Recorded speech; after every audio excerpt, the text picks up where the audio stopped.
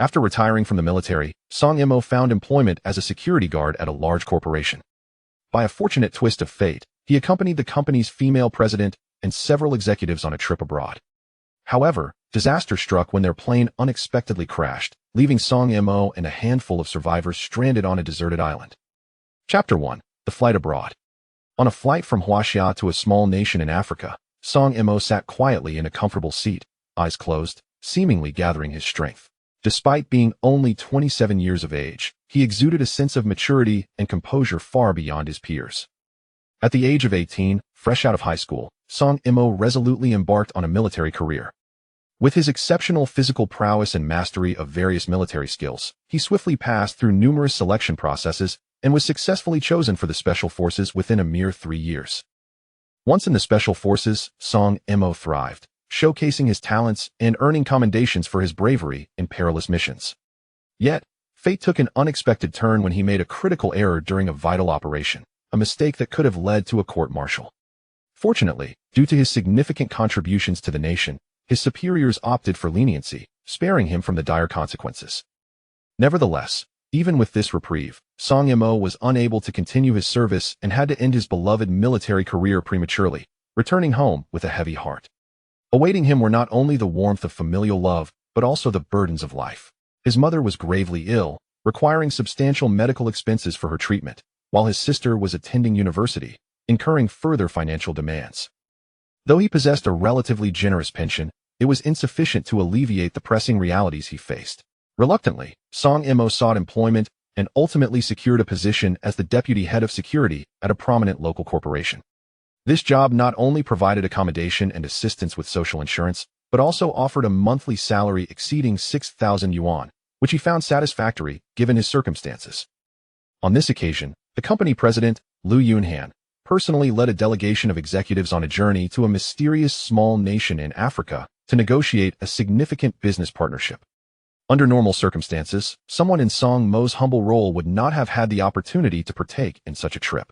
However, due to the unstable security situation in that small nation, the company decided to select a security personnel to accompany them. The decision to choose Song Imo was straightforward. Although the head of security was experienced and capable, his age rendered him less agile than younger counterparts. Thus, the robust and sprightly Song Imo emerged as the ideal candidate. As the executives boarded the spacious and luxurious first-class cabin, Song Imo made his way to the somewhat crowded economy section in search of his seat. He was not overly concerned about the disparity in treatment at that moment. His mind was preoccupied with one thought: how substantial would the bonus be upon his return from this business trip? Suddenly, the melodious voice of a flight attendant broke through his reverie. "Dear passengers, we warmly welcome you aboard this flight. We are about to take off, so please fasten your seatbelts and switch your mobile devices to flight mode. For your safety and that of your fellow passengers, please refrain from moving around the cabin. We wish you a pleasant journey." With the announcement fading, the plane began its slow taxi before accelerating into the sky. As Song Imo sat in his economy seat, feeling the gentle vibrations of the aircraft and the roar of the engines, he soon found himself drifting into a light slumber. Time passed, and Song Imo was enveloped in a deep, hazy dream when he suddenly sensed a gentle touch on his shoulder. Instantly jolted awake, he opened his eyes to see a neatly dressed flight attendant standing in the aisle, pushing a small, elegant cart. The very person who had lightly tapped him was this striking attendant.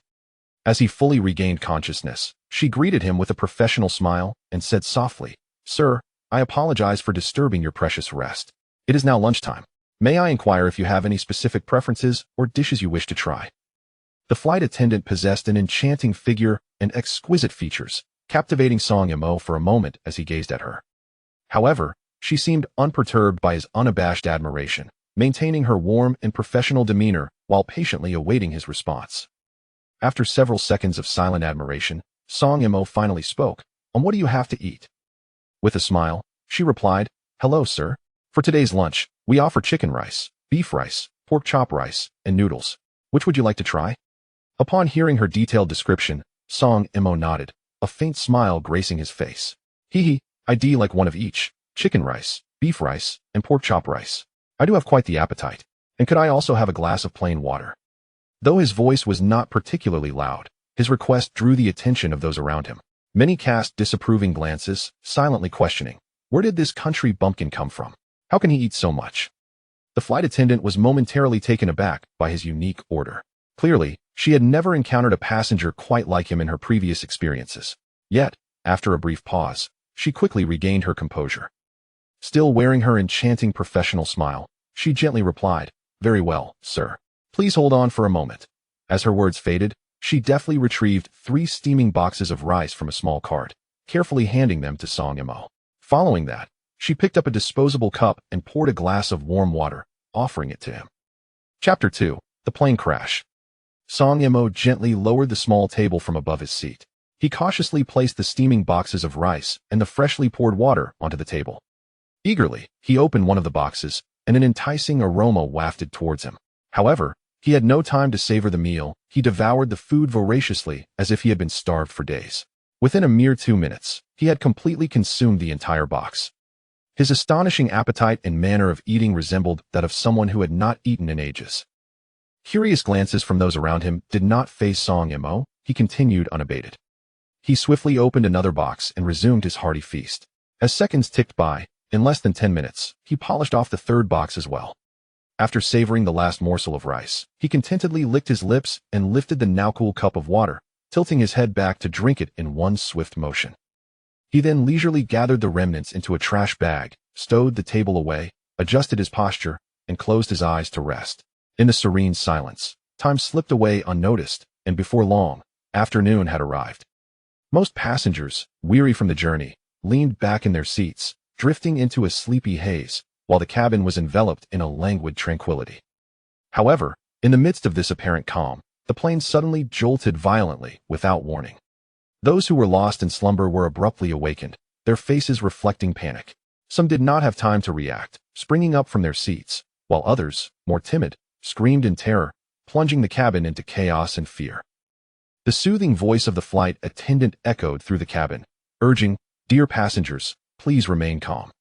The airplane has encountered turbulence and will stabilize shortly. Kindly remain seated and refrain from moving about."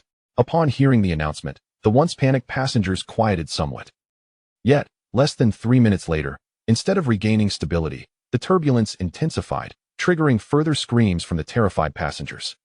The cabin's intercom fell silent, leaving an unsettling stillness. At that moment, an unforeseen event unfolded. Thick black smoke suddenly billowed from the aircraft door.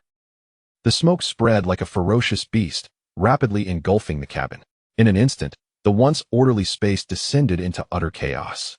The air filled with terrified screams, desperate cries, and mournful weeping, creating a chilling symphony of horror. Then, with a deafening roar, an explosion erupted near the door, shaking the cabin violently. The force ripped the door open, creating a gaping hole. Passengers seated near the door had no time to react before being swept away by a powerful gust, vanishing into the vast sky. Simultaneously, oxygen masks fell from above, fluttering like startled birds.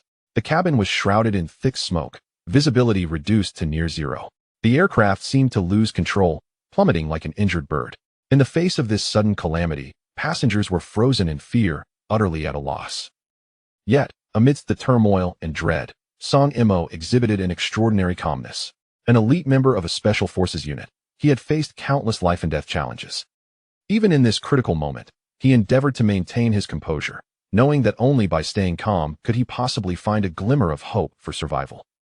Minutes passed, and the plane suddenly dove into the vast ocean like a colossal beast losing its grip. The impact was tremendous, causing the aircraft to shudder violently, followed by a thunderous crash as it collided with the sea's surface. In an instant, water surged in like a torrent, flooding through the gaping hole at the cabin door. Within mere seconds, the cabin was half filled with water, the air thick with the suffocating scent of salt and panic. As the water continued to pour in, the plane began to sink slowly, as if an invisible hand were dragging it into the abyss. Some quick-thinking passengers realized the gravity of the situation and immediately unfastened their seatbelts, rushing toward the opening to swim out. Song Yimou, too, reacted swiftly, hastily releasing his seatbelt and reaching beneath his seat, desperately searching. At last, he grasped a life jacket, holding it tightly as if it were a lifeline. He fumbled to put the jacket around his neck, his anxiety causing his movements to be clumsy. Once secured, he took a deep breath and pulled the automatic inflation cord. In mere seconds, the life jacket inflated as if by magic. From the moment he unfastened his seatbelt to the time he successfully donned the life jacket and activated it, only a brief span of seconds elapsed. However, during that fleeting moment, the ocean water showed no signs of abating its relentless assault, having completely submerged the cabin. Now engulfed in icy darkness, Song Yimou found himself surrounded by despair and fear. Yet, he fought to remain calm as he swam toward the opening. Just as the plane was about to vanish beneath the waves, he finally escaped from the aircraft. With the buoyancy of the life jacket, he floated serenely on the vast, tumultuous sea. Slowly raising his eyes, he beheld a scene of utter disarray and desperation on the water's surface. In the expanse of his vision, he could not only see other fortunate survivors, who, like him, had successfully escaped from the ill-fated aircraft, but also a multitude of items scattered across the ocean's surface, as well as an array of multicolored suitcases bobbing rhythmically with the waves. At that moment, his attention was abruptly drawn to the sight of Lu Yunhan, the company's elegant and regal president, crowded onto a lifeboat, already filled with air, alongside several senior executives. Witnessing this scene, Song Yimou could not help but feel a spark of curiosity. How had these executives managed to escape the perilous descent of the aircraft? Moreover, what means had they employed to procure such a lifeboat that was promptly ready for use? As the plane plunged rapidly into the sea, the immense force of impact had caused the windows in first class to shatter almost instantaneously under the relentless pressure exerted by the surging waters. It was in this fleeting moment that Lu Yunhan and her cadre of executives seized the opportunity to swiftly escape through the broken windows, emerging into a position that afforded them access to an inflatable lifeboat. One of the executives immediately activated the lifeboat's automatic inflation valve, and within mere seconds, it was fully inflated. Lu Yunhan and the other executives scrambled aboard the lifeboat in a flurry of activity. Chapter 3. Surviving against all odds. The lifeboat, originally limited in space, now found itself nearly overwhelmed by 10 panicking individuals. Each person desperately squeezed onto the vessel, as if doing so could amplify their chances of survival. However, the sheer number of people pressing down made the small lifeboat groan under the strain, seemingly on the verge of being swallowed by the surging ocean. Fortunately, at that moment, the sea was curiously calm, devoid of the violent winds and towering waves that could exacerbate the perilous situation. Song Yimou, in a state of frantic urgency, fixed his gaze on the inflatable lifeboat where Lu Yunhan was situated and swam determinedly towards it. Before long, he had reached the side of the lifeboat. For Lu Yunhan, the deputy security chief was merely a vague figure. She could not recall his name with certainty. However, among the group of company executives aboard the lifeboat, a few recognized Song Yimou. At that moment, a strikingly beautiful girl suddenly spotted Song Yimou struggling in the water and exclaimed with joy, "Song Yimou, it's you. I thought you were lost. Quickly, take my hand, and I'll pull you up." With that, she extended her hand, ready to help him aboard. Yet, in this critical instant, a middle-aged man nearby abruptly shouted, "Li Xiaomei, have you lost your mind? Look at this lifeboat.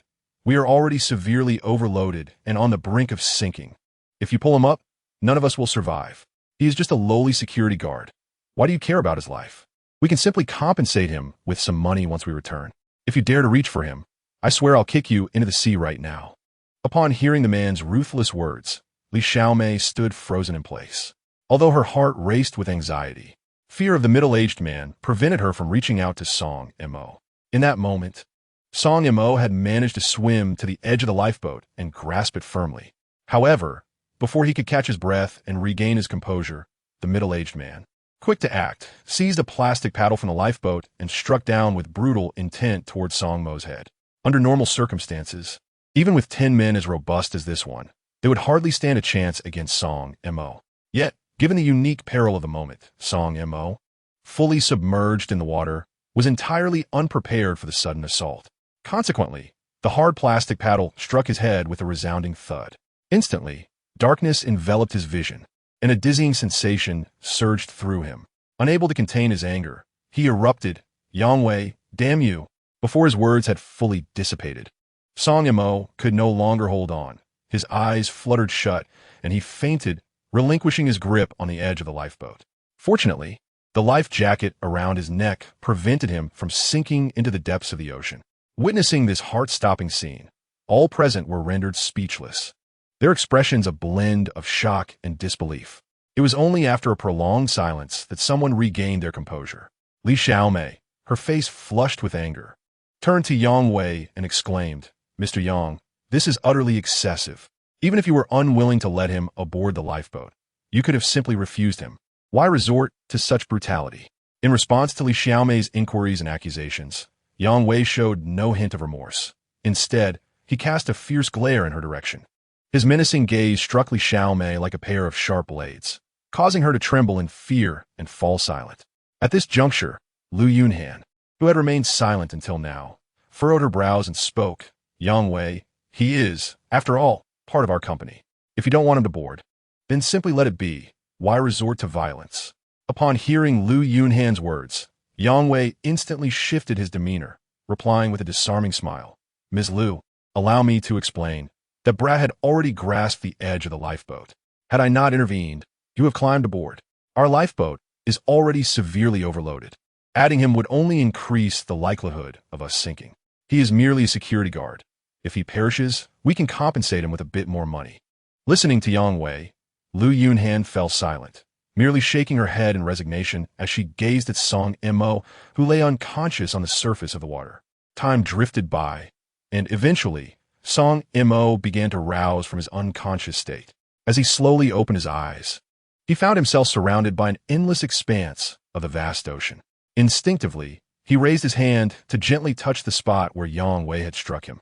However, the moment his fingers brushed against the wound, a surge of excruciating pain washed over him, causing him to involuntarily gasp. The agony ignited a fierce rage within Song Mo, prompting him to curse vehemently, "Damn it, Yang Wei, how dare you lay a hand on me? If it weren't for this life jacket, you would have killed me. If I ever cross paths with you again, I will make you pay." Despite his fury, Song Mo understood that to survive in this perilous ocean, he must first conserve his strength. Thus, he endured the pain, relying on the buoyancy of a life jacket around his neck, allowing the waves to carry him toward the unknown. After nearly 2 hours had elapsed, just as despair began to settle in, Song Mo caught sight of a piece of wood floating nearby, resembling the thickness of a small round table. To his astonishment, there appeared to be a person lying atop the wood. This unexpected discovery illuminated Song Mo's previously dim eyes, igniting a flicker of hope within his heart. Without a moment's hesitation, he summoned all his strength and fervently swam towards the direction of the log. Each stroke of his arms was infused with an intense desire for survival, and every kick of his legs poured forth all his energy. At last, after an arduous struggle, he gradually drew closer to his goal.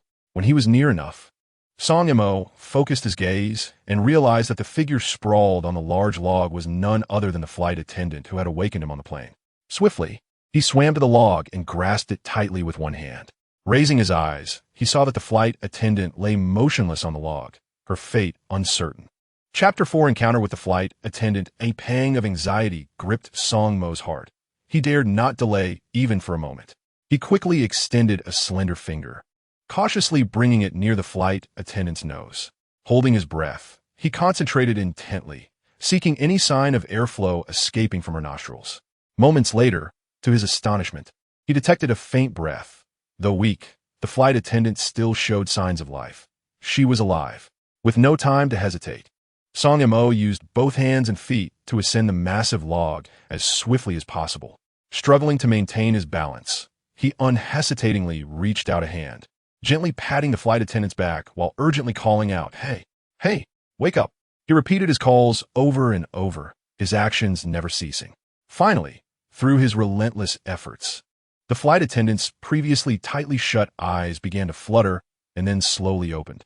As her vision gradually cleared, the first thing she saw was Song Mo, who was now mere inches away. A look of undeniable astonishment crossed her face. She widened her eyes, full of wariness, and questioned, "Who are you? How did you end up with me?" I distinctly remember being alone. Confronted by the flight attendant's suspicious gaze, Song Mo quickly waved his hand, explaining in a hurried yet gentle tone, "Beautiful lady, do not be afraid. I am not a villain. I also escaped from that plane. We met on board. Do you not remember me?" Upon hearing his words, the flight attendant seemed to relax her vigilance slightly, though she continued to scrutinize him closely. After examining his features carefully, she suddenly appeared to recall something and said, "Oh, it's you. I remember now. You were the one who ordered 3 servings of rice on the plane. I never expected you to be alive. I only remember escaping from the aircraft when it plummeted into the sea. I swam for quite a distance before I found this log and climbed onto it, somehow losing consciousness. I never expected to wake up and see you here." Hearing her recount this, Song Mo responded, "What a coincidence. I was drifting alone on this vast ocean, feeling utterly desolate, when I suddenly spotted you lying on this log from afar. With all my strength, I swam over and happened upon you lying on this piece of wood. Your fate uncertain."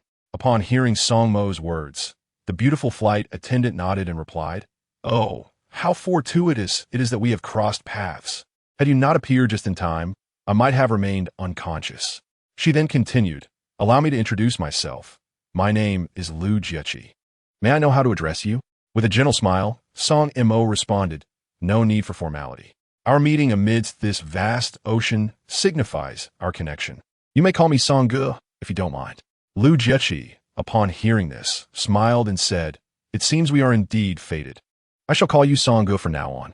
As her words faded, she turned her gaze towards the boundless, tumultuous sea, her delicate brows furrowing with concern as she softly remarked, "We are truly unfortunate. Who could have anticipated such a plane crash? I wonder if we will survive." In response to her apprehension, Song Mo reassured her, "Do not dwell on despair. Since fate has favored us, allowing us to escape this calamity, it indicates that our lives are not yet forfeit. Our immediate priority is to conserve our strength. Only then do we stand a chance of survival." Lu Jiechi nodded in acknowledgement, saying, "I understand."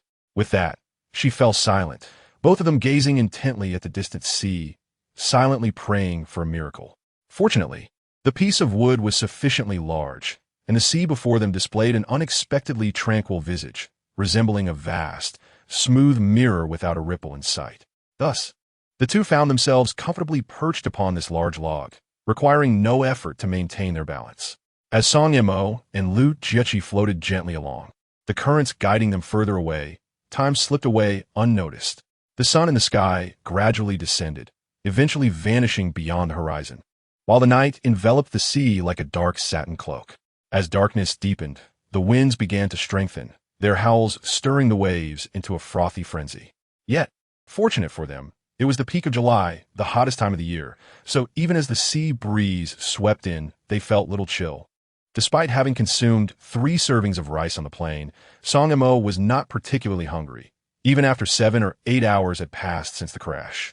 In stark contrast, Lu Jiechi felt ravenous, her stomach pressing against her back, her throat parched as though it might ignite. Yet amidst this vast, unending ocean, where could they possibly seek sustenance and water? In a moment of desperation, Lu Jiechi could only remain motionless, akin to a statue, perched upon the sturdy log, daring not to move a muscle in order to conserve her dwindling strength.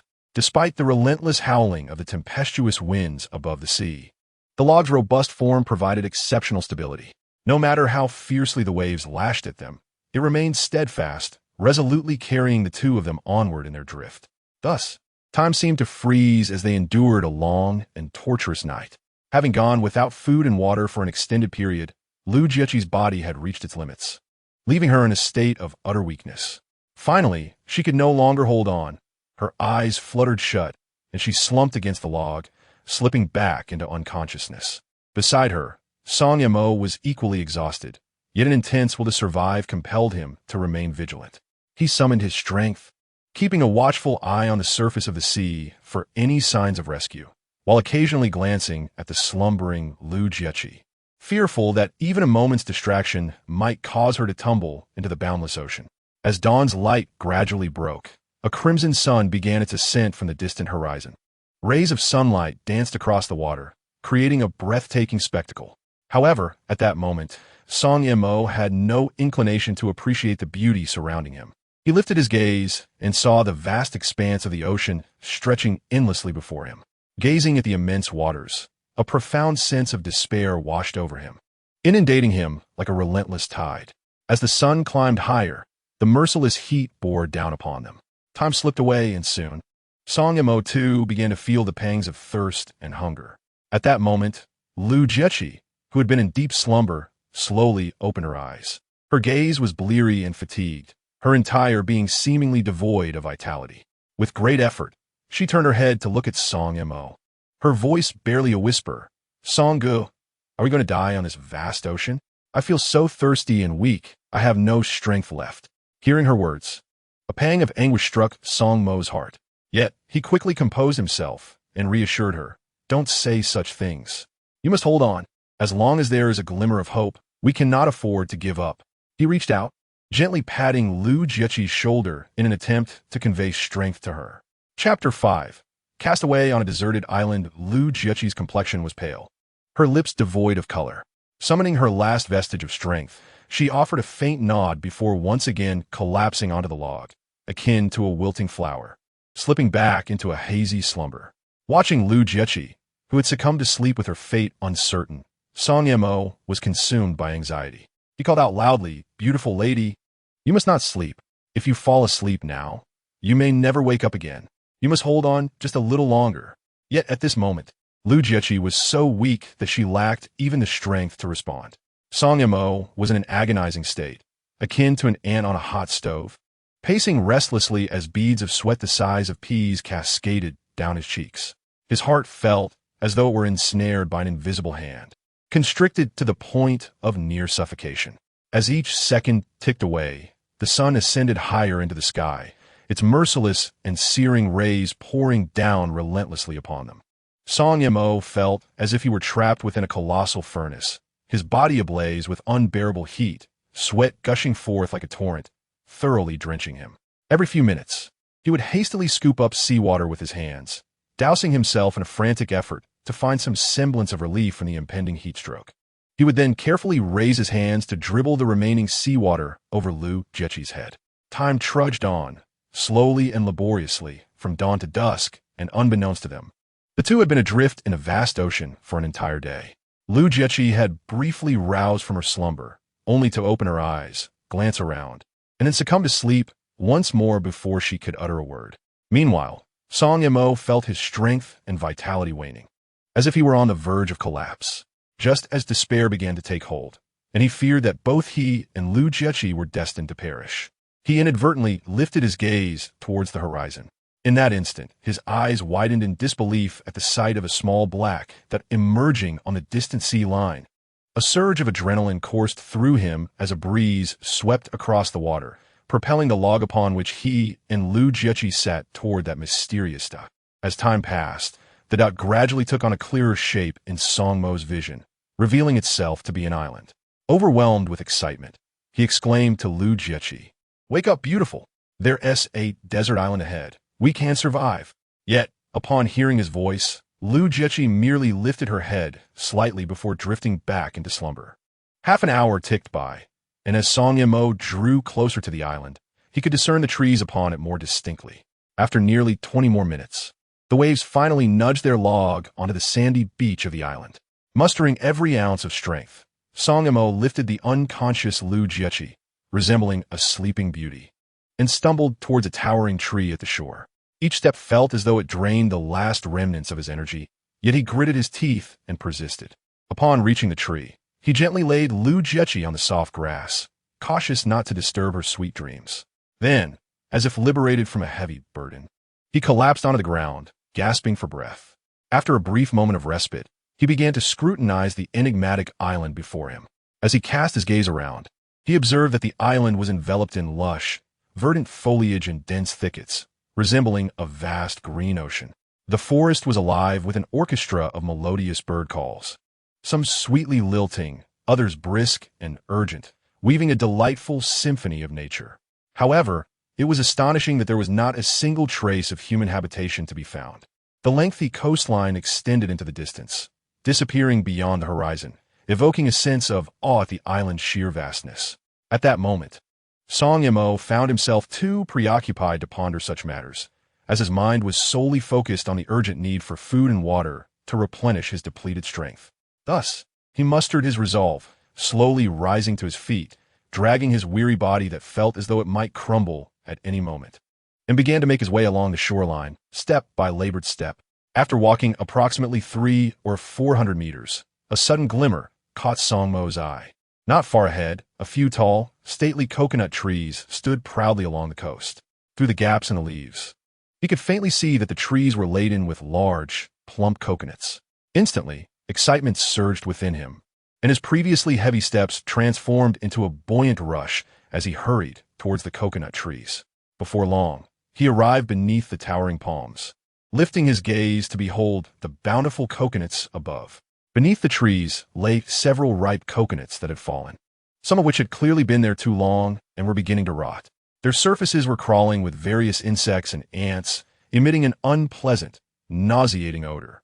Nevertheless, a considerable number of coconuts appeared to have recently dropped.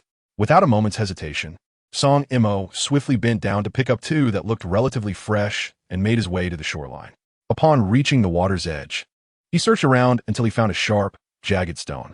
Gripping the stone tightly in both hands, he raised it high and, summoning all his strength, brought it down forcefully against the coconut's impenetrable shell. A dull thud resonated as the stone struck the coconut, yet it remained unbroken. Undeterred, Song Imo continued to strike. Again and again. 1 hit, 2 hits, 3 hits. After a relentless barrage of 7 or 8 strikes, the coconut's sturdy exterior finally yielded, revealing a narrow crack. Elated at this development, Song Imo eagerly brought the coconut to his lips, unable to contain his anticipation as he began to savor the sweet, delectable coconut water within. As each sip of coconut water slid down Song Mo's throat and into his belly, he could distinctly feel a continuous surge of energy flooding into his body, revitalizing his once exhausted frame. In a mere span of seconds, he drained the coconut dry, leaving not a single drop behind. However, this modest amount of coconut water was far from sufficient for the parched Song Imo. Without hesitation, he grasped the stone once more and launched a renewed assault on the second coconut, the sound of his vigorous strikes echoing through the air. After several powerful blows, a crack finally appeared in the second coconut. Song Imo eagerly lifted it and began to greedily consume its contents. After drinking from both coconuts, he felt a slight restoration of his strength. Remembering Lu Jiechi, who still lay unconscious, he approached the coconut tree, shedding his outer garment and placing it on the ground. He gathered several relatively fresh coconuts and wrapped them in his clothing before making his way back to Lu Jiechi. Chapter 6. Feeding Lu Jiechi coconut water, Song Imo hurriedly reached the shade of the large tree, casting a glance at Lu Jiechi, still deep in slumber. He gently placed the coconuts, wrapped in his garment, on the ground, then turned toward the distant shoreline. Shortly thereafter, he returned to the tree, holding a sharp-edged stone in his hand. He crouched down, picked up a coconut, and struck it with force, soon creating a gash in its shell. He then brought the coconut close to Lu Jiechi's parched lips, allowing drops of coconut water to fall gently upon them. Yet, in her semi-conscious state, Lu Jiechi struggled to drink. Although her lips moved slightly under the soothing touch of the coconut water, most of it trickled down the corners of her mouth, soaking the earth beneath her. Seeing this dire situation, Song Imo understood that if this continued, Lu Jiechi would struggle to regain sufficient hydration, and her condition would only worsen. Taking a deep breath, he softly addressed the sleeping beauty. "Forgive me for any offense, but I do this to save you." After speaking, he took a sip of coconut water and held it in his mouth without swallowing. Summoning his courage, he leaned closer to Lu Jiechi's lips, tenderly pressing against them. At that moment, her once closed lips seemed to sense something, and they instinctively parted slightly. Seizing the opportunity, Song Imo carefully transferred the coconut water from his mouth into hers. Drop by drop, after several repetitions of this act, Lu Jiechi finally managed to swallow a few mouthfuls of coconut water, perhaps nourished by the coconut's essence. Her heavy eyelids began to flutter, eventually opening slowly to reveal her eyes. As her vision gradually cleared, the first thing she beheld was the face of Song Imo. Mere inches away, his lips pressed firmly against her own. In an instant, a wave of intense shame and anger surged within Lu Jiechi. Her immediate reaction was to feel that Song Imo was taking liberties with her. Summoning every last ounce of strength, she struggled to lift a hand, attempting to push away the insufferable man before her. However, at that very moment, Lu Jiechi suddenly sensed a rich sweetness enveloping her mouth. Blinking in confusion, she soon realized that Song Mo's actions had been a desperate attempt to save her. With this revelation, the hand she had raised in defiance seemed to lose all its strength, falling limply back to her side. Simultaneously, Song Imo noticed that Lu Jiechi had awakened.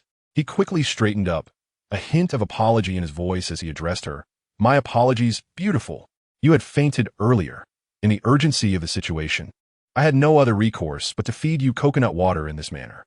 I meant no disrespect. At that moment, Lu Jiechi felt exceedingly weak, as though even uttering a single word would drain her entirely. She could merely muster the last remnants of her strength to nod slightly at Song Mo, indicating her understanding and acceptance of his actions. Seeing her condition, Song Mo swiftly picked up a stone and cracked open another coconut. He then gently wrapped an arm around Lu Jiechi's delicate neck, carefully helping her to sit up. With his other hand, he steadily brought the freshly opened coconut closer to her lips, patiently continuing to feed her the sweet, refreshing nectar. Lu Jiechi drank eagerly, each sip of the coconut water gliding down her throat, bringing her immense comfort and satisfaction. Before long, she had consumed the entire contents of the coconut.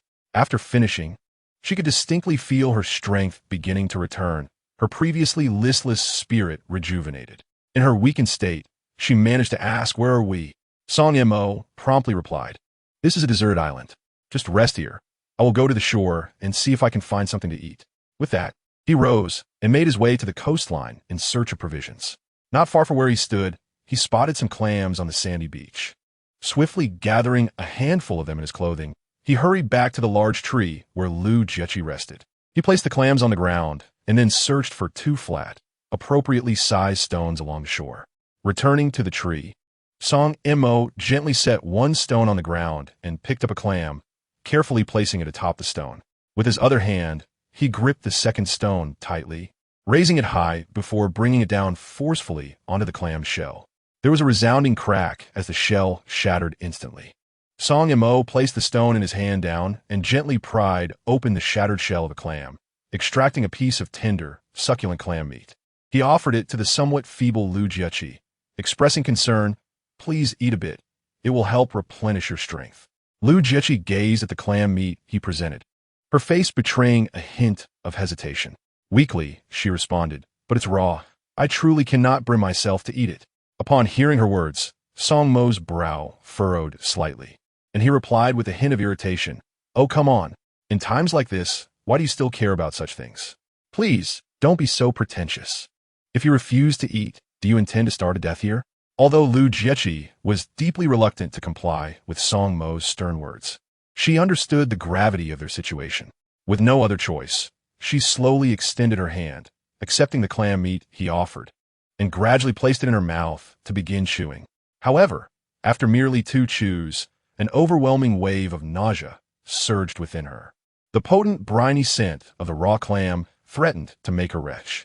Unable to endure any longer, she instinctively opened her mouth and began to gag. Seeing her distress, Song Mo quickly suggested, "Perhaps you should try to chew less and swallow a whole. That might ease the discomfort." Suppressing her inner turmoil and the urge to vomit, Lu Jiechi followed his advice, making a concerted effort to swallow the clam meat whole. Song Mo proceeded to crack open 7 or 8 more clams, handing the meat to her until she had consumed it. He then devoured several pieces himself, relishing the taste. Unable to restrain her curiosity, Lu Jiechi inquired, "Doesn't it taste unpleasant to you?" With a smile, Song Mo replied, "What is this? During my years in the army, I have consumed far worse." Intrigued, Lu Jiechi asked, "You serve in the army?" Nodding, Song Mo affirmed, "For 7 or 8 years. Do I not look like someone who has?" Lu Jiechi responded, "You do seem a bit different." Song Mo chose not to elaborate further, continuing to crack open clams and eat. After consuming around 20 or 30 clams, he finally felt a sense of fullness. Rising to his feet, he addressed Lu Jiechi, "Stay put under the tree. I need to find a way to ignite a fire. Without it, the night will be quite arduous." Without waiting for her response, he ventured deeper into the woods. In his time in the army, Song Mo had attempted fire by friction and had succeeded numerous times. He felt confident in his ability to create fire once again. Chapter 7. Fire by friction. As Song Mo entered the dense forest, he focused intently on searching the surroundings. Moments ticked by, and soon his gaze was drawn to 2 small sticks lying amid the grass. The 2 slender wooden sticks appeared remarkably sturdy, and more importantly, they had evidently been exposed to the elements for an extended period, rendering them exceedingly dry. Truly excellent materials for the art of friction fire. Contented, Song Mo continued to search in the woods and soon gathered a substantial amount of dry grass and kindling. Clutching these hard-won treasures, he hurried back to the base of the tall tree by the shore. Upon arrival, Song Mo wasted no time resting. He immediately set about preparing for the process of fire by friction. He first grasped a handful of dry grass tightly in both hands and began to rub it vigorously. As he exerted pressure, the initially chaotic strands of grass gradually softened and fluffed up, eventually forming a fluffy ball, a perfect tinder for igniting fire. Next, Song Mo sought a tool to assist in drilling. Before long, he discovered a sharp stone nearby. Carefully, he picked it up and crouched beside one of the wooden sticks, aligning the stone with the top of the stick, and began to bore a small hole bit by bit. After completing this step, he did not pause in his efforts. Taking the other stick, he made his way to the shoreline, selecting a larger, flatter stone from the pile of rubble at the water's edge. He then placed one end of the stick firmly on this stone and began to rub it back and forth incessantly. Although this task seemed straightforward, it was, in fact, quite physically demanding and time-consuming. Beads of perspiration began to form on Song Mo's forehead, yet he gritted his teeth and persevered. After nearly 20 minutes, one end of the stick was finally sharpened to an adequate point. With a sigh of relief, he returned to the base of the tree with his meticulously crafted tool. He carefully laid the stick with the drilled hole flat on the ground, raised his right foot, and firmly pressed down on the middle of the stick to prevent any movement. Finally, he grasped the sharpened stick and cautiously inserted its tip into the small hole, officially commencing the process of fire by friction. Though the act of creating fire by friction appeared deceptively simple, the reality of its execution was akin to scaling a mountain. It required not only extraordinary patience, but also considerable physical exertion to achieve success. At that moment, Song Mo was wholly absorbed in rubbing the stick held in his palm. As seconds turned to minutes, the fleeting moments passed, yet not a single spark emerged from his diligent efforts. At this juncture, Song Mo felt his hands becoming increasingly stiff, as if ensnared by an invisible force, rendering them nearly immobile. Simultaneously, waves of searing pain surged from his palms, radiating up his arms. However, he dared not entertain the thought of pausing. Instead, he clenched his teeth and intensified both the speed and pressure of his rubbing. With relentless perseverance and repeated efforts, Song Mo finally witnessed a wisp of elusive blue smoke slowly emanating from a small hole at the base of the stick beneath his feet. Initially, this blue smoke was exceedingly faint, nearly ephemeral. However, as Song Mo continued to exert himself, the smoke began to thicken and become increasingly pronounced. When the smoke reached a certain intensity, he finally halted his actions with a sense of relief. Cautiously, he bent down and gently picked up the stick that lay at his feet. Upon closer inspection, he discovered that within the seemingly insignificant hole, tiny sparks flickering with a faint glow had mysteriously appeared. Seeing this, a look of delight spread across Song Mo's face. Subsequently, he adopted an almost reverent posture as he carefully transferred these hard-won sparks into the prepared tinder. After completing this task, Song Mo took a deep breath and leaned closer to the tinder, gently and slowly blowing upon it. As he continued to blow, smoke began to rise from the tinder, thickening with each breath. Moments later, a flame suddenly leapt forth from the tinder, igniting it completely in an instant. Without delay, Song Mo placed the tinder on the ground and added some dry grass, which soon caught fire. He then added some firewood and, after a short while, the wood blazed vigorously. Throughout this process, Lu Jiechi watched in admiration, unable to restrain herself from praising, "Songgu, you are truly remarkable." With a smile, Song Mo replied, "It's merely a matter of practice, nothing extraordinary." Now that a fire had been kindled, Song Mo felt considerably more at ease. After resting beside the fire for a while, he turned to Lu Jiechi and said, "Please gather more firewood from the forest. We must not let this fire extinguish. I will fetch some coconuts and see if I can find any food as well." Upon hearing this, Lu Jiechi obediently nodded, stood up, and ventured into the nearby woods to collect firewood. Song Mo also rose and made his way toward the coconut trees. Upon reaching the base of the trees, he gazed up at the coconuts hanging heavily from the branches, pondering whether it was just he and Lu Jiechi stranded on this deserted island, or if other survivors had also found themselves here.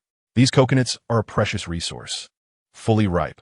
I must gather them all and hide them away, he resolved. Without hesitation, he approached the shoreline and began rummaging through the debris washed ashore by the sea. Before long, he discovered two somewhat usable woven bags. Grasping the bags, he picked up a stone roughly the size of his fist and returned to the coconut trees. He placed the stone into one of the bags, spat into his palm to moisten it, rubbed his hands together, and then embraced the trunk of the coconut tree, beginning his ascent. For an ordinary individual, scaling the bare coconut tree, which stands at a height of 7 or 8 meters, presents a considerable challenge. However, for Song Mo, it was a relatively simple task. In less than a minute, he ascended to the top of the coconut tree, firmly gripping the smooth trunk with his legs.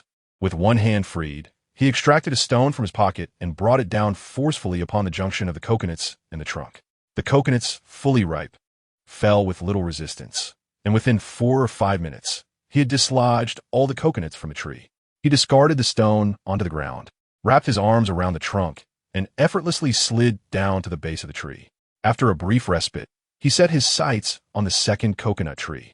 Thus, in a series of climbs and descents over the course of an hour, he successfully harvested the coconuts from 8 or 9 trees. Once completed, he hastily placed the coconuts into 2 woven bags, filling them to the brim. He hoisted one bag, laden with coconuts, and made his way back to Lu Jiechi.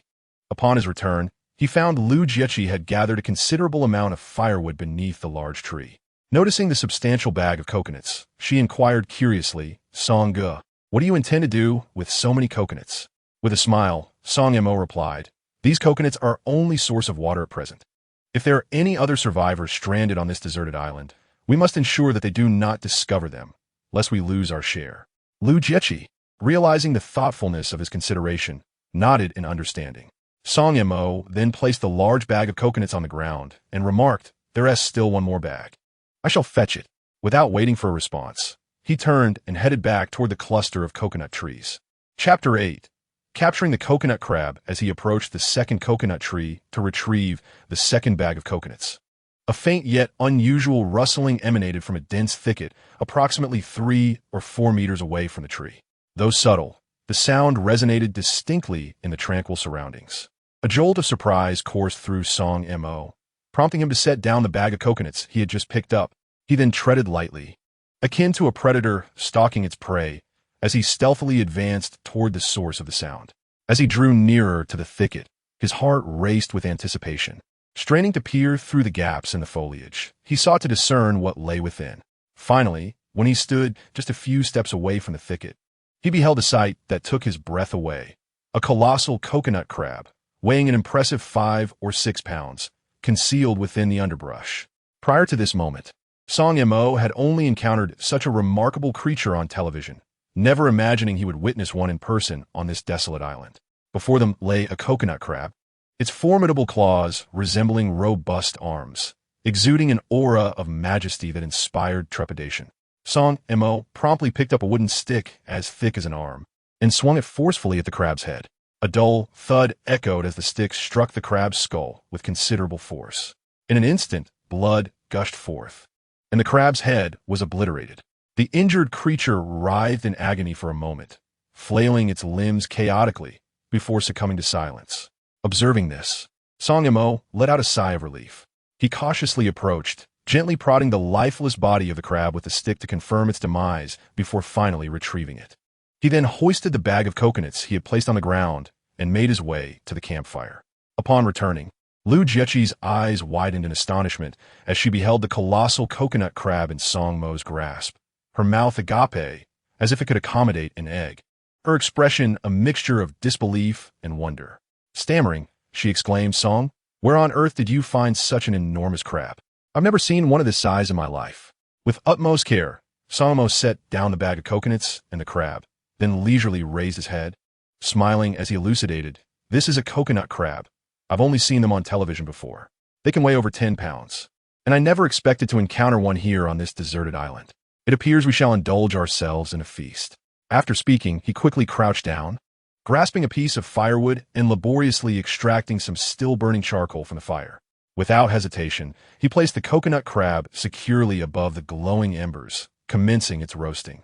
As time slipped by, roughly 10 minutes later, the once dull gray shell of the crab transformed into a vibrant crimson, emanating an irresistible aroma. Seizing the moment, Song Mo swiftly detached one of the enormous claws and, with a beaming smile, offered it to the eagerly awaiting Lu Jiechi. Overcome with joy, she hastily accepted the claw, expressing her gratitude as she did so. Gazing at the hefty claw brimming with succulent crab meat, she could hardly contain her drool as it dribbled down her chin. Eagerly, she dug into the claw, ravenously devouring the tender meat. It must be said, the roasted coconut crab was exceptionally delectable, far surpassing the unpalatable raw clam meat. Without delay, Song Mo tore off another substantial claw, scooping out the meat and indulging in it with great relish. In a mere span of 10 minutes, the 5 to 6 pound coconut crab had been reduced to a mere pile of shells, leaving both of them wanting more. Unbeknownst to them, the sun gradually descended beyond the horizon, prompting Song Mo to ignite several more fires around the towering trees. Lu Jiechi, with a hint of confusion, inquired of Song Ge, "Why have you ignited so many bonfires?" Upon hearing her question, Song Mo proceeded to explain, "There may be large carnivorous animals on this deserted island. Such creatures are generally averse to fire. Thus, by lighting these numerous bonfires, I aim to deter them from approaching, ensuring our safety." Lu Jiechi, filled with admiration, responded, "Song Ge, your knowledge is truly impressive. I cannot thank you enough. Without you, I might have perished amidst the vast ocean." With a smile, Song Mo replied, "Our encounter is indeed a matter of fate, and considering your beauty, how could I bear to see you meet your end in such desolation?" At his words, Lu Jiechi blushed deeply and asked, "You are so capable. What exactly do you do?" Song Mo chuckled, saying, "I served in the military for several years, and after my discharge, I took on a role as a security guard at a corporate group." Surprised, Lu Jiechi exclaimed, "I never imagined you were a security guard." Song Mo looked up at her and asked, "What of it? Do you hold security guards in disdain?" Lu Jiechi immediately shook her head, saying, "Song Ge, please don't misunderstand. I harbor no contempt for security guards. I too hail from a humble rural background, with a challenging upbringing. I had assumed you were an executive." Song Mo, amused, responded, "Have you ever seen an executive flying economy class, dressed in inexpensive attire, ordering 3 portions of rice at a meal?" Lu Jiechi laughed, adding, "That is indeed true. Having worked as a flight attendant for over 2 years, I have encountered many types of passengers. Yet this is the first time I've seen someone order 3 portions. Song Mo smiled and confessed, "I have always had a substantial appetite. To be frank, even those 3 portions on the plane left me only half satisfied." Lu Jiechi expressed her astonishment and asked, "So, what brings you abroad this time?"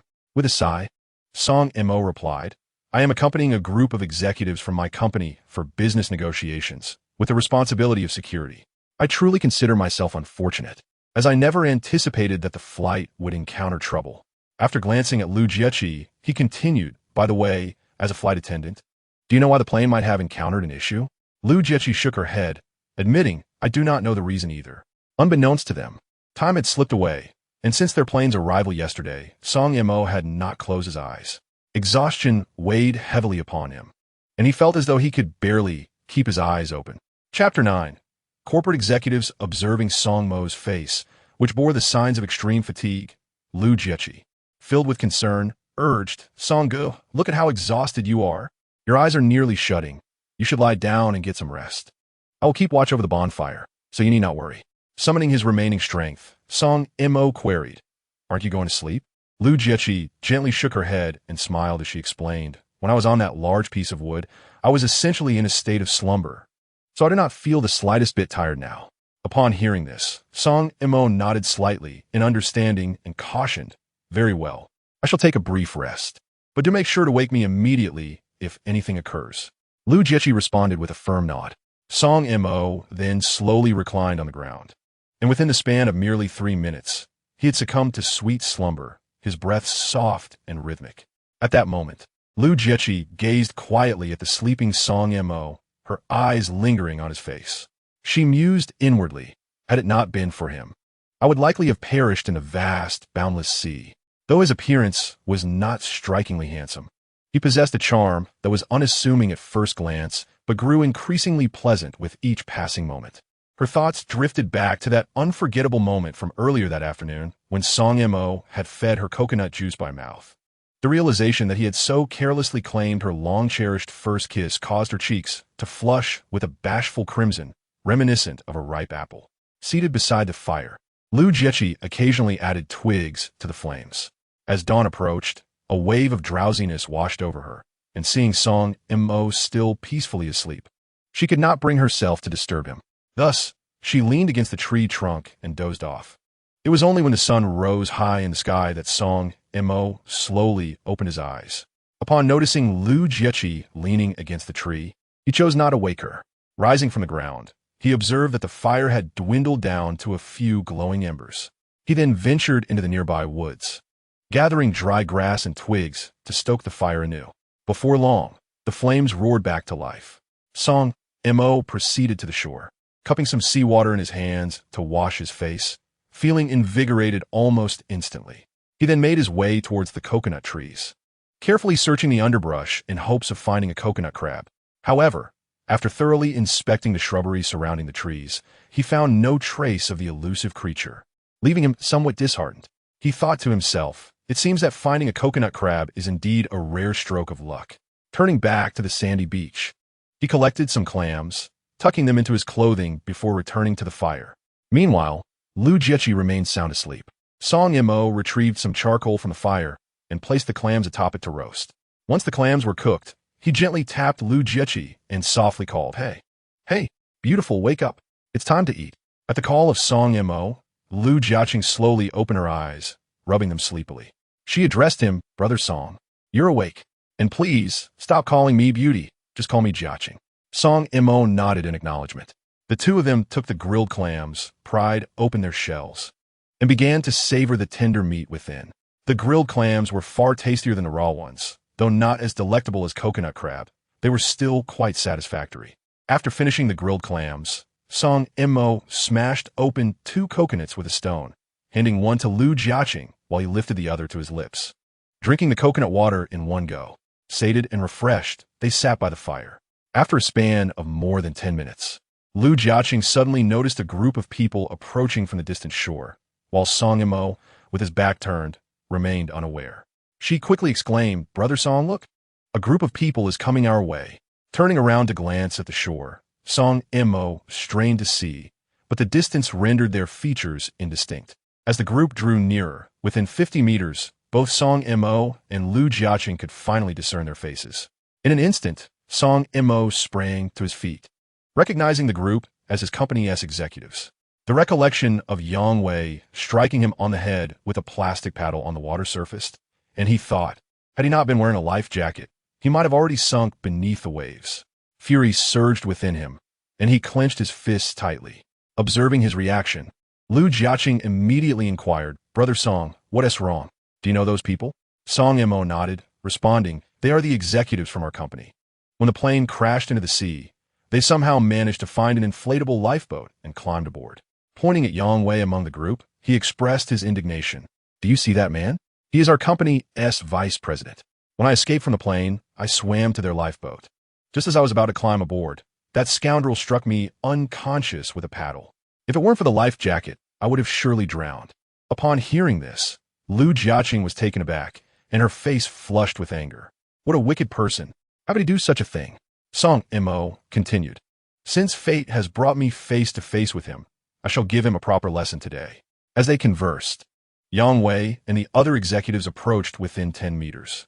Upon seeing Song Mo, they froze, their minds racing with disbelief. Whereunto they led to believe that Song Mo had been knocked unconscious by Yang Wei. How could he possibly be here? What a resilient fellow he was. Meanwhile, Song Mo's gaze was fixed intently on Yang Wei, and the icy glare made Yang Wei feel exceedingly uncomfortable. Instantly, with a beaming smile, Li Ma exclaimed, "Song Mo, I never expected you to be alive. How wonderful.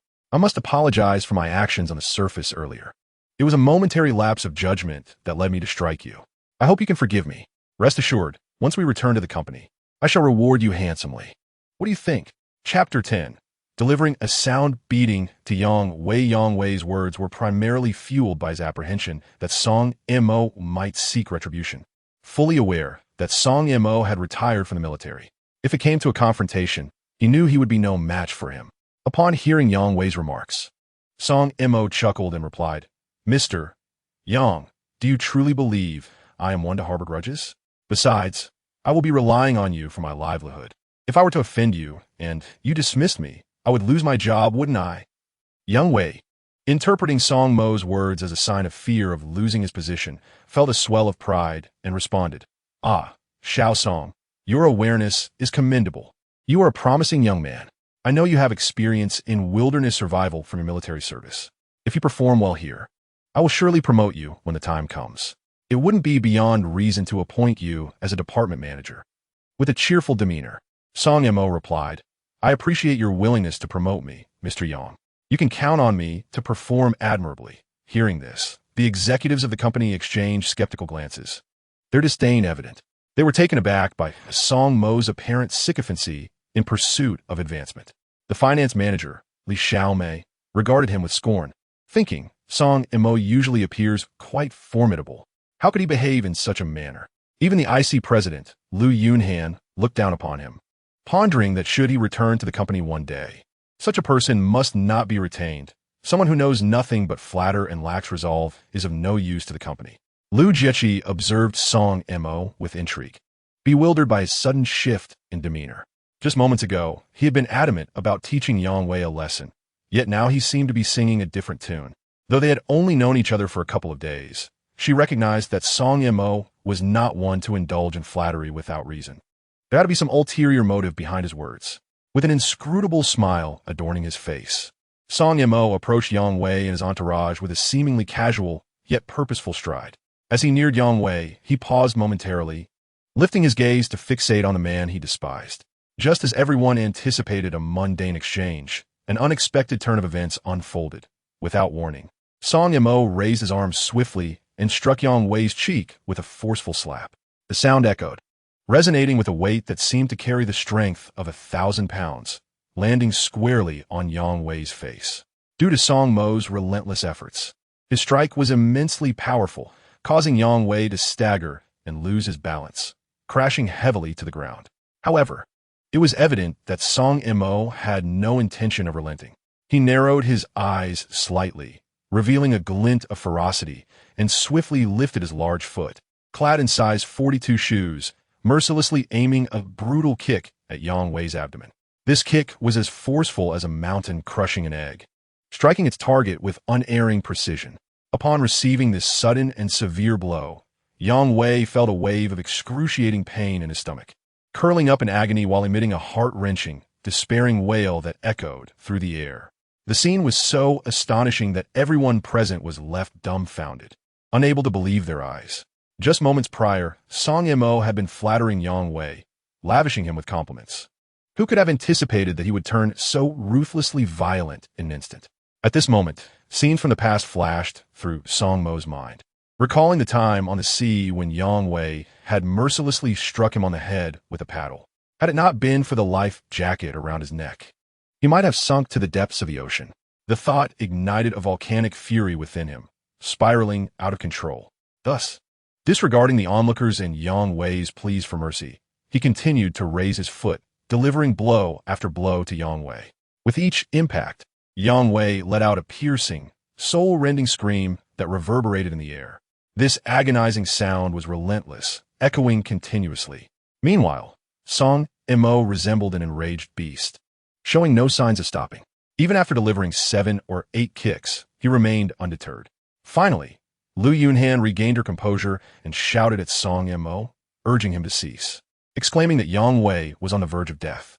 It seemed as if Song Mo had not heard her, as he continued to kick with ferocity, delivering another 4 or 5 strikes until Yang Wei finally lost consciousness. Only then did Song Mo relent, observing Yang Wei sprawled on the ground like a lifeless mass. With an impassive expression, he clapped his hands and coldly remarked, "Humph, how could this fellow be so fragile? Just a few blows and he is out cold. I haven't even had my fill yet. What a disappointment." As he spoke, he flexed his slightly sore wrists.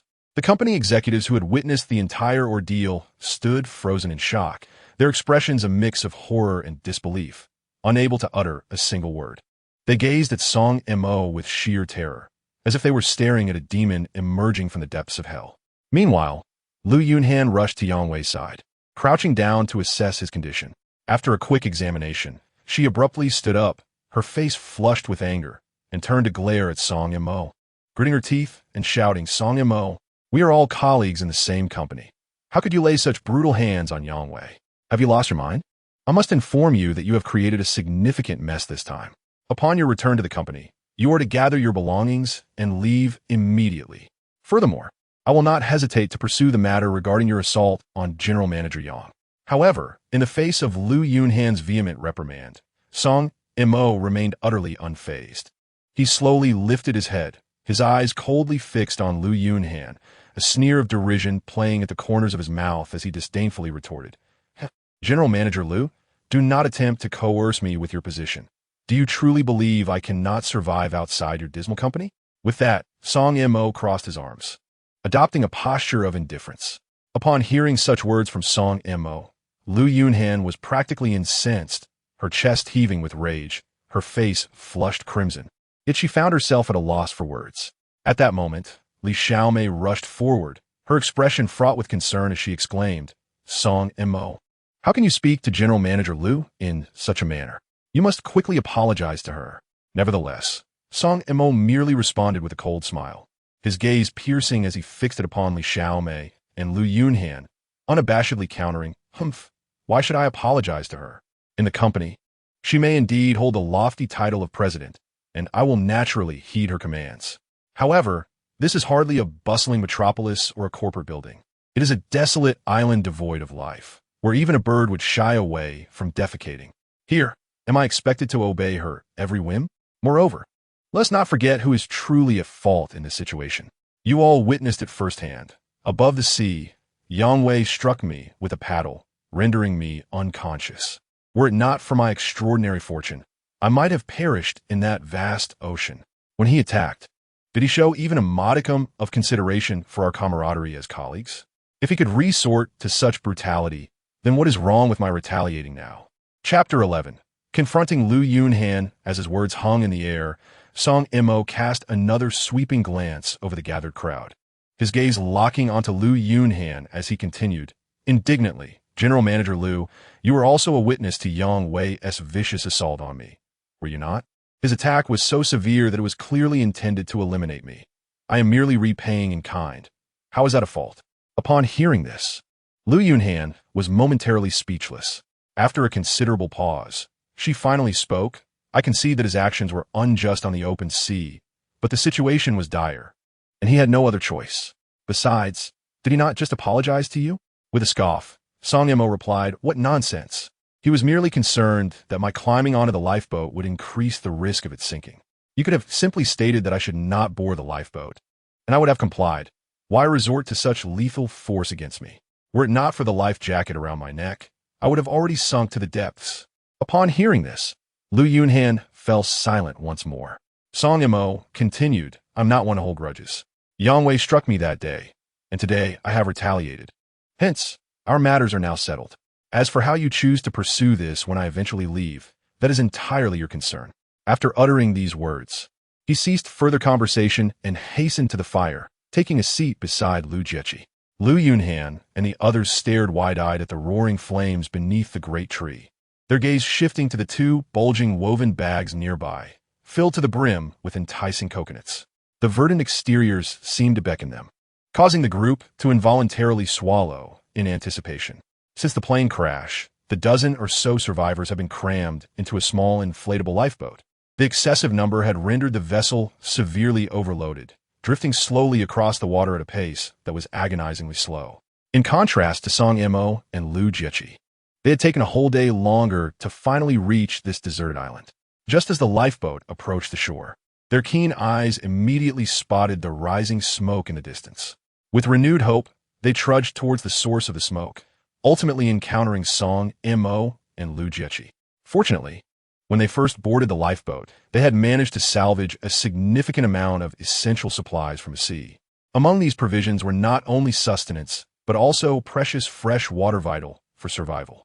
It was these lifelines that allowed them to endure the tumultuous ocean for 2 arduous days, temporarily staving off the impending threats of hunger and dehydration. However, as time progressed, the gathered food and fresh water had been entirely consumed by yesterday. At this moment, their faces were pale, lips cracked, and they were parched while their stomachs rumbled incessantly, the pangs of hunger assaulting them like relentless waves. Lu Yunhan, with her beautiful eyes wide open, addressed Song Mo. "Where did you procure so many coconuts?" Song Mo gradually lifted his head, a hint of impatience crossing his features, and replied curtly, "Humph, do I really need to explain? I, of course, harvested them myself from the coconut trees. However, I've already picked every single coconut from those trees." As he spoke, he pointed towards the nearby, tall coconut palms. After glancing at Lu Yunhan, he added cheerfully, "But I believe there must be more coconut trees on this deserted island. If you search along the shore, you might just find some." Upon hearing Song Mo's blunt response, Lu Yunhan's anger flared instantly. It is worth noting that she was the esteemed president of a large conglomerate, commanding respect and authority in her company. Her subordinates treated her with utmost deference, often treading carefully in conversations with her, fearful of inciting the wrath of their formidable female superior. Little did she anticipate that she would find herself on this desolate island, repeatedly provoked by Song Mo. At this moment, however, she felt utterly powerless. Just moments ago, she had witnessed Song Mo's ferocious beating of Yang Wei, and the memory still sent shivers down her spine. Despite the flames of anger raging within her, Lu Yunhan strove to maintain her composure, gritting her teeth and donning an almost obsequious smile as she softly addressed Song Mo, saying, "Would you be so kind as to share some coconuts with us? I assure you, once we are rescued from this deserted island, I will reward you handsomely for your generosity." Upon hearing Lu Yunhan's words, Song Mo chuckled and replied, "Lu, there is no need to paint grand visions. Whether we can leave this place remains uncertain. These coconuts were hard-earned. Why should I give them to you?" Lu Yunhan was immediately incensed by his response. Just then, another man in his 40s interjected, "Song, we all hail from the same company. We ought to assist one another. Even if Yang did strike you with a paddle that day, you've already settled the score by hitting him back. You can't possibly consume all these coconuts alone. Why not share some with us?" The speaker was Lu Tao, the manager of the marketing department, whom Song Mo recognized. Lu usually strutted around with an air of arrogance and often dismissed Song Mo entirely. Song Mo held a rather unfavorable impression of him, recalling an incident when Lu had harassed a newly hired beauty, and it was only thanks to Song Mo's timely intervention that she was spared from his advances. With irritation, Song Mo retorted, "You old lecher, don't try to buddy up to me. I want to fall for your tricks. Why should I share the coconuts I toiled to collect? If you want coconuts, go find your own." Lu Tao's face flushed with rage, but he dared not retaliate. He feared that Song Mo might suddenly lash out and deliver severe beating. At that moment, another man's eyes lit up as he pulled 2 unopened boxes of Chinese cigarettes from his pocket. Approaching Song Mo with a smile, he said, "Song Mo, I have 2 boxes of cigarettes. Could we trade for a few coconuts?" This man was Chun Su, the manager of the translation department, whom Song Mo regarded more favorably. Chun was approachable, unlike Lu Tao, and would always greet Song Mo when they crossed paths, occasionally offering him a cigarette. Chapter 12. Song Mo generously offers coconuts upon seeing the 2 boxes of cigarettes in Chun Su's hands. Song Mo's attention was instantly captivated. Akin to a moth drawn to a flame, his eyes gleaming with delight. It must be noted that Song Mo had no particular vices, save for his unwavering fondness for smoking. He was, without a doubt, a devoted smoker. When he witnessed Chun Su unexpectedly producing 2 boxes of cigarettes on this desolate island, the astonishment and delight swelling within him were beyond mere words. A broad smile adorned Song Mo's face as he jovially addressed Chun Su, saying, "Manager Chun, you are truly too generous. I recall during our time at the company, you consistently looked after me, occasionally gifting me exquisite cigarettes to indulge in. Even if you hadn't revealed these today, I would not hesitate to offer you some coconuts." Despite his words, his hands could hardly contain their eagerness. Swiftly seizing the 2 boxes of cigarettes from Chun Su's grasp, once in possession of the cigarettes, Song Mo moved with the agility of a monkey. He eagerly opened one box, skillfully extracted a cigarette, and carefully placed it between his lips. He then swiftly grabbed a burning log from the crackling fire, using it to ignite his cigarette. As wisps of smoke began to rise, Song Mo inhaled deeply, his face radiating sheer ecstasy and contentment, as though he had been transported to a realm of bliss. After savoring several delightful puffs, he called out to Lu Jiechi, Jechi, don't just stand there. Quickly fetch manager Chen a few coconuts. Awakened by Song Mo's call, Lu Jechi snapped back to reality and promptly responded, "All right." She stood up and retrieved 3 or 4 coconuts from the woven bag, handing them to Chen Su. Observing this, Song Mo chuckled, "Jechi, bring him a few more, lest others think I am stingy." Lu Jechi then carefully selected another 3 or 4 heavy, round coconuts, extending them towards Chen Su. Seeing this, Chen Su quickly extended his hands to securely catch the coconuts, gently placing them on the slightly damp ground beneath him. Straightening up, he turned to Lu Yunhan and inquired, "Director Lu, how should we distribute these coconuts?" Lu Yunhan glanced at the pile of coconuts on the ground, pondering for a moment before articulating, "With so few coconuts, it is evident that there will not be enough for everyone present to share equally. Perhaps we should simply smash them open, allowing everyone to relish a few sips of the sweet, refreshing coconut water." As her words fell, Chen Su nodded vigorously in agreement. At that moment, 2 executives from the company, unable to contain their eagerness, rushed toward the shore, bending to collect several appropriately sized, sharp-edged stones, and hurriedly returned to prepare to crack open the coconuts. Upon hearing Lu Yunhan's suggestion, Song Mo was momentarily taken aback. Until now, he had perceived this striking female CEO as somewhat aloof, even intimidating. However, witnessing her concern for everyone in such a challenging situation and her proposal to share the limited coconuts among all, his perception of her shifted, stirring a newfound respect within him. Initially, one might have perceived her merely as a cold-hearted and beautiful businesswoman. Yet it became evident that her heart harbored considerable kindness and gentleness. Contemplating this, Song Mo couldn't help but smile softly, a hint of warmth gracing his lips. Perhaps this enchanting CEO was not as aloof as the rumor suggested. He had indeed misjudged her.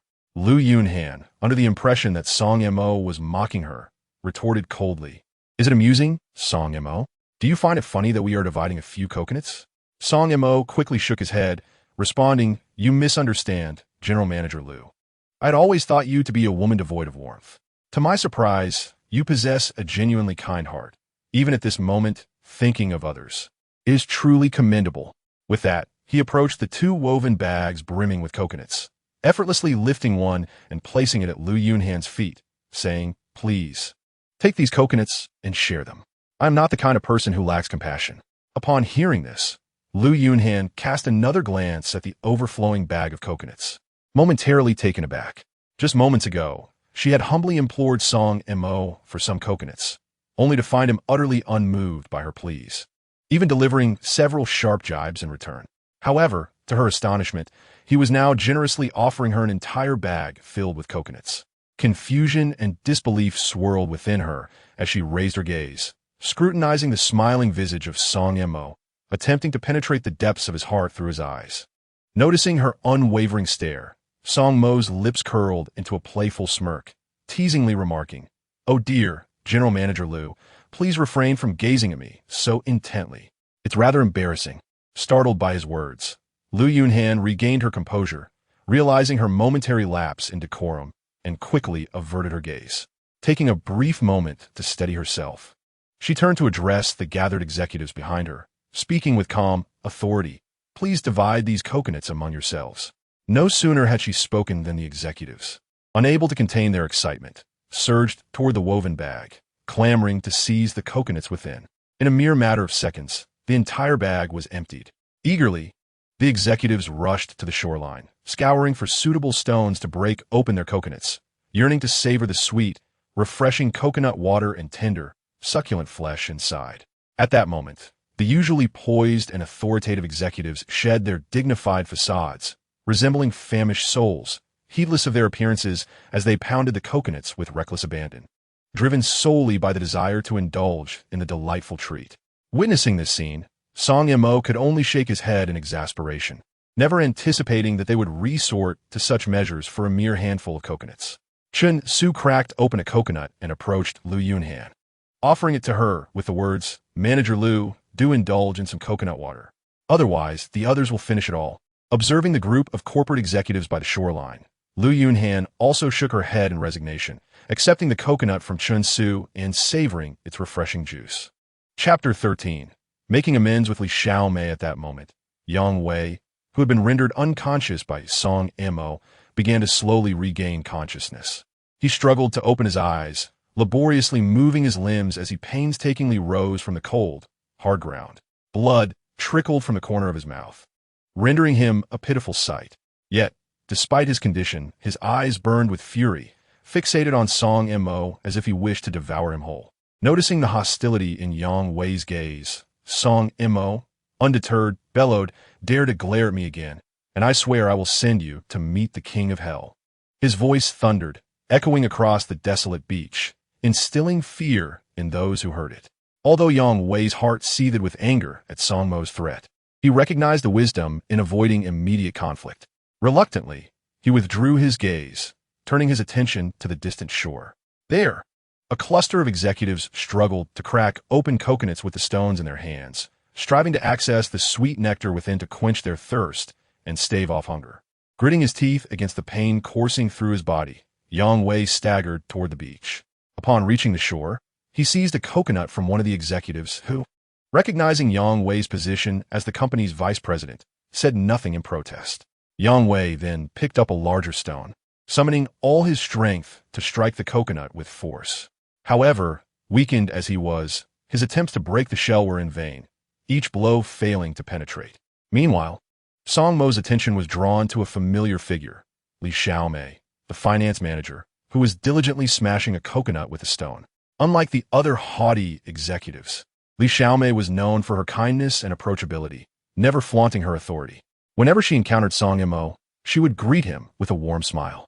What warmed Song Mo's heart even more was that during the plane crash, as he fought to swim toward the lifeboat, it was Li Xiaomei who first noticed him and reached out to help, only to be thwarted by that scoundrel, Yang Wei. Hastening to the shore, Song Mo crouched beside Li Xiaomei and said, "Manager Li, allow me to assist you." Having uttered these words, before Li Xiaomei could respond, Song Mo picked up a somewhat sharp stone and struck the coconut with great force. In just a few blows, the coconut was pierced. Song Mo then handed the coconut to Li Xiaomei, who expressed her gratitude and eagerly drank the coconut water. Once she had finished, Song Mo instructed her to follow him and headed towards the bonfire. Li Xiaomei hesitated for a moment, but eventually rose to follow him. Soon, they arrived at the bonfire situated beneath the grand tree. Song Mo sat down directly, while Li Xiaomei stood beside the fire, seemingly at a loss. Song Mo promptly urged her to sit, asking why she was still standing there. At his insistence, Li Xiaomei slowly took a seat. Song Mo then retrieved 3 coconuts from a woven bag and cracked them open with the stone, handing one each to Li Xiaomei and Lu Jiaqing, while he himself drained one in a single gulp. Witnessing this scene, the company executives were momentarily taken aback. Their curiosity piqued regarding why Song Mo was being so kind to Li Xiaomei. Could it be that he was enamored by her beauty? After all, Li Xiaomei was indeed one of the most stunning women, attracting numerous admirers within the company. After finishing the coconut water, Li Xiaomei once again thanked Song Mo. With a smile, Song Mo replied, "There is no need for such formality with me. I am simply the kind of person who reciprocates kindness. You have a good heart, always greeting me with a smile whenever we meet at the company, unlike Yang Wei and his group, who carry themselves with an air of superiority. Moreover, you even try to pull me onto the lifeboat amidst the chaos at sea." Feeling somewhat embarrassed, Li Xiaomei replied, "I truly apologize. At that moment, you heard that it was Yang Wei who threatened me, which is why I hesitated to pull you. I never expected him to resort to violence." Song Mo chuckled. "It's all right. I bear no ill will towards you. By the way, this is Lu Jiaqing, a flight attendant who ended up stranded on this deserted island with me." Li Xiaomei immediately turned her gaze to Lu Jiaqing, smiling as she introduced herself. "Hello, I am Li Xiaomei, and I work at the same company as Song Mo." Lu Jiaqing warmly greeted Li Xiaomei, and the two girls began to engage in cheerful conversation. Before long, Lu Yunhan appeared beneath the tree, thanking Song Mo for providing them with so many coconuts. "Once the rescue team arrives and we return to the company, I will surely reward you," she promised. Song Mo replied with a smile, "You're being too kind, General Lu. Let us forego the reward. Whether we can leave this place is still uncertain." Upon hearing this, Lu Yunhan, Li Xiaomei, and Lu Jiaqing were all taken aback. Lu Yunhan immediately inquired, "What do you mean by that? Are you suggesting that the rescue team may not be able to find us?" Song Mo began to explain, I cannot shake the feeling that this plane crash is exceedingly peculiar. Furthermore, we are quite distant from the site of the crash. Even if there are rescue teams, they may not find their way here. Upon hearing this, Lu Yunhan quickly interjected, "Are you suggesting that we are to be stranded on this deserted island?" Song Mo nodded, saying, "It is quite probable. I believe we shall be unable to leave here in the near future, unless we encounter passing ships. However, I think the likelihood of such an encounter is rather slim, so you must prepare yourself for a prolonged stay." Lu Yunhan, Li Xiaomei, and Lu Jieqi were all taken aback by his words. After a considerable pause, Lu Yunhan finally spoke, "I understand that our security personnel are all veterans. I trust you're no different. Your experience in wilderness survival must be extensive, and we are counting on you here on this deserted island." Song Mo quickly shook his head, saying, "President Lu, you overestimate me. During my 2 years in the military, I was stationed in the logistics department, tending to pigs and growing vegetables. I'm not well versed in survival skills." As soon as he finished speaking, Li Xiaomei chimed in, "I've seen your file. Doesn't it state that you serve in a special forces unit? How did you end up in logistics?" Song Mo was momentarily taken aback, surprised that Li Xiaomei had reviewed his file. He immediately smiled and replied, "Of course, the file must be embellished. If I had written that I was tending pigs and growing vegetables, you wouldn't have hired me, would you?" Hearing this, both Lu Yunhan and Li Xiaomei were left speechless, astonished that Song Mo had fabricated his credentials. Lu Jieqi, however, did not believe his words. In her eyes, Song Mo could not possibly have merely tended pigs and grown vegetables in the military. She was aware that he was not a simple man, and to survive on this deserted island, they would have to rely on him. Chapter 14. Departing with Lu Jieqi, Lu Yunhan slowly spoke, "According to your earlier statements, it seems we shall not be able to leave this deserted island anytime soon. Thus, it appears we must rely on one another and band together for warmth. As long as we unite our efforts, I firmly believe we can survive on this island." Before her words had fully settled, Song Mo's lips curled into a smile as he replied, "President Lu, do not forget, I am merely a humble security guard. Each of you holds a position of great importance within the company. Being among you, I feel somewhat out of place and rather uncomfortable. Moreover, I have always preferred solitude and am accustomed to this way of life. Therefore, it would be more suitable for you all to huddle together for warmth." Upon hearing this, Lu Yunhan's expression darkened, her brows furrowing as she glared at Song Mo and questioned, "Are you implying that you do not wish to live with us?" Without hesitation, Song Mo nodded and gradually explained, "To be candid, I have a rather volatile temperament and tend to be impulsive. If I were to walk alongside you, what if one day I lose control of my emotions and inadvertently offend you? That would be quite unfortunate. Moreover, I have just dealt a significant blow to Yongwei. Given his vengeful nature, he must harbor an intense hatred for me. Who knows, perhaps one day while I am peacefully asleep, he might seize the opportunity to strike me with a heavy blow." Upon hearing Song Mo's words, Lu Yunhan nodded and said, "Since you are unwilling to live with me, I shall not force you. By the way, how did you manage to start this fire? Do you happen to have a lighter?" Song Mo smiled and replied, "Director Lu, have you forgotten? We are aboard an aircraft. Even if we had a lighter, it would have been confiscated during security checks. Look around. This deserted island is rife with dry trees. Igniting a fire is not overly difficult. One merely needs to find 2 sticks for friction firemaking." Hearing this, Lu Jieqi couldn't help but chuckle. Just yesterday, Song Mo had exerted great effort to light the fire. Without some skill and determination, it would be nearly impossible for an ordinary person to create fire by friction. Song Mo then addressed Lu Yunhan, saying, "Actually, it need not be so complicated. If you wish to ignite another fire, simply take 2 burning logs from this fire." Lu Yunhan nodded in agreement. After saying this, she turned and called out to the shore, "Lu Tao, come here for a moment." Upon hearing Lu Yunhan's call, Lu Tao hurriedly ran over, bowing and asking, "Director Lu, what can I do for you?" Lu Yunhan instructed, "Take 2 logs from this fire and start another fire over there." Lu Tao immediately agreed, reaching for the burning logs. But Song Mo quickly intervened, saying to Lu Yunhan, "Director Lu, there is no need for such trouble. I will be leaving shortly. You may keep the fire." Upon hearing this, Lu Yunhan inquired, "Where are you going?" Song Mo smiled and replied, "Staying with you all doesn't seem comfortable for you either, does it? This vast island offers countless places to explore. After saying this, he turned to Lu Jiechi and said, "Watch over these coconuts. Do not let them be taken from you. I will venture into the woods for a bit." Before Lu Jiechi could respond, Song Mo walked into the woods, beginning his search. Before long, he spotted a mushroom the size of a plate on a large tree. He forcefully detached the fungus and returned to the shore, where he found a sharp stone to create a small hole in the mushroom. He then took 2 small sticks from the fire, used them to pick up a piece of still-burning charcoal, and placed it into the small hole of the mushroom, blowing vigorously. Soon, tiny sparks began to emerge. Song Mo then asked Lu Jiechi, "Jiechi, will you join me in leaving, or will you stay here with them?" Without hesitation, Lu Jiechi replied, "You saved my life. I do not know them well, so I will definitely go with you." Upon hearing Lu Jiechi's words, Song Mo smiled and replied, "Very well, let us depart." He then handed the tree fungus to Lu Jiechi while shouldering the bag of coconuts.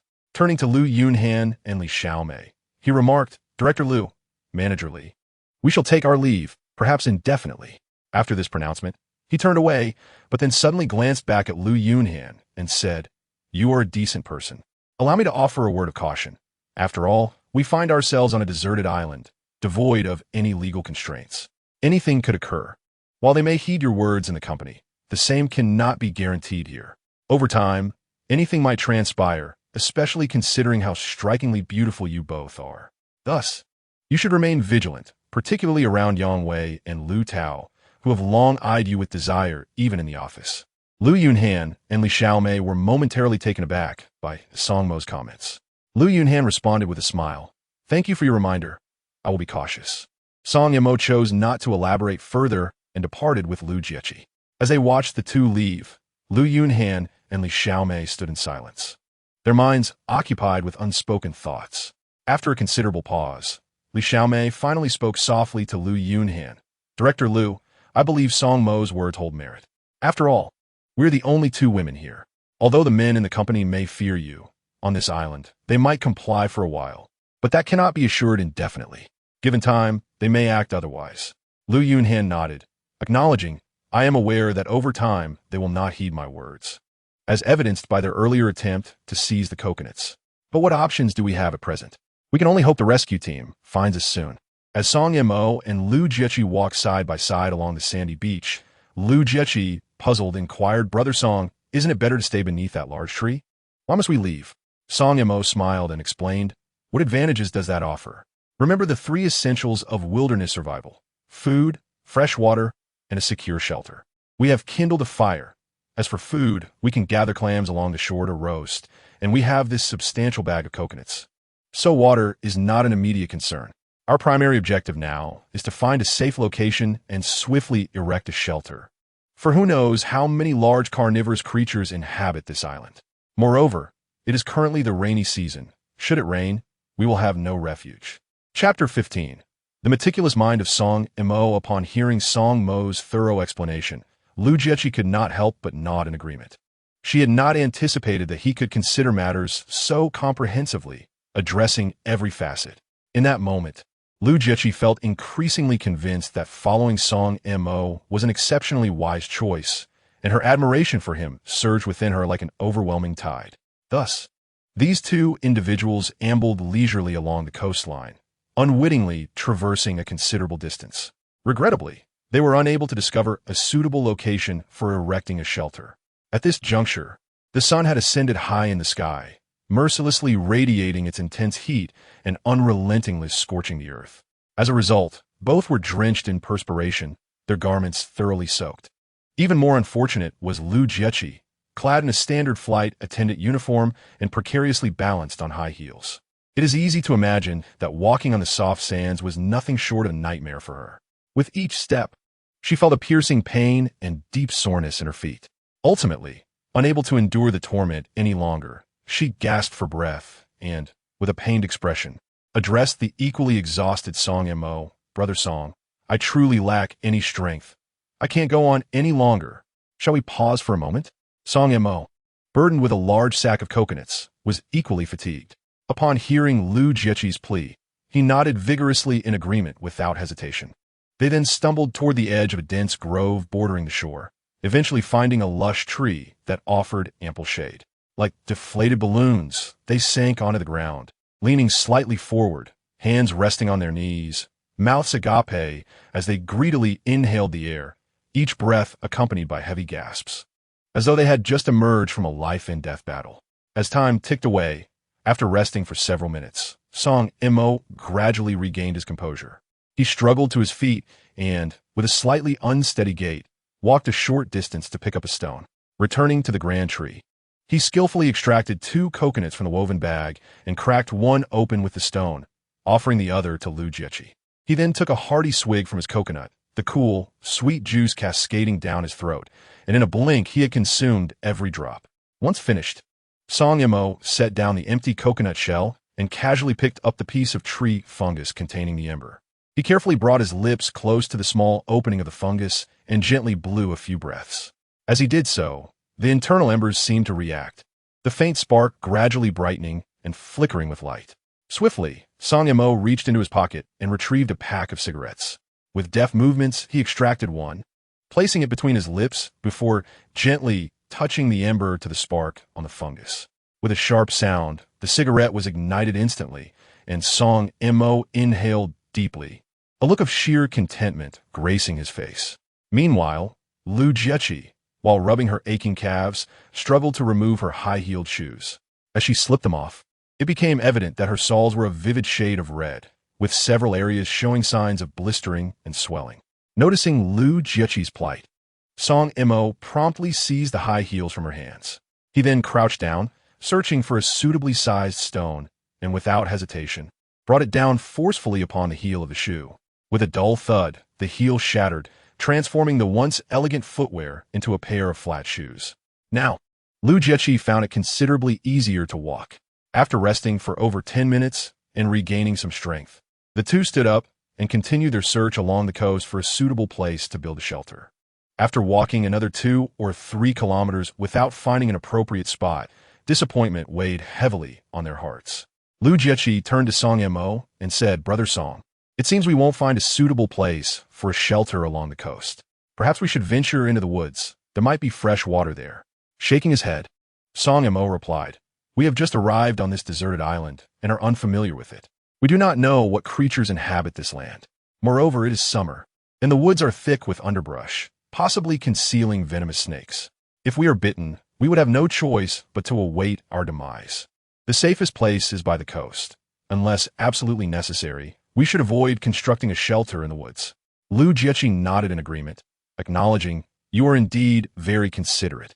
With a smile, Song Mo remarked, "After all, this is a deserted island. We must consider every aspect to survive here. A moment's carelessness could cost us our lives. I am still young and do not wish to perish here. I have a gravely ill mother and a sister who needs my care."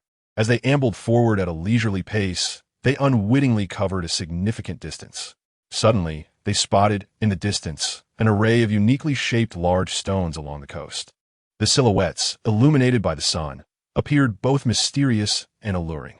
Driven by curiosity, they quickened their pace, eager to explore further. As they approached the stones, their anticipation grew stronger.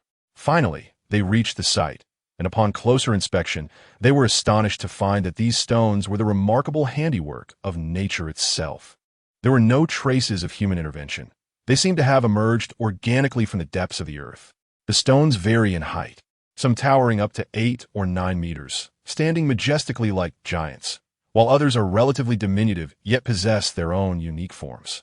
Over time, many of these stones have been cloaked in a thick layer of moss, a testament to the relentless battering of sea winds and the scorching sun. Imparting a sense of ancient passage of time, Song Mo promptly set down the woven bag of coconuts he had been shouldering, eagerly circling the naturally formed stones, his eyes scanning each one with meticulous attention. Suddenly, he noticed that several large stones were closely nestled together, and to his astonishment, a fissure approximately half a meter wide had formed between 2 of them. This crack perfectly bisected the 2 massive stones, resembling an entrance to a stone dwelling meticulously crafted by nature itself. Chapter 16. The naturally formed stone dwelling. Without a moment's hesitation, Song Mo swiftly slipped through the fissure, eager to explore. Upon successfully navigating the vast crevice, He was taken aback by the surprisingly spacious interior. Roughly estimated to be around 20 to 30 square meters with a height of 8 or 9 meters. The arrangement of the large stones resembled sturdy walls. Artfully crafted by nature, they were closely packed together, and aside from the significant crack through which he entered, the remaining surroundings felt utterly sealed off, akin to a secluded little world. Witnessing this scene, an uncontrollable wave of joy surged within Song Mo. He mused to himself, "This is precisely the natural sanctuary I have longed for. If only I could devise a way to cover the top and install a sturdy door at this sole entrance. This place could transform into a cozy and secure stone dwelling." The thought filled him with such excitement that he nearly burst into cheers. After confirming the excellence of this location, Song Mo joyfully emerged from the crevice once more. Standing outside, he called out to Lu Jiechi, who was resting not far away. "Jiechi, come quickly and take a look. I found a fantastic spot for constructing our shelter." Lu Jiechi, who had been leisurely seated and catching her breath, immediately stood up upon hearing Song Mo's enthusiastic shout and hastened toward his direction. Before long, she arrived before him, and with an exuberant smile illuminating his face, Song Mo guided her through the fissure. When Lu Jiechi followed closely behind and emerged on the other side, she was equally astonished by the sight that greeted her. Her mouth agape, she stood in awe for a moment, clearly overwhelmed by this unexpected discovery. She exclaimed in genuine admiration, "Nature truly is an artist. To have formed such a stone dwelling, it seems a divine blessing upon us." Song Mo nodded in agreement, a smile gracing his lips as he replied, "Indeed, I had not anticipated discovering such a splendid location by the coast. If we were to conceal the entrance and install a wooden door over this considerable fissure, it would transform into an impregnable refuge. As long as we safeguard this gaping crack, no ferocious creature could possibly trespass into this stone abode." The two individuals felt elated upon finding this place. Song Mo smashed open 2 coconuts, handing one to Lu Jiechi, while he himself tilted his head back and drank the coconut water in one go, leaving nothing behind. After savoring the refreshing coconut water, Song Mo ventured into the nearby woods to gather some dry grass and firewood. He vigorously rubbed a handful of dry grass for a while, then took a piece of tree fungus and placed the prepared grass atop it. After blowing on it with fervor for some time, the grass ignited. He quickly placed the burning grass on the ground and added some firewood. Before long, a bonfire blazed outside the stone house. Song Mo instructed Lu Jiechi to sit by the fire and keep watch while he scoured the shoreline for clams. He retrieved some glowing charcoal from the fire and set the clams upon it to roast. In less than 10 minutes, the clams were perfectly cooked, and the two, already famished, eagerly grabbed the roasted clams, discarding their shells as they devoured them. A sizable pile of clams was consumed, leaving only a heap of empty shells. Song Mo cracked open 2 more coconuts, offering one to Lu Jiechi, and downed the contents of his own in one swift motion. After satisfying their hunger and thirst, and noticing that time was slipping away, Song Mo led Lu Jiechi into the nearby woods once more to collect additional firewood, which he placed outside the stone house, before gathering some dry grass to spread within. Once these tasks were completed, the sun began its descent beneath the horizon, and the two sat by the bonfire, listening to the rhythmic crashing of waves against the rocks. As the sea breeze caressed them, Lu Jiechi turned to Song Mo and asked, "Brother Song, do you think we can ever leave this place?" In response to her inquiry, Song Mo smiled and reassured her, "Rest assured, I believe that one day we will depart from here." Lu Jiechi continued, "Brother Song, why aren't you with President Lu and the others?" Song Mo chuckled as he explained, "Those individuals have been pampered since childhood, always carrying themselves with an air of superiority. I find it uncomfortable to be around them. Furthermore, they possess no survival skills. Why should I endure their arrogance? Besides, their fate is of no concern to me." Upon hearing this, Lu Jiechi nodded in agreement, smiling as she remarked, "That is true. Having too many people can be counterproductive. However, I must say, President Lu is quite admirable. Not only is she beautiful, but she also has a kind heart." Song Mo replied with a grin, "I don't know her well, considering she is the company president and I am merely the deputy captain of the security team, separated by many layers. I rarely see her, let alone converse with her. She left me with an impression of being aloof, perpetually wearing a stern expression, and everyone in the company seemed to fear her." It was only on the first day that I discovered her kind heart. Lu Jiechi remarked with a smile that, after all, she is the president of the company, overseeing so many people. A president must embody the role, necessitating a certain sternness in her demeanor. If she were to constantly jest, how could her subordinates respect her? Song Mo nodded in agreement, chuckling. That is indeed true. Lu Jiechi continued, and that manager Li is rather nice as well. Song Mo replied with a smile. She is the finance manager and does not carry herself like other executives. She always greets me with a smile whenever we meet, and I hold her in high regard. Moreover, when the plane crashed and I managed to escape, she even tried to pull me onto the lifeboat. Lu Jiechi couldn't help but tease. You might have a crush on Manager Li, right? Song Mo quickly shook her head, saying, how could that be? I am self-aware. Someone like me could never be worthy of her. Besides, she would never look my way. Hearing Song Mo's words, Lu Jiechi laughed and said, that is not necessarily true. Not every woman is so pragmatic. Many seek genuine love. Perhaps she is drawn to your type. Song Mo chuckled. Oh, come now. In this society, where is true love to be found? Without wealth or influence, what can one say about love? Chapter 17. Crafting a stone axe. Upon hearing Song Mo's words, Lu Jiechi promptly replied, not every woman is like that. There are many who pursue love. Listening to her, Song Mo chose not to argue further. Unbeknownst to them, time had slipped away, and it was already quite late. Song Mo added more firewood to the blaze. The two rose and returned to the stone hut, lying down on the pile of dry grass and drifting into a deep slumber. The following morning, they awoke only when the sun had risen high in the sky. Upon emerging from the stone hut, they found that the firewood had burned down to mere charcoal, still emitting faint sparks. Song Mo quickly placed some dry grass onto the embers and blew fervently until the grass ignited once more. After adding more firewood, they walked to the shoreline to wash their faces with seawater and collected some clams to roast and eat. After their meal of roasted clams, Song Mo resolved to venture into the woods to see if he could procure some bamboo to construct a roof for the stone hut. However, he lacked any tools. Even if he found bamboo in the forest, it would be difficult to cut down. To chop bamboo, he would need a knife or an axe. But on this deserted island, where could he possibly find such tools? He instructed Lu Jiechi to remain outside the stone hut to tend to the fire and gather more firewood for storage within. Meanwhile, he went to the shoreline to begin his search. Although the beach was littered with debris washed ashore, most of it was of little use. Originally, Song Mo harbored great expectations as he planned that if fortune smiled upon him and he stumbled upon a piece of iron or scrap metal along the coastline, he could forge himself a knife. After all, in this island teeming with uncertainty and peril, possessing a reliable weapon would undeniably enhance his chances of survival.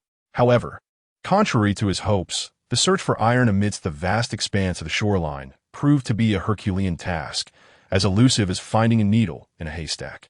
Nevertheless, Song Mo did not succumb to despair. He resolutely traversed the coastline, step by step, unwittingly covering a distance of 3 to 4 kilometers. Yet, to his dismay, he had not caught even a glimpse of iron or scrap metal. Though he had not discovered any iron amidst the detritus cast ashore by the relentless waves, he serendipitously unearthed a tangled mass of fishing line. Even more exhilarating was the discovery that several rusted, yet remarkably sturdy hooks were ensnared within the fishing line. Song Mo hastily bent down to retrieve the line, eagerly tugging at it only to find it remarkably resilient, as if it had withstood the ravages of time.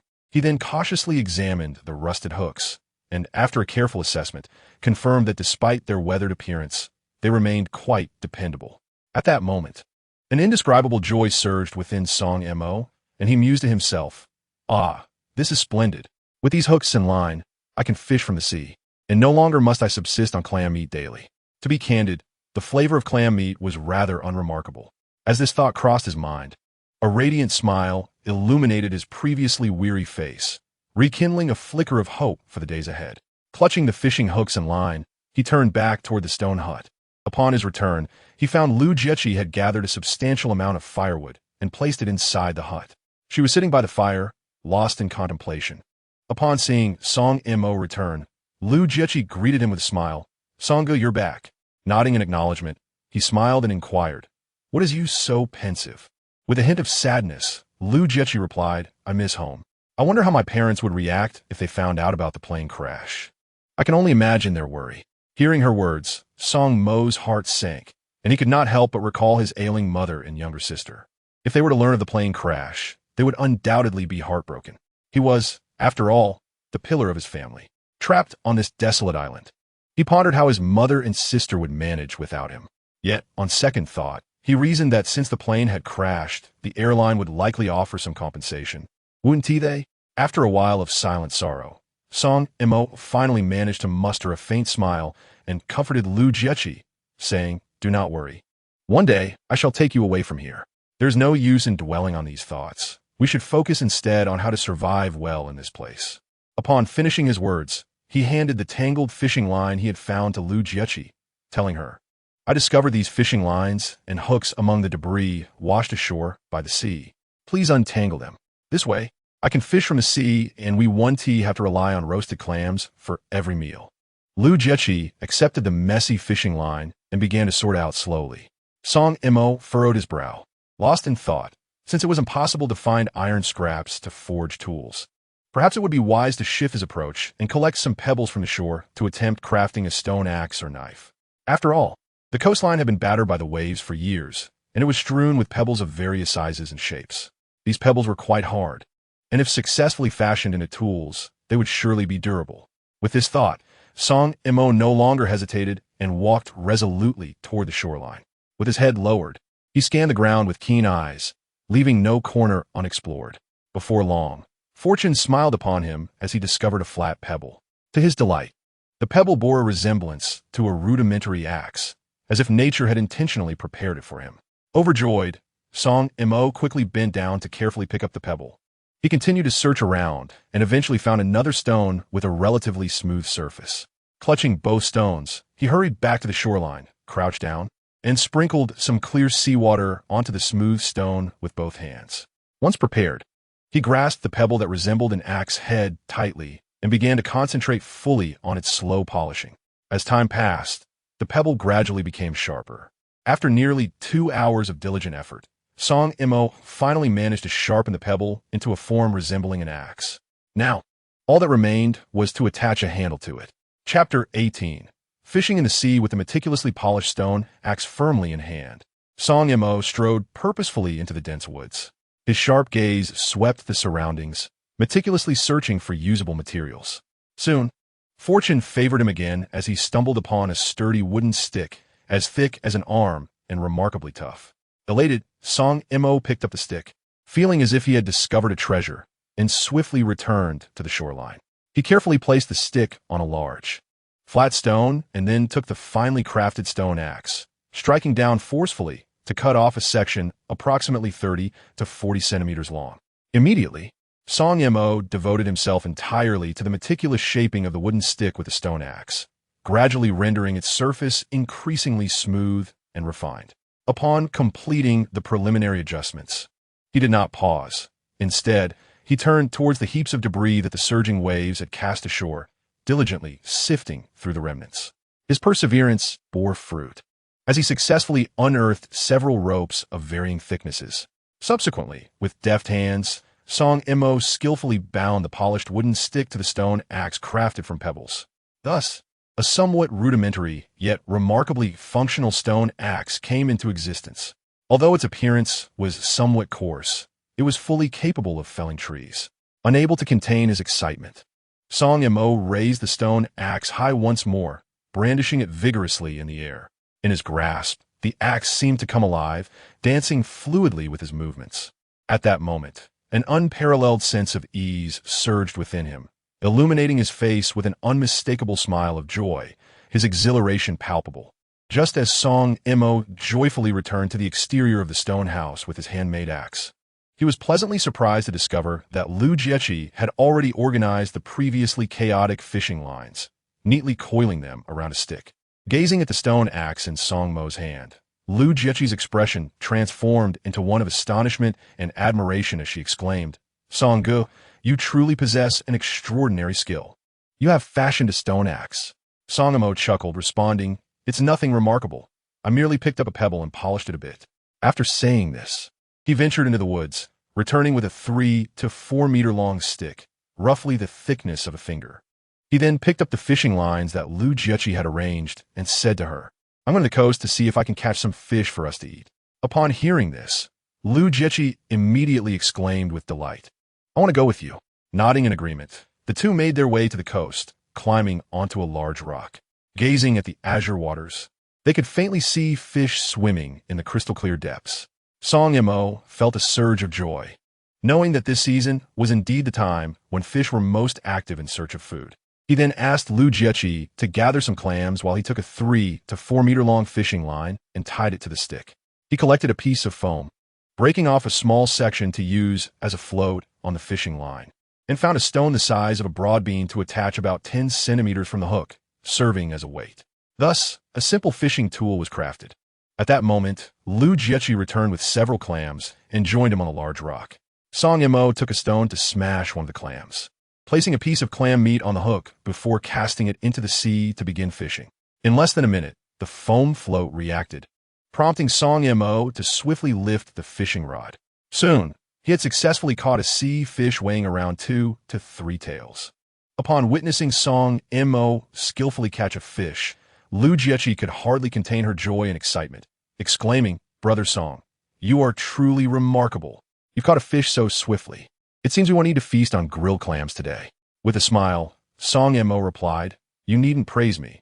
It's not merely my skill, but rather the abundance of fish in these coastal waters. You could do the same." After saying this, he deftly unhooked the fish and attached a piece of clam meat to the hook before casting it back into the sea. It must be said, the sea was teeming with fish. Within half an hour, Song Mo had already caught over 10 fish of varying sizes. The larger ones weighed around 3 to 4 ounces, while the smaller ones were merely the length of a finger. By this time, both of them were ravenously hungry. With a sufficient catch for a hearty meal, Song Mo decided to cease fishing. He reeled in the rod and returned to the stone shelter with Lu Jiechi, where they began to prepare the fish simply before bringing them to the fire pit. Song Mo found 2 slender sticks and sharpened one end with a stone axe, skewering the cleaned fish onto them. He then pulled aside some glowing charcoal from the fire and placed the skewered fish above it, allowing them to roast slowly. As the charcoal crackled and the fish turned a delectable golden hue, the aroma wafted through the air, tantalizing their senses. The delightful scent made both of them salivate, and as soon as the fish was ready, they eagerly dug in. Despite the absence of any seasoning, the fish was extraordinarily delicious, and they found it impossible to stop eating. In less than 10 minutes, they had devoured all the grilled fish, both wearing expressions of lingering satisfaction. After their feast, Song Mo used his axe to split open 2 coconuts, handing one to Lu Jiechi while he greedily drank the refreshing coconut water from his own. Having filled their bellies, and noticing that there was still some time before dusk, Song Mo turned to Lu Jiechi and said, "Stay here and don't wander off. I shall venture into the woods to see if I can find some bamboo." Hearing this, Lu Jiechi quickly insisted, "I want to go with you."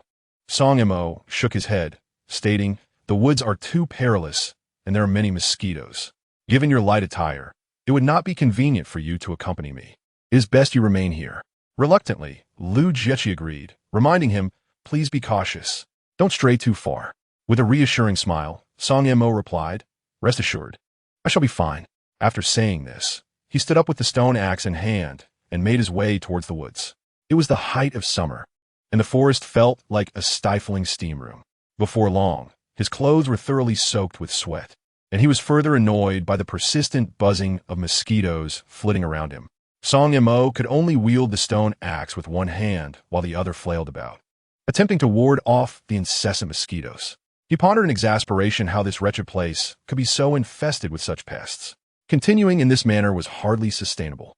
He needed to find some fragrant herbs to repel the mosquitoes, or else he would surely find it impossible to rest within the confines of that stone dwelling come nightfall. Chapter 19. The beauty of the setting sun and the enchanting woman. This grove resembled a primeval forest, shrouded in mystery and depth, with countless towering trees reaching skyward, seemingly vying for supremacy against the heavens. The lush underbrush spread forth like a verdant ocean, interwoven so densely that it was nearly impassable. An eerie and ominous atmosphere enveloped the entire woodland, as if it concealed endless dangers. Scattered across the ground were chilling remnants of animals, some bones fragmented, others stained with blood, undoubtedly indicating the presence of formidable carnivorous beasts lurking within these woods. Song Mo was acutely aware of the perils surrounding him, particularly since it was the season when venomous snakes were most active. Therefore, each step he took was marked by caution, akin to traversing treacherous ice. He remained vigilant, attuned to the sounds of his environment, unwilling to let his guard down for even a moment. As time ticked away, after nearly half an hour of careful navigation, Song Mo's eyes caught sight of a dense cluster of bamboo not far ahead. A wave of elation surged within him, yet he remained composed, approaching the bamboo with utmost caution. Upon reaching the bamboo, he was taken aback by the sheer abundance before him. There were as many as 80 or 90 stout stalks, their diameters nearly as wide as a bowl, while the fresh shoots emerging shyly from the earth resembled bashful maidens just beginning to blossom. To his delight, he discovered tender bamboo shoots sprouting from the soil beneath the stalks, cloaked in a delicate layer of earth, nature's gift bestowed upon him. A radiant smile illuminated his face, his heart brimming with joy. Initially, he had merely hoped to find some bamboo, yet here lay unexpected treasure in the form of bamboo shoots. He couldn't help but marvel at the extraordinary fortune that had befallen him that day. Earlier, he had found fishing line with a hook along the shore, crafted a stone axe from river stones, caught fish from the sea, and now stumbled upon bamboo and bamboo shoots. Truly, it seemed as though even fate was favoring him. After reveling in his good fortune, Song Mo eagerly seized a stone axe and struck vigorously at a bamboo stalk of considerable girth. Initially hesitant, concerned about the axe's hardness, he approached with tentative strikes. A muffled thud resounded as the axe met the resilient bamboo, leaving a slender gash upon its surface.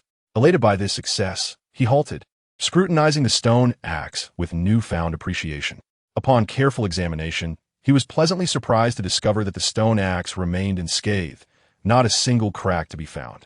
This revelation bolstered Song Mo's confidence, and as he lifted the stone axe once more, he involuntarily increased the force in his grip. With a resounding swing, the axe struck down again, delivering a devastating blow to the already wounded bamboo, leaving a deeper and longer gash in its wake. Eagerly, Song Mo inspected the axe, and upon seeing it was still intact, his heart swelled with joy. Indeed, this stone axe is remarkably sturdy, he exclaimed to himself with excitement. Armed with such a robust tool, his enthusiasm for work surged.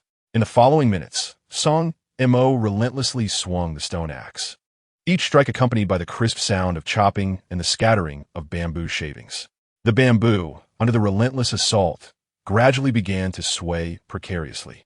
At last, after enduring countless blows, the bamboo, thick as a bowl's rim, could no longer withstand the onslaught and crashed to the ground.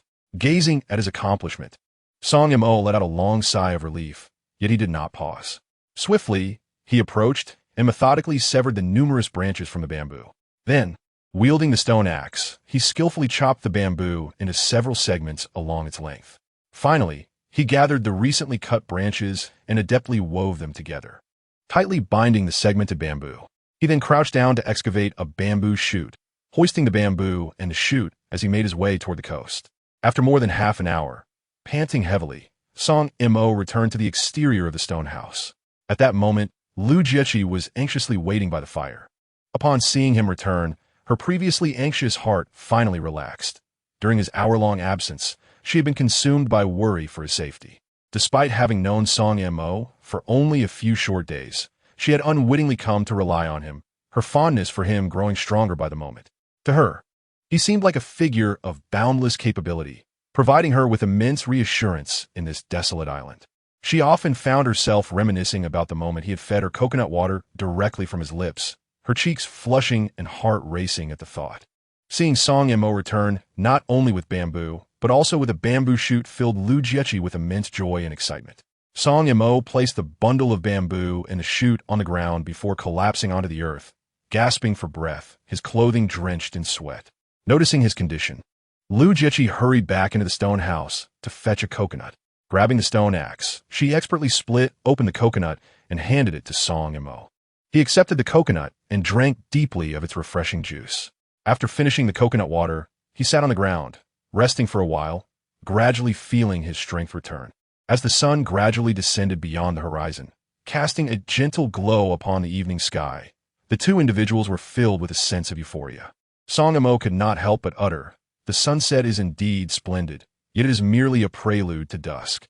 Upon hearing this, Lu Jiechi curiously inquired, "Brother Song, what do you mean by that?" Song Mo shook his head with a smile, replying, "It bears no significance.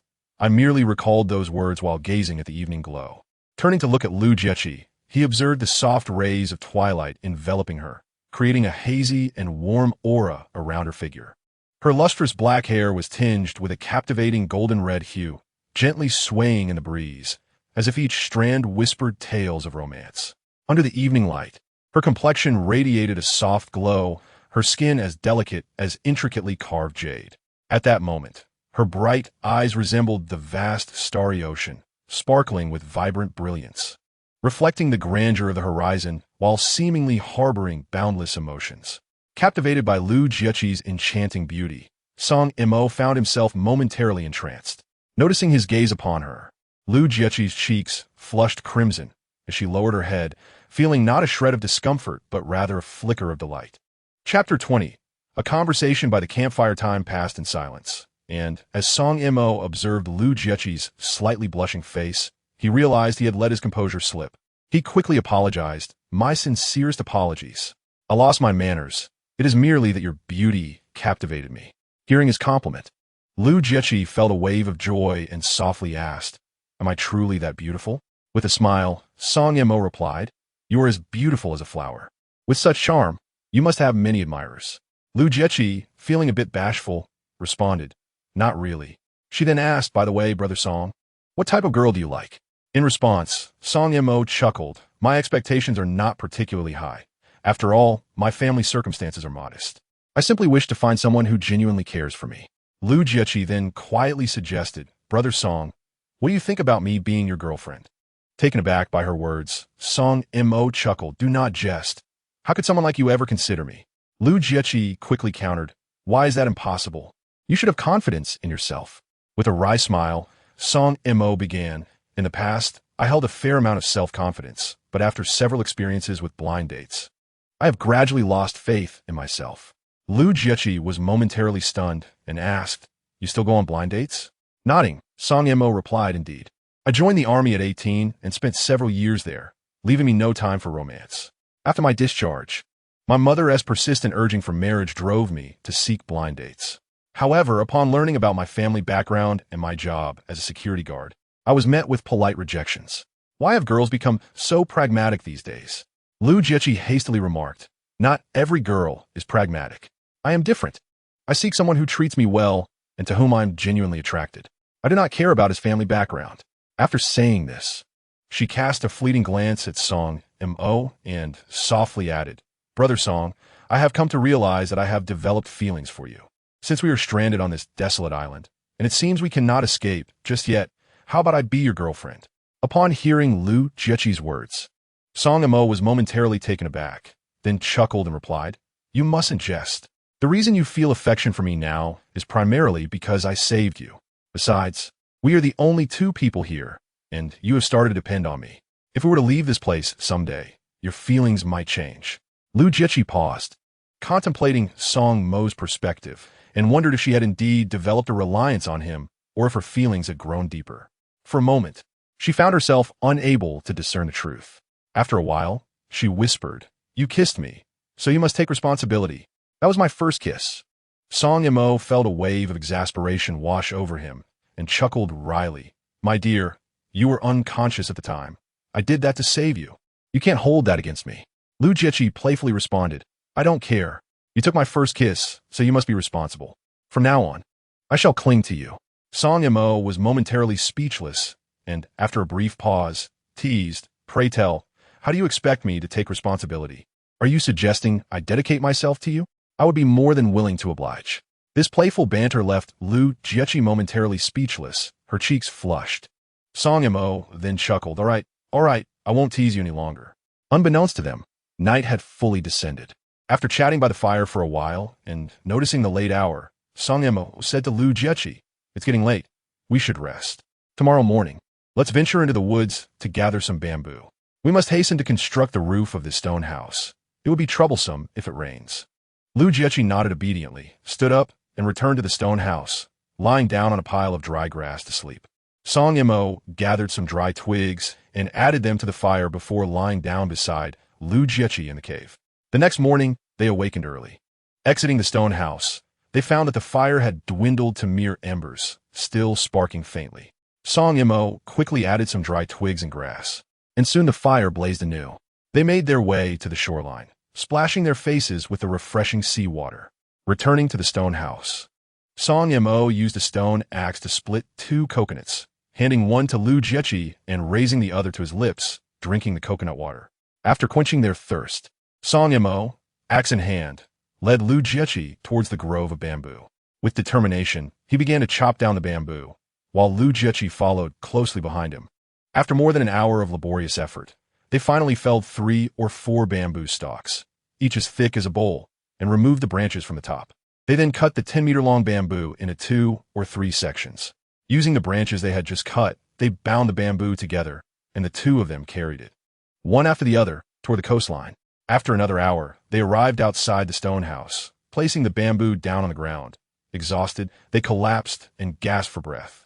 Lu Jiechi, clad in her summer flight attendant uniform, had her arms exposed, and her fair, unblemished skin bore several large welts from mosquito bites. As she panted heavily, she scratched at the swollen bites with her hands. Seeing this, Song Mo felt a pang of sympathy and said to her, "Just bear with it. Once we finish constructing the roof of this stone house, I will go into the woods to gather some mosquito-repelling herbs." After speaking, he glanced at Lu Jiechi in her flight attendant uniform and added, "I need to find a way to get you a change of clothes. That uniform is not suitable for this place. But in this desolate island, where would they find clothing?" After resting for a while and regaining some strength, Song Mo said to Lu Jiechi, "You stay here and rest well. I'll go catch some fish for us to eat. I'm almost starving." With that, he picked up a fishing rod and went to the shoreline to gather a few clams, then returned to the large rock where he had fished the day before.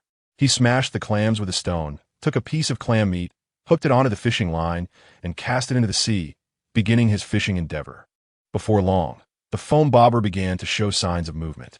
Song Mo quickly lifted the rod and successfully caught a sea fish weighing about 3 or 4 tails. In less than half an hour, he had already caught over 10 fish of varying sizes, which was more than enough for the 2 of them to enjoy a meal. Not wishing to continue fishing, he gathered up the rod and simply prepared the fish, rinsing them clean with seawater before taking them outside the stone house. Chapter 21. Constructing the roof of the stone house, Song Mo picked up a bamboo stalk of similar thickness and chopped off 2 bamboo tubes with a stone axe. He returned to the cave and brought out several coconuts, which he split open with the axe, pouring the coconut water into the bamboo tubes. Lu Jiechi, curious, inquired, "Song, what are you doing?" With a smile, Song Mo replied, "For the past few days, we've been eating grilled food, and I'm on the verge of constipation. I'm going to prepare a delicious dish for you." He placed the bamboo tube filled with coconut water over the fire, waiting for it to boil. Once the coconut water reached a rolling boil, he added the prepared sea fish into the tube. After 3 or 4 minutes, the fish inside the bamboo tube was cooked to perfection. Song Mo then fashioned 2 pairs of chopsticks from small sticks. The 2, already ravenous, eagerly picked up the fish from the bamboo tube and began a feast. It must be said that the coconut water fish cooked in bamboo possessed a unique flavor, combining the sweetness of coconut with the subtle fragrance of bamboo. This meal could be considered the most sumptuous feast the 2 have enjoyed since their arrival on the deserted island. Before long, the fish meat within the bamboo tubes was devoured completely, and they each took a tube to sip the broth until nothing remained. After satisfying their hunger and quenching their thirst, Song Mo led Lu Jiechi to the shoreline to gather materials for constructing a roof. The coast was littered with debris washed ashore by the sea, and they collected some moderately damaged plastic sheets and a few lengths of rope. Upon returning to the exterior of the stone dwelling, Song Mo selected a sizable rock that allowed him to climb up effortlessly and requested Lu Jiechi to pass him the bamboo. He arranged the bamboo haphazardly atop the roof of the stone house and secured it firmly with the collected rope. Next, he spread the plastic sheets over the bamboo, also binding them securely with rope. They then ventured into the woods to locate several palm trees, where they used a stone axe to cut some palm fronds, which they carried back to the stone house. The palm fronds were laid upon the plastic sheets on the roof, and to prevent the roof from being swept away by the wind, Song Mo placed some stones atop it. As time passed, It became apparent that evening was approaching. Song Mo took a fishing rod to the shore, while Lu Jiechi collected firewood from the nearby woods. As dusk fell, Song Mo successfully caught several sea fish and returned to the stone house, where, akin to their midday meal, he split open a few coconuts and poured their juice into bamboo tubes. Once the coconut milk reached a boil, he added the prepared fish to simmer. After their evening meal, the two sat beside the fire, engaged in conversation. As Song Mo glanced at the dwindling coconuts in the woven bag, he pondered that they would only last for a couple more days at most, prompting the need to search for a water source in the woods. After all, relying solely on coconut juice for hydration was unsustainable. He needed to find fresh water. With the roof of the stone house now constructed, all that remained was to craft a door from bamboo to cover the large crack. Perhaps due to the fatigue from their day's labor, the two felt a wave of drowsiness wash over them after a brief chat by the fire. Song Mo added some firewood to the flames, and they retreated to the stone house, lying down on the dry grass to sleep. Early the next morning, Song Mo awoke before dawn, while Lu Jiechi remained deep in slumber. Not wishing to disturb her, he quietly rose and stepped outside the stone house, observing that the fire had dwindled to mere charcoal. Emitting faint sparks, he promptly added some dry grass to the embers and blew gently until the grass ignited. Once the kindling was ablaze, he added more firewood. When the wood was burning brightly, he took his fishing rod and made his way to the shore, first washing his face in the sea. He then gathered a few clams and settled on the large rock where he had fished the previous day. After spending half an hour, he caught over 10 sea fish, which he processed and brought back to the stone house, sharpening a few small sticks to skewer the fish. Using a wooden stick, he prodded the glowing embers of charcoal and placed the sea fish atop to roast. At that moment, Lu Jiechi emerged from the stone dwelling, rubbing her sleepy eyes.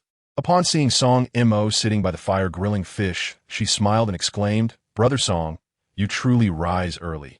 Song Mo replied with a grin. "It has become a habit for me. The fish is nearly done. Go wash your face and you can indulge." Lu Jiechi nodded and went to the shoreline to freshen up before returning to sit beside him by the fire. Soon, the fish skewered on the stick turned a crisp golden brown, sizzling and oozing with oil. The two eagerly grasped the roasted fish and began to feast.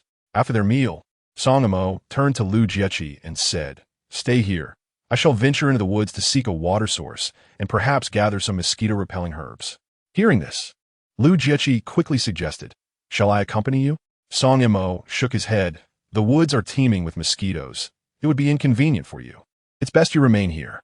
Lu Jiechi nodded reluctantly, urging, "Please be safe and return soon." Song Mo reassured her with a smile, "Do not worry.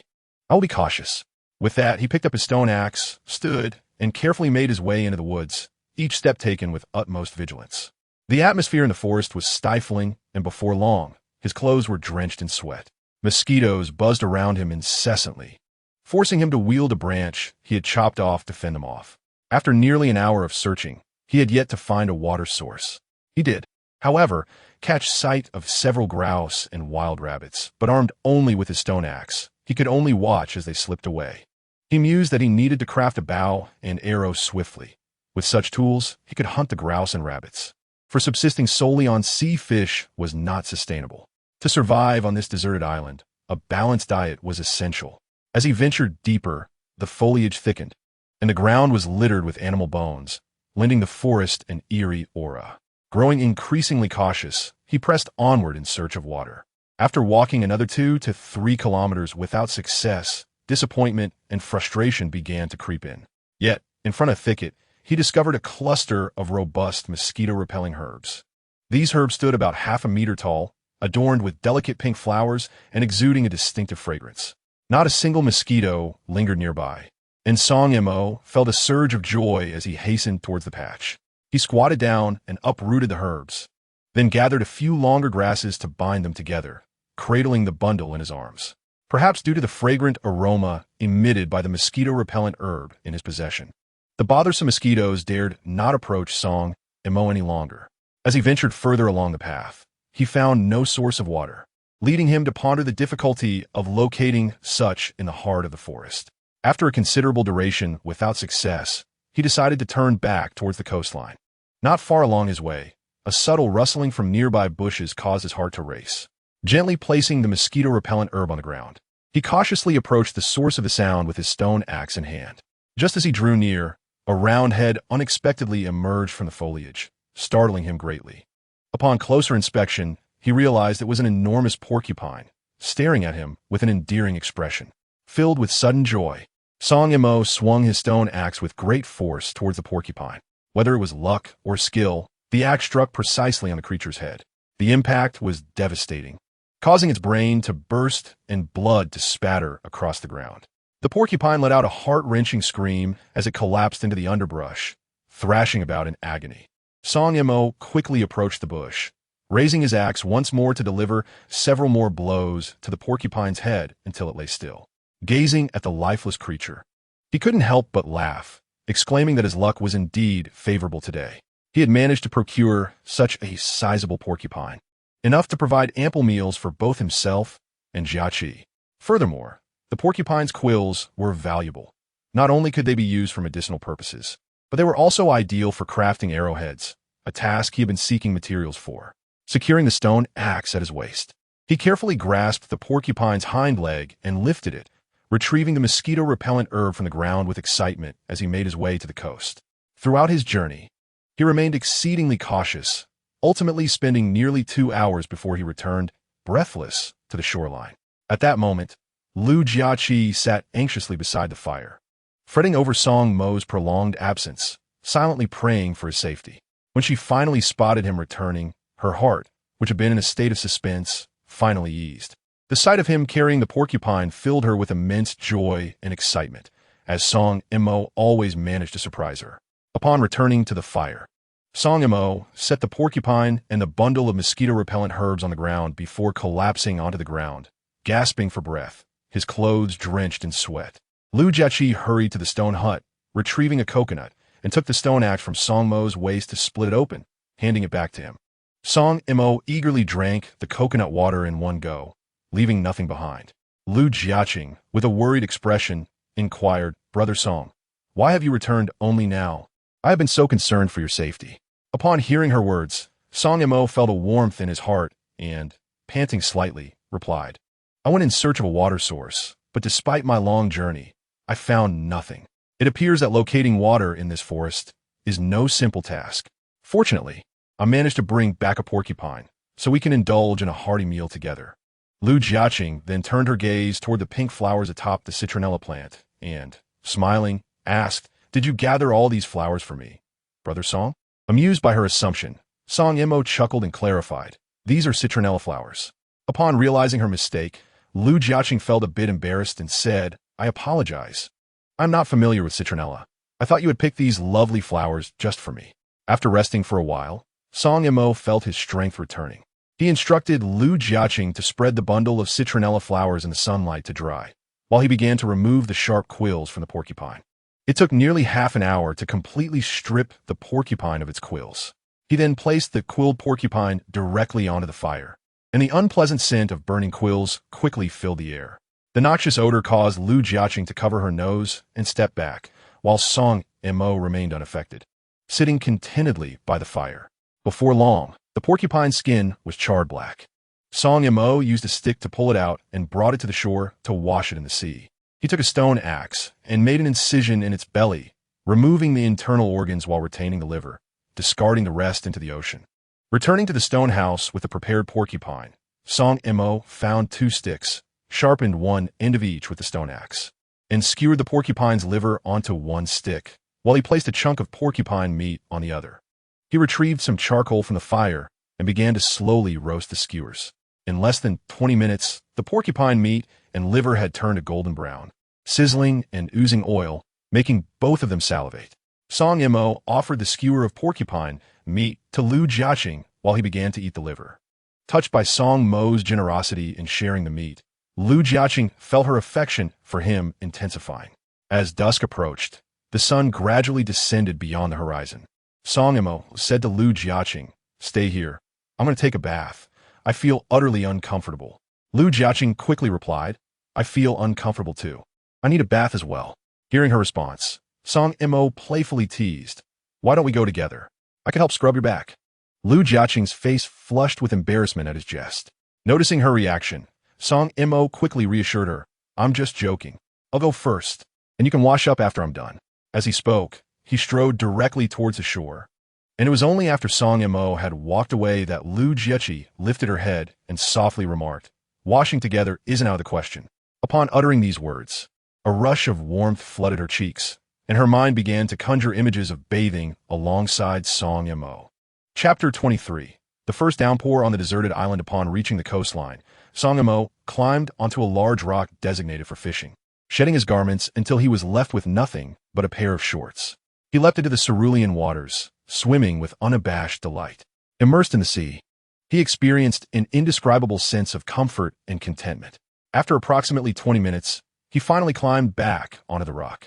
Observing his filthy clothes, he rinsed them briefly in the sea before hanging them on a branch of a nearby tree to dry.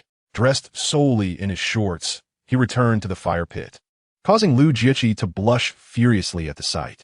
"Song-gu, why have you come back wearing just shorts?" she whispered. A bit embarrassed, Song Mo replied, "My clothes were too dirty. I washed them and hung them to dry. Don't worry, I won't do anything to you. Hurry and take a bath. It's almost dark." Nodding in agreement, Lu Jiechi made her way back to the shore, where she found a large rock. After stepping behind it, she slowly removed her flight attendant uniform and descended into the water to wash. Meanwhile, Song Mo gathered the half-dried, mosquito-repellent herbs and brought them to the fire, methodically rolling them into small strips. After nearly 20 minutes in the water, Lu Jiechi, glancing at her soiled uniform, sighed in resignation. She couldn't follow Song Mo's example by washing her clothes and returning to the fire in just her undergarments. Reluctantly, she donned her grimy uniform once more.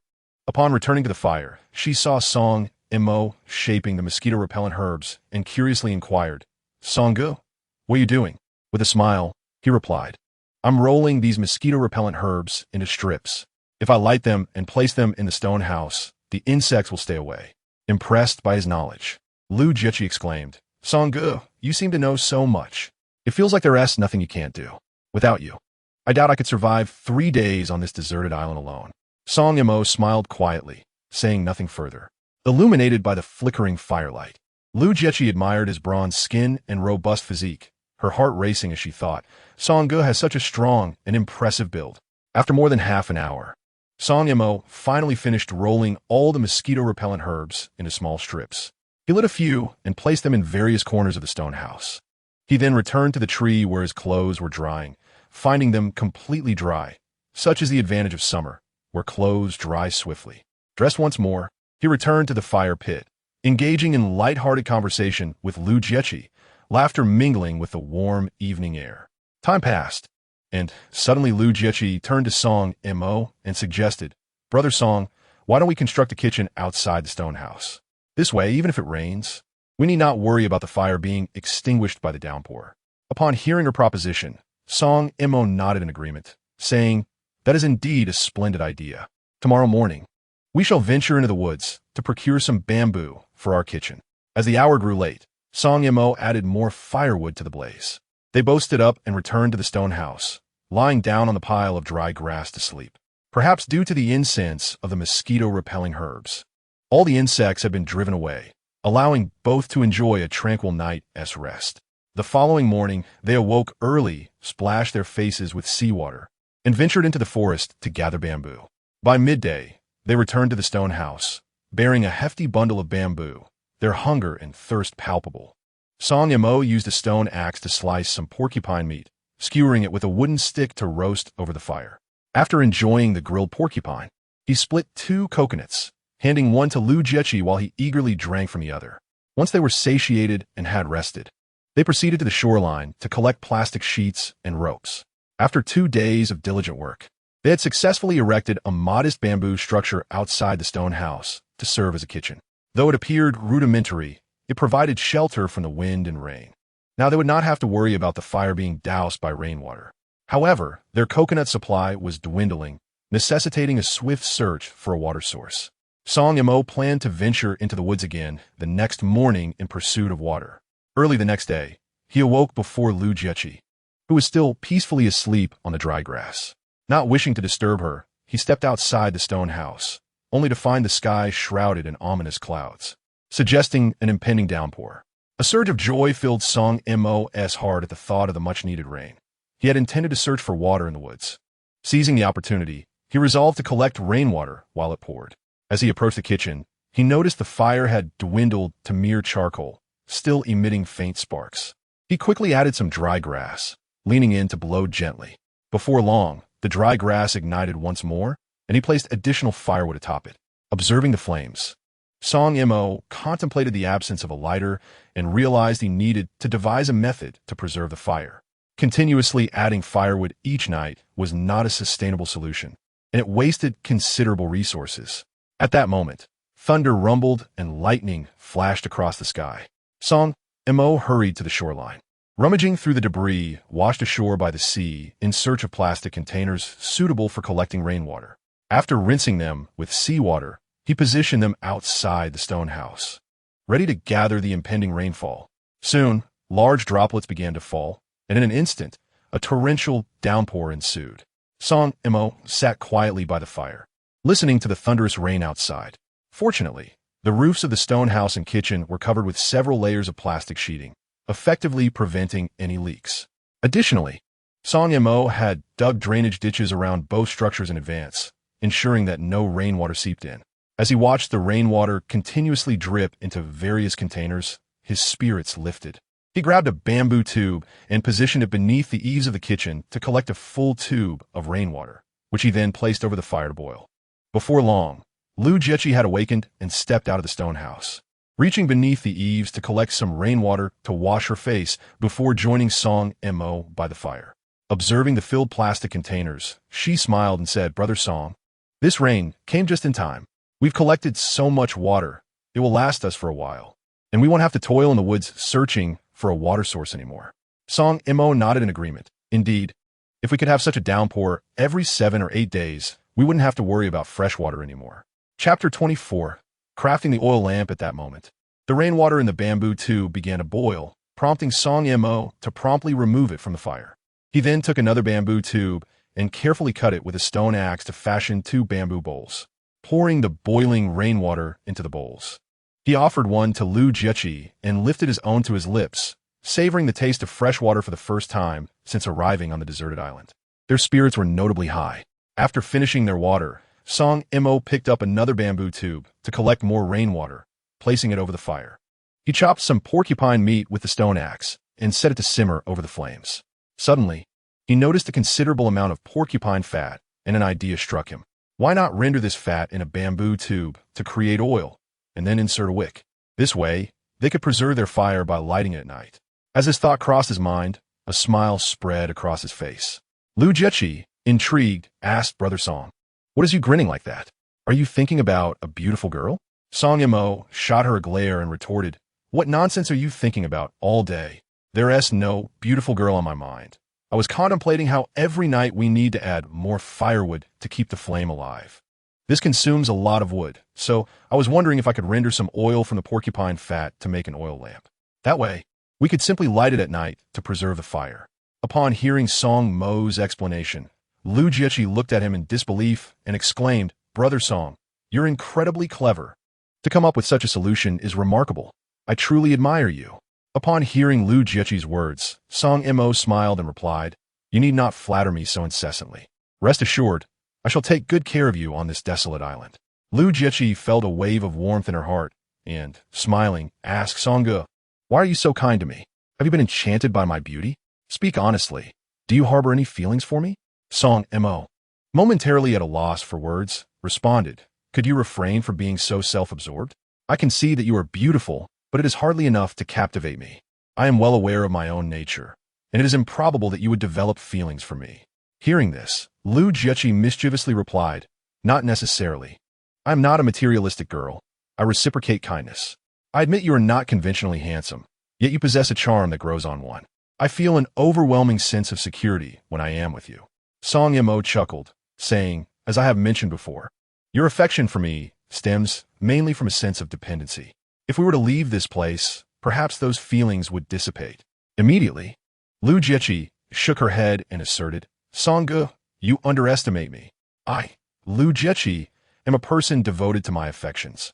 As long as the person I cherish remains steadfast, My heart shall never waver, regardless of the circumstances. After glancing at Song Mo, she continued, Song-gu, why must you be so coy? Just confess. Do you feel even the slightest affection for me? In response to her inquiry, Song Mo smiled and admitted, what man could resist such a beautiful girl? I too find myself drawn to you. This declaration filled Lu Jiechi with joy. Song Mo added, however, I fear I may not be able to provide you with the life you desire. Lu Jiechi, slightly annoyed, retorted, how can you presume to know what I want? I believe you lack confidence. You should be more self-assured. With a wry smile, Song Mo confessed, in my earlier days, I was brimming with confidence. But after numerous rejections during blind dates, my self-esteem has waned. Lu Jiechi, amused by his candidness, laughed and said, since you like me and I like you, then I shall be your girlfriend from this moment forth. Song Mo could only nod in agreement. At that moment, the porcupine meat simmering in the bamboo tube was ready. Eagerly, they picked up their bamboo bowls and chopsticks and began to savor the succulent meat. Despite the absence of any seasoning, the porcupine meat, cooked within the bamboo, proved to be quite delectable. As Lu Jiechi enjoyed her meal, she remarked, if only we could add a pinch of salt, it would taste even better. To which Song Mo replied with a smile, that's simple enough. In a couple of days, I can boil some seawater to extract salt. Upon hearing Song Mo's words, Lu Jiechi exclaimed in astonishment, wow, Brother Song, you are truly remarkable. You actually know how to extract sea salt by boiling seawater. Song Mo, feeling somewhat speechless, replied, what is so surprising about that? It merely requires boiling seawater to crystallize some sea salt, then dissolving it in fresh water and filtering it. It's quite simple. Having savored stewed porcupine meat, the rain continued to pour relentlessly, showing no signs of abating, leaving the two of them to languidly sit by the fire. Song Mo then proceeded to carefully cut all the porcupine fat and place it in a bamboo tube to render porcupine oil. After nearly half an hour, he successfully extracted some porcupine oil, which he cautiously poured into a bamboo bowl. He tore a small strip from his outer garment, rolling it into a wick, which he placed into the porcupine oil. Once the wick had absorbed the oil thoroughly, he retrieved a burning stick from the fire and carefully ignited the wick. With the wick ablaze, Song Mo felt a wave of joy and remarked, it seems this method works well. However, the porcupine oil is rather scarce. Once the rain clears, I shall venture into the woods to catch a couple more porcupines and render additional oil. Lu Jiechi, eyeing the oil lamp, expressed her concern, Brother Song, don't you think this single oil lamp is a bit precarious? If it were to extinguish suddenly, you would have to start a fire by friction again. Perhaps we should divide the porcupine oil into 2 bamboo bowls. This way, we would have an extra precaution.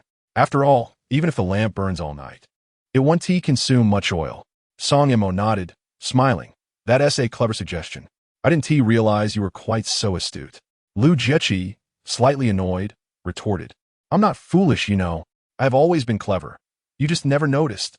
Song Mo chuckled. They say women are beautiful but lack brains.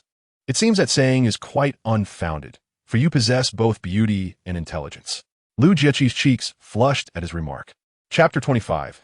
Catching a big sea fish, noting her crimson cheeks, Song Mo merely smiled and refrained from further comment. He took another bamboo bowl and poured half of the previously rendered porcupine oil into it, then tore another piece of cloth from his clothing to fashion another wick. Placing it inside, the rain continued to fall throughout the day, and by evening, Song Mo chopped the remaining porcupine meat into small pieces and boiled them in the bamboo tube for dinner. After their meal, the two sat by the fire chatting for a while, then lit both oil lamps and placed them in the corner of the stone house. Igniting some mosquito-repelling herbs rolled into small sticks at the entrance. They soon lay down on a pile of dry grass and drifted into a deep slumber.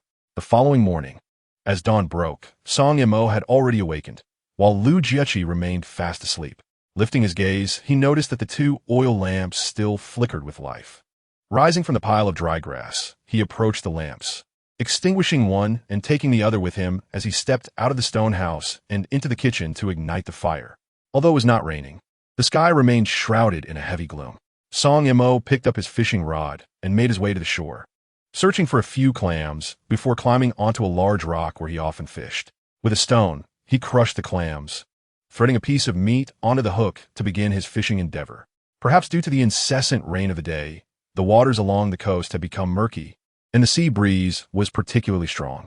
Uncertain if he would catch any fish in such weather, Song Mo contemplated that if he failed, he could always gather some clams to roast. He cast the clam-laden hook into the sea and settled onto the rock, fixating his gaze on the foam bobber. Almost half an hour passed without a single movement from the bobber, prompting Song Mo to mutter to himself that it seemed unlikely he would catch anything today. Just then, a fine drizzle began to fall from the sky, and as he prepared to reel in his line, the bobber suddenly submerged, and the rod was yanked from his grasp. With swift reflexes, he seized the rod, but the fish that had taken the bait was rather large, making it difficult for him to maintain his grip with one hand. Immediately, he tightened his hold with both hands, bracing the end of the rod against his abdomen. In an instant, the rod bent like a bow, and the fishing line creaked under the strain, sending his heart racing as he engaged in a slow contest of strength with the fish. After more than 10 minutes, sensing that the fish's energy was waning, he attempted to draw it closer to the surface. Suddenly, the fish surged with renewed force, forcing him to re-enter the struggle. Fortunately, both the hook and line remained resilient, unbroken by the struggle. After another prolonged bout of tugging, the fish seemed to lose its vigor, and Song Mo tried once more to pull it from the water. This time, it easily breached the surface, revealing its white belly. At that moment, he could see that it was a hefty sea fish weighing over 10 pounds, filling him with joy and excitement. Yet, he remained cautious, carefully dragging the fish to the shore, leaping down from the large rock. Grasping its gills, he pulled it onto the sandy beach. As he carefully removed the hook from its mouth, he discovered that it had straightened considerably. Had the fish exerted a bit more strength, it could have easily escaped. Song Mo silently acknowledged his good fortune. Returning to the kitchen for a stone axe, he made his way back to the shore to prepare the fish. By now, the rain had intensified, thoroughly soaking his clothes. After spending over 10 minutes, he finally finished processing the fish and brought it back to the kitchen. At that moment, Lu Jiechi also awoke and made her way to the kitchen, where she found Song Mo drenched to the skin. With a face full of concern, she asked Song Ge, "What on earth have you been doing? You look like a drowned rat." Song Mo pointed towards the large sea fish he had caught. Upon seeing such an impressive catch, Lu Jiechi gasped in astonishment, exclaiming, "Song Ge, where on earth did you manage to catch such a huge fish?" With a cheerful grin, Song Mo replied, "Of course. I caught it from the sea. I was beginning to think I wouldn't catch anything. Yet here I am with this magnificent specimen. This fish should suffice for both of us for 2 days." Lu Jiechi, still worried, urged, "You should quickly take off those wet clothes and dry them. You could easily fall ill like this." Nodding in agreement, Song Mo proceeded to remove his soaked shirt in front of Lu Jiechi. He fashioned a wooden frame beside the fire and hung his clothes to dry. At that moment, he was left wearing only a pair of shorts. And Lu Jiechi couldn't help but steal a few glances at his bronzed skin and athletic physique. Observing her gaze, Song Mo playfully teased, "Jiechi, don't look at me like that. You're making me feel bashful. Honestly, don't you think my physique is quite commendable?" Hearing his words, Lu Jiechi's face flushed crimson as she lowered her head. Amused by her adorable demeanor, Song Mo chuckled. He then took a stone axe and chopped the large fish into several pieces. Skewering one section with a wooden stick, he retrieved some glowing embers from the fire and began to roast it. In less than 10 minutes, the fish was beautifully charred and sizzling, its tantalizing aroma wafting through the air. The enticing scent made both of them salivate uncontrollably. They quickly grabbed bamboo chopsticks and began to devour the roasted fish. The meat was incredibly tender, melting in their mouths with hardly any bones to contend with. As she savored the fish, Lu Jiechi inquired, "Song Ge, what kind of fish is this? It's simply delicious. I've never tasted anything so exquisite in my life." Song Mo shook his head, admitting he was unsure of the species. Before long, the sizable portion of roasted fish was completely consumed by the two of them. After their meal, Lu Jiechi fetched a bamboo tube and collected some rainwater to place over the fire. Meanwhile, Song Mo retrieved a cigarette and lit it, enjoying a moment of relaxation. He had obtained these 2 packs from Chen Su, and for the past few days he had been conserving them, smoking only 2 or 3 a day. However, he noticed that his supply was dwindling, and he thought to himself that once he finished the remaining cigarettes, it would be time to quit. After finishing 1 cigarette, they sat by the fire, engaging in light conversation. Chapter 26. The rain-drenched Lu Yunhan and her group in contrast. Lu Yunhan and her companions were not enjoying life as leisurely and comfortably as Song Mo and Lu Jiechi. Since the day Song Mo left with Lu Jiechi in a carefree manner, Liu Yunhan established a camp with the company's executives beneath the grand tree. As the president of the company, Liu Yunhan was accustomed to commanding authority in the office, and her directives were met with unwavering obedience even in this desolate island. Although neither she nor the executives possessed any survival skills in the wilderness, it is noteworthy that Liu Yunhan, as the head of the company, demonstrated a level of intellect that surpassed that of ordinary individuals. She swiftly divided the group into two teams, one led by Yang Wei to search for food and water, while the other was commanded by Chun Su to gather timber for constructing a shelter to shield them from the elements. As for herself, she took on the task of collecting firewood alongside Li Xiaomei, a similarly delicate woman, ensuring that the campfire would continue to burn steadily. This division of labor was met with unanimous agreement among the executives, as they all understood that no one could predict when they might escape this barren land and return to civilization. Should that day come, they would still rely on Liu Yunhan's generosity for their livelihoods. Moreover, Liu Yunhan was known for her lavishness, offering substantial salaries and year-end bonuses, which earned her immense respect from her employees. They were all apprehensive about offending her, fearing dismissal upon their return to the company. It must be acknowledged that Yang Wei and his companions were indeed fortunate. After traversing approximately 3 to 4 kilometers along the coastline, a delightful surprise awaited them. They stumbled upon several coconut trees laden with heavy coconuts. However, unlike Song Mo, who possessed the remarkable skill to effortlessly climb the 7 or 8 meter high trees to harvest the fruits, Yang Wei and the others clearly lacked such prowess. Nevertheless, as the saying goes, even the foolish can occasionally find a glimmer of wisdom, despite their seemingly clumsy demeanor. They were bound to devise their own methods to confront the predicament at hand. Yang Wei quickly gathered everyone together, and they collectively embraced a coconut tree, exerting all their strength to shake it vigorously. Unexpectedly, this seemingly simplistic and somewhat brute force approach proved remarkably effective as the fully ripened coconuts began to plummet from the tree. Unfortunately, those standing beneath the tree were not so fortunate. Due to the suddenness of the event and the rapid descent of the coconuts, many were unable to evade them, resulting in bruises and cries of distress. As for food, aside from the freshly harvested coconuts, they could only gather clams along the shoreline to roast. Meanwhile, Chun Su was busy leading another group, making full use of the collected wood and dried grass, successfully constructing a rudimentary shelter beneath the large tree. Thus, in the days that followed, this group of individuals barely managed to survive on coconuts and roasted clams. Perhaps due to malnutrition, they appeared increasingly gaunt and haggard. Days passed, and the anticipated rescue team failed to arrive, causing Yang Wei and his companions to grow increasingly restless. Their responses to Liu Yunhan's instructions became perfunctory and impatient. Although they dared not confront Liu Yunhan directly, Yang Wei and Liu Tao, both of whom were notorious for their lasciviousness, unabashedly cast their eyes upon Li Xiaomei's form. Under the weight of their gaze, Li Xiaomei felt an intensifying sense of unease, a profound sense of crisis surging within her like an unstoppable tide. Liu Yunhan was acutely aware that if rescue did not arrive soon, the situation would escalate into a dire predicament. It would not be long before Yang Wei and his group ceased to heed her commands, and the implications of their potential actions were too frightening for her to contemplate. At that moment, a fleeting thought crossed Li Xiaomei's mind: to escape from this group and seek out Song Mo. In her eyes, Song Mo was far more reliable than these individuals.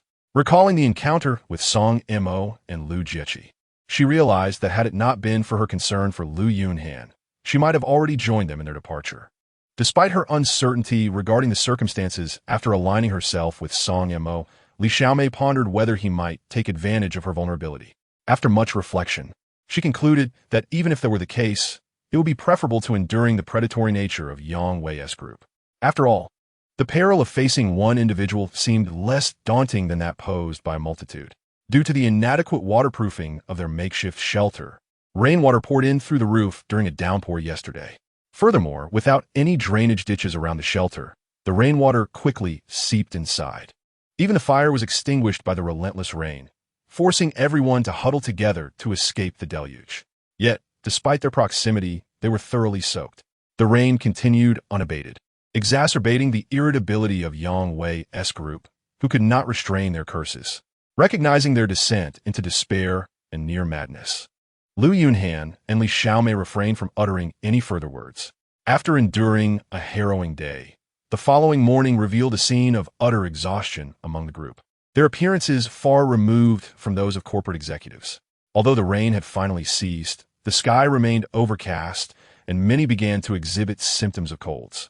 Gazing at the extinguished fire, Yang Wei could no longer contain himself and unleashed another tirade of curses, joined by Lu Tao and the other executives in their vitriol.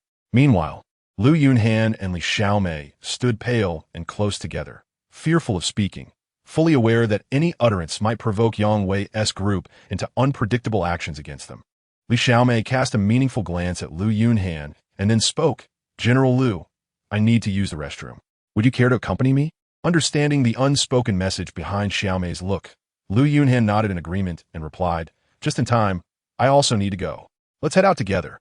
Supporting each other, the two women made their way towards the exit of the shelter. Chapter 27. The unrestrained Yang Wei. Both Lu Yunhan and Li Xiaomei were clad in remarkably thin garments, their figures undeniably striking and exquisite. At that moment, their already delicate attire was thoroughly soaked by the torrential rain, clinging tightly to their bodies. Consequently, their alluring and graceful silhouettes were laid bare before the eyes of onlookers. Yang Wei and his companions, witnessing the captivating curves of the two women, were instantly captivated, their gazes fixated upon them. As the pair approached the shelter's exit, Yang Wei's demeanor shifted to one of lewd intent. With a sly grin, he remarked, "General Lu, why don't I accompany you too?" Taken aback by Yang Wei's shameless words, Lu Yunhan felt a wave of disbelief wash over her. She could hardly fathom that, in merely a few days, Yang Wei would audaciously speak to her in such a disrespectful manner. If he were allowed to continue in this brazen fashion, she dreaded what further transgressions he might commit in the future. Lu Yunhan slowly lifted her gaze, her eyes icy and piercing as she locked onto Yang Wei's. With a voice as cold as the winter frost, she articulated, "Yang Wei, I urge you to reconsider your tone.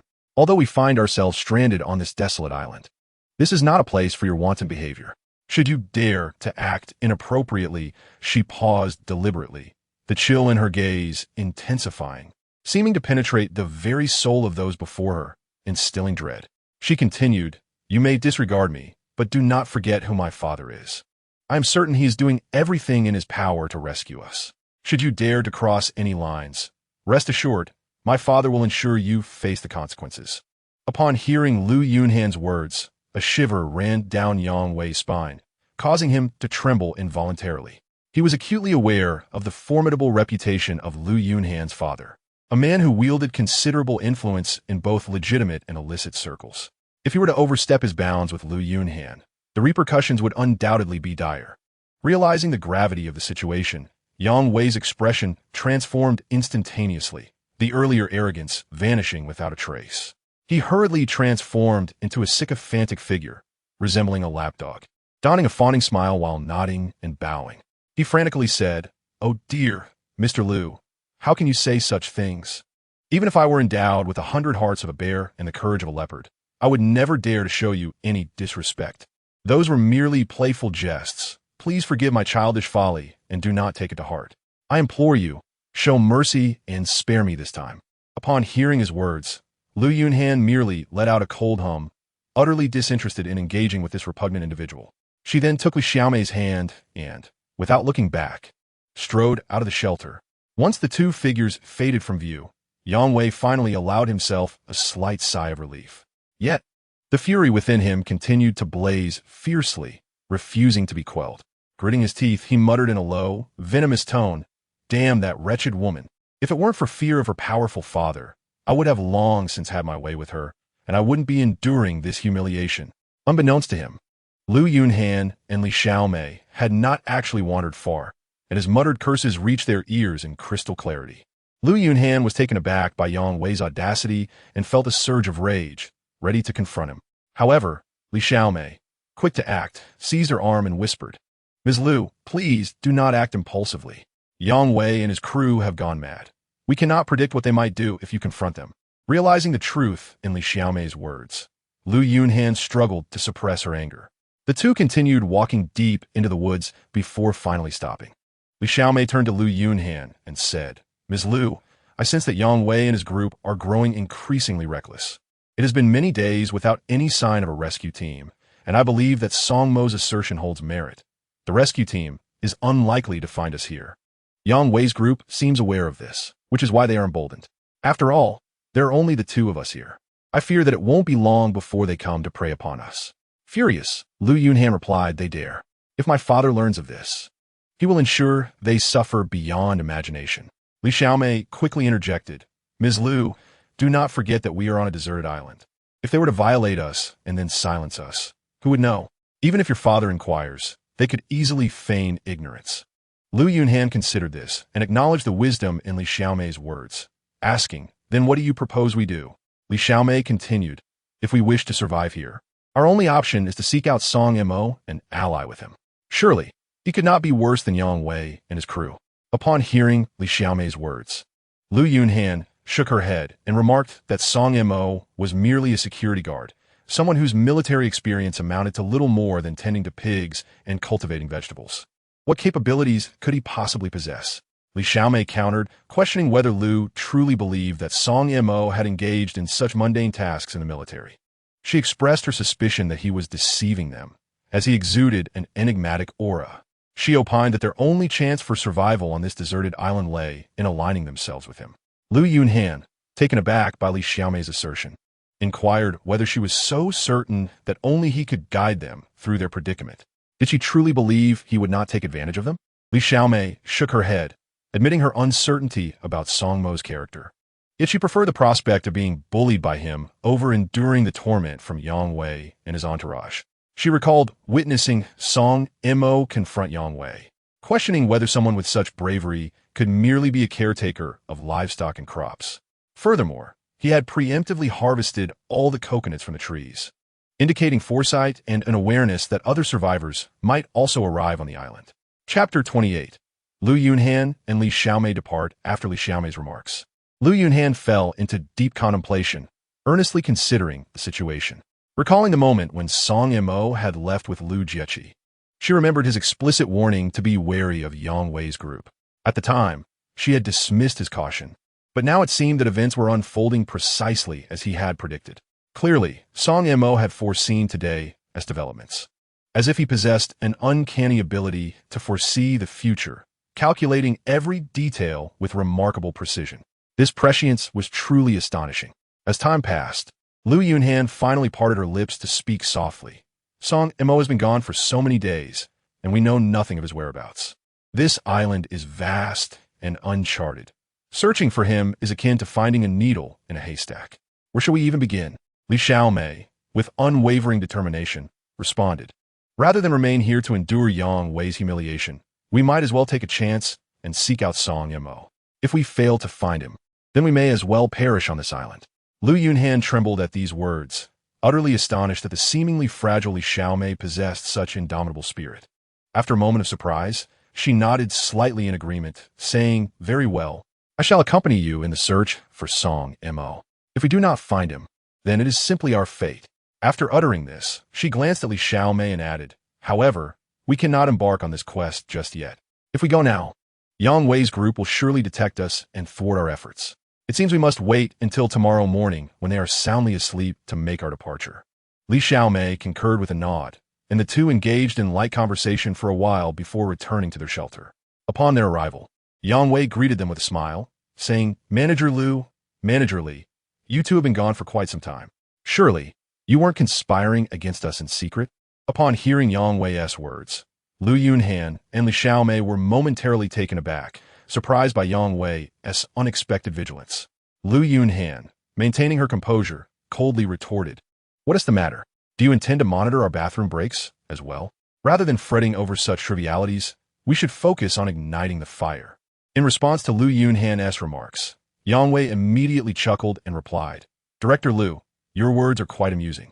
I am merely concerned for your safety. I wouldn't want anything unfortunate to befall you and Manager Li. Hearing this, Lu Yunhan merely snorted in disdain and chose not to engage further. At that moment, Lu Tao, unabashed, declared, didn't Song Mo say that we could easily start a fire with just a couple of sticks? If he can do it, surely we can too. With that proclamation, he rose and retrieved 2 dry sticks from the shelter's roof. He found a stone and skillfully drilled a small hole into one of the sticks. Then he began the process of friction, fire starting with the other stick, imitating the technique with fervor. However, after more than 10 minutes, not a single wisp of smoke emerged, leaving Lu Tao feeling rather embarrassed. He hastily explained, "It must be that the wood is damp. Once the rain subsides, I will undoubtedly succeed." The rain persisted throughout the day, forcing everyone to take refuge in the leaky shelter. With the firewood rendered unusable, the group had to subsist on a mere sip of coconut water to sustain their energy. After being drenched for 2 days, various members of the group began to exhibit symptoms of colds, with Lu Yunhan and Li Xiaomei both developing low fevers. They felt dizzy and weak, scarcely able to muster the strength to speak. As they endured the night, dawn broke the following morning. Li Xiaomei awoke early and gently tapped Lu Yunhan beside her. At the touch, Lu Yunhan slowly opened her eyes, while Yang Wei and his companions remained deep in slumber. The two women quietly left the shelter, heading in the direction where Song Mo had departed. Both were suffering from mild fevers, and, having eaten scarcely anything over the past 2 days, each step felt like a struggle against faintness.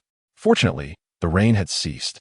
After nearly an hour of walking along the coastline, they had covered only 2 or 3 miles. The sun began to rise above the horizon, casting its warm rays upon their damp bodies, bringing an indescribable sense of comfort and relief. Yet they felt utterly exhausted, and fearing that Yang Wei and his group might pursue them, they gritted their teeth and continued their aimless trek along the shore. Uncertain if they would ever find Song Mo, they pressed on until they could bear it no longer, collapsing onto the sandy beach, their vision blurring as they succumbed to exhaustion.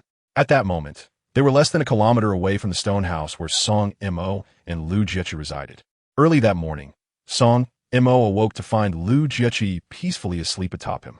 He was filled with a sense of curiosity, pondering when she had climbed onto him. To avoid waking Lu Jiechi, Song Mo carefully moved her off his body.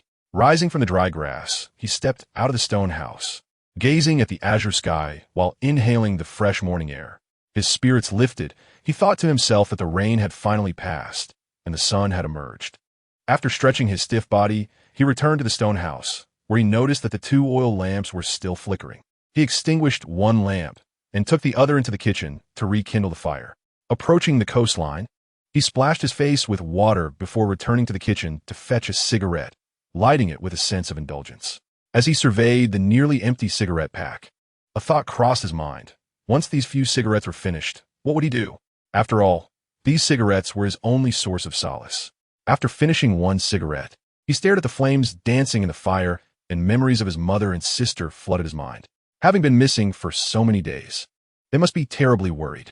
Now trapped on this desolate island, he had no idea when he might leave or whether he would remain here for a lifetime.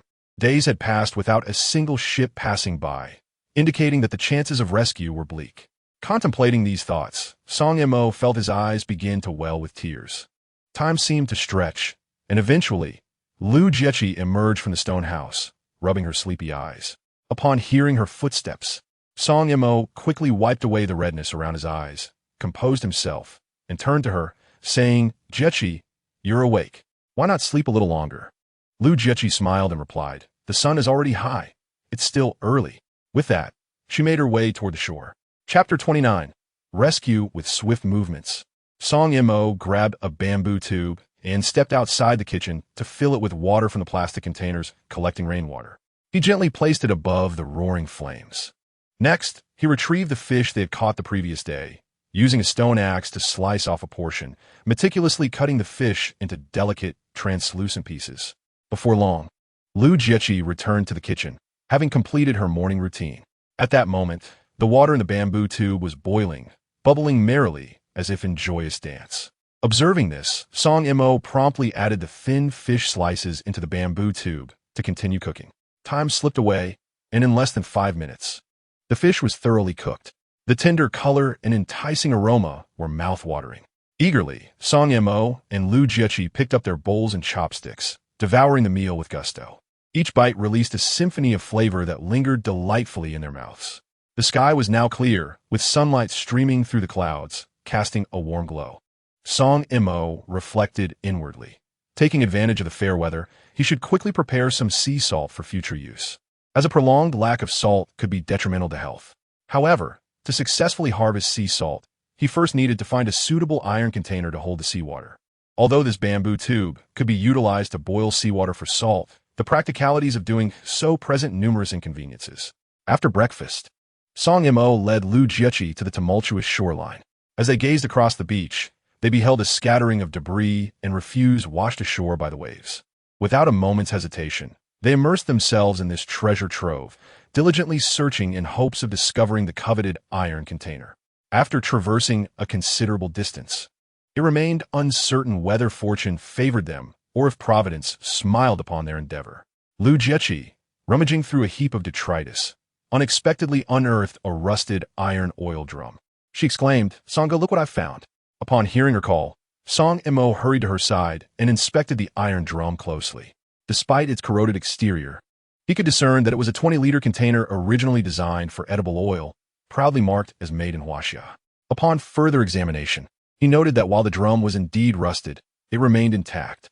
Gripping the lid, he attempted to twist it open, but the corrosion had fused it tightly to the drum. Reluctantly, he retrieved his stone axe from his waist and struck the top of the drum with a decisive blow. The axe cleaved a gash into the drum, releasing an unpleasant odor. Gritting his teeth against the foul stench, he continued to chip away at the drum's top, laboring for over 10 minutes until he had severed it completely. Peering inside, he discovered remnants of darkened edible oil at the bottom, exuding a noxious smell.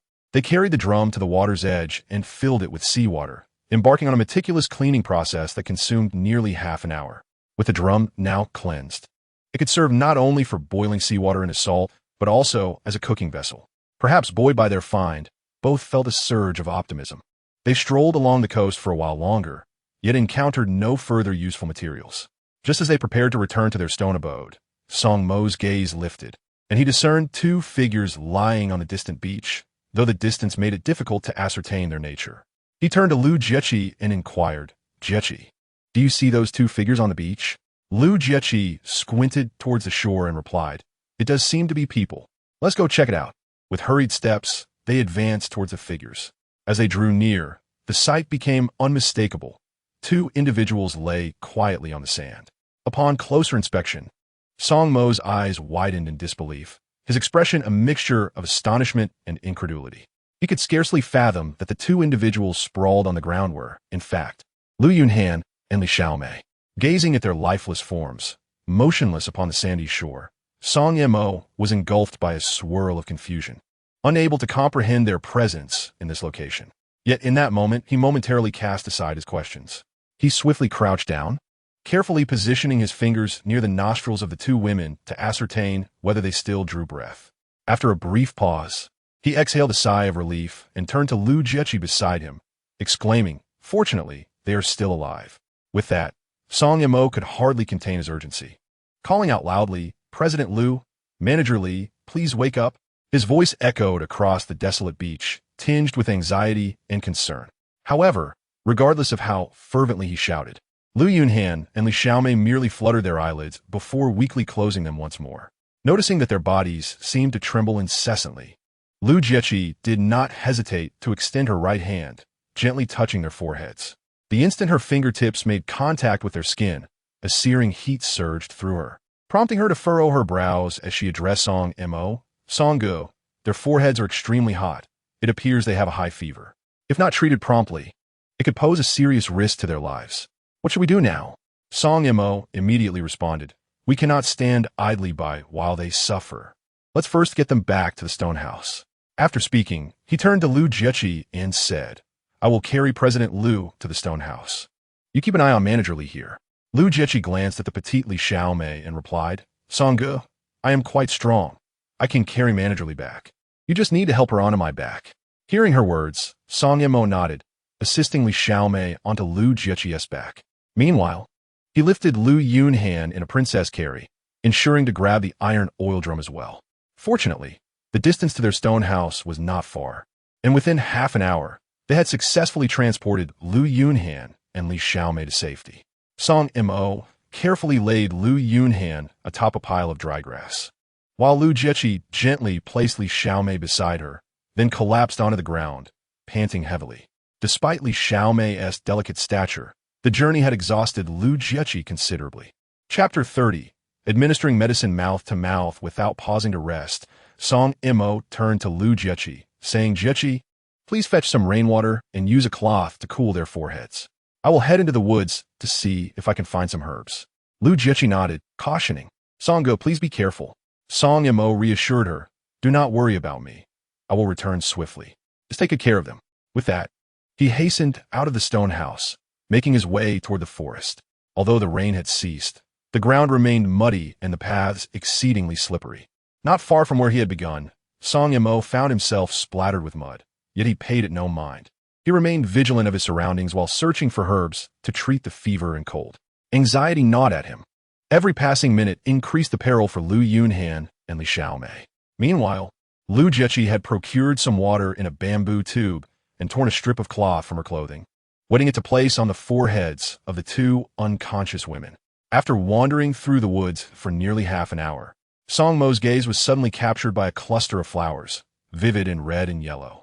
He hurried over and, upon closer inspection, realized they were honeysuckle. A surge of relief washed over him, for he knew honeysuckle was effective in treating fevers and colds. Without delay, he collected several blossoms, tucking them into his clothing before striding purposefully back to the stone house. Upon his return, he found Lu Jieqi diligently applying the damp cloth to the foreheads of the two women. "Songge, did you find any herbs?" she inquired urgently. "I've been using cold water on them, but they show no signs of waking." Nodding, Song Imo replied, "I found some honeysuckle. I'll prepare it for them to drink." He made his way to the kitchen, filled a bamboo tube with water, placed it over the fire, and added the honeysuckle. After nearly half an hour, the honeysuckle had steeped into a rich infusion. He poured the concoction into 2 bamboo bowls and carried them back to the stone house. At that moment, Lu Yunhan and Li Xiaomei remained in their stupor. Song Imo wrapped his arm around Lu Yunhan's neck, attempting to feed her the honeysuckle. However, she was unresponsive, her lips tightly sealed. Lu Jieqi's eyes lit up, and she exclaimed, "Songge, just feed them mouth to mouth." Embarrassment washed over him as he stammered, "Oh, perhaps you should do it instead." With a playful smile, Lu Jieqi teased, "But I'm not familiar with them at all. It has to be you. Besides, wasn't it you who did this for me before? Why are you shy now?" With a resigned glance at her, he turned to the pale-faced Lu Yunhan and spoke softly. "Miss Lu, I sincerely apologize. To save your life, I have no choice but to resort to this method. I hope you can bear with me." As soon as he finished speaking, Song Imo raised the bowl to his lips and took a generous sip of the honeysuckle infusion. He leaned closer to Lu Yunhan, gently bringing his lips near hers. Just as their lips were about to meet, Lu Yunhan seemed to sense something, and her previously sealed lips parted slightly. Seizing the opportunity, Song Imo poured the infusion into her mouth. In that extraordinary moment, as his lips touched hers, Lu Yunhan appeared to awaken as if summoned by mysterious force, instinctively swallowing the honeysuckle water. Upon witnessing this scene, Song Imo could not help but feel a surge of joy.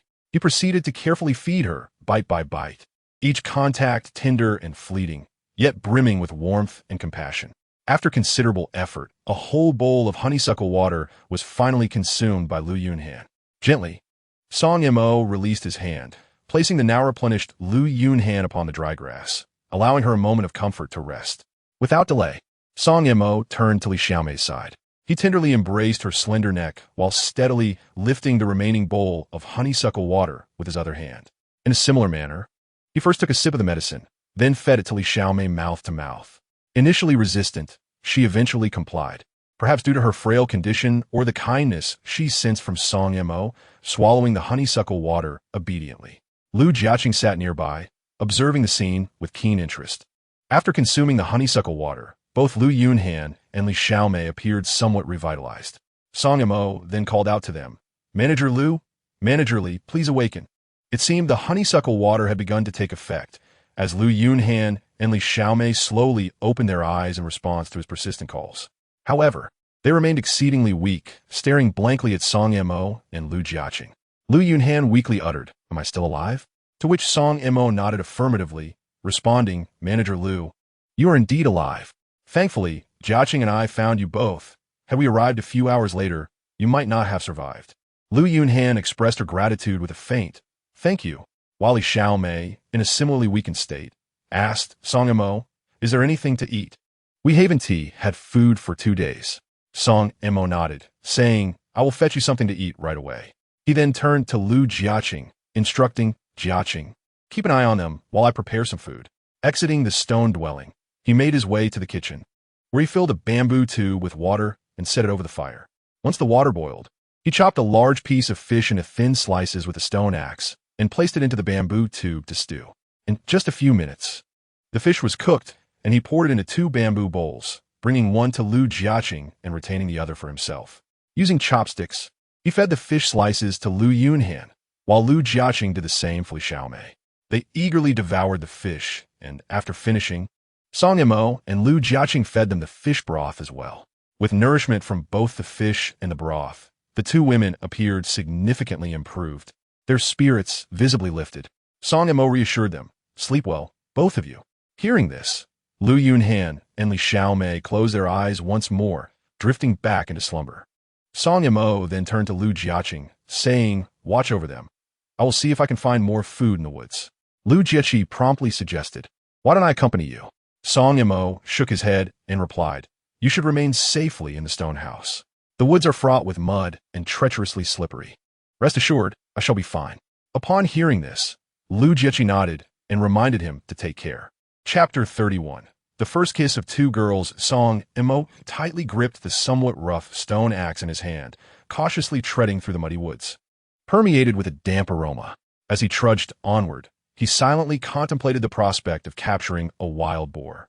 With this delightful hope in his heart, he had already traversed the forest for nearly half an hour.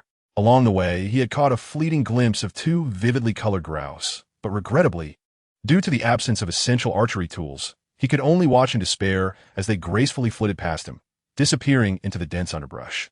Despite feeling a tinge of disappointment, Song Mo did not allow it to impede his progress and continued along the uncharted path ahead. Before long, he suddenly heard a faint rustling from nearby bushes. The sound pierced the stillness like a flash of lightning, capturing Song Mo's full attention. He immediately softened his footsteps, moving stealthily toward the source of the sound, each step taken with utmost caution to avoid startling the elusive creature hidden within. When he finally approached, peering through the narrow gaps in the foliage, he was instantly filled with joy. To his surprise, 2 grayish wild rabbits were engrossed in their amorous pursuits, oblivious to his presence. Without hesitation, Song Mo raised his heavy stone axe, aimed at one rabbit's head, and summoned all his strength to strike down with force.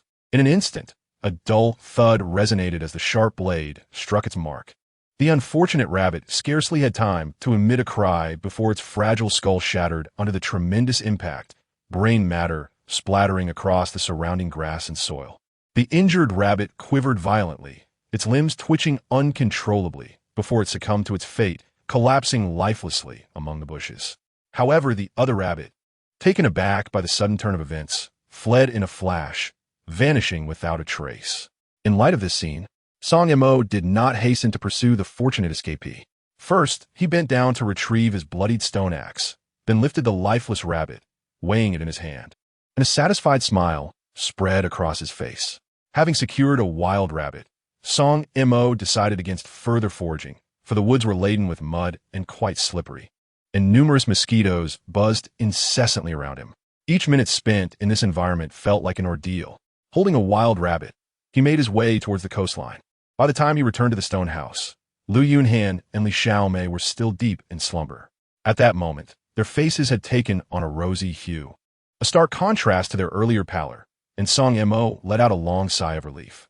Meanwhile, Lu Jiaqing sat by the kitchen fire, her heart brimming with joy and excitement upon seeing the wild rabbit that Song Mo had brought back. With a beaming smile, she exclaimed, "Brother Song, you are truly remarkable. You've actually managed to catch a wild rabbit. It seems we shall feast on roasted rabbit tonight." With a smile, Song Mo replied, "I was merely fortunate. The rabbit was engrossed in a passionate encounter with another rabbit amidst the bushes when I happened upon it." Lu Jiaqing chuckled at his words and remarked, "That rabbit's demise must be quite tragic." Song Mo then inquired, "Do you know how to prepare a rabbit?" Lu Jiaqing shook her head, her expression one of embarrassment. "I don't, not having done much work since childhood. Perhaps you could teach me?" I feel rather guilty having you do everything. Nodding, Song Mo replied with a smile. Of course. After saying this, he led Lu Jiechi to the shoreline and began instructing her on how to process the rabbit. In less than 20 minutes, Song Mo had skillfully prepared the rabbit, washing it with seawater, and laid the skin out on a stone to dry. Noticing that there was still some time before nightfall, he took a stone axe and ventured into the bamboo grove to gather a few bamboo shoots for the kitchen. By evening, Lu Yunhan and Li Xiaomei had awakened and joined Song Mo by the fire. He brewed some honeysuckle tea for them to drink. Then, he chopped the prepared rabbit into small pieces with the stone axe and placed them into a pot made from an oil barrel. After ing the meat until it released a savory aroma, he added some rainwater and began to simmer it slowly. As the rabbit cooked, Lu Yunhan looked up at Song Mo and Lu Jiechi, expressing her gratitude. Thank you both. Had it not been for your timely assistance, Xiaomei and I would have perished on a shore. Li Xiaomei quickly echoed her sentiment. Indeed, Song Mo, Jiechi, we are incredibly grateful to you. Without your help, Lu and I might have ended up as corpses. With a cheerful smile, Lu Jiechi said, if you wish to express your thanks, direct it towards Brother Song. He was the one who discovered you both and carried Lu back. Not to mention he sought out the medicine in the woods. Upon hearing Lu Jiechi's words, Lu Yunhan was momentarily taken aback and turned to Song Mo, asking, you carried me back? Song Mo nodded, affirming, yes. Well, I found you both. You were unconscious. And after calling out for quite some time with no response, I had no choice but to carry you back. Before he could finish, Li Xiaomei interjected, what about me? Was I also carried back by you? Shaking his head, Song Mo replied, no, you were brought back by Jiechi. At this, Li Xiaomei turned to Lu Jiechi and said, Jiechi, I cannot thank you enough. Lu Jiechi smiled and said, no need for thanks. I couldn't possibly stand by and do nothing. After uttering these words, she suddenly chuckled and added, Brother Song fed you both mouth to mouth. Upon hearing this, Lu Yunhan and Li Xiaomei were momentarily stunned. Their mouths agape as if one could fit an egg inside. After a considerable pause, Lu Yunhan incredulously inquired, are you saying that Song Mo fed us mouth to mouth? Lu Jiechi laughed heartily and responded, indeed. At that moment, you both had already lost consciousness and were unresponsive. To save your lives, Brother Song had no choice but to administer the medicine in that manner. Upon hearing Lu Jiechi's words, both Lu Yunhan and Li Xiaomei blushed furiously. It was worth noting that they were innocent young girls, and their first kiss had been taken by Song Mo in such a manner, leaving them momentarily at a loss. Chapter 32. The concerns of Lu Yunhan and Li Xiaomei observing the two girls before him, their faces flushed and their demeanor awkward. Song Mo felt a pang of anxiety and hurriedly explained, General Manager Lu, Manager Li, please do not misunderstand. The situation was dire. I was solely focused on saving lives and had no intention of taking advantage of you. Upon hearing Song Mo's earnest words, Lu Yunhan and Li Xiaomei exchanged glances. Then both lowered their heads, murmuring in barely audible voices, we weren't actually blaming you. Seeing their response, Song Mo let out a slight sigh of relief. But his brow soon furrowed in confusion as he probed, weren't you both with Yang Wei and his group? How did you suddenly faint by the shore? Is there something undisclosed that transpired? At Song Mo's inquiry, Li Xiaomei lifted her head, bit her lip, and slowly replied, General Lu and I managed to escape from there to specifically find you. As her words fell, both Song Mo and Lu Jiechi were taken aback, their expressions reflecting shock. Lu Jiechi, unable to contain her astonishment, blurted out, what? You actually escaped? Did that group dare to bully you? At that moment, Lu Yunhan, who had remained silent, finally spoke up, her eyes slightly reddened, imbued with a mix of anger and fear. Although they haven't brazenly bullied us yet, they have begun to touch us inappropriately and speak lewdly. Especially Yang Wei and Lu Tao. The way they look at us is utterly chilling, clearly harboring ulterior motives. Moreover, they hardly listen to what I say anymore. If this situation continues, it won't be long before they reveal their true, sinister nature and shamelessly start to torment us. Li Xiaomei added, I never expected that Yang Wei's group, who usually appears so refined, would devolve into this within just a few days on this desolate island. Upon hearing their words, Lu Jiechi indignantly remarked, what a bunch of beasts in human guise. After saying this, she glanced at Song Mo with a smile, adding, our brother Song is truly exceptional. Not only is he capable, but he also doesn't take advantage of me. Song Mo shot her a glance, slightly irritated, and remarked, "Please refrain from flattering me." After uttering this, he turned to Lu Yunhan and Li Xiaomei, saying, "It's quite understandable. Yang Wei and Lu Tao are hardly exemplary individuals within the company. I find it perplexing that someone like General Manager Lu would still retain them in the organization." Lu Yunhan, equally resigned, nodded in agreement. After all, they are somewhat of the company's veterans. They may lack merit, but have certainly put in their share of toil. I am aware of some of their conduct, and while it may not be egregious, I choose to overlook it. If I were to dismiss them, how would the others in the company perceive me? Hearing Lu Yunhan's perspective, Song Mo nodded, saying, "That is indeed the case." He continued, "Given that we are currently stranded on this desolate island, devoid of legal constraints, the true nature of individuals tends to surface over time. Anything could transpire. Moreover, you both are among the most stunning beauties, so it is only natural for them to harbor intentions." At this, Li Xiaomei suddenly inquired with a smile, "What about your feelings towards us?" Taken aback by her question, Song Mo chuckled and replied, "Everyone has an appreciation for beauty. I would certainly have thoughts about you both. But unlike Yang Wei and his ilk, I would never take advantage of you." Hearing this, Lu Yunhan laughed. "It seems you are indeed a good person." Song Mo responded with a smile, "I wouldn't classify myself as such. I simply lack the malevolence of those like Yang Wei." At that moment, the aroma of the wild rabbit meat wafted from pot. Song Mo picked up a bamboo shoot, peeled off the outer layer, and sliced it thinly with a stone axe before adding it to the pot with the rabbit meat. Once the rabbit meat was thoroughly cooked, the group eagerly grabbed their bowls and chopsticks, devouring the tender meat and bamboo shoots with great enthusiasm, perhaps due to not having eaten in 2 days. Lu Yunhan and Li Xiaomei relentlessly piled the rabbit meat and bamboo shoots into their mouths, their ravenous behavior starkly contrasting their roles as corporate executives.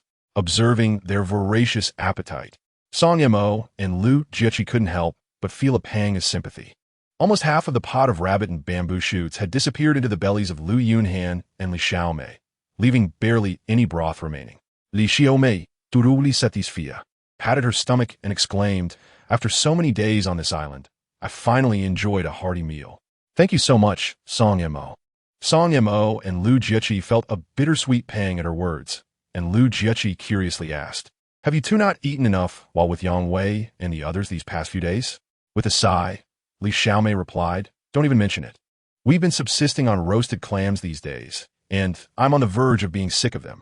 Suddenly, Song Mo asked, "How did you manage with drinking water?" Lu Yunhan answered, "Yang Wei and his group found a few coconut trees by the shore, so we've been drinking coconut water for the past few days." Listening to her, Song Mo nodded and smiled, expressing his surprise at how fortunate this fellow was to have found a coconut tree along the coast. Li Xiaomei turned to Song Mo and cautioned, "You should be wary of Yang Wei. He is quite devious, and after the severe beating you gave him that day, he is bound to harbor resentment and seek revenge." In response to her words, Song Mo chuckled, "You needn't worry about that. If he dares to come after me, he'll certainly regret ever existing in this world." Upon hearing Song Mo's confident remark, Lu Yunhan interjected, "I am aware of your skills, even if he confronts you directly. Freon Weiss would hardly stand a chance. However, I fear that if his entire group were to come against you." Song Mo replied with a grin, "President Lu, you surely overestimate them. Even if they all teamed up, dealing with them would be a mere trifle." Observing Song Mo's unwavering confidence, Li Xiaomei suddenly inquired, "Song Mo, do tell us, what exactly did you do in the military?" With a light-hearted smile, Song Mo responded, "Haven't I mentioned it before? I simply raised pigs and tended to vegetables while serving." Both Lu Yunhan and Li Xiaomei clearly found this explanation hard to believe, but since Song Mo was unwilling to divulge further details, they refrained from pressing him. Chapter 33: Encounter with wild boars gathered around the fire until late into the night. Song Mo slowly announced, "It's getting late. Let us all retire for the evening." As soon as he finished speaking, he rose and picked up some small sticks made from mosquito-repellent herbs. After gently igniting these sticks, a subtle fragrance began to waft through the air. Lu Yunhan and Li Xiaomei, having never encountered such mosquito-repellent herbs before, curiously inhaled the aromatic scent. Li Xiaomei, her face full of curiosity, could not help but ask Song Mo, "What exactly is this that you've lit? It smells delightful." Just as Song Mo was about to respond, Lu Jiechi interjected with a smile, "These are the mosquito-repellent herbs that Song Mo found." once rolled into small sticks and ignited. They can not only ward off pesky mosquitoes for a good night's sleep, but are also said to promote better slumber. After Lu Jieqi's explanation, Lu Yunhan and Li Xiaomei cast admiring glances at Song Mo. Lu Jieqi then casually picked up a burning log, turned, and entered the stone house to light the two dim oil lamps within. Upon seeing the illuminated lamps, Lu Yunhan and Li Xiaomei displayed expressions of astonishment once more. Li Xiaomei gazed at the cozy scene before her and exclaimed, "Ah, you two are truly living comfortably here. Not only have you found such a splendid stone house, but you also have oil lamps for light." In response to her remark, Lu Jieqi smiled and said, "These oil lamps aren't merely for illumination. They were crafted by Song Gu to preserve the fire." Lu Yunhan and Li Xiaomei exchanged looks of admiration towards Song Mo once again, astonished by his extensive knowledge. It seems that aligning oneself with him is indeed the wisest decision. Thus, the group reclined upon the thick layer of dry grass, surrendering to slumber. At the break of dawn, Song Mo awoke early, while Lu Jieqi, Lu Yunhan, and Li Xiaomei remained ensconced in their dreams. Choosing not to disturb them, Song Mo rose from the pile of dried grass and glanced toward the corner, noting that one of the two oil lamps had extinguished. He silently rejoiced in having heeded Lu Jieqi's advice to bring forth two lamps. Otherwise, he would have been compelled to resort to the primitive method of drilling wood for fire. Upon closer inspection, he discovered that the extinguished lamp was devoid of porcupine oil, and the remaining lamp contained but a meager amount. Realizing the necessity to venture into the woods in search of another porcupine to render more oil, he lifted the still-lit lamp and exited the stone dwelling, proceeding to the kitchen to ignite the fire pit. Grasping his stone axe, he set forth toward the forest. After traversing a considerable distance without sighting any porcupines, he spotted two hazel grouses, yet, lacking a bow and arrow, he was powerless to capture them. Just then, an earth-shattering roar erupted unexpectedly from a thicket of lush, verdant shrubs nearby. In an instant, Song Mo felt an overwhelming sense of danger. Freezing in place, as if his feet were anchored to the ground, his already keen eyes narrowed, transforming into piercing beams that fixed upon the enigmatic thicket. Daring not to blink, in a swift turn of events, a colossal wild boar lumbered forth from the underbrush, exuding an intimidating presence. The creature's massive frame was astonishing, weighing an estimated 150 to 160 pounds. Its protruding tusks, longer than an adult's fingers, glinted ominously in the light, clearly sensing Song Mo's presence. The wild boar opened its cavernous mouth, capable of engulfing a human head, and emitted a deep, resonant growl that reverberated through the tranquil forest, sending chills down one's spine. As it pawed the ground with its powerful limbs, clouds of dust rose, indicating its readiness to launch a lethal attack. Faced with such a formidable beast, a wave of icy dread surged through Song Mo's spine, swiftly enveloping his entire being. He understood that this wild boar was no ordinary creature, its ferocity rivaling that of a fierce brown bear. At this moment, the distance between him and the boar was less than 50 meters. To turn and flee would be nothing short of folly. With no alternative, he tightened his grip on the stone axe, his palms slick with sweat. He widened his eyes, unwilling to divert his gaze from the boar, intently observing its every move. In the brief span of fewer than 3 minutes, a massive and fearsome wild boar, its eyes glinting with malice, fixed its gaze upon Song Mo, exhaling a foul stench from its mouth. With powerful muscular legs, it launched itself across the ground like an out-of-control truck, closing the distance to Song Mo in mere moments, now less than 5 meters away. Just as the situation seemed dire, the wild boar suddenly leapt high into the air, its body soaring several feet off the ground, its gaping maw wide enough to seemingly swallow a person whole, as it lunged directly at Song Mo. However, Song Mo reacted with remarkable swiftness. At the critical moment when the boar was about to collide with him, he deftly sidestepped to evade its charge. Simultaneously, he raised the stone axe in his grip without hesitation and swung it with all his might towards the boar's head. A thunderous impact resonated through the air as the axe struck the boar's skull, unleashing a dazzling spray of sparks and a powerful shockwave. In an instant, the boar's head appeared to be struck by a cannonball, a deep gash opening up, with blood gushing forth like a torrent from a wound, splattering in all directions. The wild boar, suffering such severe injury, let out a heart-wrenching cry that echoed through the skies, sending chills down the spine. It thrashed its head violently in an attempt to alleviate the pain, but to no avail. Despite its grievous wounds, this ferocious creature was far from defeated. Gritting its teeth against the agony, it surged forward for another 3 or 4 meters before finally stabilizing itself, turning its head with renewed ferocity to glare at Song Mo. Panting heavily, its tusks glinting ominously, embodying a relentless spirit as it launched yet another frenzied assault. At that moment, a tree as thick as a barrel stood behind Song Mo. Just as the wild boar was about to pounce on him, he swiftly darted aside. The boar, caught off guard by Song Mo's quick reflexes, failed to halt its momentum and crashed headlong into the trunk of a large tree. The tree, robust as it was, shook violently under the force of the boar's impact, as if the very earth trembled. Leaves cascaded down from its branches like raindrops, swirling gracefully in the air. One could only imagine the immense power unleashed by the boar's collision.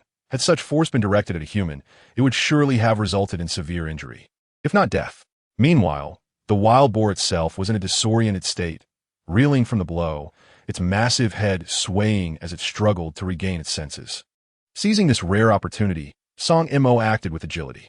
He swiftly grasped his stone axe once more, aimed at the boar's colossal head, and struck down with all his strength. A muffled thud echoed as crimson blood erupted from the boar's skull, splattering everywhere. The wild boar emitted a chilling scream, its entire body quivering violently before it stumbled and fell heavily to the ground. Subsequently, it began to writhe in agony, its powerful hooves thrashing wildly against the earth, sending clouds of dust swirling into the air. Witnessing this, Song Mo felt an ominous foreboding, fearing that the injured and frenzied boar might inadvertently harm him. Without hesitation, he retreated several meters, maintaining a prudent distance from the creature. At that moment, Song Mo's gaze fell upon a sturdy piece of wood on the ground, thicker than an adult's arm.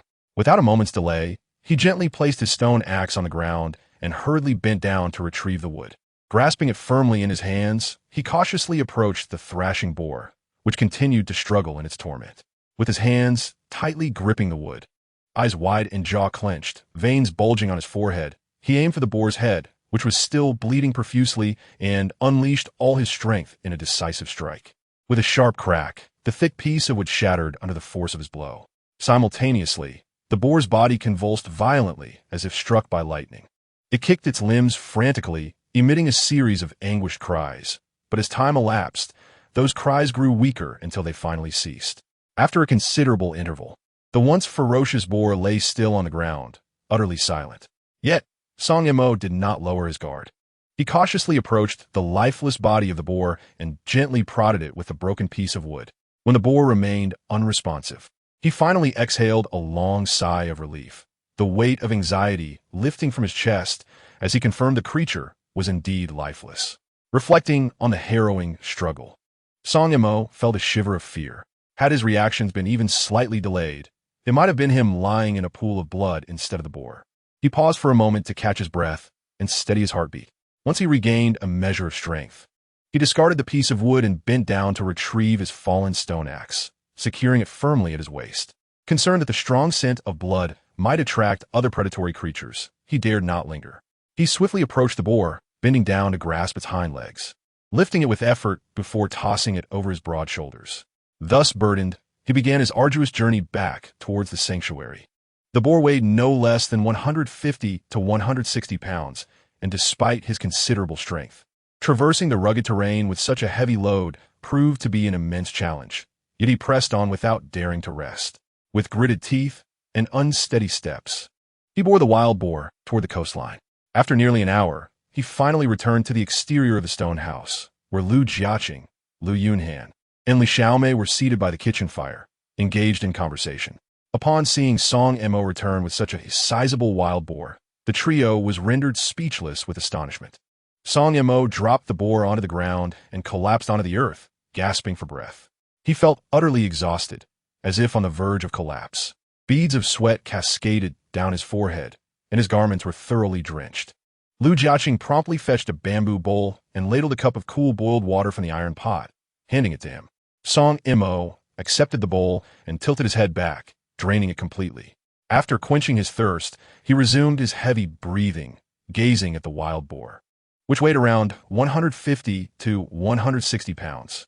Li Xiaomei, filled with admiration, exclaimed, "Song Mo, you are truly remarkable. To have brought back such a large wild boar, you are my idol." Even Lu Yunhan regarded Song Mo with admiration, reflecting on Li Xiaomei's words.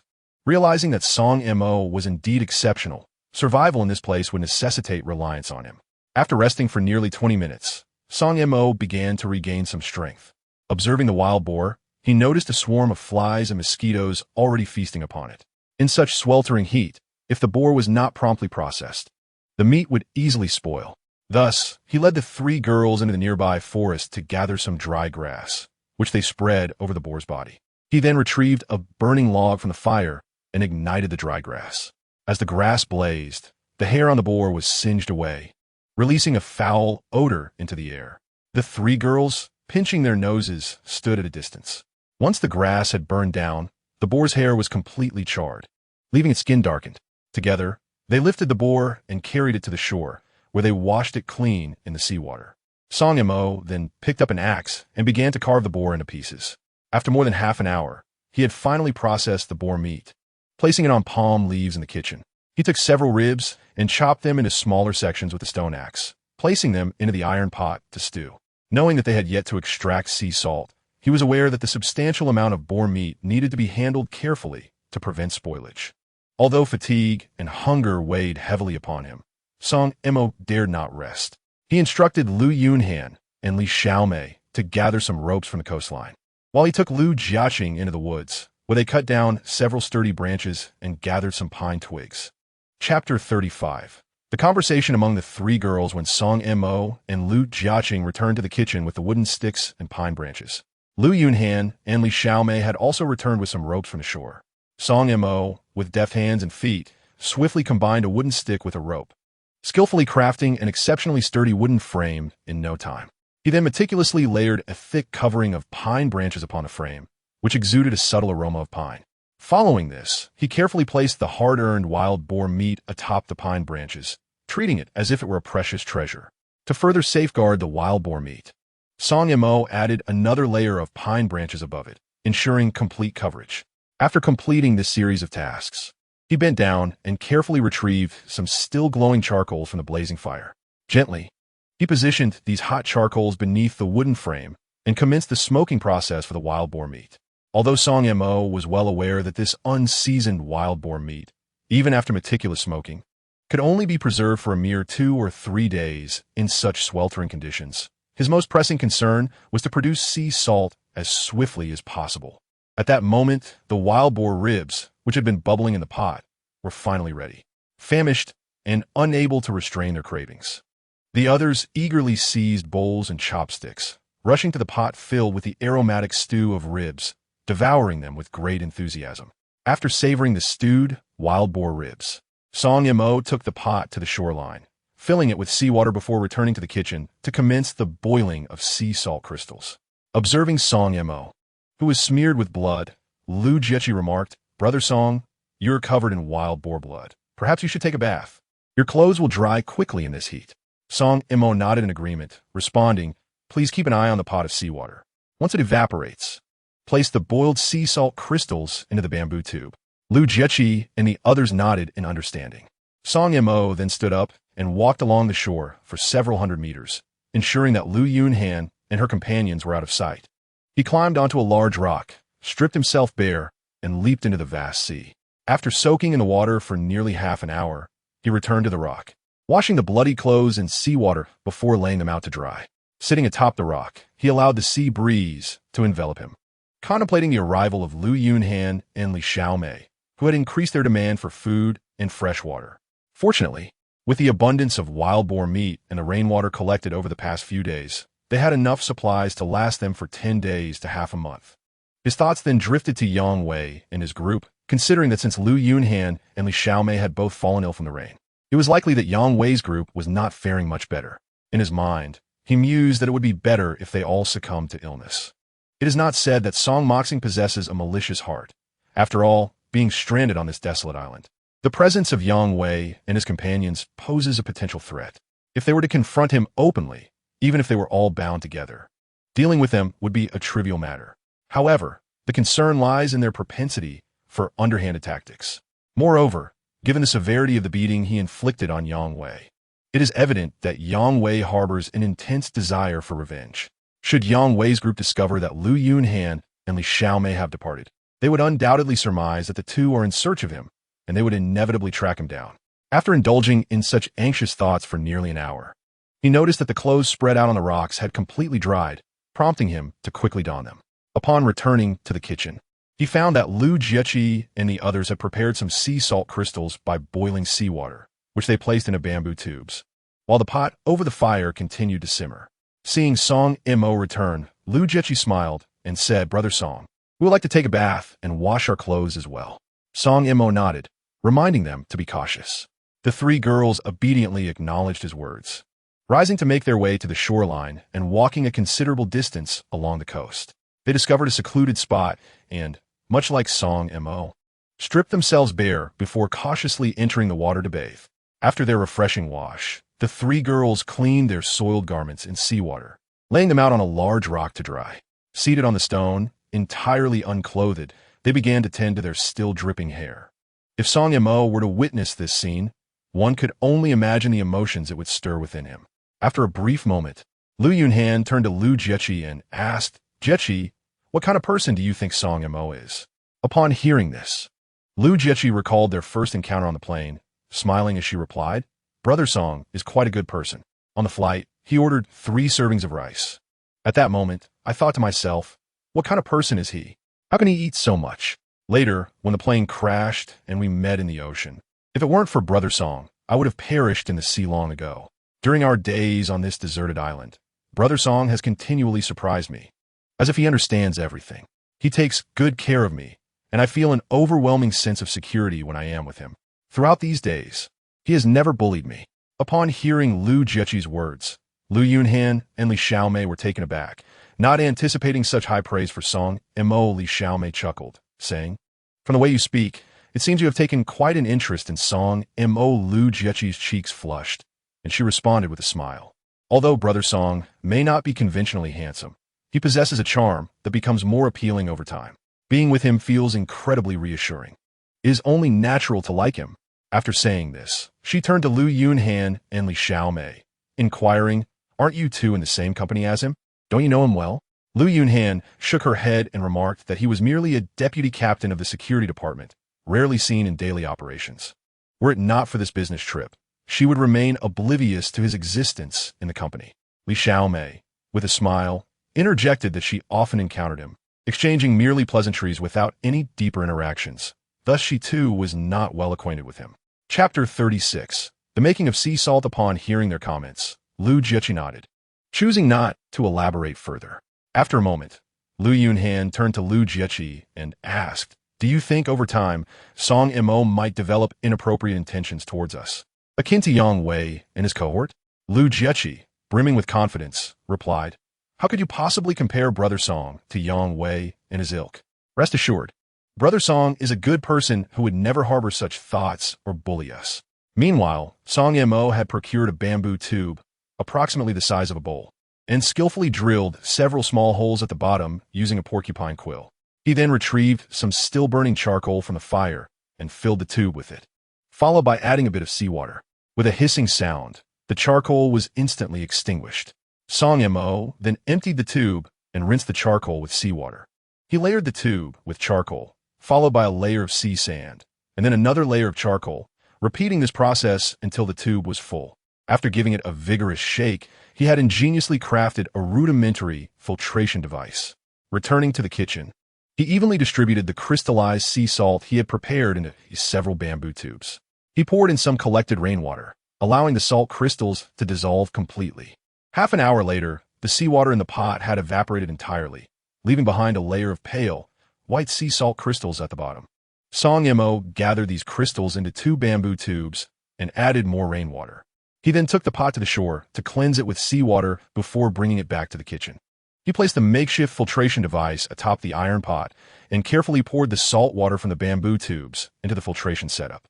The salt water, filtered through the layers of charcoal and sea sand, gradually dripped through the small holes at the bottom of the bamboo tube into the pot. As he was filtering the salt water, Lu Yunhan and the others returned to the kitchen. Lu Jiechi, with a curious expression, inquired, "Brother Song, what are you doing?" With a smile, Song Mo replied, "I am filtering the salt water. Though the resulting sea salt may still contain a few impurities, it is indeed consumable." Upon hearing this, the three girls felt a renewed sense of admiration for him. Song Mo turned to Lu Jiechi and said, "Jiechi, you arrived just in time. Please help me hold this filtration device." Lu Jiechi immediately squatted down, gripping the filtration apparatus firmly, while Song Mo poured the salt water into it. Thus, after spending more than half an hour, they finally filtered the brine. By this time, a full pot of brine had been prepared, and Song Mo placed it over the fire to commence boiling. Unbeknownst to them, an hour passed, and the brine had completely evaporated, leaving a thick layer of sea salt at the bottom of the pot. Although the sea salt appeared somewhat gray, it was indeed edible. This time, they had produced nearly half a bamboo tube of sea salt. Song Mo promptly sprinkled some of the sea salt over the wild boar meat, kneading it vigorously with his hands before continuing with the smoking process. With the current method of curing the wild boar meat in sea salt followed by smoking, it could be preserved for an extended period. Before they knew it, the sun began its descent over the sea, and with the beautiful hues of the sunset gracing the horizon, the mood among the four brightened considerably. Song Mo cut some wild boar fat into small pieces and placed them in the pot to render wild boar oil. He then took a piece of pork belly, sliced it with an axe, and split a bamboo tube to fashion skewers, threading the pork belly onto them. He pulled out some still burning charcoal from the fire and began to slowly roast the skewered pork belly over it. Before long, the pork belly on the skewers turned a golden brown, sizzling as it released its flavorful oils, and the rich aroma wafted through the air. The impatient group eagerly seized their skewers of roasted pork belly and savored every bite. Perhaps due to the added sea salt, the roasted pork belly was exceptionally delicious, and each person consumed about a pound before contentedly patting their stomachs. Li Xiaomei could not help but exclaim, "Being with you, Song Mo, is truly delightful. We can fill our stomachs, unlike being with Yang Wei and his group, who only offer some grilled clams that taste dreadful and leave us hungry." Song Mo laughed, saying, "Oh, Manager Li, are you flattering me now?" Li Xiaomei chuckled. "I'm merely speaking the truth. Besides, I wish to rely on you to survive here. I must keep you happy. If you ever get angry and send me away, I would be left to starve on this deserted island." Upon hearing her words, Lu Yuhan and Lu Jiechi were amused, and Song Mo replied with a smile, "You need not worry. I, Song Mo, am not that kind of person. As long as I am here, I will take good care of you and will not drive you away." As soon as he finished speaking, Lu Yuhan suddenly said earnestly, "Song Mo, I truly cannot thank you enough. Without you, Xiaomei and I might have perished on the shore. Rest assured, once we leave here and return to the company, I will fulfill any request you have." Hearing this, Song Mo smiled and said, "Then I shall thank you in advance, General Manager Lu. My requests are modest. A little raise and some bonuses would suffice. If possible, could you also help me find a wife?" Upon hearing Song Mo's request, Lu Yunhan and the others were amused. Lu Jiaqing chuckled and said, "Song Gu, there's no need to trouble Manager Lu with matters of the wife. Marrying you would suffice." In response to Lu Jiaqing's remark, Song Mo smiled and replied, "You are far too beautiful. If I were to marry you, I would feel insecure. Who knows if you might secretly stray after our union?" Upon hearing this, Lu Jiaqing's face flushed crimson, and she retorted with indignation, "Song Gu, do you truly believe I could be that sort of person? If you continue with such comments, I might just become upset." Song Mo quickly interjected, all right, I was merely jesting, yet you really do seem angry." After this exchange, he continued, "We must prepare ourselves for an extended stay here. In my estimation, the rescue team is unlikely to discover this place, and the waters are devoid of passing ships." At this, the three girls' expressions shifted. Li Xiaomei promptly inquired, "Are you suggesting that we might be trapped on this deserted island for eternity, never to return home?" Song Mo responded slowly, "It is unlikely we will be trapped here for a lifetime, but for the foreseeable future, we will likely remain on this island." He added, "Manager Lu, Manager Li, Jiaqing, rest assured, I believe that one day I will lead you away from here. I am still quite young, and my mother and sister at home require my care. I'm just as eager as you all to escape this place." Hearing his words, the girl's spirits lifted slightly. After a while, Li Xiaomei spoke up. Song Mo, please refrain from calling me Manager Li in the future. It feels rather awkward. Just call me Xiaomei. It feels warmer that way. I will address you as Song Ge, just like Jiaqing. How's that sound? Song Mo smiled and nodded, saying, very well. I shall call you Xiaomei from now on. In truth, referring to you as Manager Li has always felt somewhat awkward. As soon as he finished speaking, Lu Yunhan added with a smile. You need not always call me Manager Lu. You may refer to me as Yunhan or Hanhang. I will also call you Song Ge, just like the two of them. Taken aback, Song Mo quickly shook his head. That simply cannot be. Lu Yunhan laughed. Why not? Do not forget, we are not in the office. We must rely on you to survive here. From now on, we will follow your lead. Whatever you instruct, I shall comply. However, you must not take advantage of me. In response, Song Mo chuckled. Look at how you phrase that. I acknowledge you're all very lovely, but I, Song Mo, am not the kind of person who would exploit such opportunities. At that moment, the wild boar fat in the pot had fully rendered into lard. Song Mo added some of the lard to the 2 oil lamps and stored the remainder in bamboo tubes. The group then sat around the fire until late into the night, feeling a wave of drowsiness wash over them, their eyelids growing heavy. Eventually, they returned to the stone house and lay down atop the pile of dry grass to sleep. The next day dawned with the sun rising high in the sky, and one by one, the 4 of them gradually awoke. After a brief washing up, they returned to the kitchen. Song Mo took a piece of marbled wild boar meat, chopping it into small chunks before placing it in the pot to saute, allowing the rich aroma to waft through the air. He added a splash of rainwater and began to simmer the meat slowly. Chapter 37. Encounter with a giant python. As the wild boar meat bubbled and rolled in the pot, the delightful fragrance enveloped the surroundings, seemingly heralding the imminent completion of a culinary masterpiece. At that moment, Song Mo picked up a tender bamboo shoot, skillfully peeling away its verdant outer skin. He then grasped a nearby sharp axe, meticulously slicing the bamboo into uniform pieces before gently adding them to the pot to stew alongside the wild boar. Before long, a steaming pot of wild boar and bamboo shoot stew emerged, aromatic and inviting.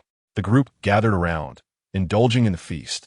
The exquisite flavor instantly captivated everyone's palates, and each person savored the meal with great delight.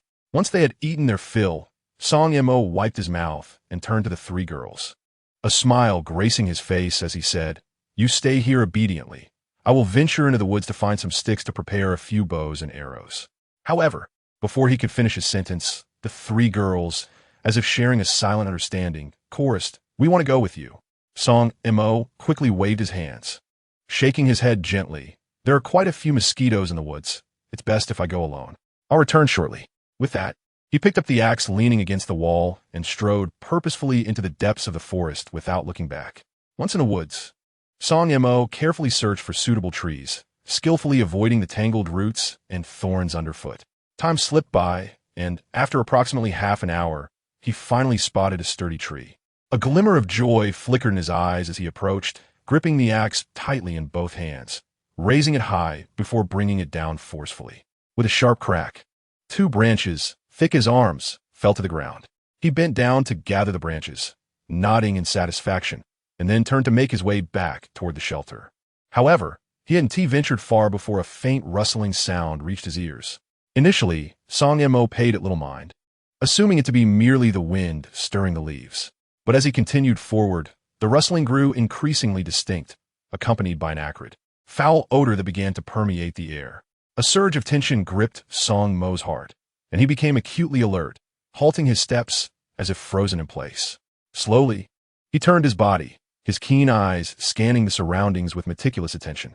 As time passed, the chilling rustling sound became clearer, and Song Mo's sharp hearing discerned that it was emanating from a nearby thicket. Cautiously, he set the 2 sticks he held onto the ground and gripped the rough yet sturdy stone axe tightly in his hands, as if it were his sole lifeline in this moment of peril.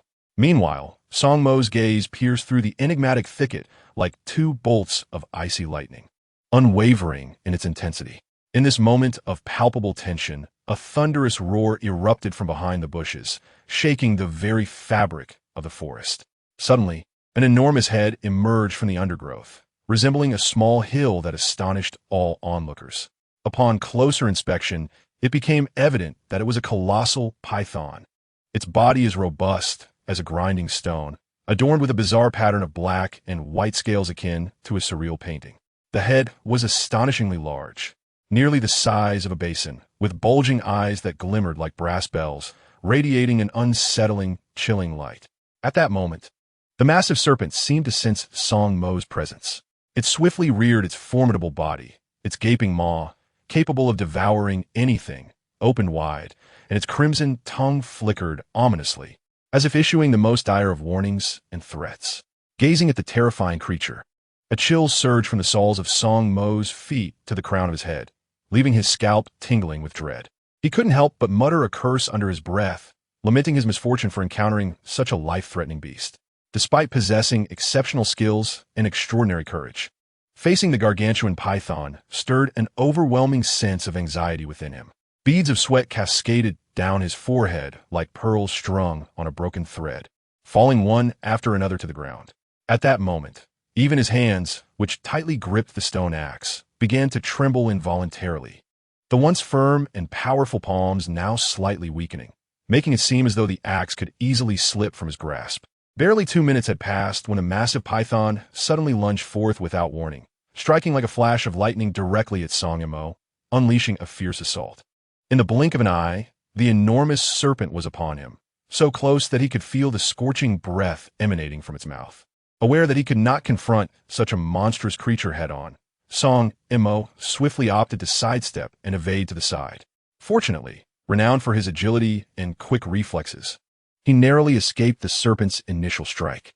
However, the python, clearly taken aback by its failure, was immediately engulfed by a surge of fury. With a powerful motion, it raised its tail, as thick as a barrel, sweeping towards Song Mo with the force of a tidal wave. Realizing the imminent danger of the massive tail, Song Mo's heart raced. Without a moment's hesitation, he dropped to the ground and rolled aside. Though the maneuver appeared somewhat clumsy, he managed to narrowly evade this deadly blow. The massive python's tail struck fiercely against a tree with a diameter of nearly 20 centimeters, cleaving it in two. This demonstrates the incredible force behind the python's earlier strike. An impact so potent that if it had landed squarely on Song Mo, it would likely have been fatal, delivering a swift demise. The python was not inclined to relent. It quickly twisted its head, reopening its gaping maw, a sight that could chill one to the bone, and lunged towards Song Mo with blinding speed, intent on consuming this human before it. In the face of such ferocity and aggression, Song Mo found himself at a distinct disadvantage, utterly defenseless. In this dire moment, his only recourse was to leverage his agility, darting left and right to evade the python's relentless assaults. Each narrow escape only heightened the peril of his situation, as he became increasingly fatigued and desperate. After numerous harrowing dodges, he was left breathless and exhausted, his appearance disheveled, with his clothing torn by branches and his skin marred by numerous shallow wounds. Song Mo understood all too well that if this standoff continued, it would not be long before he succumbed to the fate of becoming a meal for the python. The thought filled him with urgency as he pondered. Could it be that he, Song Mo, was destined to perish on this desolate island? His mother and sister awaited his care back home. How could he so easily forsake his life? In that moment of resolve, a glimmer of determination flashed in his eyes, summoning the last remnants of his strength. He shouted defiantly, "You detestable beast, today I shall fight you to the death." With that proclamation, he steadied himself, gripping the stone axe tightly, and awaited the python's next attack. At that critical juncture between life and death, a series of sharp bird calls suddenly pierced the air. Upon hearing these sounds, the python reacted as if confronted by a terrifying force, swiftly retreating into the depths of the forest. Curious, Song Mo looked up to see two enormous eagles soaring above, their wingspan greater than that of a round table. It was the first time he had encountered such magnificent birds, and it seemed evident that these eagles were the python's natural adversaries. Otherwise, it would not have fled in such a panic at the sound of their calls. The two eagles appeared to have locked onto the python, circling above and pursuing it with purpose. Having narrowly escaped death, Song Mo's heart raced, and he gasped for air. Not daring to linger, he picked up 2 sticks from the ground and hurried towards the stone house without looking back.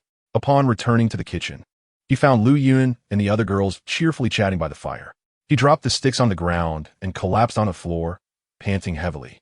Observing his disheveled appearance and the wounds inflicted by branches upon his body, The three girls gazed at him with profound concern. Lu Jiechi promptly inquired, Brother Song, what happened to you? How did you end up like this?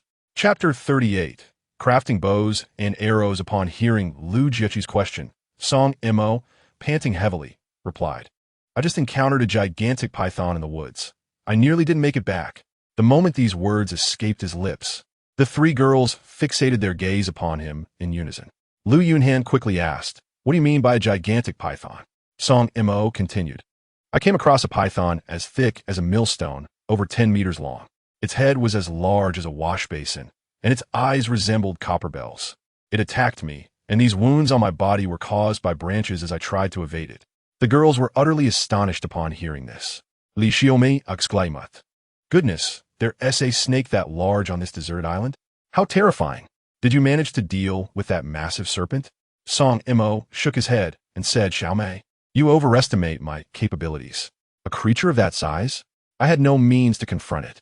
When it lunged at me, two enormous eagles suddenly appeared in the sky, their wingspan as wide as a round table. The python fled upon hearing their cries. The girls were again filled with disbelief. Lu Jiechi gasped, This is simply incredible. It seems this island is extraordinary. Song Mo nodded. This island is lush with vegetation and devoid of human presence, akin to a primordial forest. It is not surprising to encounter such a large snake and massive eagles. Who knows what other unknown creatures may lurk here? We must exercise heightened caution in the woods from now on. His words resonated with the three girls, who nodded in agreement, feeling a wave of relief for Song Mo. Had it not been for the timely arrival of those two eagles, they might have lost him. Their faces reflected a mix of worry and fear. Noticing their expressions, Song Mo smiled reassuringly. There's no need to be overly concerned or frightened. Encounters like today are rare. As long as we remain vigilant, we will be fine. After resting by the fire for nearly half an hour, Song Mo felt his strength returning. He picked up a stick he had brought back and began to carve it with a stone axe. After more than half an hour of diligent work, the stick was rendered exceptionally smooth. He then carved 2 grooves at both ends of the stick. Placing the stick over the fire to slowly roast, it served to enhance its strength and flexibility, as well as to protect it from insects. Once the stick was char black, Song Mo picked it up and forcefully bent it into the shape of a bow. Releasing his grip, the stick immediately returned to its straight form, prompting a satisfied nod from him. Once again, he took out the fishing line he had retrieved that day, selecting several strands of equal length to twist them together. He then fashioned a piece of wood into a bow shape, securing the fishing line within the grooves at both ends. Thus a bow was created. With a firm pluck of the bowstring, it emitted a clear, resonant sound. Next came the task of crafting arrows. He ventured into the forest and returned with several slender branches, about the thickness of his fingers. Using an axe, he skillfully smoothed the surfaces of these small sticks and notched one end with a stone tool, inserting porcupine quills into the notch. He bound them tightly with the fishing line and fashioned a groove at the opposite end, thereby producing an arrow. He knocked the arrow onto the bowstring and aimed at a nearby large tree, releasing the arrow with precision.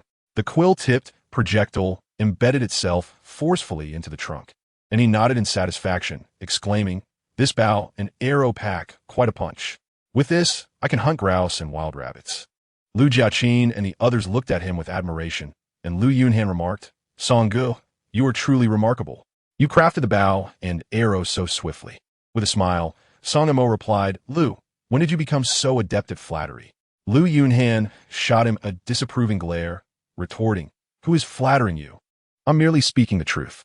And please, refrain from calling me President Lu. Here, just call me Yunhan or Hanhang. Observing her youthful demeanor, which belied her executive status, Song Mo couldn't resist teasing President Lu. As soon as he uttered the title, Lu Yunhan shot him another look. Quickly, he corrected himself, Hanhang. I can hardly tell which version of you is the real one. Taken aback by his question, Lu Yunhan asked, What do you mean by that? With a chuckle, he explained, In the company, although our interactions are limited, you give off an impression of being icy and aloof, rarely smiling. You seem like a workaholic, almost unapproachable. With a deep sigh, Lu Yunhan replied, Do you think I want to be like that? As the president, with so many eyes upon me, I must be cautious in every word and action. If I were to laugh and joke all day, what would become of me? Nodding in agreement, Song Mo acknowledged. That makes sense. It seems being a president is quite exhausting. Indeed, with greater power comes greater responsibility. Perhaps being a security guard isn't such a bad option after all. By evening, Song Yemo had crafted over 10 arrows. Lu Jiaqin prepared some wild boar meat, cutting it into small pieces and cooking in a pot.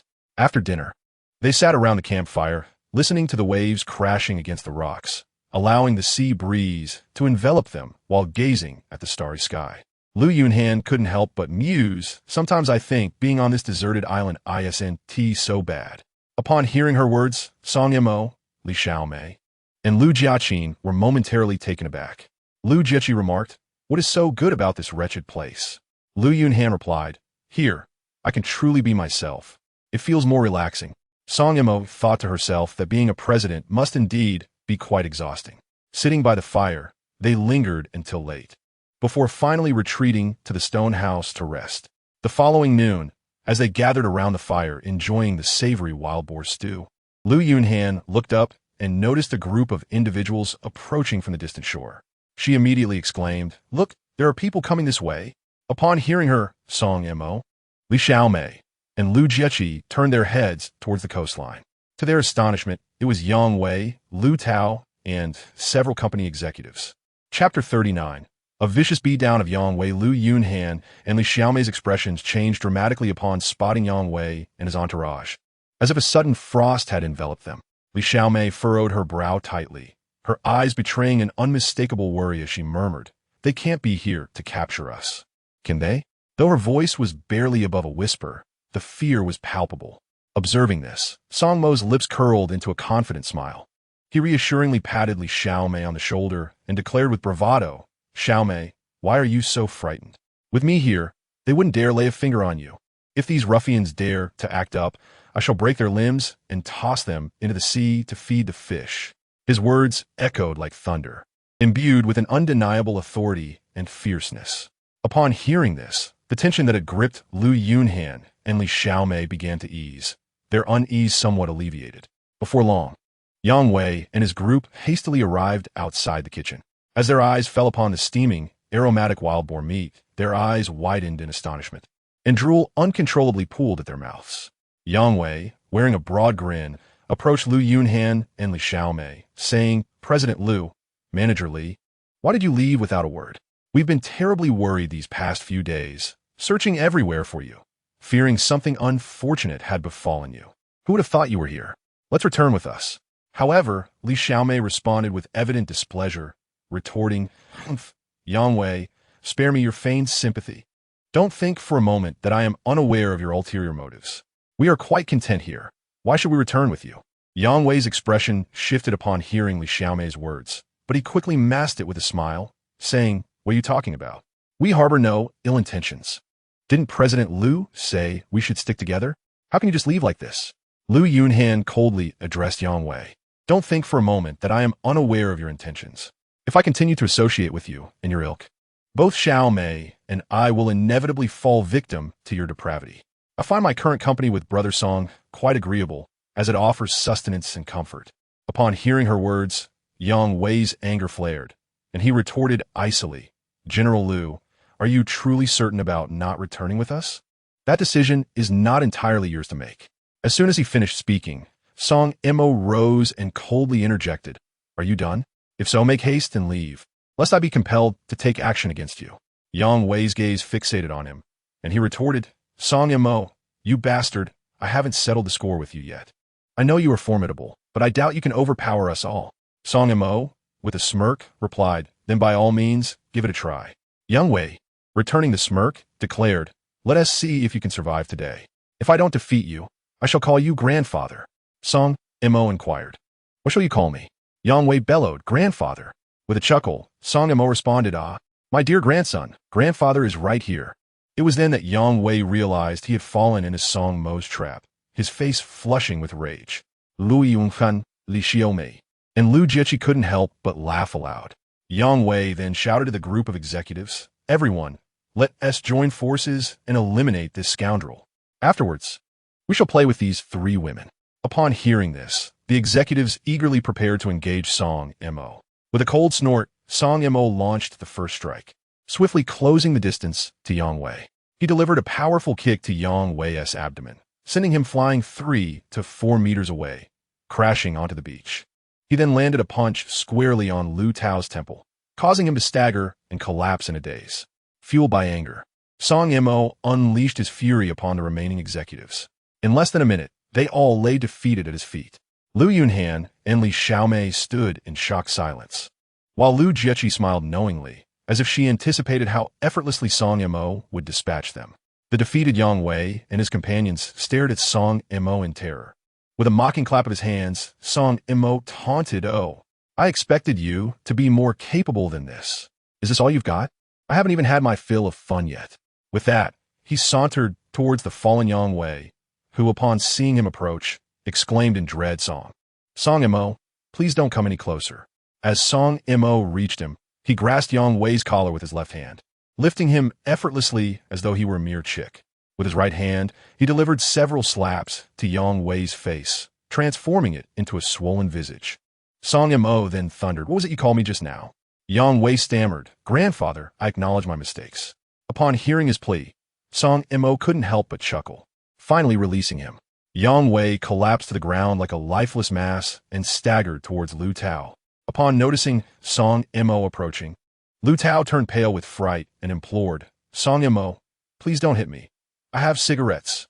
To Song Mo's astonishment, Lu Tao retrieved 3 unopened packs of cigarettes from his pocket and offered them.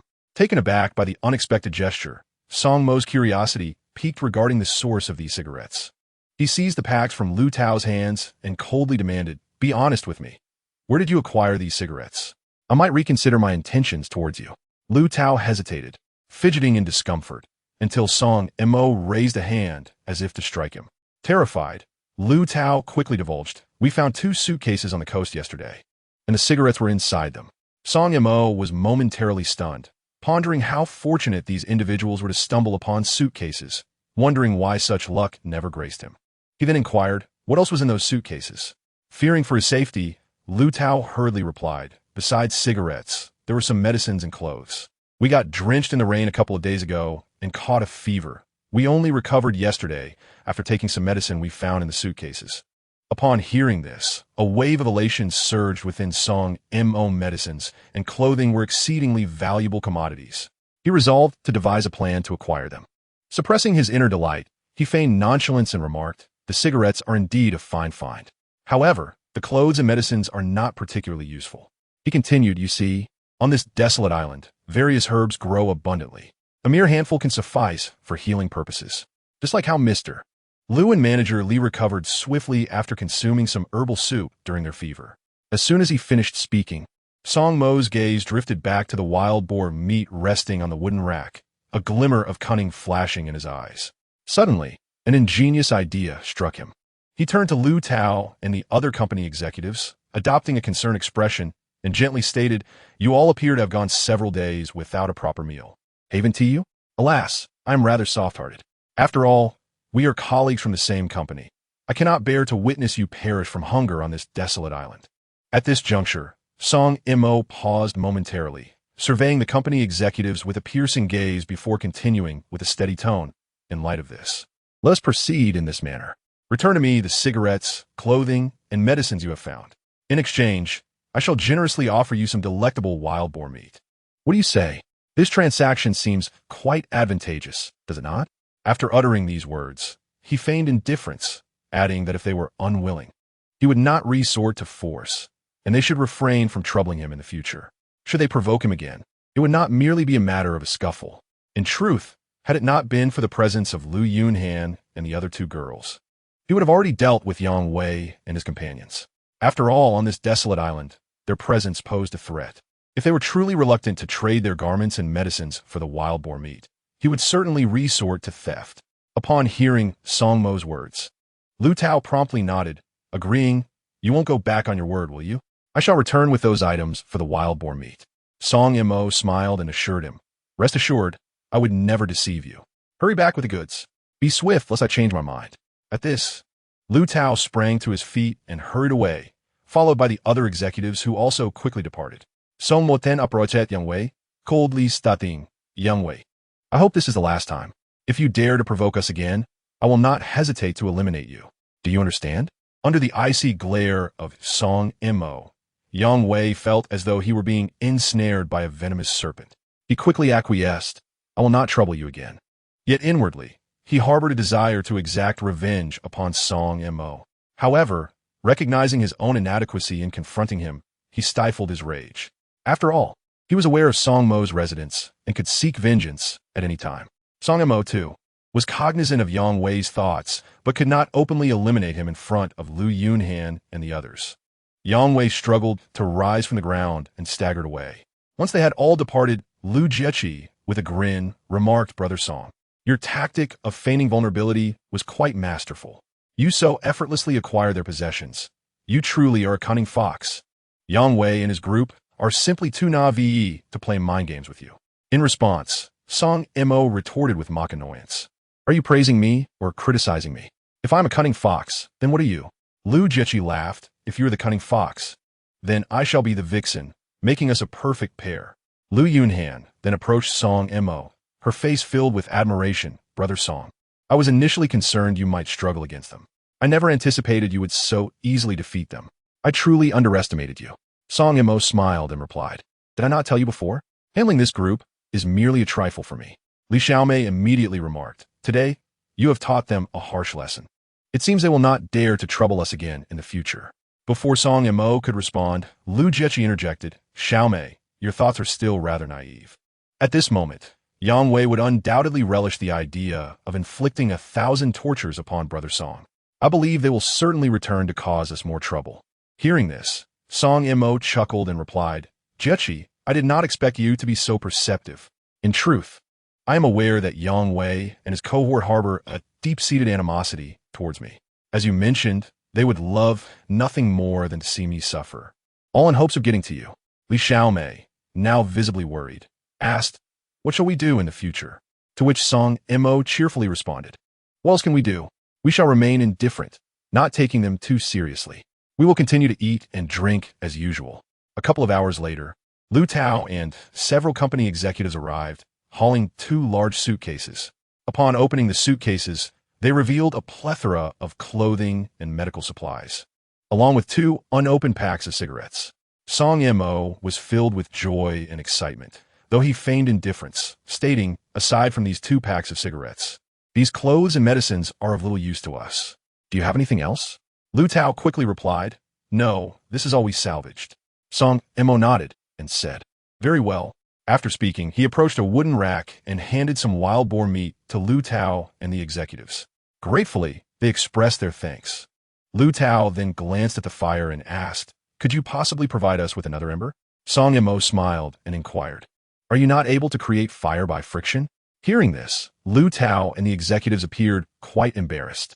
Since the day the rain had extinguished their fire, they had attempted to kindle flames through friction multiple times, but their hands had grown sore and raw without success. With a chuckle, Song Mo said, Take a few burning logs back with you. Lu Tao and the executives retrieved a burning log from the fire, thanked Song Mo once more, and turned to leave. Song Mo reminded them that they could always bring anything they found along the coast to exchange for food. Chapter 41. Shooting 2 capercaillies once Lu Tao's group had departed. Song Mo gazed at the clothing, medical supplies, and the 2 unopened packs of cigarettes in the suitcase, unable to suppress his laughter. He declared, With these clothes and supplies, we can survive better here. Each of you should choose 2 sets of clothing to change into. Although the suitcase contained only men's clothing, Lu Yunhan and the others each selected 2 sets. At that moment, Li Xiaomei quietly remarked, In a few days, my menstrual period will arrive. Without sanitary pads on this deserted island, I do not know what I shall do. Lu Yunhan then remarked, Indeed, my menstrual period coincides with these days. Song Mo chuckled and replied, Isn't it simple? With so many clothes in this suitcase, we can easily tear a thick one into strips for use. Moreover, after washing them clean, they could be reused. Upon hearing Song Mo's words, the 3 girls were momentarily taken aback. Lu Yunhan interjected, Is that really feasible? Wouldn't that be unhygienic? Song Mo, somewhat exasperated, responded, I say, Henin, we are on a deserted island.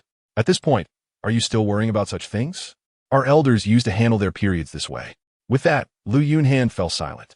Song Mo then instructed the 3 girls to carry the clothes and supplies to the stone house. While he secured an axe to his waist and readied the bow and arrow he had crafted the previous day to venture into the woods. Lu Jiechi, observing this, inquired, "Song-ge, where are you headed?" Song Mo grinned and replied, "I've just made this bow an arrow. Eating wild boar every day can become monotonous. So I'm heading to the woods to see if I can hunt a grouse for a change in our diet." Lu Jiechi, with a look of concern, cautioned, "Song-ge, perhaps you should refrain from going. Didn't you encounter a huge python yesterday? Besides, we still have plenty of wild boar meat." Lu Yunhan quickly added, "Yes. Song-ge, it's best not to take risks. What would we do if something happened to you?" Song Mo reassured them with a smile. "Rest assured, I won't be so unfortunate." With that, he strode towards the woods.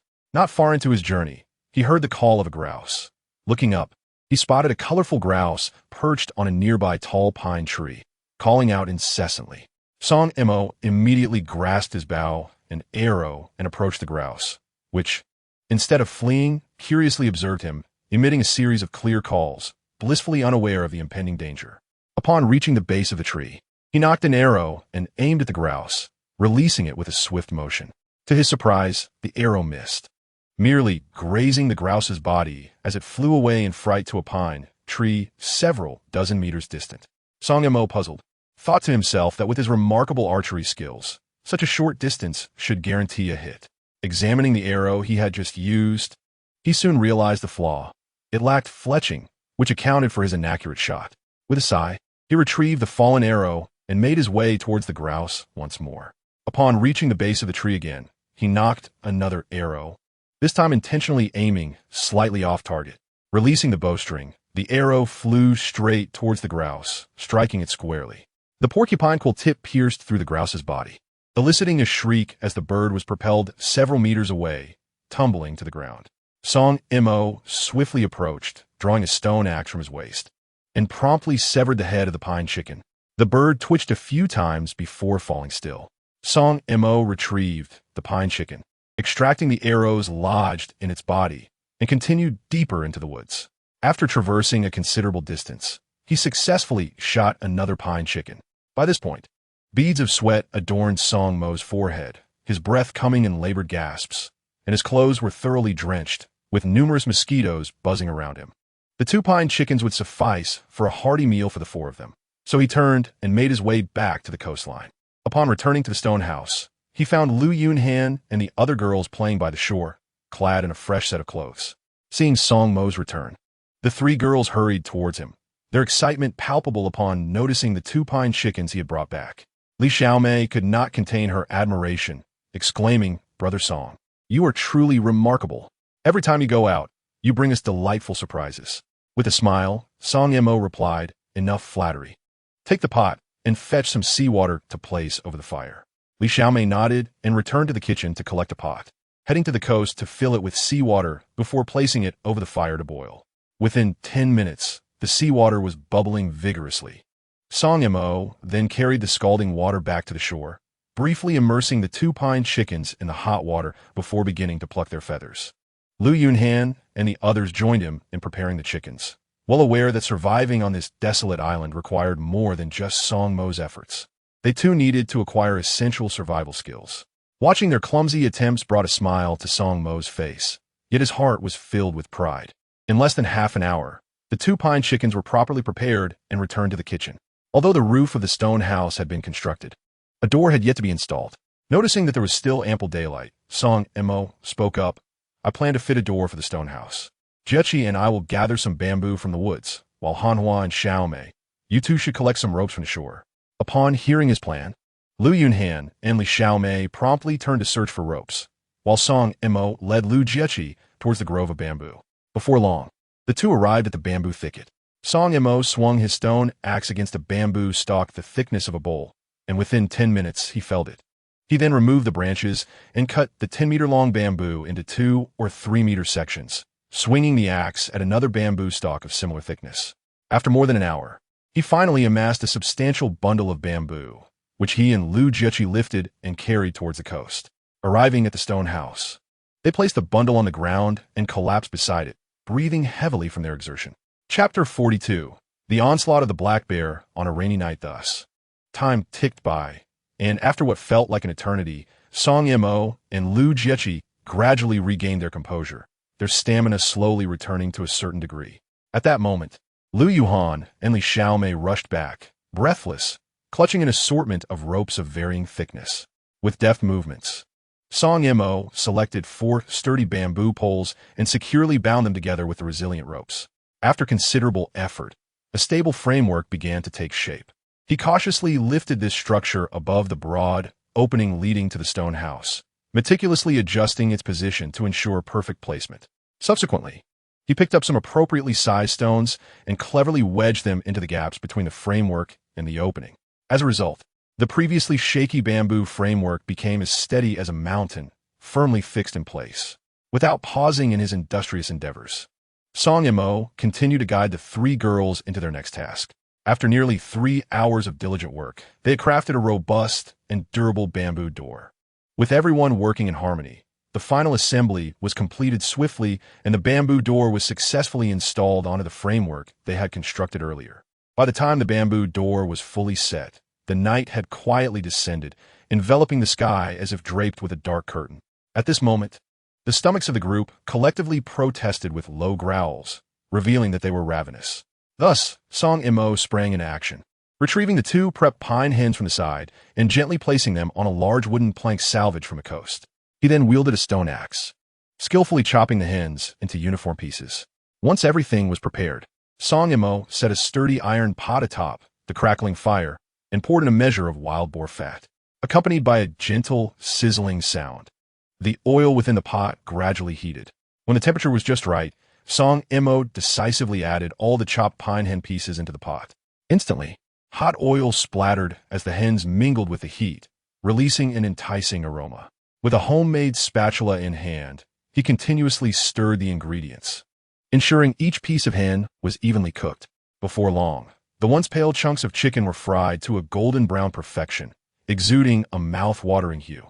Sensing that the timing was just right, Song Mo added a suitable amount of rainwater to the pot and began to simmer the mixture slowly. In less than an hour, the pine hen was thoroughly cooked, and the group eagerly grabbed their bamboo bowls and chopsticks, relishing the succulent meat. Before long, the 2 pine hens were reduced to mere bones, with not a drop of broth left to spare. The group still wore expressions of lingering satisfaction, savoring the delightful meal.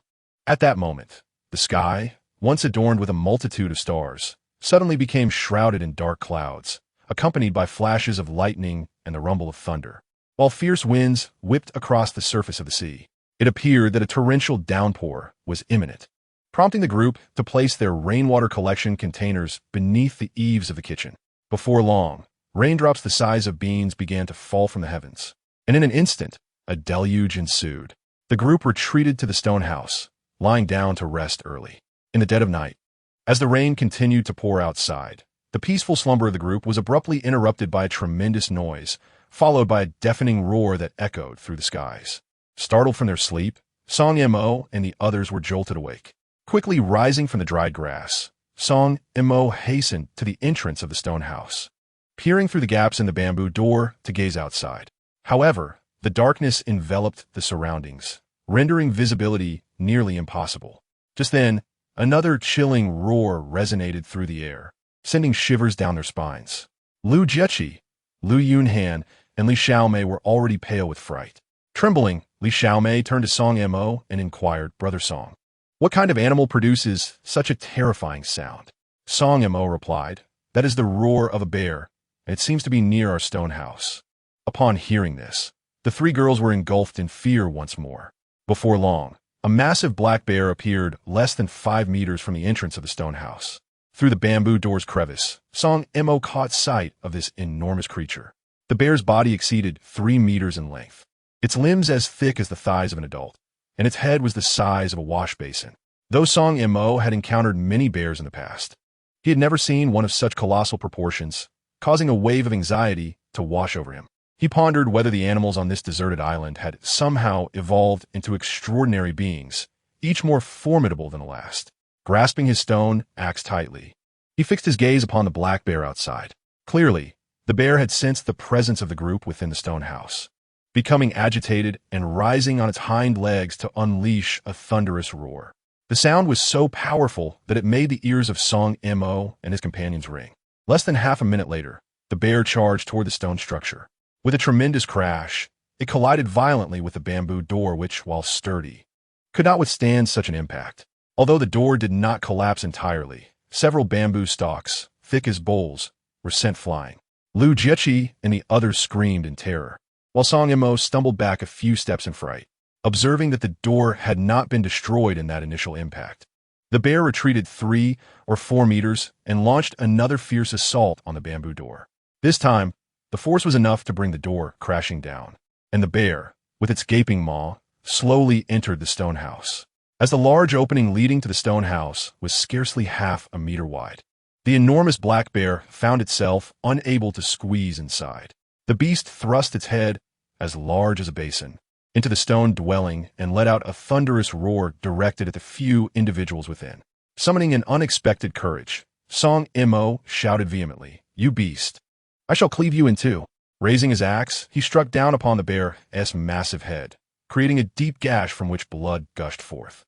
The bear emitted a heart-wrenching shriek, immediately retracting its head. In a fit of rage, it swung its massive paw against the stone wall, producing a series of resounding thuds that illustrated the tremendous force behind its strike. Had such a blow landed upon a person, it would have surely resulted in instant demise. Chapter 43.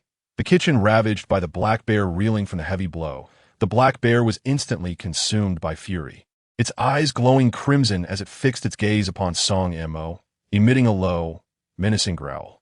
Undeterred, it attempted to force its colossal body into the stone house.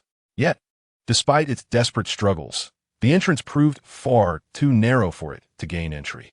Bathed in the dim, flickering light of the oil lamps, Song Yimou observed the scene before him and felt a wave of relief wash over him. Emboldened by the sight, Song Yimou straightened his posture and bellowed at the bear. "You wretched creature, if you dare, come in and bite me," he scornfully added. Merely bellowing outside amounts to nothing. With that, he swiftly bent down to seize a sturdy bamboo pole from the ground, gripping it tightly with both hands, and unleashed all his strength in a forceful strike against the bear's head. With a sharp crack, the bamboo struck the bear solidly, causing its head to lurch downward from the impact. In agony, the bear emitted a piercing cry that resonated along the coastline. Just then, an unexpected turn of events unfolded. Having exerted itself too forcefully, the bear's hefty body became lodged at the entrance of the stone house, leaving it trapped and unable to advance or retreat. Seizing the opportunity, Song Yimou wasted no time in raising the bamboo pole once more, delivering another brutal blow to the bear's head. This strike sent stars dancing before the bear's eyes, leaving it dazed and its wails echoing loudly, as if they could shatter eardrums. Taking advantage of the bear's temporary incapacitation, Song Yimou swiftly turned to the 3 individuals, who were still frozen in shock, and yelled, "What are you all waiting for? The bear is stuck and can't move. Come here and help me beat it." Upon hearing Song Mo's cries, Li Qianqian and the others regained their composure, hastily picking up sturdy bamboo poles from the ground, gripping them tightly in their hands. Without hesitation, they struck fiercely at the head of the ferocious black bear. Each heavy blow resonated with a dull thud, reverberating like a drumbeat in their hearts. The bear let out a series of anguished howls, deafening in their intensity. It struggled mightily, attempting to retreat, yet found itself firmly lodged in the gaping entrance to the stone house. Relentlessly, the 4 continued their assault on the bear's head, delivering blow after blow, totaling over a dozen strikes. Ultimately, under this torrential onslaught, the bear could bear no more and forcefully retreated. Its massive body stumbled outside the stone house, and astonishingly, despite its head being reduced to a bloody pulp, it remained defiantly upright, refusing to fall. With a gaping maw, it unleashed a roar filled with rage and defiance towards those inside the stone house, a sound reminiscent of a demon's growl from the depths of hell, sending chills down their spines. In a sudden fury, the enraged bear swung its head around and charged towards the kitchen, which had been erected rather precariously. With a thunderous crash, the bear's heavy form smashed into the kitchen, causing it to collapse in a cacophony of dust and debris. Witnessing this harrowing scene, Song Mo's face turned ashen with fury, and he erupted in a fit of rage, shouting, "You wretched beast! Why destroy our kitchen? If you're so bold, come to the stone house and see if I don't slay you." Yet, the bear seemed oblivious to Song Mo's curses, continuing its rampage within the kitchen. After a moment, perhaps feeling it had vented enough of its wrath, or realizing that remaining there could lead to greater peril. The bear abruptly ceased its destruction and bolted into the distant woods. Its agile form darted between the trees, disappearing in the blink of an eye amidst the dense foliage. As the bear vanished from sight, those inside the stone house let out a collective sigh of relief. Li Xiaomei could no longer maintain her composure. Collapsing into Song Mo's embrace and weeping openly. Between sobs, she implored, "Song Gu, this deserted island is too terrifying. I can't bear to stay here for another moment. Can you devise a way for us to leave?" Song Mo gently patted Li Xiaomei's back, offering soft reassurances. "Xiaomei, there's no need to fear. The bear has been driven away, hasn't it? Rest assured, I will take care of you all here." With his comforting words, Li Xiaomei's emotions gradually stabilized. Meanwhile, the bamboo door of the stone house lay shattered from the bear's assault, and the fierce wind howled through the opening. The flames of the 2 oil lamps flickered precariously, swaying as if they might extinguish at any moment. Song Mo called out loudly to Lu Yunhan and Zhao Jiaqing. Han Jiaqing quickly shielded the oil lamps.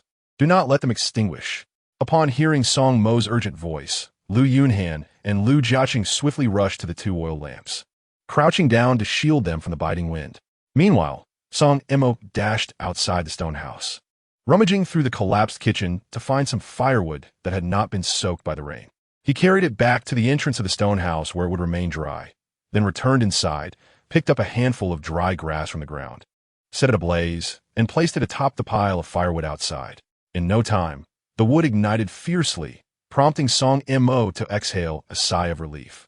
He then turned to Lu Yunhan and Lu Jiaqing and said, "Blow out the oil lamps. The fire will not extinguish anytime soon." After uttering these words, he took advantage of the firelight to search for more firewood in the kitchen, bringing it back to the entrance of the stone house. Addressing the still trembling Lu Yunhan and the others, he remarked, "It's getting late. The black bear won't dare to come tonight. Let us retire for the evening." Upon hearing Song Mo's words, Lu Yunhan and the others lay down on the dry grass to sleep, while Song Mo sat beside the fire, lighting a cigarette and taking a puff. Listening to the sound of the thunderstorm outside, he pondered how this deserted island was proving to be far more perilous than he had imagined.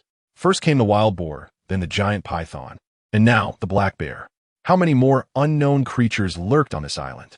At that moment, Song Mo lacked confidence in his ability to ensure the survival of Lu Yunhan and the 3 girls on this desolate isle. Thus, he sat by the fire, smoking 3 cigarettes in succession, adding more firewood to the flames before rising to lie down beside Lu Jiaqing. Chapter 44. Catching the giant grouper the next day. It was not until noon that everyone began to awaken. The rain outside the stone house continued to fall incessantly, and the sky remained overcast. It seemed that the rain would not cease anytime soon. Song Mo stepped outside, only to find that the fire at the entrance of the stone house had dwindled to a few embers, still releasing wisps of smoke.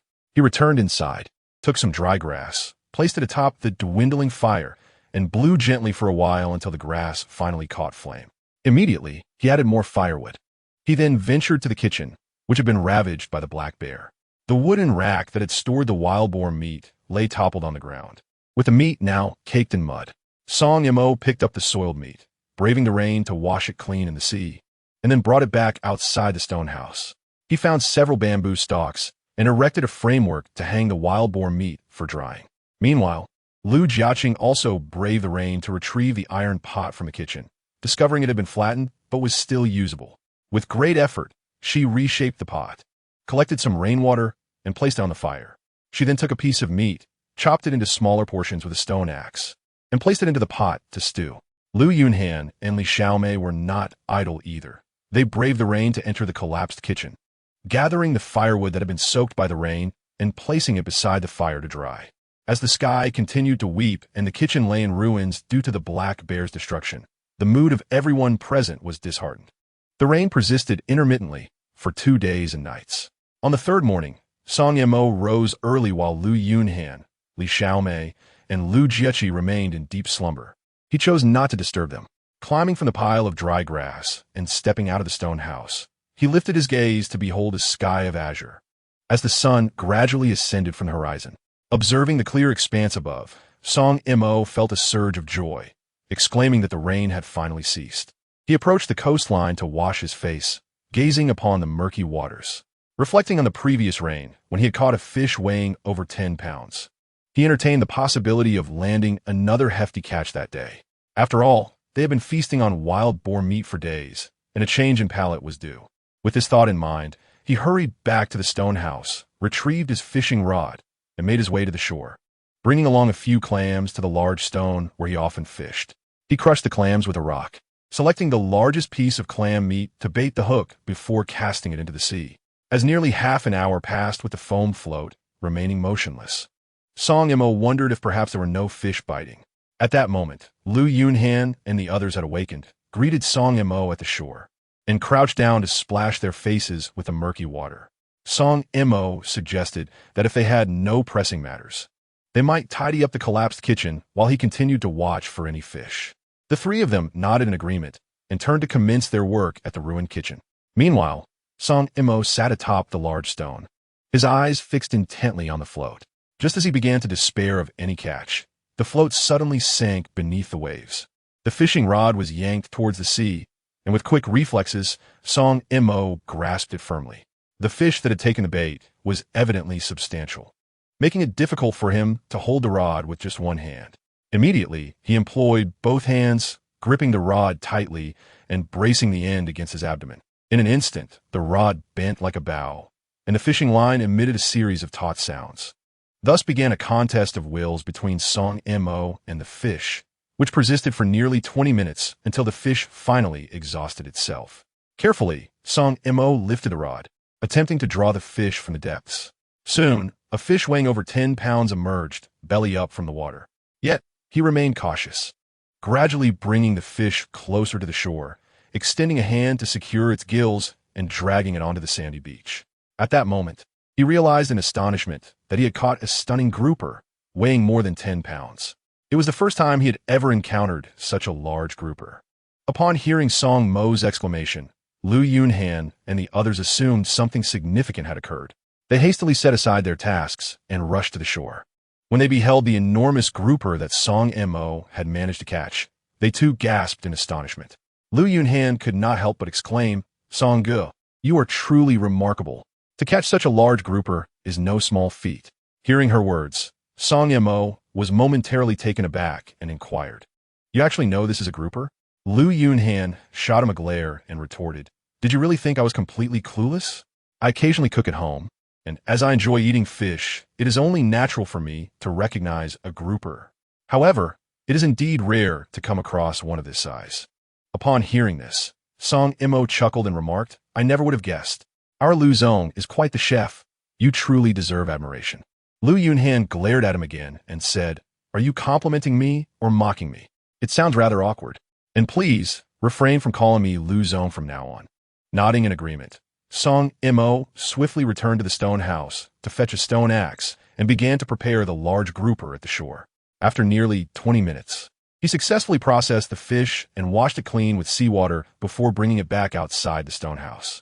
He laid the grouper on a wooden board he had collected from the shore, chopped off a portion, and cut it into small pieces, generously sprinkling sea salt and massaging it well with his hands. Placing a pot over the fire, he poured in some wild boar fat. Once the oil was heated, he added the marinated fish pieces into the sizzling oil to fry. In less than 10 minutes, the fish pieces turned a delightful golden brown. Lu Yunhan, unable to contain her excitement, grabbed a pair of bamboo chopsticks, picked up a piece, and savored it slowly. After taking a bite, she could not help but exclaim, "This fish is absolutely delicious. The frying is perfectly executed, crispy on the outside and tender on the inside. You all must try it." Upon hearing her, Li Xiaomei and Lu Jiaqing also took up their chopsticks, sampling the fried fish pieces. Their expressions mirrored Lu Yunhan's. As soon as they bit into the fried fish, their eyes lit up with delight. Observing the three of them indulging in their meal, Song Mo could not resist asking, "Is it really that good?" After saying this, he too picked up a piece and took a bite, his eyes widening in surprise as he laughed. "I must admit, this fish is quite delectable." The fried fish pieces quickly disappeared, and Song Mo chopped off another sizable chunk, cut it into small pieces, sprinkled it with sea salt, and placed it back in the pot to continue frying. A grouper weighing over 10 pounds had been substantially consumed by the group in one sitting. Lu Yunhan could not help but exclaim again, Fried grouper is simply too delicious. If only we could enjoy it more often. Hearing her, Song Mo smiled slightly and replied softly, "Your thoughts are rather idealistic. A grouper of this size is seldom seen, let alone caught. Today is yet another day blessed with good fortune, as I managed to catch this fish. However, I cannot foresee if such luck will grace me again in the future." The group gathered around the warm campfire took a moment to rest before turning their attention to the kitchen, which had been ravaged by the bear. United in purpose, they dedicated nearly 2 hours to restore the chaotic space to order. Despite the severe damage inflicted by the bear, the bamboo and ropes used to construct the kitchen remained intact, sparing them the laborious task of sourcing new materials. Soon after, Song Mo led the 3 girls back to the task of rebuilding the kitchen. Just as they were immersed in their work, Lu Yunhan suddenly paused and asked, "Brother Song, even if we manage to rebuild this kitchen, what if that ferocious bear returns? Wouldn't it be all too easy for it to wreak havoc again? Do we have to start from scratch every time it destroys our work?" Upon hearing her words, Song Mo smiled with assurance and replied, "I have already considered that. The woods are filled with thorny brambles. Once we complete the kitchen, we can gather more thorns to encircle it. I believe the bear will think twice before approaching." His response earned him admiring glances from the 3 girls, who were impressed by his foresight. Lu Yunhan then cheerfully remarked, "Brother Song, I had no idea you possessed such capabilities.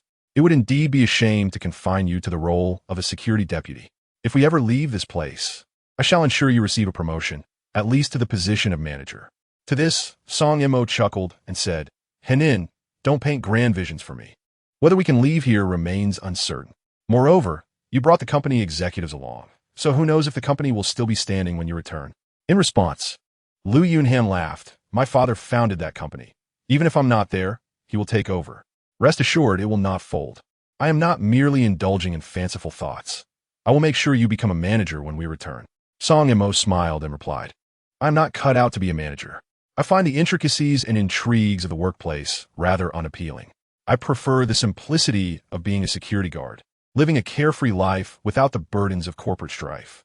Lu Yunhan was taken aback by his response and asked, "Do you not have any ambitions?" To which Song Mo replied with a smile, "I have no grand ambitions. My only desire is to earn enough to support myself and my family." Her speechless reaction prompted Song Mo to add, "Henin, do you find happiness in earning so much money every day?" At this question, Lu Yunhan paused, contemplating her own feelings. "Every day, I toil diligently to earn a living, dedicating nearly all my time to work, save for the hours of slumber. Since I took over the company from my father, not a single day has been joyful. However, ever since the plane crash stranded me on this desolate island, I have felt a release from overwhelming pressure, and my smiles have become more frequent. Perhaps the life I seek is indeed this one." Noticing her prolonged silence, Song Mo chose not to speak further. Thus, after 3 or 4 hours of collective effort, the 4 of them finally restored the kitchen to its former state. With daylight still lingering, Song Mo led the girls into the woods to cut thorny brambles. Although the rain had passed, the forest remained muddy, and before long, their clothes were splattered with muck. As evening approached, their hard work resulted in a significant amount of thorny brambles surrounding the kitchen. Despite their carefulness, their garments were still ripped by the thorns, leaving them with numerous scratches. This day proved to be the most exhausting for Lu Yunhan and Li Xiaomei. After laying the brambles around the kitchen, returned to the fire pit and collapsed beside it, gasping for breath. Lu Jiqi fared slightly better, but was still thoroughly fatigued. Seeing that twilight had not yet fully descended, Song Mo addressed the 3 girls, remarking on their muddy appearances, and urged them to wash up at the shoreline before darkness fell, as safety was a concern. Upon hearing his words, Lu Yunhan and the others nodded eagerly, rising without hesitation to fetch clean clothes from the stone hut before heading towards the beach. Fortunately, they had traded some wild boar meat with Lu Tao and the others for clothing, or they would have lacked even a single change of attire. Meanwhile, Song Mo retrieved the remaining half of the grouper for breakfast, slicing it into small pieces with a stone axe, sprinkling it with sea salt to marinate. Nearly half an hour later, darkness enveloped the landscape. Lu Yunhan and the others returned from their bath, sitting by the fire to tend to their dripping hair. The sight of the 3 freshly bathed girls, resembling enchanting water lilies, captivated Song Mo's gaze. At that moment, Lu Jiqi suddenly lifted her head and inquired, Song Ge. Who do you think is the most beautiful among us three? If you had to choose one as your wife, who would it be? Taken aback by her question, Song Mo felt a wave of trepidation, silently lamenting the difficulty of such an inquiry. He chuckled and replied, I am somewhat face-blind. I find all three of you quite lovely. However, regardless of your beauty, none of you are to my taste. At this, the three girls shot him incredulous glares, and Lu Jiechi retorted, What do you mean by not your taste? Why are you being so self-deprecating? Song Mo chuckled and remarked, This is not a matter of self-doubt. After all, I am not of the same ilk as the three of you. One is a company president, another a financial expert, and the last an air hostess, while I am merely a security guard earning a modest salary each month. You three hail from affluent families, while I belong to a different stratum altogether. Do you truly believe that we could ever walk the same path? Even if we were to come together, I doubt it would lead to happiness. Moreover, I have a mother who is gravely ill and a younger sister in university. If it weren't for the plane crash that stranded us on this desolate island, I suspect you would hardly bother to acknowledge my presence. Chapter 46. Searching for food in the woods with three girls upon hearing Song Mo's words. Lu Yunhan and the other two girls were rendered speechless. Song Mo said no more. He placed an iron pot over the fire and ladled in some wild boar fat. Once the fat was heated, he carefully added the marinated fish pieces to the pot to fry slowly. In less than 10 minutes, the fish turned a crisp golden brown, and the girls eagerly picked up their bowls and chopsticks to savor the delectable morsels. After enjoying the fried fish, Song Mo turned to Lu Yunhan and the others, saying, You've all worked hard today. It's time to rest. I'll go take a shower. Without waiting for their replies, he turned and returned to the stone house, fetching a change of clothes before heading to a large rock by the shore. He stripped down and plunged into the sea to wash himself. After soaking for nearly half an hour, he climbed back onto the rock, donned his fresh clothes, and washed the soiled garments before hanging them on a large tree by the shore to dry. When he returned to the stone house, he found Lu Yunhan and the others fast asleep. He lay down beside Lu Jiechi and drifted off. The next morning, after everyone had awakened, they cooked some wild boar meat for breakfast. Song Mo then led the three girls to reinstall the bamboo door that the black bear had damaged. To prevent further assaults by the bear, he devised an additional plan.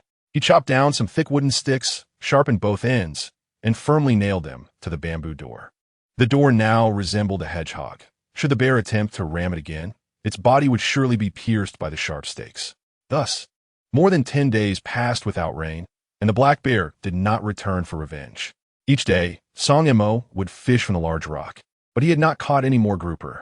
One day, after breakfast, he observed the dwindling supply of wild boar meat hanging on the wooden rack, barely enough to last the four of them for 2 or 3 days. He turned to Lu Yunhan and the others, saying, You all stay here. I will venture into the woods to see if I can find some food. Upon hearing his words, the three girls nearly spoke in unison. We want to go with you. Song Mo shook his head, saying, The woods are too perilous, and there are many mosquitoes. You should remain in the stone house. I can manage on my own. As soon as he finished speaking, Lu Yunhan immediately interjected, Just take us along. We feel rather guilty having you do everything. Besides, we would like to learn some wilderness survival skills from you. Li Xiaomei quickly chimed in, Yes. Brother Song, please take us with you. Although we may not be of much help, it's always safer with more people. Lu Jiechi also eagerly added, Indeed, Brother Song, take us all along, and teach us a bit about survival skills. We can't rely solely on you. Hearing their enthusiastic remarks, Song Mo could only nod in agreement. He then instructed the three girls to tie their sleeves and pant legs with ropes. He found a bamboo tube, ignited some mosquito-repelling herbs, and placed the resulting strips inside, handing it to Lu Jiechi to carry. Thus, the four of them ventured into the woods, with Song Mo leading the way wielding a stone axe. Lu Yunhan following closely with a bow and arrow. Li Xiaomei trailed behind Lu Yunhan, while Lu Jiechi, holding the bamboo tube filled with the smoking herbs, brought up the rear. Perhaps it was the smoke emanating from the bamboo tube that kept the mosquitoes at bay. After walking for nearly half an hour, a series of clear calls from a colorful grouse suddenly broke the silence. The group halted in their tracks, looking up to see the vibrant bird perched on a nearby tall pine tree, calling out incessantly. Song Mo whispered to the three girls behind him, Stay quiet here and don't make a sound. I will go shoot that grouse. After saying this, he handed the stone axe to Lu Yunhan, took the bow and arrow from her, and stealthily approached the bird. At that moment, the grouse noticed the approaching Song Mo. Rather than fleeing, it curiously watched him, chirping innocently, blissfully unaware of the impending danger. Soon, Song Mo reached the base of the majestic pine tree, knocked an arrow on the bowstring, and aimed at the grouse, releasing the arrow with precision. Since the last time he had shot a grouse, Song Mo had realized the importance of arrow accuracy and had gathered some animal feathers to affix to the arrow's tail for improved flight. Now the arrow flew true, striking the grouse squarely. The quill-tipped arrow penetrated the bird's body, and the grouse emitted a pitiful cry as it was propelled forward, tumbling several meters before landing on the ground, thrashing about. Witnessing Song Mo's successful shot, Lu Yunhan and the others gazed at him with admiration, wishing they could possess such archery skills one day. Song Mo quickly approached, picking up the thrashing grouse. With one hand gripping its neck and the other seizing its head, he twisted forcefully. A sharp crack resonated through the air as the grouse's neck snapped, and after a brief struggle, it succumbed to its fate. Once more, he withdrew the arrow from the body of the grouse and approached Lu Yunhan and the others, presenting the bow, an arrow to her, while handing the grouse to Li Xiaomei. Lu Yunhan suddenly exclaimed, "Song Gu, your archery skills are truly remarkable. You managed to bring down the grouse with a single shot. I wish to learn archery as well. Could you teach me?" Song Mo nodded with a smile, responding, "Certainly. When we encounter another grouse, I shall teach you." Li Xiaomei and Lu Jieqi promptly expressed their desire to learn archery as well, to which Song Mo readily agreed. He took the stone axe from Lu Yunhan's hands and led the three girls deeper into the woods. After walking a while longer, the familiar call of a grouse echoed through the trees, prompting everyone to halt. They spotted a plump grouse perched on a majestic pine tree nearby. Upon seeing it, Lu Yunhan instantly displayed an eager demeanor. Noticing her excitement, Song Mo couldn't help but smile and softly instructed Li Xiaomei and Lu Jieqi to remain where they were while he and Lu Yunhan approached the grouse. With careful steps, Song Mo and Lu Yunhan made their way to the base of the grand pine tree. He leaned close to her ear, whispering the intricacies of archery techniques. As they drew near, the warmth of his breath brushed against her ear, sending a wave of shyness through Lu Yunhan, her cheeks flushing a deep crimson. Chapter 47. A scene of pulsating vitality. Song Mo inhaled gently, catching the delicate and refreshing fragrance that emanated from Lu Yunhan, reminiscent of spring blossoms, a scent uniquely associated with young maidens. This enchanting aroma seemed to possess a magical quality, infiltrating his senses and coursing through his veins, inciting a flurry of thoughts within him. After meticulously explaining the nuances of archery, Song Mo gradually moved beside Lu Yunhan, tenderly taking her small hand in his, preparing to guide her in honing her aim at the grouse that was foraging in the distance. The intimacy of this gesture was palpable. At the moment their skin brushed against one another, Lu Yunhan's lovely face radiated a vibrant blush, akin to a ripe apple, while Song Mo felt a tinge of embarrassment, his heart racing in response. Yet, in that moment, neither of them paid heed to the subtle shifts in their emotions, instead focusing intently on the grouse ahead. Lu Yunhan took a deep breath, adjusting her stance and angle according to Song Mo's teachings, finally aligning the arrowhead with her target. With a gentle parting of her lips, she gradually released her grip on the bowstring. In an instant, the arrow soared through the air like a flash of lightning, propelled by a fierce gust towards the grouse. Alas, despite Song Mo's diligent guidance, Lu Yunhan's shot ultimately fell short of the mark. The arrow merely grazed the capercailzie's feathers, soaring past it with remarkable speed, startling the previously serene bird, which flapped its wings and ascended to a large tree several dozen meters away. Watching the capercailzie escape successfully, Lu Yunhan felt a wave of disappointment and embarrassment wash over her.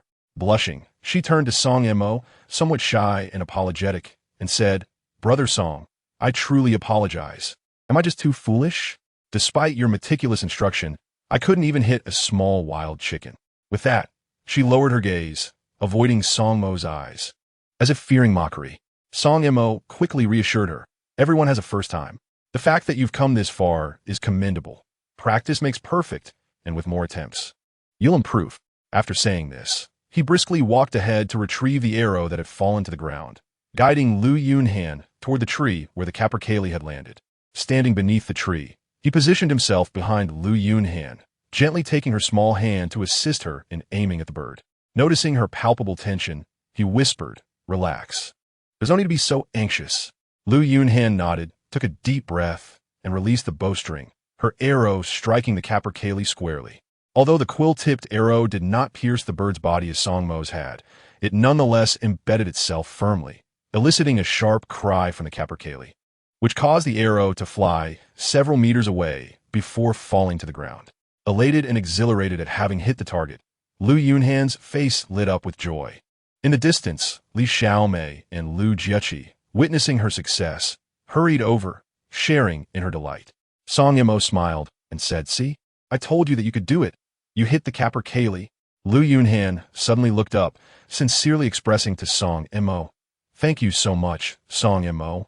You have given me a glimpse of a different life." His cheeks flushed at her gratitude, and he replied with a chuckle, "Your sudden politeness catches me off guard."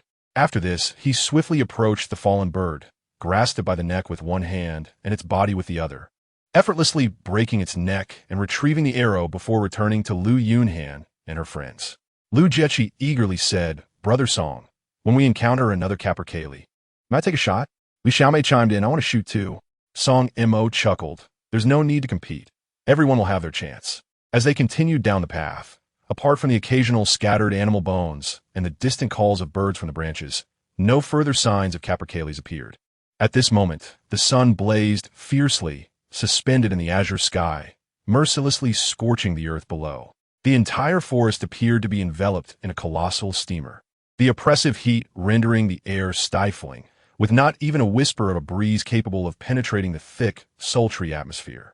Beads of perspiration adorned the brows of all, their garments thoroughly soaked, clinging uncomfortably to their skin, causing immense discomfort.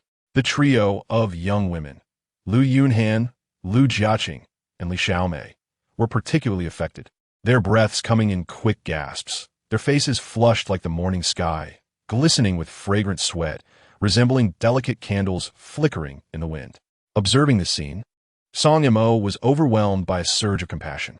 He swiftly scanned his surroundings, his gaze ultimately settling upon a towering tree, its abundant foliage casting a generous shade. Cautiously approaching the majestic tree, he surveyed the area for any potential threats.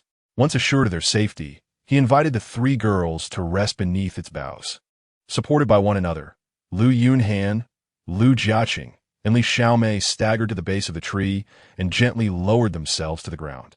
Meanwhile, Song Mo stood quietly to the side, leaning against the sturdy trunk. Positioned at a higher vantage point and with the girls seated below, their loose-necked attire inadvertently revealed glimpses of their undergarments and suggestive curves when he glanced down. Despite being 27 years old and a virgin, the provocative sight ignited a rush of blood to his cheeks, accelerating his heartbeat and quickening his breath. He felt a parched dryness in his throat, as if a flame were consuming him from within, rendering him restless and unable to maintain composure. Struggling to avert his gaze from the three girls, he found his eyes stubbornly drawn to them. After a prolonged moment of this silent observation, Lu Jiaqing suddenly raised her head and caught sight of him. Instantly, Song Mo diverted his gaze, but the moment was not lost on Lu Jiaqing. A wave of curiosity washed over her as she glanced down at her own open neckline, swiftly understanding what had captured Song Mo's attention, causing her cheeks to flush and heart to race. Strangely, she felt no distress. Rather, a sense of delight and anticipation blossomed within her. Chapter 48. The Hunt for the Wild Goat. After resting for a while, they all felt a revival of energy and rose to continue their exploration deeper into the woods. They wandered for quite some distance without sighting any grouse. After a lengthy absence, they decided against further searching and turned towards the coastline. Not far along, a sudden bleating echoed from the depths of the forest. They halted in their tracks, and Song Mo, brimming with excitement, exclaimed that it sounded like a wild goat. Surprised that such creatures existed on this deserted island, he expressed a desire to hunt one down.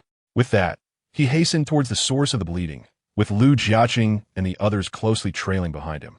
As the trio drew nearer, the bleating of the wild goats grew increasingly distinct, indicating that there was more than one goat in the vicinity. After walking a few hundred meters, 4 or 5 gray wild goats came into view. The group halted immediately, observing the goats leisurely grazing on the grass just under 200 meters away. Song Mo promptly instructed Lu Jiechi and the others to remain still and silent while he attempted to take down one of the goats. With that, he took the bow and arrow from Lu Yunhan and crouched down, gradually approaching the grazing animals. Lu Jiechi and the others also crouched low, aware of the goats' heightened wariness. Any sudden movement could startle them.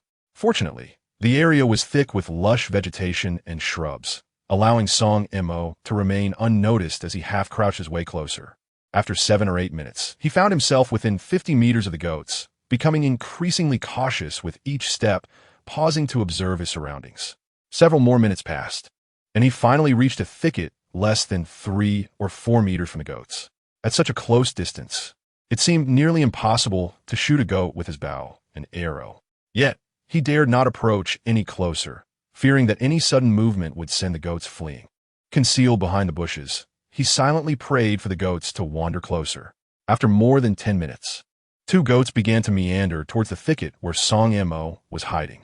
His heart surged with joy as he knocked an arrow onto the string, extending it from the bushes to aim at one of the larger goats. Before long, the 2 goats were within 5 meters, lowering their heads to graze. Song Mo swiftly targeted one of the goat's necks and released the arrow without hesitation. The arrow struck true, embedding itself deeply into the goat's neck. The creature let out a painful bleat, and before it could react, Song Mo loosed a second arrow, which also struck its neck. The wounded goat turned and fled, prompting the other goats to scatter in fright. Rising to his feet, Song Mo hastened after the goat he had wounded with 2 arrows, while Lu Jiechi and the others quickly followed suit. Despite having been struck, the goat showed no signs of slowing down, swiftly vanishing from Song Mo's sight. However, he remained unperturbed. After all, having been hit twice, the goat would bleed profusely, and its collapse would be inevitable. Thus, he calmly followed the trail of blood left by the fleeing animal. After pursuing for nearly a kilometer, Song Mo spotted the wild goat lying beneath a large tree, emitting heart-wrenching cries. He quickened his pace towards the creature. Upon noticing Song Mo's approach, the goat struggled to rise, attempting to flee. However, it had lost too much blood and collapsed again after only a few steps, its body convulsing uncontrollably. Arriving at the goat's side, Song Mo drew a stone axe from his waist and struck the goat's head with force. The goat let out another anguished cry before succumbing to death. With the goat finally lifeless, Song Mo felt a sigh of relief escape him. After such a prolonged chase, he was utterly exhausted, collapsing onto the goat's carcass and gasping for breath. More than 10 minutes later, Lu Jiechi, Lu Yunhan, and Li Xiaomei arrived, panting heavily. Upon seeing that Song Mo had dealt with the goat, they were filled with joy and excitement, collapsing onto the ground to catch their breath. After resting for a while, Song Mo felt his strength returning and spoke. "We must leave this place quickly. I fear that other carnivorous animals will be drawn here by the scent of the goat's blood." With that, he hoisted the 80 to 90-pound goat onto his shoulder and made his way toward the coast, the 3 girls immediately following suit. Although Song Mo had relatively good stamina, carrying the hefty goat through the rugged woods proved to be quite a challenge. Yet, he dared not stop to rest, gritting his teeth to persevere. After over an hour, he finally managed to carry the goat to the outside of the stone house. At that moment, Song Mo felt utterly drained, dropping the goat to the ground and collapsing beside it, drenched in sweat, his clothes completely soaked. Jiechi walked to the kitchen, retrieving a bamboo tube, filling it with cool boiled water, and handing it to Song Mo. He lifted the tube, tilting his head back to drain it completely. After resting for a while, feeling somewhat revitalized, he transported the goat to a large rock by the coast to begin processing it. Jiechi and the other girls assisted him in this task. With only a single stone axe at their disposal, it took nearly half an hour for Song Mo to skin the goat, laying the hide on the rock. He then made an incision in the goat's belly to extract the organs, discarding everything except for the liver into the vast ocean. Next, he chopped the goat meat into sections with the axe, instructing the girls to carry it back to the kitchen. He then washed the goat hide in seawater and hung it on a branch to dry. Returning to the kitchen, Song Mo cut several ribs into smaller pieces with the stone axe and placed them in a pot to stew. As the goat ribs simmered, Song Mo took the opportunity to marinate the goat meat with sea salt alongside 3 young ladies, hanging it on a bamboo rack beside the fire. Chapter 49. Lu Jiechi's Confession. Meanwhile, the goat ribs in the pot were already tender and fragrant. The 4, who had been ravenous for some time, eagerly grasped their bowls and chopsticks, savoring the succulent meat. Though merely seasoned with a touch of sea salt, the goat ribs were extraordinarily delectable. In less than 20 minutes, the pot was nearly empty, every morsel consumed, leaving not a drop of broth behind. As the sun began its descent beyond the horizon, Song Mo fetched a change of clothes and took a refreshing bath by the shore. Upon his return to the fire, he found Lu Jiechi and the other girls engaged in lively conversation, laughter filling the air. Song Mo lit a cigarette, relishing the moment. Suddenly, Lu Jiechi, with a playful smile, addressed him. "Song-gu, tell me honestly, this afternoon when we rested beneath the big tree, did you sneak a peek at us 3? Caught off guard by her inquiry, Song Mo froze. Had Lu Jiechi discovered him? Yet, such a matter was one he could never confess. He immediately replied with feigned innocence. "What are you talking about? I don't understand at all. Am I that kind of person? If I wanted to see you, I would do so openly. Why would I need to sneak a glance?" Hearing this, Lu Jiechi looked at him with a grin. "Are you certain you didn't T-spy on us? We were sitting on the ground, and you were leaning against the tree. Our collars were all undone. Didn't you see anything?" Song Mo quickly shook his head, insisting. "How can you say that? I, Song Mo, am a man of integrity. How could I engage in such behavior?" Lu Jiechi chuckled. "A true gentleman indeed. But even if you had looked, it wouldn't matter. If you wish to see next time, I can accompany you into the woods and show you openly." Her audacious suggestion left Song Mo momentarily stunned, and even Lu Yunhan and Li Xiaomei were taken aback. Lu Yunhan remarked to Lu Jiechi, "Jiechi, it seems you're seriously considering offering yourself to Song-gu." Lu Jiechi replied with a smile, "Not quite offering myself, but I believe I have developed feelings for Song-gu. After all, he saved my life, and I feel an overwhelming sense of security with him." Hearing this, Song Mo felt a surge of joy. Lu Jiechi's words were undeniably a confession. Lu Yunhan playfully urged Song Mo, "Song-gu, Jiechi has been so forward. You should express your feelings too." Song Mo chuckled. "How am I to express myself? It's quite natural for her to develop feelings here on this deserted island, especially since I am the only man. Perhaps once we leave this place, she may not feel the same." Upon hearing his words, Lu Jiechi immediately retorted with indignation. "You always say that. I could tell you simply look down on me. I've already told you that I am quite devoted when it comes to relationships. As long as I have my eye on someone, I don't care about their family background or origins. Since I have chosen you, my heart will not waver, regardless of whether I can leave this place or not." Hearing her declaration, Song Mo quickly replied, "Jiechi, how could I possibly look down on you? It's merely that I feel unworthy of you. What man wouldn't be captivated by a girl as beautiful as you?" At his words, Lu Jiechi's heart soared, and she eagerly pressed, "So does that mean you like me too?" Song Mo nodded affirmatively, saying, "Of course I like you." With joy lighting up her face, Lu Jiechi exclaimed, "Then I shall be your girlfriend from now on. You must treat me well." Song Mo smiled back, "Whether you're my girlfriend or not, I will always treat you well. As long as we are on this deserted island, I will take care of you." After saying this, he suddenly turned his gaze mischievously and said with a grin, "Now that you're my girlfriend, shouldn't we engage in some activities typical of couples?" Upon hearing this, Lu Jiechi's face flushed crimson as she whispered, "What do you mean?" With a playful smile, Song Mo responded, "Are you genuinely clueless or just pretending? Couples naturally need to share a kiss and such." At this, Lu Jiechi's cheeks turned as red as a ripe fruit. Observing her adorable and charming demeanor, Song Mo, Lu Yunhan, and Li Xiaomei all burst into laughter. Li Xiaomei chuckled, "All right, you two, can you refrain from displaying your affection in front of me and General Lu?" Suddenly lifting her head, Lu Jiechi teased Li Xiaomei, "Oh, come on, Xiaomei, why do you sound so jealous? You wouldn't happen to have feelings for Brother Song, would you?" Flustered by her remark, Li Xiaomei stammered, "Don't say such nonsense. How could I possibly like Brother Song?" Lu Jiechi laughed. "Actually, it's quite normal if you do like him. If we continue to stay on this island for a few more months, I bet not just you, but even Yunhan would fall for Brother Song." At her words, both Lu Yunhan and Li Xiaomei felt their faces heat up. In truth, during their time with Song Mo, they too had gradually developed feelings for him.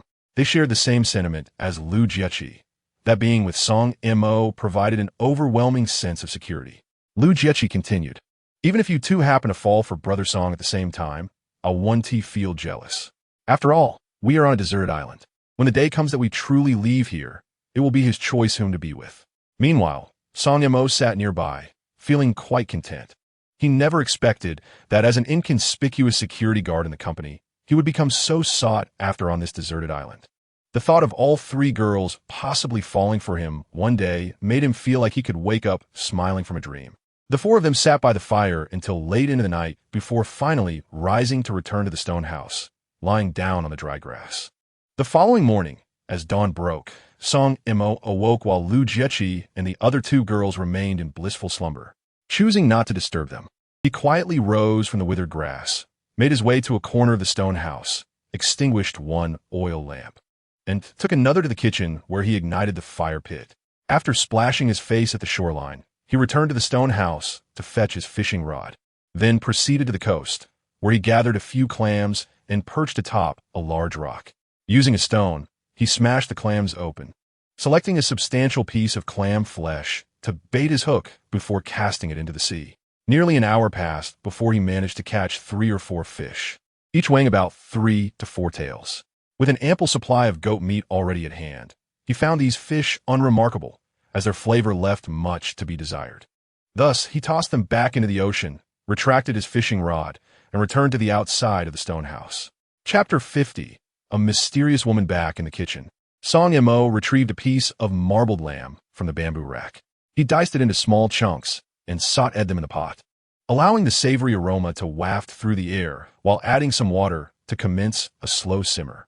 Observing the dwindling supply of collected rainwater, which would only suffice for 3 or 4 days at most, a sense of urgency began to envelop him. He pondered the prospect of searching for water sources in the woods if the rain continued to elude them. Living by the coast was becoming increasingly untenable. Thoughts of relocating to the forest began to take root in his mind. After all, once the rainy season passed, the opportunity to gather sufficient rainwater would vanish. Furthermore, since being stranded on this desolate island, he had been using seawater for bathing and laundry. Each time he emerged from a wash, his skin would be left coated with a layer of crystallized sea salt, leaving him feeling uncomfortable and unclean. Yet, armed with only a stone axe, he felt the treacherous woods were fraught with danger. This solitary tool offered little in the way of protection for himself and the 3 girls. It seemed he would have to return to the coast to see if he could locate iron rods or scraps to fashion a couple of blades. After indulging in these thoughts for a while, the fragrant scent of the simmering lamb wafted through the air. Lu Jiechi and the other 2 girls emerged from the stone house, rubbing their sleepy eyes, greeted Song Mo, and headed to the shoreline to freshen up. After enjoying the stewed lamb, Song Mo informed the 3 girls that he would venture to the coast to search for iron rods or pieces to craft some tools. As soon as he finished speaking, Lu Jiechi and the others insisted on accompanying him. He did not decline, and together they began scouring the coastline for iron rods and scraps. However, being a deserted island, the likelihood of finding such metallic items was almost non-existent. Searching for iron rods or scraps was akin to searching for a needle in a haystack. After walking 4 to 5 kilometers along the coast without any success, disappointment and frustration washed over them. Lu Jiechi and the other girls were already drenched in sweat, their faces flushed from exertion. Song Mo could only find a large, shady tree along the coastline. After surveying the surroundings and confirming there were no potential dangers, he allowed the others to rest beneath its canopy. Leaning against the trunk, he couldn't help but glance at the 3 girls seated below. Upon this gaze, he felt a sudden dryness in his throat and an unsettling warmth coursing through him. The girls wore loose collars, revealing glimpses of their undergarments and the alluring contours of their figures. Naturally, Song Mo took a moment to appreciate this beauty. At that moment, Lu Yunhan vaguely noticed what appeared to be smoke rising in the distance along the shore. She immediately called out, "Look over there. Is that smoke rising from the coast?" Hearing her exclamation, Lu Jiechi and Li Xiaomei turned their heads toward the distant shore. Song Mo quickly redirected his gaze as well, and they all discerned the faint smoke emanating from afar. Curiously, Li Xiaomei remarked, "Could that smoke be from Yang Wei and his group?" Song Mo promptly shook his head, replying, "It shouldn't be. Yang Wei's group seems to be on a different part of the coast." Lu Jiechi then suggested, "Could there be other survivors on this deserted island?" To which Song Mo responded, Let's go take a look and find out. With that, he took the lead toward the source of the smoke, and the three girls quickly rose to follow him. As they approached, the smoke grew increasingly distinct. After more than an hour of walking, they found themselves merely a few hundred meters away from it. They could now faintly see a fire pit on the beach, beside which sat a solitary figure. Exchanging curious glances, they quickened their pace toward the fire. As they drew nearer, they finally discerned that the figure seated by the flames was a young woman. Though her back was turned to them, she astutely caught the sound of their footsteps. Swiftly, she turned her head, locking eyes with Song Mo and the others. Without a moment's hesitation, she sprang to her feet, drawing a gleaming military knife from her waist with remarkable speed, her expression betraying a wariness that firmly fixed her gaze on the four intruders. At that moment, the distance between Song Mo's group and the mysterious woman was a mere 7 or 8 meters. Upon catching sight of the knife in the woman's hand, Lu Jieqi, Lu Yunhan, and Li Xiaomei shivered in fear, their faces turning as pale as paper. In stark contrast, Song Mo appeared intrigued. He began to scrutinize the woman carefully. She seemed to be in her 20s, with a neat, cropped hairstyle and an attractive visage, though her expression was as frosty as the winter chill. Further observing her, he noted she was clad in a finely tailored combat uniform, exuding an air of formidable grace and poise. Song Mo's gaze eventually fixated upon the military knife tightly gripped in the woman's hand. The blade glimmered with a chilling sharpness, radiating a menacing light. Upon witnessing this, Song Mo's eyes sparkled with uncontainable joy. What a magnificent weapon it was! If he could obtain it, they would be able to delve deep into the woods in search of a water source. Thus, his eyes became magnetically drawn to the military knife, unable to divert their attention even for a moment. Mistakenly interpreting Song Mo's intense stare as an inappropriate focus on her ample bosom, the woman felt a surge of indignation ignite within her. Enraged, she exclaimed, "You insolent fool! How dare you gaze at me so disrespectfully? I shall not hesitate to end you." Before she could finish her sentence, she raised the glimmering military knife with fierce determination, lunging at Song Mo with the swiftness of a ferocious leopard. Beside them, Lu Jiaqing, Lu Yunhan, and Li Xiaomei were rendered pale by the sudden turn of events, their terrified screams echoing in unison. Song Mo was equally taken aback, utterly unprepared for the woman's explosive temper. Without a moment's hesitation, he braced himself for a fierce counterattack. Fortunately, his reflexes were quick. Just as the woman was about to reach him, he decisively extended his right hand in an attempt to seize her wrist. However, the woman was no ordinary opponent. She swiftly sensed his intentions. In a split second, she expertly retracted her arm, simultaneously twisting the knife, directing its sharp edge towards Song Mo's body. Chapter 51. The beautiful Xiao Bing. Song Mo's eyes widened in astonishment, his heart racing as he marveled at her astonishing reflexes. He had never anticipated such rapidity. It was truly beyond imagination. Clearly, her agile prowess indicated that she was a formidable adversary, concealed beneath a veneer of normalcy. A flicker of excitement ignited in his eyes, for he had once been invincible in the military, never encountering a rival of equal caliber. Since his retirement, he had felt there were no challengers left in the world. Yet, this woman before him rekindled a long-lost fighting spirit within him. Though she wielded a remarkably sharp military knife, shimmering ominously, Song Mo felt no fear. Instead, he advanced relentlessly, showing no signs of retreat. In a flash, they exchanged blows, neither yielding an inch, having battled through numerous rounds. As time wore on, beads of sweat began to form on the woman's forehead, her breaths becoming increasingly labored. Internally, she lamented her situation. She had believed herself to be formidable, yet against this man, she found it challenging to gain the upper hand. Just as the moment seemed critical, Song Mo suddenly detected a subtle opening in her defense. Without hesitation, he struck with the swiftness of lightning, executing a flawless disarm that precisely targeted the woman's wrist, causing her knife to clatter to the ground. Following this, Song Mo lunged forward with a fierce grappling technique, swiftly bringing the woman down to the ground. However, he did not press the advantage. Instead, he promptly retrieved the fallen military knife and retreated several paces, creating distance between them. Lu Jieqi, Lu Yunhan, and Li Xiaomei, who had been watching the intense confrontation from the sidelines, were left utterly astounded. their mouths agape, as if they could accommodate an egg. They could hardly fathom the extraordinary prowess displayed by Song Mo. At that moment, the woman rose from the ground, her face a mask of shock as she inquired, "Who are you?" Song Mo replied with a cheerful grin, "I'm merely a humble security guard. What is the matter with you, attacking without a word?" The woman shot him a glare and coldly retorted, "What kind of guard possesses such skill? Who told you to stare at my chest?" Dumbfounded, Song Mo chuckled, "I truly am a guard. If you don't believe me, you can ask our General Liu." He gestured towards Liu Yunhan. "Yes, you. I was looking at your chest.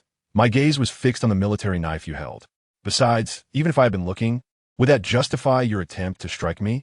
At that moment, the woman's gaze fixated on Liu Yunhan, and after several seconds, she asked, "Are you Liu Yunhan?"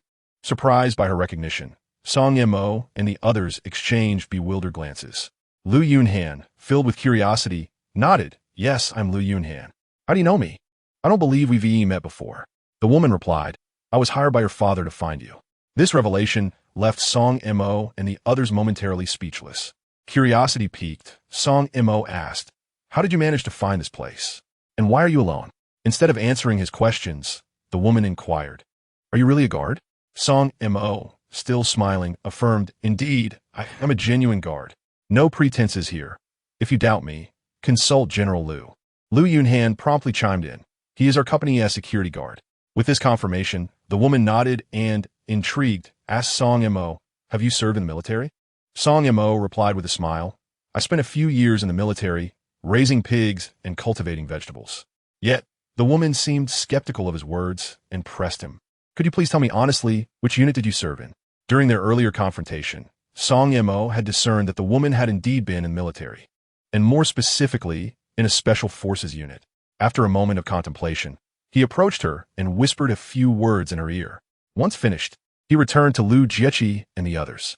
The woman, her face a canvas of astonishment, took a while to regain her composure, and with a look of admiration, she asked Song Mo, "Are you telling the truth?"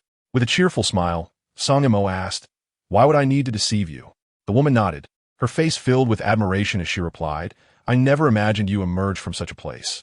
No wonder your skills are so remarkable." Liu Jieqi, Liu Yunhan, and Li Xiaomei were consumed by curiosity about what Song Mo had said to the woman, which had led to such a drastic change in her demeanor. However, since Song Mo had intentionally approached the woman to converse privately, the three girls refrained from pressing further, despite their intrigue. Song Mo continued with a bright smile. "You haven't yet shared how you arrived here. Why are you alone?" In response to his inquiry, the woman slowly introduced herself. "My name is Xiao Bing, and I'm a captain of a private rescue company." After glancing at Liu Yunhan, she continued, "This time, it was President Liu's father who paid handsomely for us to conduct a search in the area where you went missing. However, after several days of searching without any leads, it's quite strange. Just as we were preparing to return, our rescue boat suddenly exploded, and I was the only one who managed to escape. I'm not quite sure how I ended up here." Hearing her story, Song Mo and the others felt a surge of curiosity. How could a rescue boat explode under such circumstances? After a brief moment, Xiao Bing turned to Song Mo and said, "I thought you had perished. I'm surprised to see you all alive." It took a while, but Song Mo finally asked, "Are you staying here alone, or will you return with us?" Without hesitation, the woman replied, "Of course, I'll return with you. By the way, what is your name?" With a smile, Song Mo introduced himself. "I'm Song Mo. You can call me Brother Song, just like the others." Repeating his name, Xiao Bing suddenly had a moment of realization, her face lighting up with disbelief as she exclaimed, You are Song Mo. I recognize you now. You are a legend in the military." Perhaps overwhelmed by excitement, her speech faltered slightly. Liu Jieqi, Liu Yunhan, and Li Xiaomei were equally astonished, realizing that Song Mo was indeed a military legend. They had underestimated him in the past, and their curiosity about the secrets he might hold deepened. Chapter 52. The Stolen Lamb. A bittersweet smile crept on Song Mo's lips as he gently opened his mouth, his voice tinged with a somber tone. "What military legend? Please don't exaggerate my capabilities. I am merely an ordinary security guard now." Xiao Bing, wide-eyed with curiosity, couldn't he help but inquire, logically, "Someone as exceptional as you would not be easily released from the military.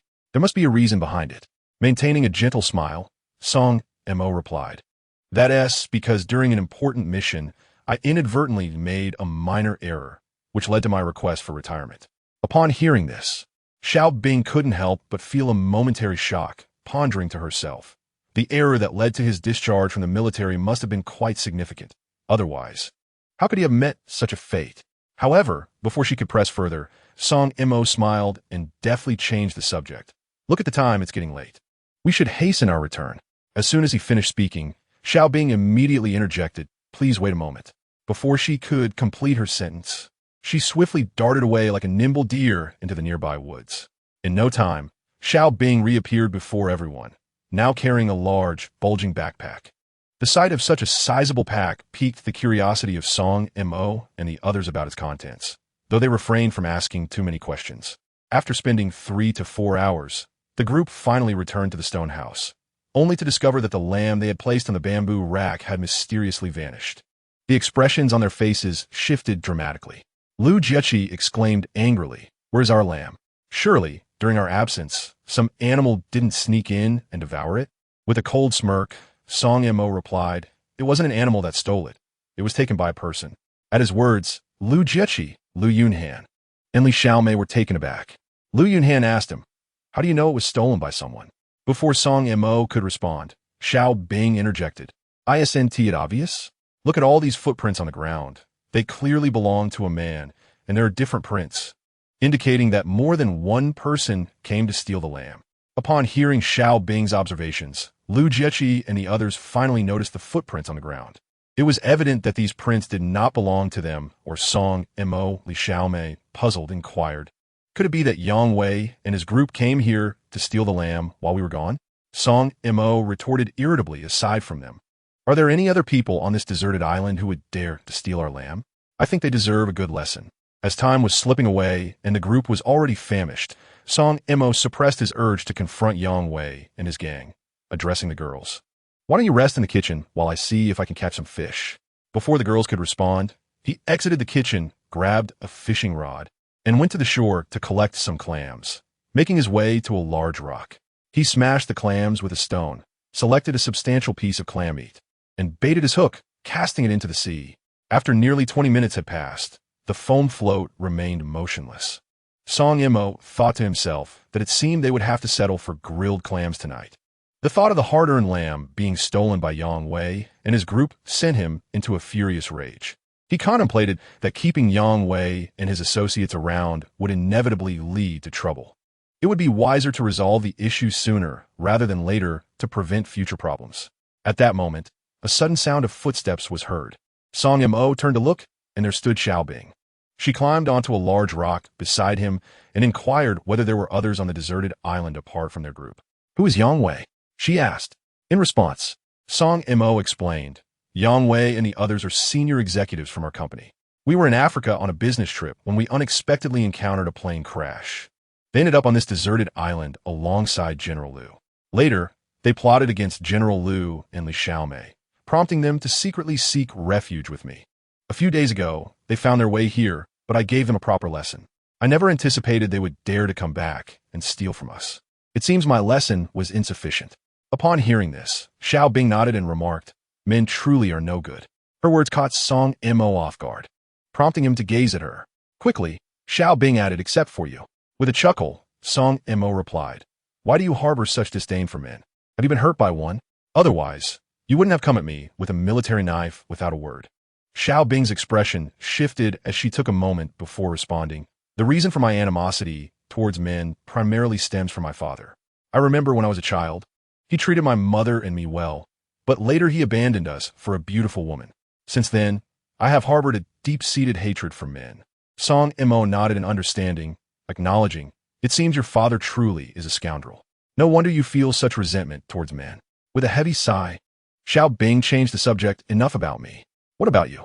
Aren't you the captain of that mysterious Special Forces unit? Why did you suddenly retire? What mistake did you make? Can you share it with me?" Song Mo sighed deeply, recounting, "Our mission was to eliminate a group of mercenaries trying to infiltrate the border.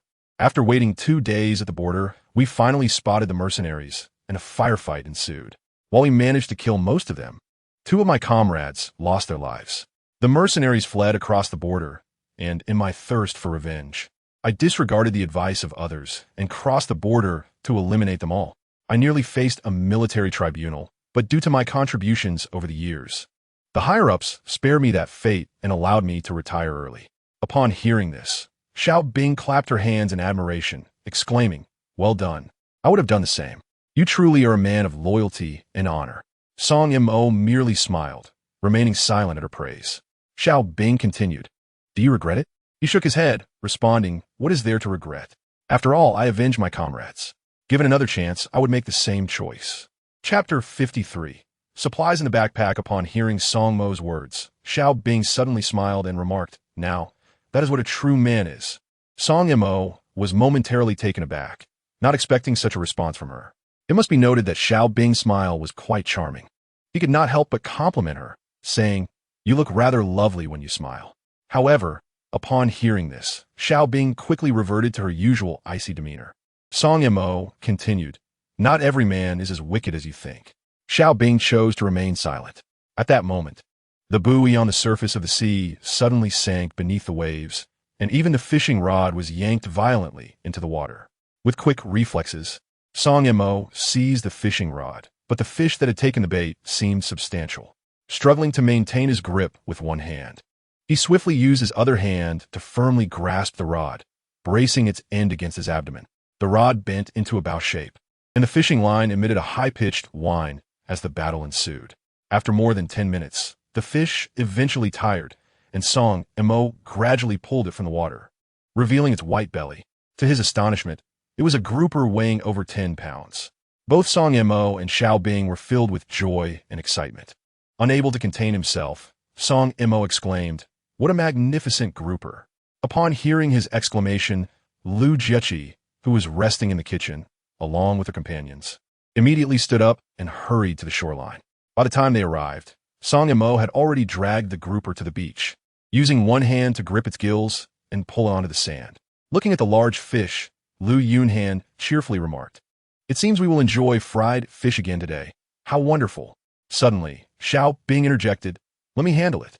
Without delay, she retrieved her military knife from Song Mo's waist, crouched down, and began to expertly prepare the grouper. Observing her adeptness, Song Mo felt a sense of relief. With her skills, survival on this deserted island would become significantly easier. It was evident to Song Mo that Xiao Bing had experience in a special forces unit and possessed formidable wilderness survival skills, unlike Lu Yunhan and her companions, who were entirely inexperienced. Watching Xiao Bing skillfully process the grouper, Lu Yunhan, Lu Jiechi, and Li Xiaomei felt a pang of envy. In the span of just over 10 minutes, Xiao Bing had efficiently prepared the 10-pound grouper, washing it clean with seawater before returning to the kitchen. Although the mutton had been stolen by Yang Wei and his group, fortunately, the wild boar fat and sea salt they had rendered remained intact. Song Mo used a stone axe to cut a large piece of the grouper, then sliced it into smaller chunks with his military knife. Seasoning it with a sprinkle of sea salt, he placed an iron pot over the fire and poured in some wild boar fat, waiting for the oil to heat before adding the marinated fish pieces to fry. In less than 10 minutes, the fish fillets in the pot turned a delightful golden brown, and a robust aroma wafted through the air. The few individuals who were already ravenous, their stomachs pressed against their backs, were salivating at the enticing scent. Eagerly, they picked up their bowls and chopsticks, devouring the fish with great enthusiasm. After indulging in the fried fish, night had fully descended. Noticing Xiao Bing's bulging backpack, Song Mo curiously inquired, "What treasures do you have in that bag?" Lu Yunhan and the others also gazed at Xiao Bing with inquisitive expressions. Xiao Bing swiftly seized the backpack and unzipped it. She first retrieved several sets of clean clothes and 2 pairs of shoes, followed by a military water bottle.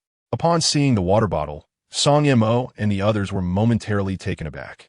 It is worth noting that a military water bottle can not only hold water, but also be used for cooking. Subsequently, she pulled out a folding military shovel, a flashlight, and a flint. Finally, she produced an emergency medical kit. The sight of so many useful items left Song Mo and the others both astonished and elated. With these provisions, they could significantly enhance their chances of survival in this environment. Song Mo, brimming with curiosity, exclaimed, "I never imagined you would bring such valuable items.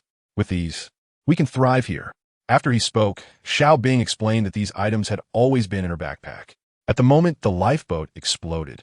The backpack was right beside her, and she had grabbed it before jumping into the sea. Song Mo then asked what caused the lifeboat to explode. Was it deliberate? Xiao Bing shook her head, responding, I don't believe it was intentional. After all, there were 15 of us on the lifeboat, and aside from me, everyone else perished. Her words only heightened the curiosity of Song Mo and the others. Xiao Bing continued, I have a lingering feeling that the area where your plane crashed is exceedingly strange. The navigational system of the lifeboat malfunctioned several times in that region, and without anyone at the helm, the boat would inexplicably drift in one direction, as if controlled by some mysterious force. Upon hearing this, Lu Yunhan, Lu Jieqi, and Li Xiaomei wore expressions of disbelief. Their mouths agape, as if they could fit an egg inside. After a considerable pause, Lu Jieqi slowly remarked, based on what you say, that area truly seems eerie. The plane also experienced an inexplicable accident there. Song Mo chuckled, it may not be as ominous as you think. I suspect the magnetic field in that area is exceptionally strong, which could explain the occurrences, much like the Bermuda Triangle. The group lingered by the fire for a while longer before returning to the stone hut to rest. Now that they possessed a flint, there was no need to painstakingly preserve the fire. The following morning, Song Mo awoke early, his eyes fluttering open to behold Lu Jieqi sprawled across him like an octopus, peacefully slumbering. Her soft form pressed against his chest stirred an overwhelming curiosity within him. When had she nestled onto him without his awareness? Gently, he shifted Lu Jieqi aside and rose, making his way quietly toward the entrance of the stone dwelling. Despite his careful steps, he inadvertently roused Xiao Bing, highlighting her remarkable vigilance. Xiao Bing, too, rose from the dry grass, treading lightly toward the stone door, stepping outside to the shoreline. He splashed his face with the seawater before returning to the kitchen to ignite a small fire with flint. Suddenly, he turned to Xiao Bing and said, You stay here. I shall take a stroll along the coast. Chapter 54. Encountering the wild boar. Upon hearing Song Mo's words, Xiao Bing immediately replied, You intend to seek out those who stole the mutton, do you not? I shall accompany you. Taken aback by her astuteness, Song Mo nodded. He had not anticipated her to deduce his intentions regarding Yang Wei and his accomplices. These ruffians are utterly detestable. How dare they pilfer mutton? They must be taught a lesson. They cannot presume I am an easy target, he declared. Xiao Bing inquired, Do you know where they are? Song Mo affirmed. They reside along the coast, approximately 4 to 5 kilometers away, where they have constructed a shelter. Xiao Bing continued, Do you believe they would still be there? They are aware that after stealing the mutton, you would seek them out for retribution. They likely have vacated the area by now. Nodding in agreement, Song Mo conceded that she made a valid point. After all, he had dealt them a severe reprimand previously. They would not be foolish enough to linger and await his return for vengeance. You are right. They would not be so naive as to remain in waiting. It seems I shall have to deal with them at a later time. For now, I shall venture into the woods to search for a water source. The rainy season is nearing its end, making rainwater increasingly scarce. Perhaps I might also procure some food, he suggested. Xiao Bing nodded. Then I shall accompany you.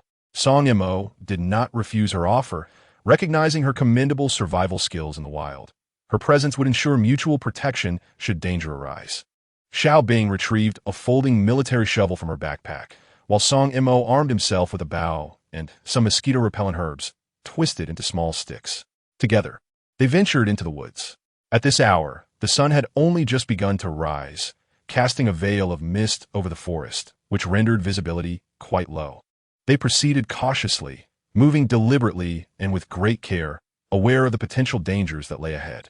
After more than an hour of careful navigation, they had covered a distance of merely 3 to 4 kilometers. Although they had yet to locate a water source, they successfully hunted 2 grouse. At that moment, the sun ascended high into the sky, and the mist within the forest gradually dissipated, enhancing visibility. As the two ventured deeper into the thicket, the vegetation became increasingly dense, and the ground was strewn with an ever-growing number of animal bones.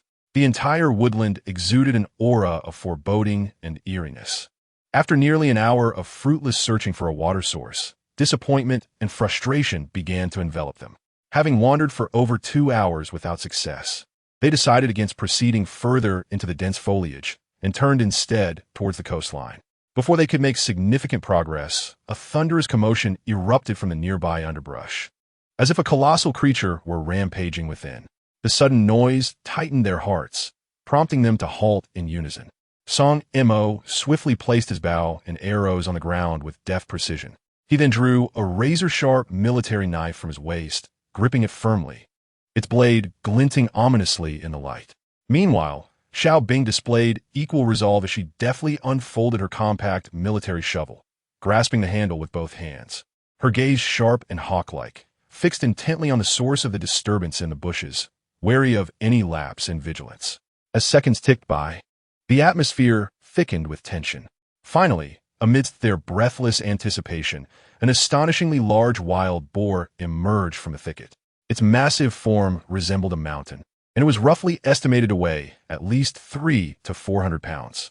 The creature's enormous head was akin to the size of a wash basin, and its elongated tusks nearly rivaled the length of chopsticks, sharp and exuding an aura of menace. Upon encountering such a formidable beast, both Song Mo and Xiao Bing momentarily froze, but soon regained their composure. After all, they wielded weapons sufficient for self-defense, rendering them not entirely helpless in the face of such a predator. At that moment, the wild boar seemed to have noticed their presence as well. Its eyes widened with hostility, and a deep, menacing growl emanated from its throat. Simultaneously, its powerful hooves scraped the ground, stirring up clouds of dust, indicating that it was poised to charge at them. "Be careful," Song Mo warned Xiao Bing. "This wild boar is about to attack." Xiao Bing nodded in acknowledgement. Mere seconds later, the enormous boar, with its sharp tusks, charged towards them like an out-of-control heavy truck, its fierce momentum and bone-chilling roar propelling it forward. The creature's speed was astonishing, akin to a sudden gust of wind, closing the distance to less than 5 meters in the blink of an eye. At that moment, the wild boar suddenly leaped into the air, its massive jaws wide enough to engulf an adult, akin to a ferocious, ravenous wolf, charging directly at Song Mo, seemingly intent on devouring him whole. However, Song Mo's reaction was equally swift. In the nick of time, he deftly sidestepped, narrowly evading the boar's relentless lunge. Simultaneously, the military knife he gripped in his hand sliced through the air with a glint of cold light, striking fiercely at the wild boar with astonishing speed. A muffled thud echoed as the blade accurately found its mark on the boar's belly, a long gash appearing instantaneously, crimson blood erupting like a breached dam, splattering everywhere. Beside him, Xiao Bing exhibited no hesitation. She swiftly seized the military shovel in her hands, channeling all her strength to bring it crashing down upon the boar's head. The shovel, evidently razor-sharp, struck with a crisp snap, creating a deep wound on the boar's tough skull. The creature let out a piercing, anguished scream, its voice resonating through the forest, deafening in its intensity. In agony, it charged forward a few meters before barely managing to halt, only to whirl around, its eyes wide with hatred and fury, fixating on the two assailants. Then, with a furious rush, it lunged at them once more, propelled by a whirlwind of rage and bloodlust, resembling a frenzied beast. In the blink of an eye, the massive boar was upon them, yet both individuals instinctively sidestepped in unison. The colossal beast, with its sharp tusks, clearly had not anticipated such rapid reflexes from Song Mo and Xiao Bing.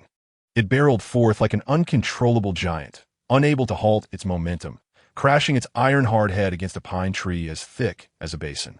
With a sharp crack, the tree splintered and fell, as if unable to withstand the force of the impact. This breathtaking spectacle illustrated just how immense the power of the boar's collision had been. Had that force been directed at Song Mo and Xiao Bing, they would likely have sustained grievous injuries, if not faced death itself. Reeling from the violent collision, the boar now swayed, its hefty head bobbing as it struggled to regain clarity. Seizing the opportunity, Song Mo tightened his grip on the exceptionally sharp, gleaming military knife, and, with astonishing swiftness, slashed at the boar's hind leg. This knife, crafted at great expense by Xiao Bing, possessed a blade so sharp it could slice through iron as if it were mere mud. In an instant, a spray of blood erupted as one of the boar's hooves was cleanly severed, rolling away to the ground. Meanwhile, Xiao Bing, undeterred, firmly grasped the heavy military shovel with both hands and summoned all his strength to strike forcefully at the body of the wild boar. A dull thud resonated as the shovel made solid contact with the boar's back, the tremendous impact causing the creature to lurch forward abruptly. The wild boar emitted a piercing, chilling scream that echoed throughout the forest. Despite sustaining such a grievous injury, the boar did not succumb. Instead, it grew even more enraged, turning to charge at the two men once again. Reacting quickly, they dodged aside, narrowly evading the animal's attack once more. At this point, the boar was drenched in blood, seemingly driven mad, and, after running a few meters forward, it halted abruptly, pivoting to launch another assault on the two. This time, Song Mo did not evade. As the boar charged towards him, he gripped the military knife and thrust it towards the beast's head. The blade struck true, piercing directly into the boar's skull. Simultaneously, Xiao Bing swung the military shovel down onto the boar's foreleg with tremendous force. The wild boar could no longer withstand the assault, collapsing to the ground and rolling in agony, emitting a series of pitiful cries. Song Mo and Xiao Bing swiftly retreated a few meters away. After a brief struggle, the boar gradually ceased its movements and soon lay lifeless.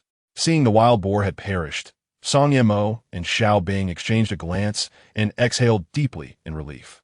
Approaching the boar's carcass, Song Mo extracted the knife from its head.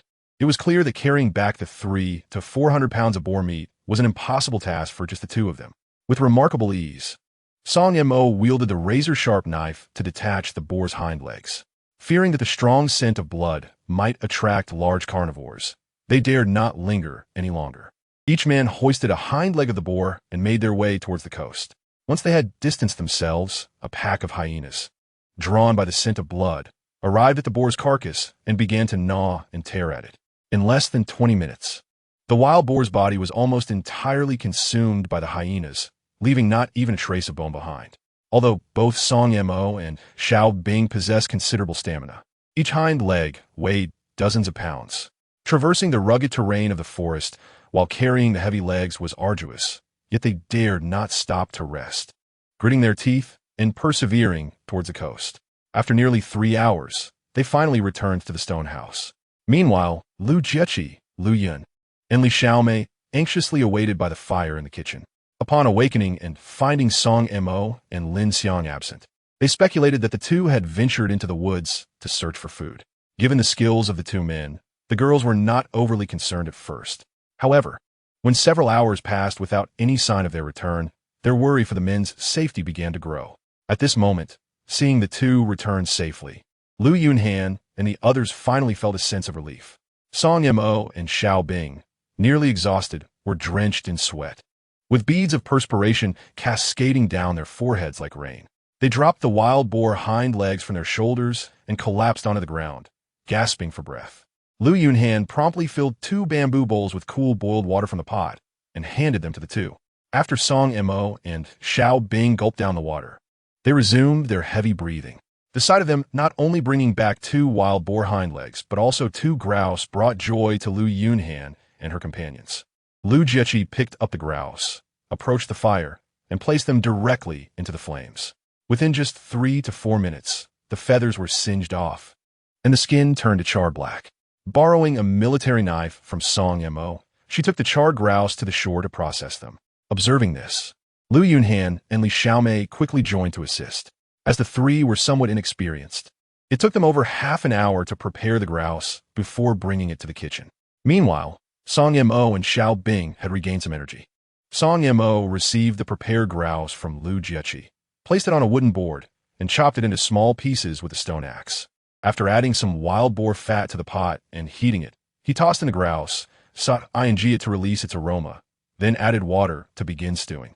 While the grouse simmered, Song Mo used the military knife to remove the skin from the wild boar hind legs and cut the meat into small chunks, sprinkling them with sea salt before hanging them on a bamboo rack by the fire. When the grouse was ready, everyone eagerly picked up their bowls and chopsticks to indulge. After savoring the stewed grouse, they took a moment to rest by the fire. Song Mo then led several girls to the shore to gather useful materials. With plans to relocate to the woods for shelter upon finding a water source, they needed to search for resources that would aid their survival on this deserted island. Thus, they walked along the coastline for 3 to 4 hours, during which they discovered 2 rusted iron oil barrels, which could be repurposed to create 2 cooking pots. Chapter 56. Li Xiaomei is bitten by a snake. Returning to the kitchen in the evening, Song Yimou took a piece of wild boar meat, cut it into small cubes, and sauteed it in the pot until fragrant, then added water to start stewing. Lu Jieqi suddenly spoke to Song Yimou, brother Song, after sweating so much. We're thinking of going to the shore for a bath. Song Yimou nodded, reminding them to be cautious. Lu Jieqi, Lu Yunhan, and Li Xiaomei stood up, returned to the stone house for clean clothes, and made their way toward the coast, leaving only Song Yimou and Xiao Bing by the fire. As Lu Jieqi and her two companions departed, Xiao Bing turned to Song Yimou and remarked, "It is evident that the three of them are quite fond of you." With a smile, Song Yimou replied, "You have only known them for a day. How can you tell they like me?" Xiao Bing asserted, "A woman's intuition is remarkably accurate. Especially Lu Jieqi. I can see she is particularly concerned about you." Song Yimou chuckled, "You are overthinking it. One is a CEO, another a manager, and the last a flight attendant, while I am merely a lowly security guard. Their current goodwill towards me is primarily due to their reliance on me, particularly since I am the only man here. Do you believe it? If I were to leave, their attitude would undoubtedly change." Xiao Bing laughed suddenly and replied, "I do not believe that. If they knew you were from the military, I am certain they would fall for you without hesitation. After all, you are a living legend, an idol and hero among your peers." Song Yimou sighed. "What legend? That is a thing of the past. I am just an ordinary person now." Xiao Bing responded, "In my eyes, you have never been an ordinary person. Wherever you are, you remain my supreme idol. I remember when I served in the military, dreaming of one day joining the mysterious unit you belong to. However, reality can be cruel. I face failure every time I attempted the assessments. I cannot fathom who devised such excessively stringent criteria. It seems designed to keep passionate individuals like us at bay." Hearing Xiao Bing's words, Song Yimou felt a wave of embarrassment wash over him. He scratched his head and hesitantly admitted, "Actually, I am the one you referred to as the perverse one." Xiao Bing was taken aback, her face reflecting disbelief. After a moment, she awkwardly inquired, "So those daunting assessment criteria originated from you?" Song Yimou nodded slightly, offering no further explanation. He picked up a discarded oil barrel from the ground and, with practiced and careful movements, drew a sharp military knife from his waist to begin cutting the top off the barrel. At that moment, a piercing scream suddenly shattered the tranquility of the coastline. Instantly, Song Yimou and Xiao Bing's senses heightened. They both recognized that the scream belonged to Li Xiaomei. Without a moment's hesitation, the two sprang into action, racing towards the shore like arrows loosed from a bow. In mere seconds, they reached Lu Jieqi and her companions, who stood there, terrified and unclothed. The faint moonlight illuminated their exquisite figures, which Song Yimou took in at a glance. Quickly, he turned away and asked what happened. Lu Jieqi promptly spoke up, stating that they had just been bathing in the sea when a snake bit Xiaomei. Upon hearing this, both Song Yimou and Xiao Bing's expressions shifted dramatically. If she had been bitten by a venomous snake, the absence of anti-venom on this desolate island could indeed pose a grave threat to her life. Xiao Bing immediately approached Li Xiaomei, inquiring where she had been bitten. "It bit my thigh," Li Xiaomei quickly replied. Xiao Bing squatted down, utilizing the moonlight to examine her wound. On her fair thigh, a clear row of bite marks was visible, with blood steadily oozing from the injury. After inspecting the surrounding area of the wound and noting the absence of swelling, Xiao Bing felt a quiet sense of relief. She looked up at Li Xiaomei and asked, "How do you feel now?" Li Xiaomei responded hastily, "It just hurts a bit." Xiao Bing nodded, saying, "The snake that bit you is not highly venomous. You are quite fortunate. Once we return, applying some anti-inflammatory ointment will suffice." Hearing this, Song Yimou and the others also felt a wave of relief wash over them. Song Yimou then advised, "It's best to refrain from bathing in the sea at night. Even a moment's carelessness on this island could cost us our lives." After saying this, he headed toward the kitchen, and at that moment, Lu Jieqi and the others dared not to bathe any longer, hastily putting on their clothes and returning to the kitchen. The three girls sat by the fire, beginning to tend to their dripping hair. Song Yimou, meanwhile, kept his gaze lowered, continuing to slice open an oil barrel with his military knife. After a while, Lu Yunhan suddenly blushed and asked Song Yimou, "Brother Song, did you see everything when you ran to the shore?" At her words, Song Yimou couldn't help but recall the thrilling scene from earlier. However, he maintained a serious demeanor, replying, "I didn't see anything at all. Lu Yunhan pressed further. If you saw nothing, why did you suddenly turn your head away? Song Mo, still earnest, stated, when I reached the shore, all I saw was a vast expanse of whiteness, and I immediately turned away. Lu Yunhan seemed poised to say more, but Xiao Bing interjected. All right. Even if he did see something, it's not a big deal. You've lost nothing. I can tell that all three of you have an interest in him. After all, he will belong to you in the future. What's the harm in letting him see? Everyone was taken aback by Xiao Bing's words, and Lu Yunhan and the others blushed, lowering their heads as if struck at the core of their thoughts. Song Mo also felt a touch of embarrassment.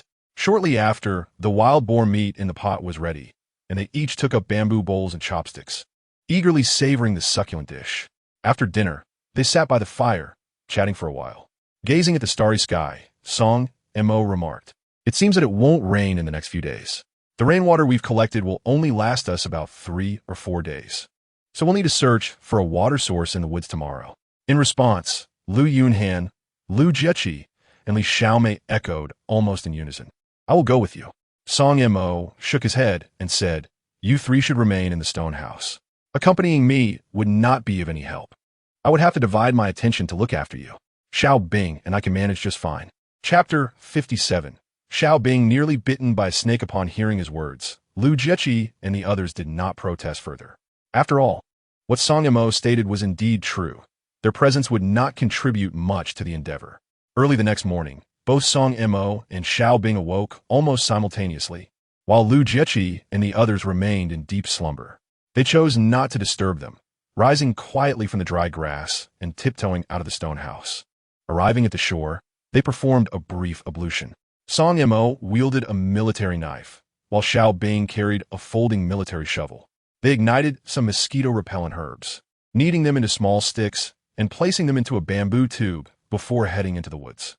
Having procured 2 wild boar hams the previous day, they decided against bringing bows and arrows. Today, they intended to explore a different direction in search of a water source, having spent several hours the day before without success. At this moment, the sun had just risen, casting a gentle light through the mist-laden woods, where visibility was still quite low. The two proceeded with utmost caution, carefully surveying their surroundings with each step. After nearly an hour, they had traversed less than 2 miles. Fortunately, the sun ascended higher in the sky, illuminating the forest as the mist gradually dissipated, improving visibility and prompting them to quicken their pace. As they ventured deeper into the dense forest, the vegetation grew increasingly lush, while scattered animal bones became more prevalent. Some bones still bore remnants of flesh, teeming with insects and maggots, emitting a foul odor. From the size of the tooth marks on those bones, Song Mo and Xiao Bing deduced that the animals leaving such large impressions were undoubtedly substantial in size. The forest appeared exceptionally eerie and foreboding, yet driven by the need to discover a water source. They gritted their teeth and pressed onward into the depths of the woods. Thankfully, their courage outweighed their trepidation. Had it been Lu Yunhan and her companions, they might have been trembling in fear by now. After walking for over an hour without locating a water source, disappointment and despondency began to set in. The heat within the forest became stifling, causing both of them to sweat profusely, their clothes completely drenched. They finally spotted a large tree offering some shade, and after ensuring there were no lurking dangers, they settled beneath it to rest. Gasping for breath, Xiao Bing turned to Song Mo and said, surely, there must be a water source in this forest? Song Mo shook his head and replied, logically, there should be. A vast island of this size ought to have streams or small rivers. Let us take a moment to rest before continuing our search. Xiao Bing nodded silently, leaning against the tree trunk and panting heavily. Just then, Song Mo's keen ears caught a hint of an unusual sound. He abruptly turned his head, his gaze instantly fixating on the thicket behind Xiao Bing. A faint rustling sound emerged from that direction, as if something was stealthily approaching. A surge of anxiety gripped Song Mo's heart, causing every nerve in his body to tense up, his eyes locking onto the thicket like a hawk, unwilling to let his guard down for even a moment. Upon closer inspection, he could not help but inhale sharply. A massive snake, as thick as an adult's arm, had somehow slithered into the bushes. Its skin was adorned with a striking pattern of red and black, reminiscent of flames intertwining with the dark night, lending it an eerie allure. Particularly striking was its triangular head, accentuated by its menacing fangs, which hinted at its lethal venom. At that moment, the snake coiled its body, raising its head high, continuously flicking its crimson tongue toward Xiao Bing, barely a meter away. From its poised stance, it seemed ready to strike at any moment. A chill ran down Song Mo's spine, and beads of sweat began to form on his forehead. He understood that panic was not an option at that moment. He steeled himself and slowly unsheathed the military knife at his waist. Meanwhile, the oblivious Xiao Bing finally sensed Song Mo's unusual behavior. She first regarded his intense, guarded gaze, then caught sight of the knife in his hand, instantly realizing the grave danger lurking behind her. Her face paled in an instant, and she became as still as if paralyzed by a spell, barely daring to breathe. Noticing that Xiao Bing had become aware, Song Mo swiftly signaled her with his eyes. Xiao Bing, astute and perceptive, grasped his intent in a heartbeat. She nodded slightly, indicating her understanding, and remained motionless. With his right hand gripping the knife, Song Mo extended his left hand slowly towards Xiao Bing. At that very moment, the concealed venomous snake shot out from the thicket like an arrow. It opened its gaping maw, lunging fiercely towards Xiao Bing, as if intent on swallowing her whole. In a heartbeat, Song Mo displayed astonishing reflexes and agility. Without hesitation, he reached out with his left hand, gripping Xiao Bing's clothing tightly and yanking her towards him. Simultaneously, his right hand swiftly drew the gleaming military knife from his waist, and with lightning speed, he struck down at the menacing snake. With a sharp swish, the swift and precise blow landed squarely on the snake's body.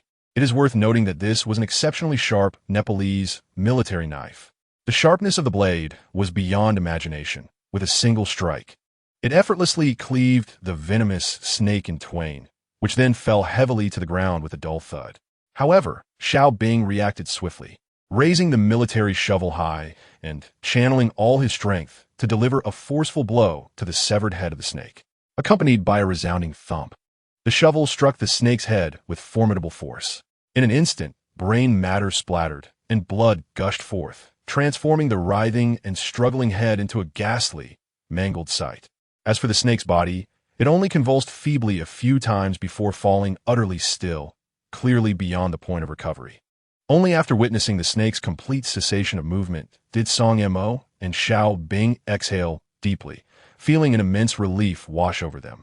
At this moment, Xiao Bing slowly lifted his gaze, filled with gratitude, and sincerely remarked to Song Mo, "I truly owe you my life. Had you not discovered the snake in time, I would have surely been bitten." Song Mo shook his head, expressing that he had meticulously checked the area earlier and was baffled as to how the snake had come to lurk within the thicket, vowing to be doubly cautious henceforth. Following the recent encounter, the two refrained from resting further, rising to continue their trek deeper into the dense forest, now more vigilant than ever. Chapter 58. Discovery of a waterfall in the heart of the forest. As time slipped by, they trudged forward for nearly an hour, their exhaustion palpable, and their hopes of finding a water source dwindling. Suddenly, Song Mo faintly perceived a delicate sound, reminiscent of trickling water. Initially, he doubted whether his ears were deceiving him due to his overwhelming thirst. Yet, instinctively, he halted, straining to listen intently. Indeed, before long, the ethereal sound of flowing water, akin to celestial music, reached his ears once more. This time, he was certain he had not misheard. He stood frozen in place, brimming with excitement, fearful of missing even the slightest hint. Observing Song Mo's sudden stillness, as if enchanted, Xiao Bing approached him with curiosity and concern, asking, "Why are you standing here? Why not move?" Turning to her, Song Mo could hardly contain his exhilaration as he exclaimed, "I think I just heard the sound of flowing water." Taken aback at first, Xiao Bing quickly focused her attention, straining to listen. After a considerable pause, she slowly opened her eyes, her face alight with joy as she declared to Song Mo, "Yes, it truly is the sound of water." With this confirmation, their spirits soared to unprecedented heights. They advanced slowly, as if they had found a glimmer of dawn amidst darkness, filled with anticipation as they followed the general direction of the sound. With each few steps, they would instinctively pause to listen intently, ensuring they remained on the correct path. After a considerable journey of such starts and stops, The two finally pinpointed the precise location from whence the sound of flowing water emanated. Without hesitation, they quickened their pace, striding purposefully toward that hopeful direction. As they drew nearer, the previously faint sound of water became increasingly clear. The melodious rush of the stream resonated like celestial music, stimulating their auditory senses and quickening their heartbeats. Thus, they pressed onward, and as the distance closed, the once distant sound of the water grew thunderous, echoing as if an army were charging forth. This sound reverberated like the beating of war drums, resounding through the heavens, stirring their hearts with fervor. They suppressed their rising excitement, their feet instinctively quickening, racing eagerly toward the source of sound. Before long, the scene before them opened up, revealing a magnificent waterfall in their view. The waterfall cascaded like a silver dragon descending from the heavens, plummeting from a rocky cliff over 10 meters high, sending sprays of water into the air like smoke and mist, a breathtaking spectacle. The two, elated, sprinted towards the waterfall. Upon nearing, they discovered a vast pool of water, measuring several dozen meters across beneath the cascade. The water was crystal clear, sparkling with a captivating radiance under the sun's embrace. Connected to the pool was a meandering stream, approximately 2 to 3 meters wide, its gentle flow undulating as it stretched into the depths of the dense forest, eventually vanishing from sight. Surrounding the pool was a wide expanse of open land, adorned with lush green grass that swayed in the breeze like a soft verdant carpet spread across the earth. Amongst the grass, vibrant wildflowers bloomed in a riot of colors, reds, yellows, purples, each vying for attention while emitting delightful fragrances that filled the air. Additionally, numerous charming little creatures and vividly colored birds inhabited the area. They frolicked joyfully on the grass, or perched delicately upon the wildflowers, chirping melodiously, creating a lively and vibrant tableau of nature. However, as the two approached the water's edge, the small animals and birds sensed their presence and, startled, scattered in a flurry of panic. Some little rabbits hopped swiftly into the nearby bushes, while small birds took flight, disappearing into the dense woodland in an instant. When the two finally reached the water's edge, they were awestruck by the sight before them. The water in the pool resembled a crystal-clear mirror, so pristine that one could gaze into its depths without obstruction. The sunlight glimmers upon the water's surface, creating a mesmerizing spectacle. Logically, one would not expect fish to thrive within this dense and secluded forest. Yet, astonishingly, a lively school of vividly colored fish of various sizes frolics in the pond. They weave playfully among the aquatic plants, occasionally leaping from the water as if to exuberantly showcase their vitality and grace. At this moment, the two individuals are parched, their throats feeling as though they might ignite from the unbearable thirst. Despite their apprehensions regarding the potential presence of bacteria and parasites in the pond's water, their thirst overwhelms their caution. Thus, they bend down without hesitation, bringing their mouths close to the cool water and begin to gulp it eagerly. After a refreshing and hearty drink, they finally quench their thirst, contentedly releasing satisfied belches.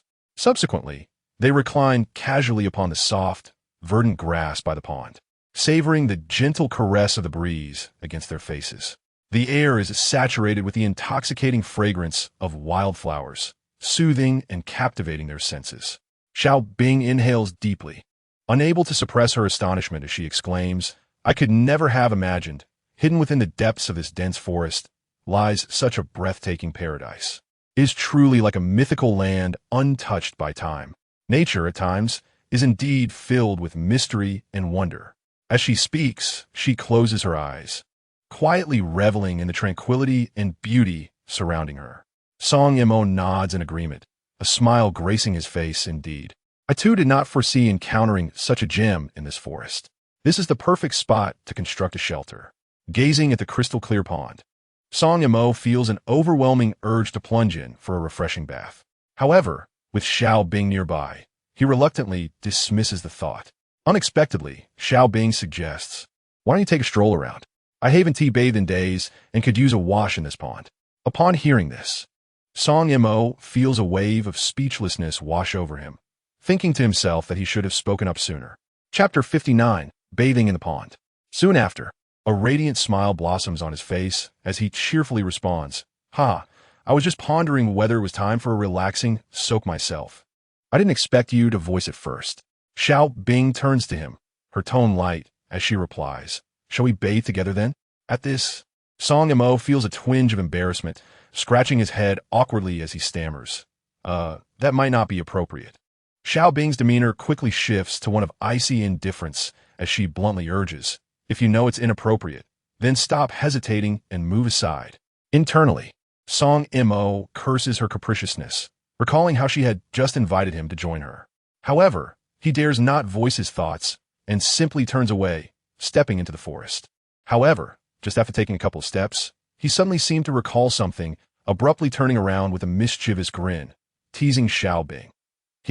"Aren't you afraid that I might be secretly hiding in these woods, taking the opportunity to peep at you while you bathe?" Upon hearing this, Xiao Bing not only refrained from anger, but instead allowed a confident smile to grace her lips as she replied, "Humph, if you wish to watch, then go ahead. After all, I have nothing to lose. However, I must say a distinguished figure like you, a myth in the military, surely wouldn't resort to such sneaky and sordid acts as spying on a girl bathing." Her words struck Song Mo like a sharp sword to the heart, leaving him momentarily speechless, rooted to the spot. After a considerable pause, he regained his composure and muttered, "You are indeed impressive," before turning away and hastening deeper into the woods. At this moment, seeing that Song Mo had walked far away, Xiao Bing felt relieved and began to remove her clothing. With graceful movements, she stepped into the water, the cool pond enveloping her fair skin and creating ripples that danced across the surface. Meanwhile, Song Mo quickly found a large tree with lush foliage that offered ample shade. He cautiously surveyed his surroundings, ensuring no potential threats were present, before leaning against the tree and slowly sitting down. As time passed, nearly half an hour slipped by unnoticed.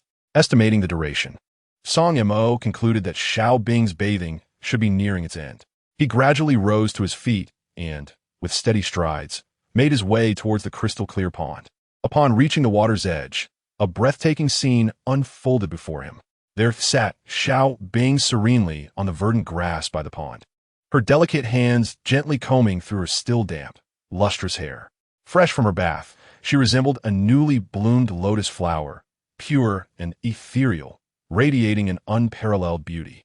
Even Song Mo, who was accustomed to magnificence, found himself captivated by the sight before him, his gaze lingering on Xiao Bing for a moment longer. He mused silently. This woman is indeed quite beautiful, her appearance rivaling that of Lu Jieqi, Lu Yunhan, and Li Xiaomei, the three renowned beauties, without a doubt. It is a pity that her demeanor is somewhat aloof and proud. Regaining his composure, Song Mo stepped forward and softly suggested, "Would you like to take a stroll in the nearby woods? I, too, wish to enjoy a proper bath." However, to his surprise, Xiao Bing parted her lips and responded, "If you wish to bathe, then do so. Are you really afraid that I would peek at you, a fully grown man?" Upon hearing this, Song Mo felt a wave of speechlessness wash over him, inwardly lamenting, "She is truly an unabashed woman." Reluctantly, he steeled himself and approached the pond, swiftly shedding his clothing until he was clad only in a snug pair of shorts. Gazing upon Song Mo's bronze-hued skin and his robust physique, Xiao Bing could not help but feel a flush of warmth rise to her cheeks. Upon noticing the myriad scars adorning his body, she paused in surprise and inquired, "How did you acquire so many scars?" With a smile, Song Mo replied, "Some of these scars are remnants of training, but most were earned during the execution of missions." Taken aback by his response, Xiao Bing pressed on, "What kind of missions do you undertake?" He chuckled and said, "They are perilous tasks. One misstep could cost me my life. Do you think these scars are unsightly?" Instantly, Xiao Bing shook her head and declared, "These are your badges of honor. How could they be ugly? You are a true man." Without further ado, Song Mo leaped into the tranquil pool, relishing the refreshing swim. Having bathed in the ocean since their arrival on this desolate island, he felt an overwhelming sense of discomfort after each wash. Thus, immersing himself in this serene water was a sheer delight. Almost half an hour passed, and Xiao Bing, seated by the pool's edge, called out to him, "It's getting late. Jieqi and the others must be worried. Come on, let us head back." Reluctantly, Song Mo emerged from the water, donned his clothes, and together they made their way back to the shore. Their journey took over 3 hours, and by the time they returned to the stone dwelling, Lu Jieqi, Lu Yunhan, and Lu Jiechi were anxiously pacing like ants on a hot stove. The duo's absence had lasted nearly 8 hours, and the girls were concerned about their safety. When they finally saw them return, their hearts, once heavy with worry, finally eased. Lu Jiechi addressed Song Mo, "Brother Song, why were you two gone for so long? We were terribly worried. We feared something might have happened to you." Moved by her words, Song Mo smiled and reassured her. "What could possibly happen to us? I have good news. We found a water source in the woods. There's a waterfall and a large pool surrounded by wildflowers and grasses. It's a veritable paradise." Hearing this, the three girls were filled with joy and excitement. As afternoon descended, their stomachs grumbled in hunger, but fortunately, the pot had been simmering with wild boar meat. Everyone eagerly grabbed their bowls and chopsticks, devouring the succulent meat with great enthusiasm. After the hearty meal, Lu Jiechi turned to him and asked Brother Song, "When shall we relocate to the poolside?" With a smile, he replied, "The sooner, the better, but we must first gather more useful supplies and produce additional sea salt crystals. In this sweltering heat, without sea salt for preservation, our food would spoil rapidly." Chapter 60. Moving to the poolside, having said this, he, along with the girls, ignited several bonfires outside the stone dwelling, filling the oil drum pots with seawater to boil and extract sea salt. Lu Jiechi was tasked with guarding the fire outside the stone hut, while he, accompanied by Xiao Bing, Lu Yunhan, and Li Xiaomei, ventured to the coastline in search of usable resources. Thus, 2 days passed, during which they had extracted 8 or 9 bottles of salt crystal from seawater and collected several empty bottles, damaged fishing nets, ropes, and other materials from shore. On the morning of the 3rd day, the group awoke early, gathered their belongings into woven bags retrieved from the beach, and made their way into the woods. Each person carried a bag filled with supplies, which slowed their pace considerably. Consequently, they had to pause frequently to catch their breath, taking nearly 6 hours to reach the pond. By this time, everyone was utterly exhausted. They dropped their bags onto the ground and collapsed, gasping for air. After resting for nearly half an hour, they felt a semblance of strength return. Song Mo and Xiao Bing ventured into the nearby woods to gather some dry grass and firewood, igniting a fire by the pond. From the woven bags, they produced a piece of wild boar hind leg meat, cut it into small chunks, and began simmering it in a pot. Meanwhile, Lu Yunhan, Lu Jiechi, and Li Xiaomei admired the picturesque scenery surrounding the pond. Lu Jiechi exclaimed in delight, astonished to discover such beauty nestled deep within the forest, proclaiming it a veritable paradise. Li Xiaomei chimed in with a smile, agreeing that the location was breathtaking, noting how crystal clear the water was, and eagerly anticipating a refreshing bath. Lu Yunhan also expressed her relief, having endured countless salty baths in the sea that left her skin coated in salt crystals. At last, she could indulge in a proper wash. Within an hour, the simmering wild boar meat released an enticing aroma, provoking hunger among the group, who were already ravenous. Xiao Bing retrieved several bamboo bowls from the woven bags, washed them in the pond, and distributed them. The group eagerly picked up their utensils, unable to contain themselves as they devoured the tender meat from the pot. After relishing the stewed wild boar, they languidly reclined on the lush grass by the pond, basking in the sweltering summer sun. The sunlight caressed their skin like countless golden hands, enveloping them in a soothing warmth. As time slipped away, it felt as though the entire world was enveloped in serene tranquility. After an indeterminate period, Song Mo gradually rose from the grass, stretched lazily, and remarked, "If you wish to bathe, now is the time. It won't be safe once night falls. I plan to take a stroll in the woods to see if I can find some bamboo." No sooner had he spoken than Xiao Bing immediately straightened up and said without hesitation, "I will accompany you." The companionship of two individuals provides a sense of mutual reassurance. Song Mo nodded slightly in agreement. He then turned to Lu Yunhan and the other three, instructing, "You three must exercise caution while staying here. Do not wander off, and be vigilant about your safety." After receiving their acknowledgement, he proceeded with Xiao Bing toward the nearby woods. As they watched Song Mo and Xiao Bing gradually fade from sight, Lu Yunhan and her companions exchanged knowing glances, almost as if sharing an unspoken understanding. They swiftly shed their garments, standing unadorned by the water's edge. With exuberance, they leaped into the crystalline pool, engaging in a spirited water play, their melodious laughter resonating through the tranquil forest. Meanwhile, Song Mo and Xiao Bing had been navigating the dense woods with difficulty for over half an hour. They cautiously avoided thorns, weeds, and any lurking dangers. At long last, their perseverance bore fruit as they stumbled upon a vast bamboo grove. The bamboo varied in size. Some stood tall and majestic, while others were modest in stature, yet there were hundreds of them. Such an abundance of bamboo would surely suffice for constructing a shelter. An unexpected delight awaited them on the ground beneath the bamboo. Numerous tender and succulent bamboo shoots grew there, shyly hiding beneath the leaves. Recognizing that time was of the essence, they refrained from cutting the bamboo and instead harvested a couple of shoots before making their way back to the pool. Upon their return, Lu Yunhan, Lu Jieqi, and Li Xiaomei had already finished bathing and were seated by the fire, arranging their still damp hair. Upon seeing the bamboo shoots Song Mo had brought back, Lu Jieqi inquired with a smile, "Did you find the bamboo, Song Ge?" Song Mo nodded, grinning as he affirmed, "Indeed, we found quite a bit. Tomorrow morning, we shall go back to cut more for our shelter, hoping for fair weather in the days to come." After resting on the grass for a while, Song Mo led the girls to gather firewood and palm frond from the nearby woods. They spread the palm leaves beside the fire, and before long, nightfall enveloped the surroundings. Song Mo retrieved a piece of wild boar meat from the bamboo basket, cutting it into small chunks, and sought ing them in a pot until fragrant, adding water to simmer.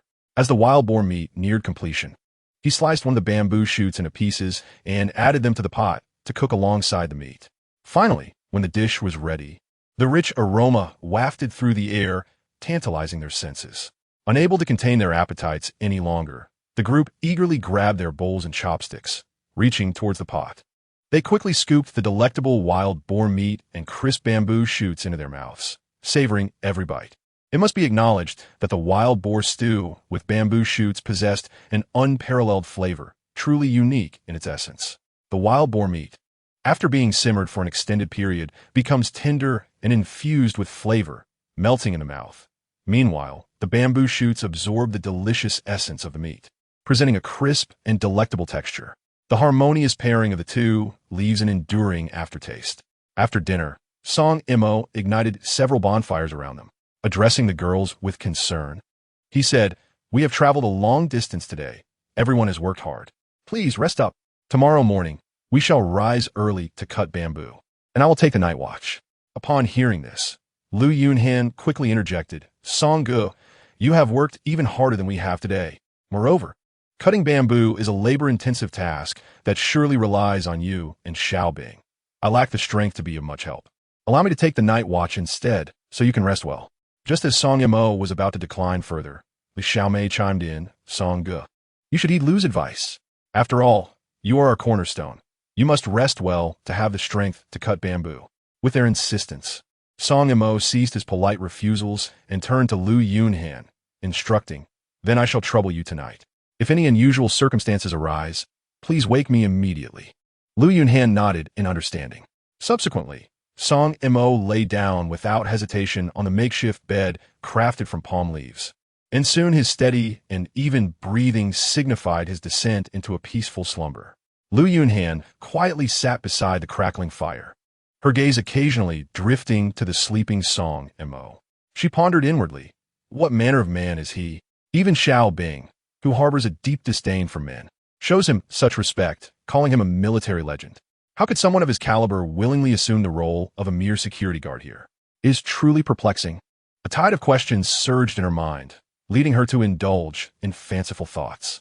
As time slipped away, it was soon midnight. By this point, Lu Yunhan was thoroughly fatigued, feeling as if her eyelids were weighed down by glue, nearly impossible to lift. Just as she struggled to maintain her focus, she suddenly heard a rustling sound. It was Li Xiaomei, awakened by the urgency of nature, rubbing her sleepy eyes as she groggily climbed off the palm leaf bed.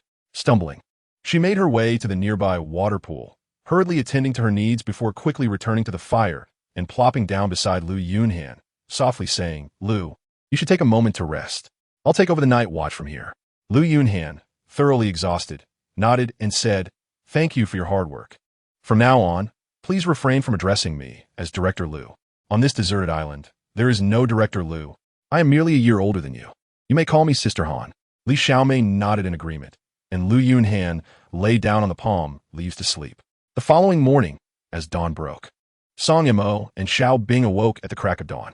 Although they were no longer in the military, their habit of rising early had not waned. Upon opening his eyes, Song Yimou observed Li Xiaomei dozing beside the fire. Gently, he tapped her on the back. Startled awake, Li Xiaomei blinked and saw Song Yimou and Xiao Bing. Feeling a bit embarrassed, she said, "Songgu, I'm so sorry. I have no idea how I fell asleep so suddenly." Song Yimou softly replied, "You should catch up on your sleep. Your eyes are quite puffy."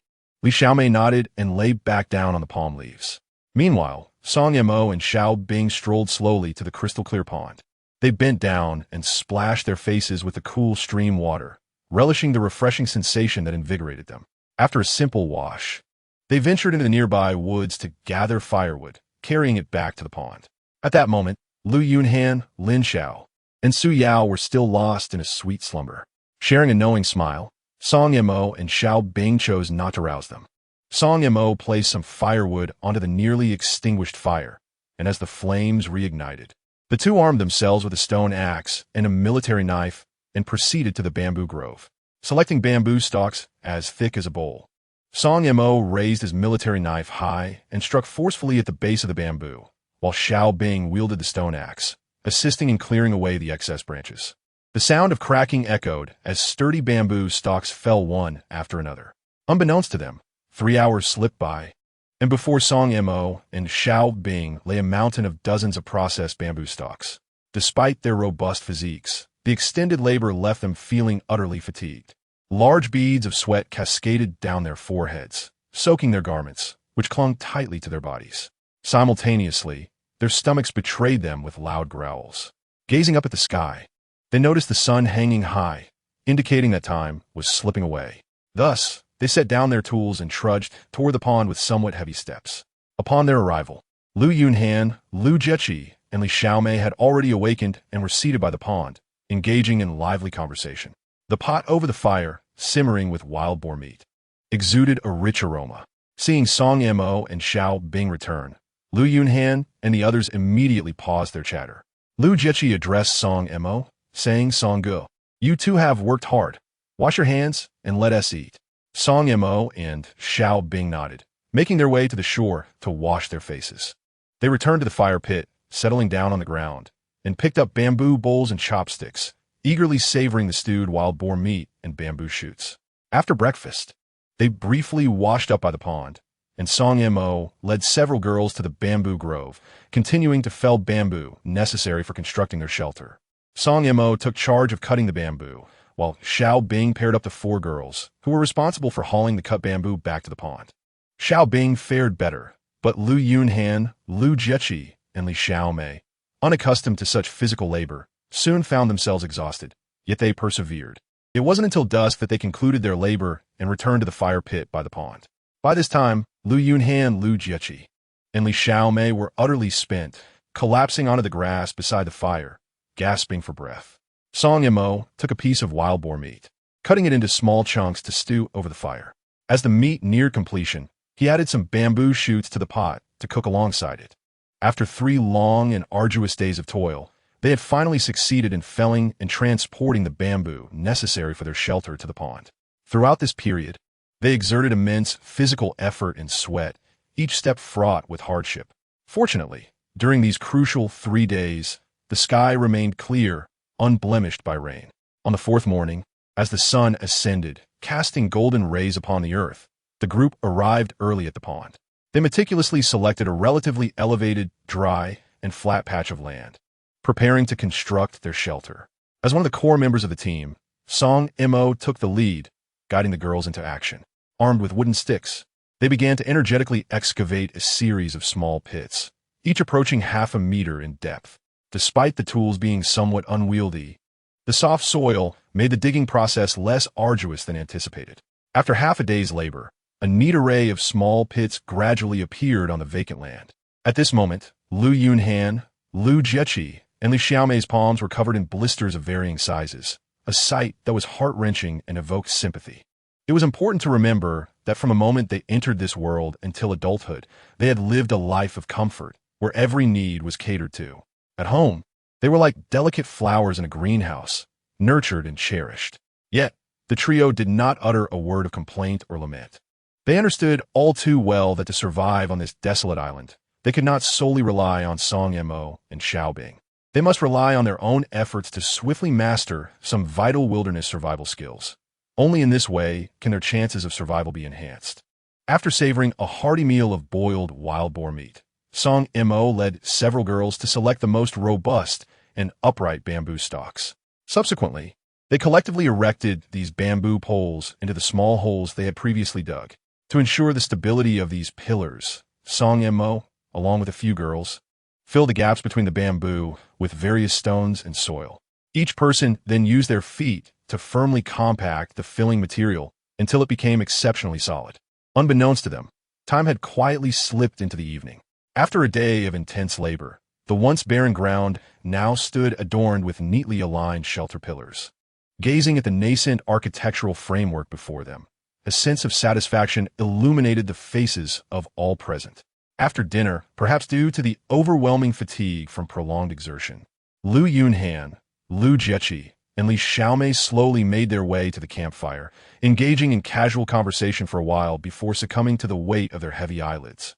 One by one collapsing onto the makeshift beds of soft palm leaves, swiftly drifting into a sweet slumber.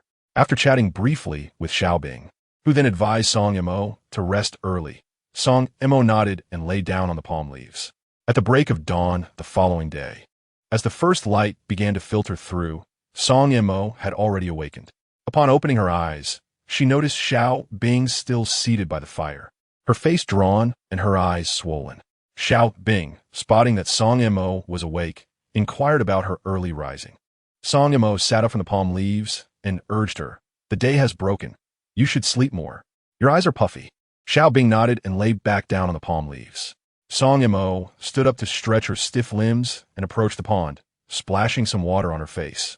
Instantly feeling revitalized, observing the fish swimming back and forth in the pond, Song Mo pondered that having consumed wild boar meat for days had left her somewhat weary of it. Perhaps it would be delightful to catch a few fish instead. With this thought, she ventured into the woods, chopping down a stick the thickness of a finger to use as a fishing rod. She then found another stick and dug up a few earthworms, wrapping them in leaves. Upon reaching the pond, she retrieved the fishing hooks and lines she had brought from the coast, affixing them to the stick. Baiting a hook with an earthworm, she cast it into the pond and began to fish. Before the hook had even sunk to the bottom, fish began to nibble at it, and soon, a fish weighing around 4 to 5 ounces was caught. This fish, glistening with a silvery hue, was unfamiliar to Song Mo. In less than half an hour, she had already caught 7 or 8 fish from the pond. At this moment, the sun had risen high in the sky, and Lu Yunhan, Lu Jieqi, and Li Xiaomei had already awakened. Only Xiaobing, who had just fallen asleep not long ago, remained in slumber. The three girls were quite delighted to see that Song Mo had managed to catch such a bounty of fish, especially since they had been feasting on wild boar meat for several days and yearned for a change in flavor. Song Mo, having no intention to continue fishing, reeled in his line and began to prepare the freshly caught fish by the water's edge. After cleaning the fish thoroughly, he brought them to the fire pit, where he made a few cuts and seasoned them with a sprinkle of sea salt for marination. He placed a pot over the flames and added some wild boar fat. Once the oil was heated to perfection, he gently placed the marinated fish into the sizzling oil to fry. In no time, the fish turned a golden brown, filling the air with a tantalizing aroma. The enticing scent had already caused Lu Yunhan and the others to salivate. Eagerly, they grabbed bamboo bowls and chopsticks, devouring the crispy fish with abandon. Observing the still sleeping Xiaobing, Lu Jieqi softly called out for her to wake up for the meal. However, Song Mo quickly interjected, suggesting they let her rest a while longer as she had only just fallen asleep at dawn. Heeding his words, Lu Jieqi refrained from calling Xiaobing again. After enjoying the fish, Song Mo led Lu Yunhan and the others in the continued construction of their shelter. Having erected the support pillars the previous day, they spent the day tying the pillars together with bamboo and rope.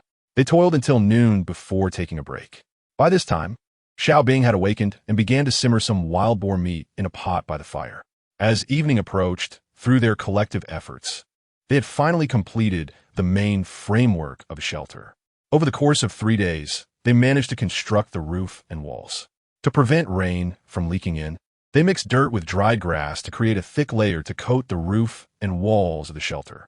Considering the inconveniences of sharing space with the girls, Song Mo decided to build a small cabin for himself. He promptly shared his thoughts with the girls. No sooner had he spoken than Lu Jiechi interjected, Song-ge, there is no need for such trouble. Just stay with us. Lu Yunhan chimed in, yes. Song-ge, it's perfectly fine for you to stay with us. There is plenty of space in this shelter. Li Xiaomei quickly added, indeed. Song-ge, please stay with us. We won't mind at all. Xiao Bing, slightly exasperated, remarked, you're a grown man. Why be so coy? What is the harm in staying with us? We don't mind. And you seem reluctant, as if you fear we might take advantage of you. With a smile, Song Mo replied, perhaps it's best to pass on that. I still prefer to build a small cabin for myself. After all, it feels rather uncomfortable for a man to dwell among several women. Chapter 63.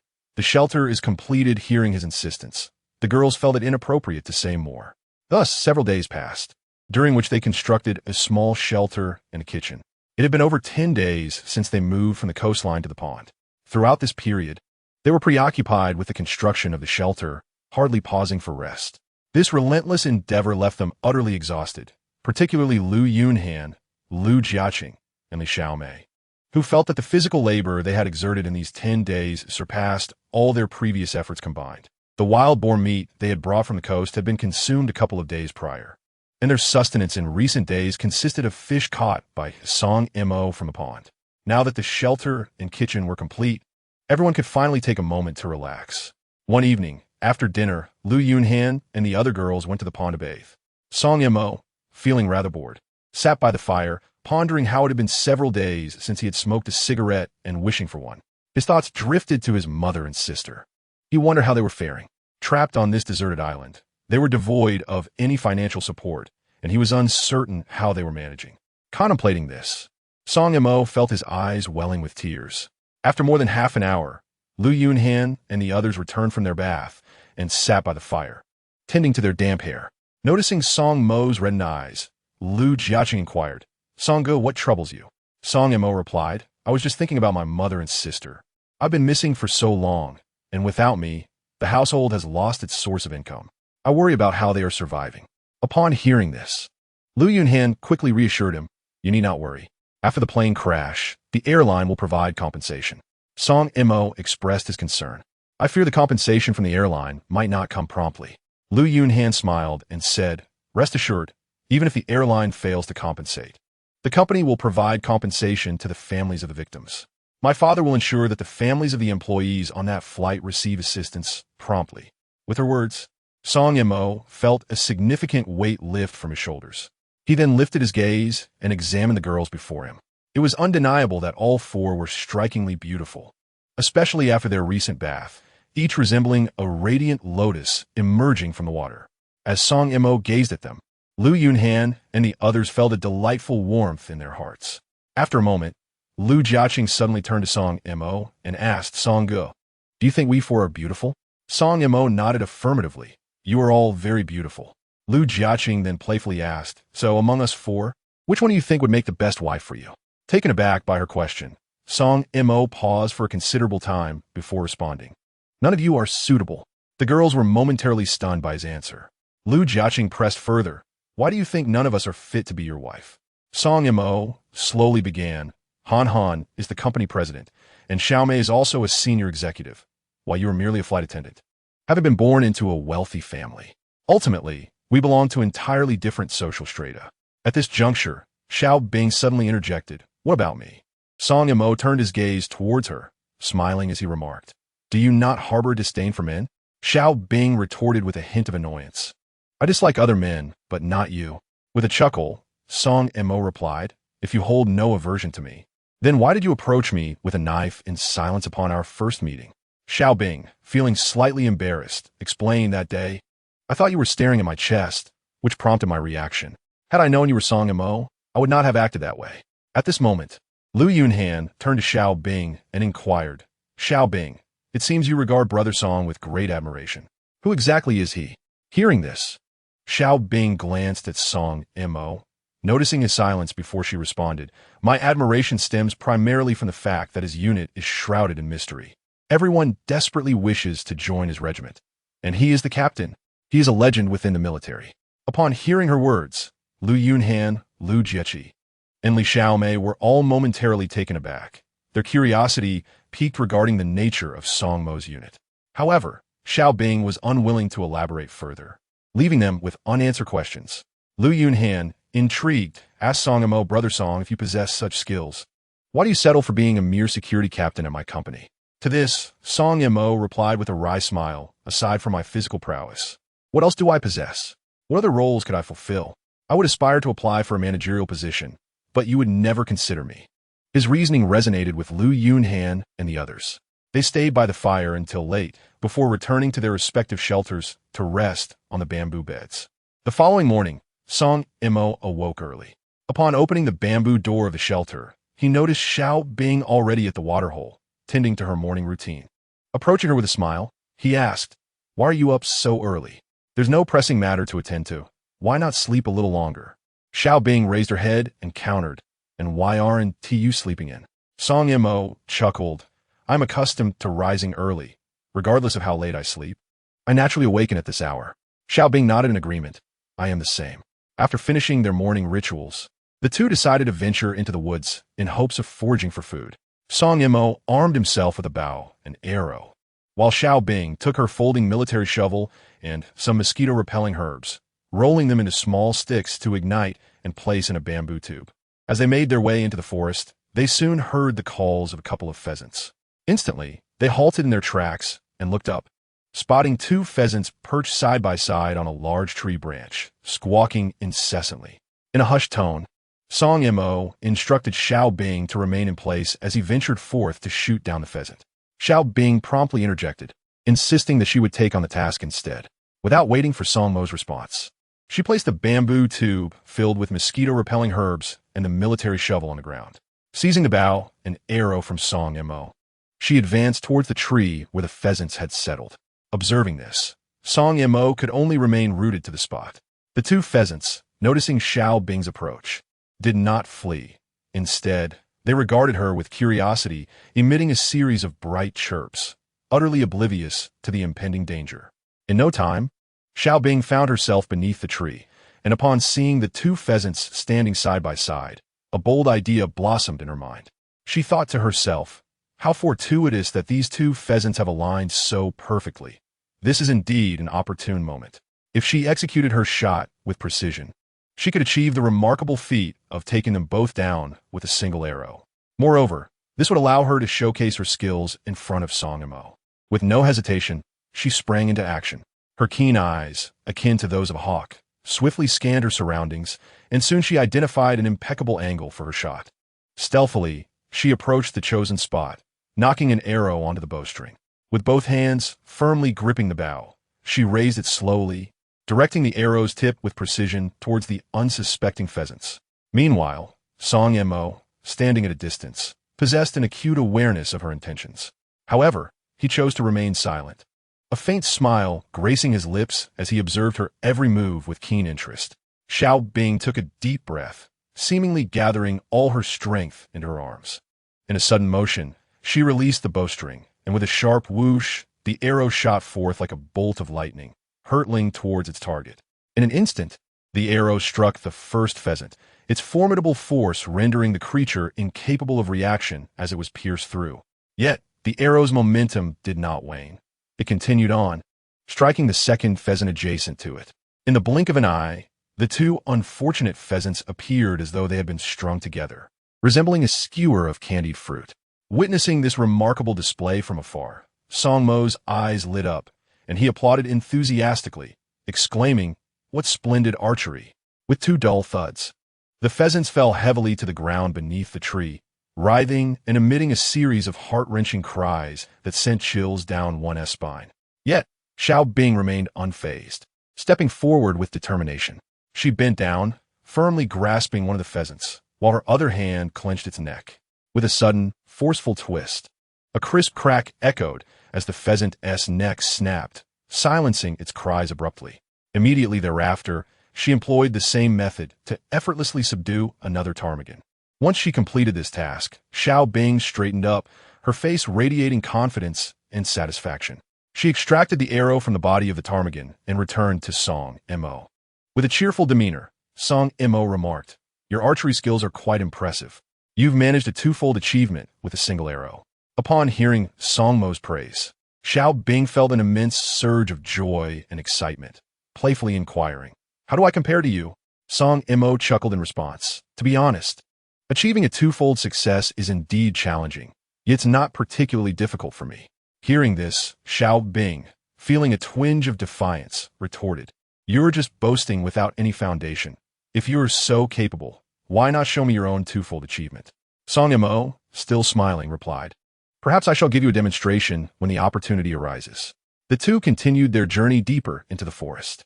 They traversed a considerable distance, and aside from the occasional chirping of birds from the branches above and scattered animal bones on the ground, no other signs of wildlife were present. The two began to feel a sense of disappointment and frustration. The sun had risen high, making the forest increasingly stifling.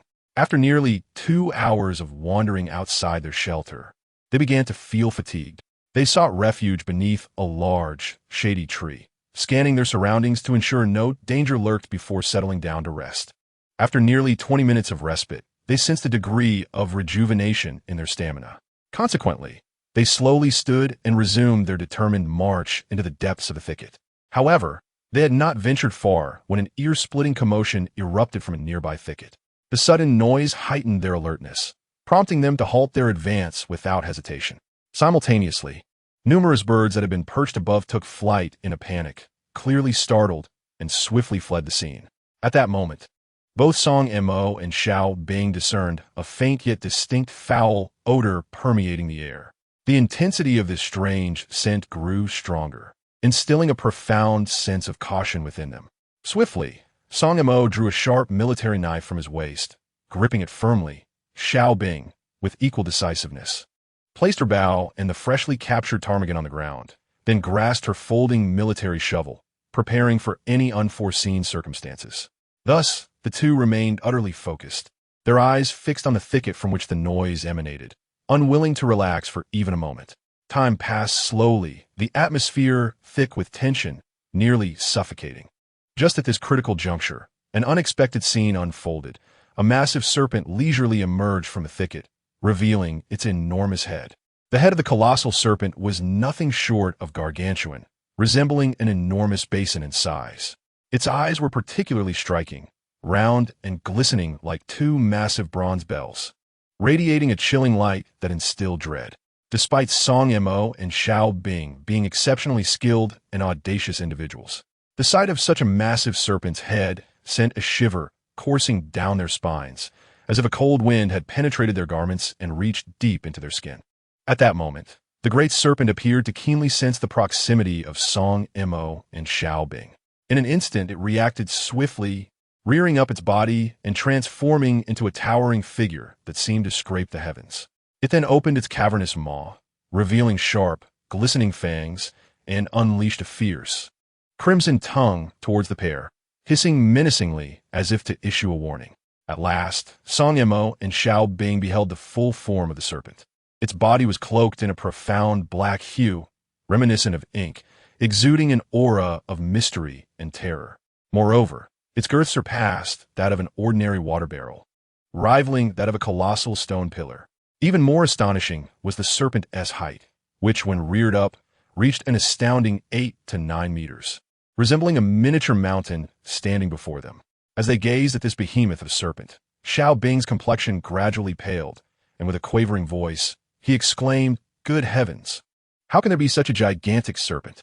Beside him, Song Mo furrowed his brow, his expression grave as he replied, "This desolate island is extraordinarily lush, akin to an untouched primeval forest. In such an environment, the emergence of a serpent of this magnitude is not surprising. Just the other day, I encountered another serpent of similar size." Chapter 65. Uniting to confront the serpent. As soon as Song Mo finished speaking, the enormous, pitch-black serpent lunged at them like a bolt from the blue. In the blink of an eye, the terrifying creature appeared before them like a wraith, its gaping maw filled with interlocking fangs exuding a foul stench, as if intent on swallowing them whole. Yet, Song Mo and Xiao Bing responded with remarkable swiftness. They darted aside, akin to twin flashes of lightning slicing through the night sky, narrowly evading the serpent's lethal strike. Meanwhile, the military knife in Song Mo's grasp glimmered ominously as it cut through the air, its razor-sharp blade meeting the serpent's tough scales with a jarring screech. With a muffled thud, the knife effortlessly tore a deep gash in the serpent's flesh, blood surging forth like a fountain, splattering the ground in a shocking crimson.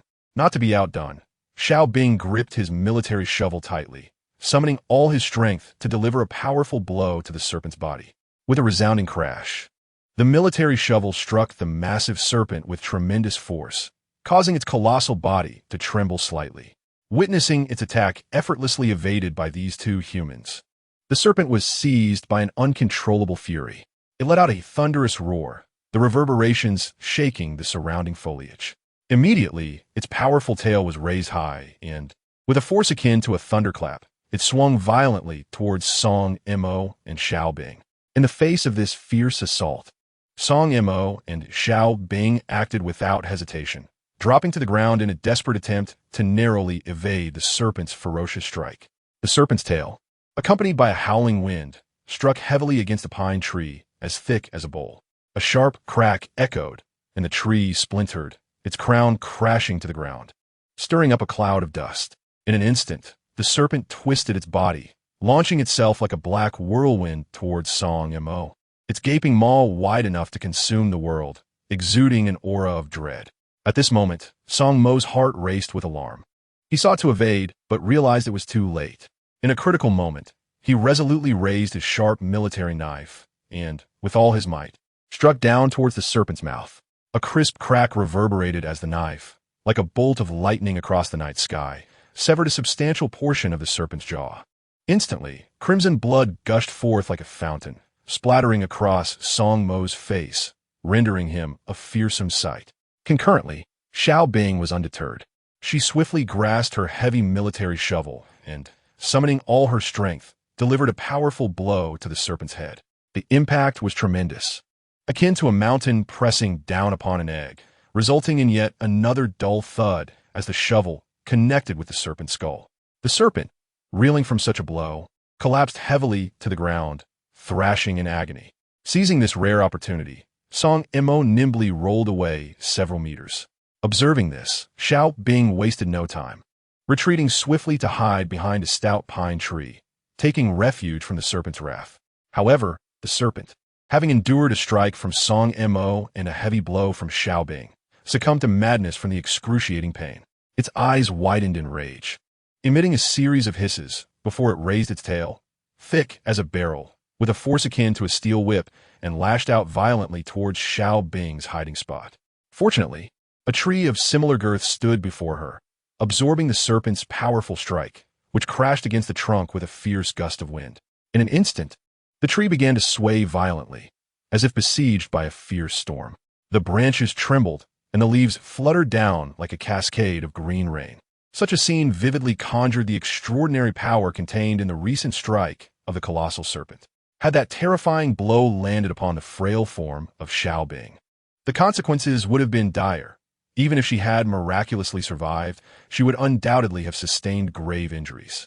However, the cunning and ferocious serpent was not one to relent. Realizing it had failed to strike Xiao Bing, it swiftly altered its course, directing its venomous intent towards Song Mo, launching another fierce assault. This time, confronted by the menacing serpent, Song Mo chose not to evade. With unwavering resolve, he gripped his military knife tightly, and as the serpent gaped its cavernous maw, poised to strike, he did not hesitate to raise his blade, channeling every ounce of his strength to deliver a decisive blow to the creature's head. A sharp crack echoed as the knife embedded deeply into the serpent's skull, nearly severing its head entirely. The serpent let out a pained screech, its massive body crashing to the ground. Yet, it did not surrender. It writhed and struggled in agony. Seeing this, Song Mo and Xiao Bing dared not linger, swiftly retreating over 10 meters before halting. The wounded serpent thrashed about like a wild beast, its tail whipping back and forth with tremendous force, snapping the slender roots of nearby trees as if they were mere twigs. After several minutes of tumult, the serpent fell silent. Cautiously, they waited an additional few minutes before approaching it to inspect. Confirming its demise brought a sigh of relief from both. Reflecting on the recent ordeal, a wave of dread washed over them. Had they been careless, they could have easily become the serpent's next meal. The serpent weighed several hundred pounds, making it nearly impossible for the two to carry it back. Song Mo took the initiative, using his knife to make an incision along the serpent's neck. Together with Xiao Bing, they began to peel away a section of the serpent's skin, a task that took over 10 minutes before they finally succeeded in removing a complete strip of it. Chapter 66. Stewed chicken and snake meat without hesitation. Song Mo gripped his military knife once more, his gaze fixed sharply on the massive form of the serpent. With practiced precision and decisiveness, he swiftly severed 2 substantial chunks of serpent meat, each weighing several dozen pounds. Observing this, Xiao Bing rushed to assist. They each hoisted a hefty piece of meat, securely placing it upon their broad shoulders. Then, they turned around and, with determined strides, slowly advanced towards the direction of the shelter. Although Song Mo and Xiao Bing were usually endowed with remarkable physical strength, at this moment, each bore the weight of several dozen pounds of snake meat on their shoulders, traversing the rugged and thorny woods, which proved to be quite laborious. Moreover, it was noon with the sun high in the sky, and the scorching rays cascaded down without restraint, transforming the forest into a colossal steamer, stiflingly hot. Before long, beads of sweat began to emerge on their foreheads, trickling down their cheeks and soaking their garments. As time passed, the perspiration increased, and gradually, their clothes became thoroughly drenched, clinging tightly to their bodies. Nevertheless, they did not halt their steps, gritting their teeth and trudging forward with difficulty. After traversing a short distance, they were compelled to pause for a brief respite, adjusting their breaths to allow their weary bodies a moment of relief. Thus, they continued this arduous journey of starts and stops, and at long last, upon catching sight of the familiar outline of the shelter in the distance, a surge of joy welled up within them. At that moment, the hour was nearing noon. In the kitchen of the shelter, Lu Yunhan, Lu Jieqi, and Li Xiaomei anxiously awaited the return of Song Mo and Xiao Bing. They frequently glanced towards the door, their eyes betraying their concern and worry. Finally, when they spotted Song Mo and Xiao Bing appearing within their line of sight, the hearts of Lu Yunhan and the others, which had been hanging in suspense, began to ease slightly. Song Mo and Xiao Bing hurriedly entered the kitchen, gently setting down the snake meat and pheasants from their shoulders, and then carefully placing them on the prepared palm leaves. They seemed utterly drained of all their strength, collapsing on the ground, their chests heaving violently. With their mouths agape, they gasped for air, drawing it in desperately before exhaling heavily, producing ragged and rapid breaths. At that moment, Lu Jieqi, quick on her feet, seized 2 bamboo bowls and swiftly approached the pot, ladling out 2 bowls of cool, clear water. She cautiously carried the bowls to Song Mo and Xiao Bing, presenting one to each of them. Without delay, they accepted the bamboo bowls, tilting their heads back and eagerly gulping the water down. The sound of their thirsty swallows echoed, and in the blink of an eye, the bowls were emptied, not a single drop remaining. Glancing at the white snake meat on the palm leaves, Lu Yunhan's curiosity was piqued, and she could not help but inquire of Song Mo, "Brother Song, what exactly is this meat? It appears rather special." Hearing her, Song Mo lifted his head, looked at Lu Yunhan, and replied with a smile, "This is snake meat." As soon as the words left his lips, Lu Yunhan, Lu Jieqi, and Li Xiaomei were momentarily taken aback, their faces a portrait of astonishment. After a considerable pause, Lu Yunhan finally regained her composure and quickly pressed on, "Snake meat? How did you 2 manage to bring back snake meat? Are you really going to eat it?" Confronted with Lu Yunhan's inquiry, Song Mo could not help but chuckle, explaining, "Of course we can eat it. Otherwise, why would we have gone through such trouble to bring it back? Moreover, I must tell you, snake meat is truly a delicacy. Its flavor is exquisitely delightful. If we were to stew it together with the pine chickens, the taste would be simply beyond compare." Upon hearing this, Lu Yunhan shook her head, stating, "I dare not eat it." Lu Jieqi and Li Xiaomei echoed in unison, "Neither do I." Song Mo refrained from further comments. Lu Jieqi then fetched a pot to the water's edge, filled it with water, and placed it over the fire to boil. Once the water reached a rolling boil, she brought it back to the water's edge and immersed the 2 pine chickens for 4 to 5 minutes. Afterward, they began to prepare the chickens, and nearly half an hour later, The trio had successfully cleaned and returned the 2 pine chickens to the kitchen. At this moment, Song Mo and Xiao Bing had also regained their strength. With practiced ease, Song Mo took one of the prepared pine chickens and deftly cut it into evenly sized pieces. Each slice produced a crisp sound, reminiscent of a tacit dialogue with the ingredients.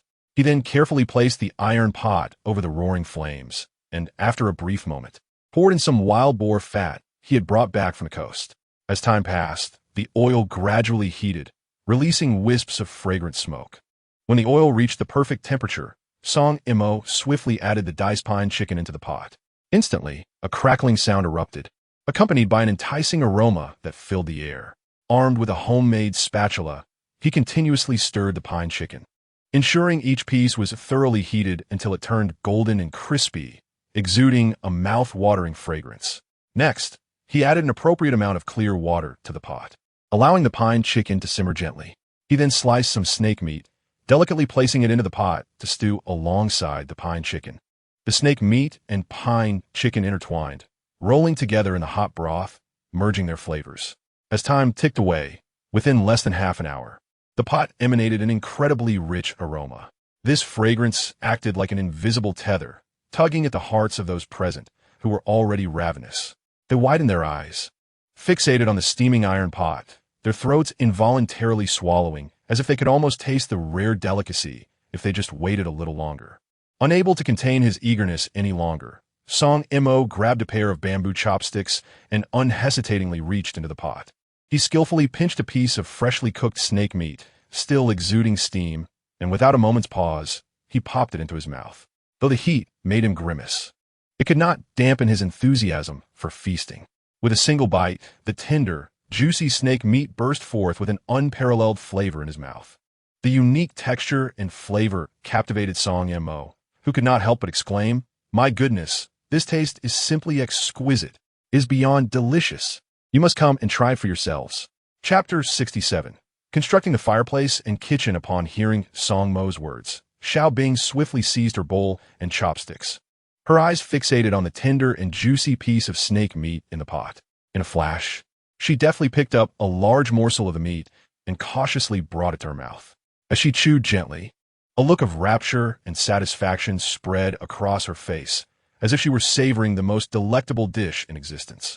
Meanwhile, sitting nearby, Lu Yuhan, Lu Jieqi, and Li Xiaomei gazed at the daunting plate of snake meat with expressions of sheer terror, hesitating to reach for their chopsticks. Despite their stomachs growling with hunger, their fear of such a dish prevented them from mustering the courage to take a bite. Observing this scene, Song Mo couldn't help but smile slightly, his voice gentle and warm as he inquired, "Aren't you 3 hungry? Why do you just stare without eating?" He aimed to dispel the awkward silence that enveloped them. However, faced with Song Mo's question, the 3 exchanged glances, momentarily at a loss for words. After a considerable pause, they seemed to gather their courage and stammered almost in unison, We dare not eat this." As soon as the words left their lips, their cheeks flushed a deep crimson, revealing their shyness and embarrassment. Just then, before Song Mo could respond, Xiao Bing could no longer contain herself and interjected, "Oh, come on, just eat. Don't be so delicate. We are on a deserted island, and having snake meat is already a stroke of fortune. Besides, this snake meat is truly delicious. I assure you that once you take a bite, you will fall in love with its flavor and crave it again and again."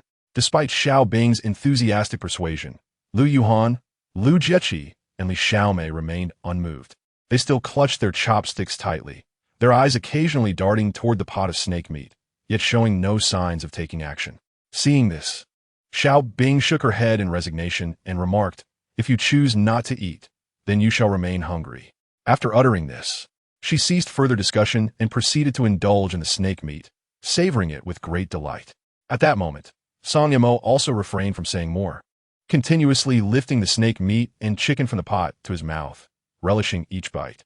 Time passed, and, after 2 or 3 minutes, Song Mo and Xiao Bing were thoroughly enjoying their meal, appearing as though they were indulging in the most sumptuous delicacies of the world. Observing this, Lu Jieqi could not help but ponder, could the snake meat truly be that delicious? With a heart full of curiosity and intrigue, she slowly extended her hand, grasping the bamboo chopsticks resting on the table. Cautiously, she reached toward the pot, delicately picking up a small piece of snake meat. The morsel trembled precariously between the chopsticks, as if it might slip away at any moment. At last, the piece of snake meat was steadied and brought to Lu Jiechi's lips. Tentatively, she took a gentle bite, but that mere morsel left her momentarily speechless. Suddenly, her eyes sparkled with delight, as if she had stumbled upon a rare treasure, her face radiating a blend of astonishment and joy. In the next instant, she could no longer contain herself, eagerly opening her mouth wide to devour the meat, as if she wished to swallow the entire piece whole.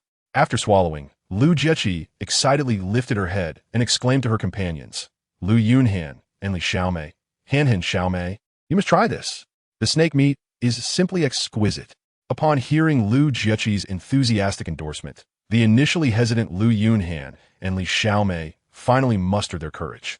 They exchanged glances, then reached for their own chopsticks, mimicking Lu Jiechi's earlier actions, each lifting a piece of snake meat from the pot and slowly placing it in their mouths. At first, Lu Yunhan and Li Xiaomei cautiously took a small bite, but that single taste caused their eyes to light up simultaneously. The delightful flavor swiftly spread across their palates, instantly captivating their senses. Thus, they too abandoned their reservations, following Lu Jiechi's lead and voraciously chewing with abandon. Observing their enthusiastic consumption, Song Yimou and Xiao Bing exchanged amused glances, unable to suppress their laughter. In less than 20 minutes, the large pot of snake meat stewed with chicken was devoured entirely, leaving not even a drop of broth. The group appeared unsatisfied, still yearning for more. Lu Yunhan chuckled, saying, "This is my first time tasting snake meat, and I never expected it to be this delicious." Lu Jiechi echoed her sentiments with a grin. "Indeed, it's also my first experience with snake meat. I thought it would be fishy and unpalatable, but the flavor is astonishing." Hearing their remarks, Song Yimou replied with a smile, "I told you so. The taste of snake meat is delightful. You didn't believe me then, but now you do." After chatting for a while by the fire, the group took some sea salt to marinate the leftover snake meat. They set up a bamboo rack by the fire and hung the marinated meat above. Suddenly, Xiao Bing suggested, "Since we have some spare time, why don't we build a fireplace in the kitchen? It would make cooking much more convenient." Her proposal was met with unanimous approval from Song Yimou and the others. Li Xiaomei then chimed in with a laugh. "How about we also construct a toilet by the pond? That way, we won't have to venture into the woods when nature calls." The crowd unanimously raised their hands in agreement. Without further ado, Song Yimou led a few girls to the small river connecting to the pond, gathering stones to carry back to the kitchen, where they began constructing a fireplace. By evening, through their collective efforts, a rudimentary fireplace had been erected within the kitchen. As darkness descended, they roasted the leftover capercaillie from lunch. After sharing a few conversations by the fire, they retreated to their shelter to rest early. At dawn the next day, everyone awoke early, and after a brief wash, Song Yimou took several girls to mix some mud, applying a thick layer both inside and outside the fireplace. They found a bamboo pole about the thickness of a bowl, and used a sharpened stick to puncture the joint, installing it atop the fireplace as a chimney. Over the next 2 days, Song Yimou returned with more bamboo, constructing a toilet by the small river that connected to the pond. Chapter 68. Foraging for wild vegetables with the establishment of this toilet.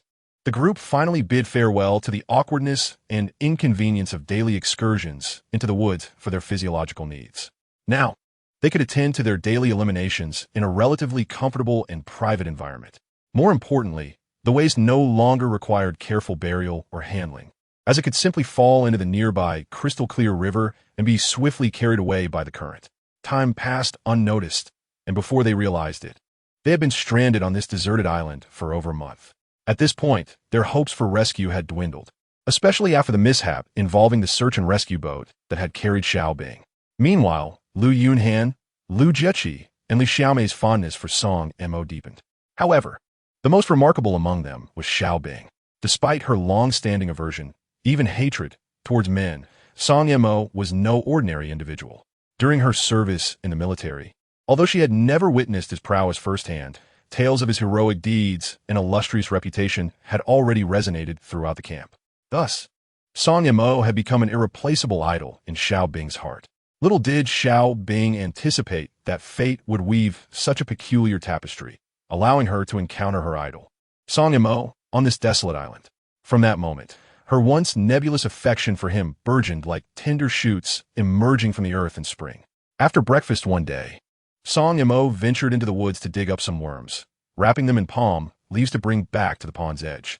He baited a hook with one worm and began to fish, while Xiao Bing and the other girls languidly reclined on the grassy bank.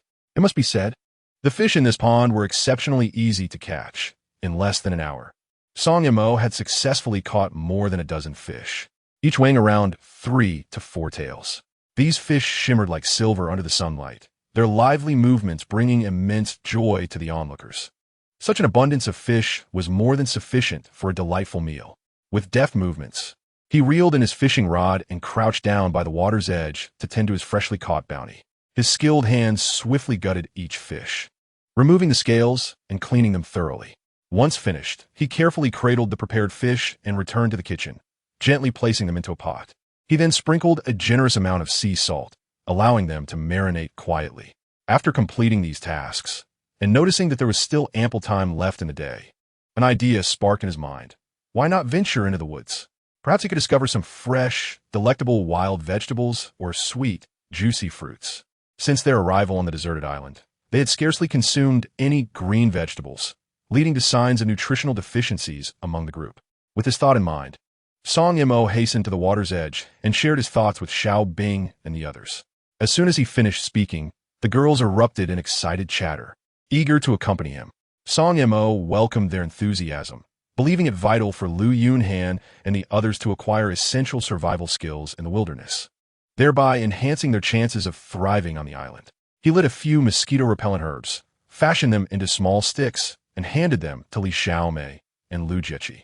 Thus, the group set off towards the woods, with Song Mo leading the way, armed with a military knife, while Li Xiaomei and the others followed closely behind. Xiao Bing brought up the rear, equipped with a folding military shovel. It was the afternoon, the hottest part of the day, and the forest was stiflingly warm. They had not ventured far before their clothes were soaked with sweat. Numerous mosquitoes buzzed around, but with Li Xiaomei and Lu Jieqi wielding the lit mosquito-repellent herbs, the pesky insects dared not approach too closely. As they traversed the path, Xiao Bing, walking at the back, suddenly spotted some green plants not far ahead. She quickened her pace towards them, and upon closer inspection, she discovered they were purslane. A wave of joy washed over her. She and T anticipated finding purslane on this deserted island, having served in the military and subsequently worked for a search and rescue company. She was well acquainted with common wild vegetables. Recognizing the purslane, she recalled its beneficial properties when cooked, including heat clearing, detoxifying, and cooling effects. Without hesitation, Xiao Bing called out to halt Song Mo and the others. Hearing her voice, they promptly stopped and turned to join her side. At that moment, Song Mo was captivated by the vibrant green plants on the ground. As he focused his gaze, his eyes sparkled with delight, and a surprised smile graced his face. I truly did not expect to find purslane thriving on this deserted island. How did I overlook this before? Upon hearing Song Mo's revelation, Xiao Bing's eyes revealed a hint of astonishment, and she incredulously inquired, "You recognize purslane?" With a slight smile curving his lips, Song Mo chuckled lightly in response, "Of course. Back in my hometown, purslane is abundant. Every summer, families go out to gather it for cooking." Following his words, Xiao Bing refrained from further comments. However, to the side, Lu Yunhan, Lu Jieqi, and Li Xiaomei appeared utterly bewildered, clearly unfamiliar with the plant known as purslane. Unable to contain her curiosity, Lu Yunhan turned to Song Mo and asked, "Brother Song, can purslane really be cooked?" With a smile, Song Mo confidently affirmed, "Absolutely, and it tastes quite delightful." No sooner had he spoken than he knelt down without hesitation, carefully harvesting the tender purslane from the ground. Observing his actions, Lu Yunhan and the others followed suit, crouching down to join him in the task. Before long, the group had gathered a substantial amount of purslane. Song Mo promptly removed his outer garment, wrapping the purslane within it and handing it to Lu Yunhan to cradle in her arms. The group continued deeper into the woods, advancing along the path. Suddenly, a cacophony of calls from a grouse interrupted their journey, causing everyone to halt in their tracks. Looking up, they spotted a grouse perched upon a branch of a nearby towering pine, calling incessantly. Before Song Mo could speak, Xiao Bing seized her bow and arrow, preparing to shoot the grouse. Chapter 69. Teaching Lu Jia how to shoot. Observing this, Lu Jiechi reached out to grasp Xiao Bing's sleeve, her charmingly youthful face brimming with eagerness and anticipation. Her eyes, wide and unblinking, were fixed on Xiao Bing as she sweetly implored, "Sister Xiao Bing, please. Could you teach me how to shoot? I truly wish to be as skilled as you." Hearing Lu Jiechi's earnest plea, Xiao Bing couldn't help but smile softly, nodding her head in agreement. "Sure, no problem. I'll teach you." With that, she took Lu Jiechi's delicate hand and slowly approached the pine tree where the grouse was resting. The grouse, blissfully preening its glossy feathers atop the branch, sensed their gradual approach but appeared unfazed, curiously turning its head to observe Xiao Bing and Lu Jiechi. With its round, sparkling eyes, it watched them intently, intermittently emitting a series of melodious chirps, seemingly greeting them, blissfully unaware of the impending danger that loomed silently closer. Before long, Xiao Bing and Lu Jiechi arrived beneath the towering pine tree. Xiao Bing first surveyed the surroundings with utmost caution, ensuring there was no sign of disturbance. Before leaning in close to Lu Jiechi's ear, lowering her voice to meticulously explain the intricacies of archery techniques. Once Lu Jiechi had firmly imprinted these principles in her mind, Xiao Bing confidently extended the bow and arrow she held to her. Elated, Lu Jiechi accepted the bow, her hands trembling slightly as she endeavored to maintain her composure. She inhaled deeply, regulated her breathing, then narrowed her left eye, aligning her right eye with the arrow's tail, shaft, and the unsuspecting pine hen ahead, fully concentrating on her target. In that fleeting moment, time seemed to freeze. The world was reduced to just her, the bow, and the oblivious pine hen. At last, Lu Jiechi steeled her resolve and abruptly released the bowstring with her right hand. However, being a novice, she lacked the requisite experience, and the arrow did not strike the pine hen as intended. Instead, it lodged itself into the trunk of a tree about 20 to 30 centimeters away from the bird. Startled, the pine hen flapped its wings in terror and darted away at an astonishing speed. In the blink of an eye, it had alighted upon the top of a tall tree several dozen meters away. Lu Jiechi's eyes widened as she watched her arrow sail past the pine hen, its tip deeply embedded in the tree trunk. Her face flushed crimson with embarrassment and disappointment as she turned to Xiao Bing, lamenting, "Sister Xiao Bing, am I truly that foolish? I couldn't even hit a tiny pine hen, leaving the arrow stuck in the tree." Her voice dwindled, reminiscent of a child who had erred. Observing this, Xiao Bing hurriedly approached, gently patting Lu Jiechi's shoulder, offering soothing words. "Oh, Jiechi, you mustn't say that. To achieve such a performance on your first attempt is already commendable. Archery is not an easy endeavor. It requires persistent practice to master. So do not lose heart. I believe that with more practice, you will surely hit your target next time." Standing a short distance away, Song Mo witnessed Lu Jiechi's miss and promptly strode over to her and Xiao Bing. He first gazed up at the arrow lodged high in the tree trunk, then, without hesitation, wrapped his arms around the sturdy trunk and began to climb with fervor. Agile and nimble, he ascended to the arrow's location in less than a minute, resembling a sprightly monkey. Carefully, he extracted the arrow and, like a gust of wind, swiftly descended the tree, landing steadily on the ground beneath the great pine. This spectacle left Lu Yunhan, Lu Jiechi, and Li Xiaomei utterly astonished, their mouths agape in speechlessness. Even Xiao Bing was taken aback, never expecting Song Mo to be such an adept climber, exclaiming, "You must be part monkey? How could one be so skilled without climbing trees?" Song Mo shot her a disapproving glance, handing the arrow to Lu Jiechi and encouraging her not to be discouraged, assuring her that with practice, she would improve. "Cool, I will take you to shoot down that grouse."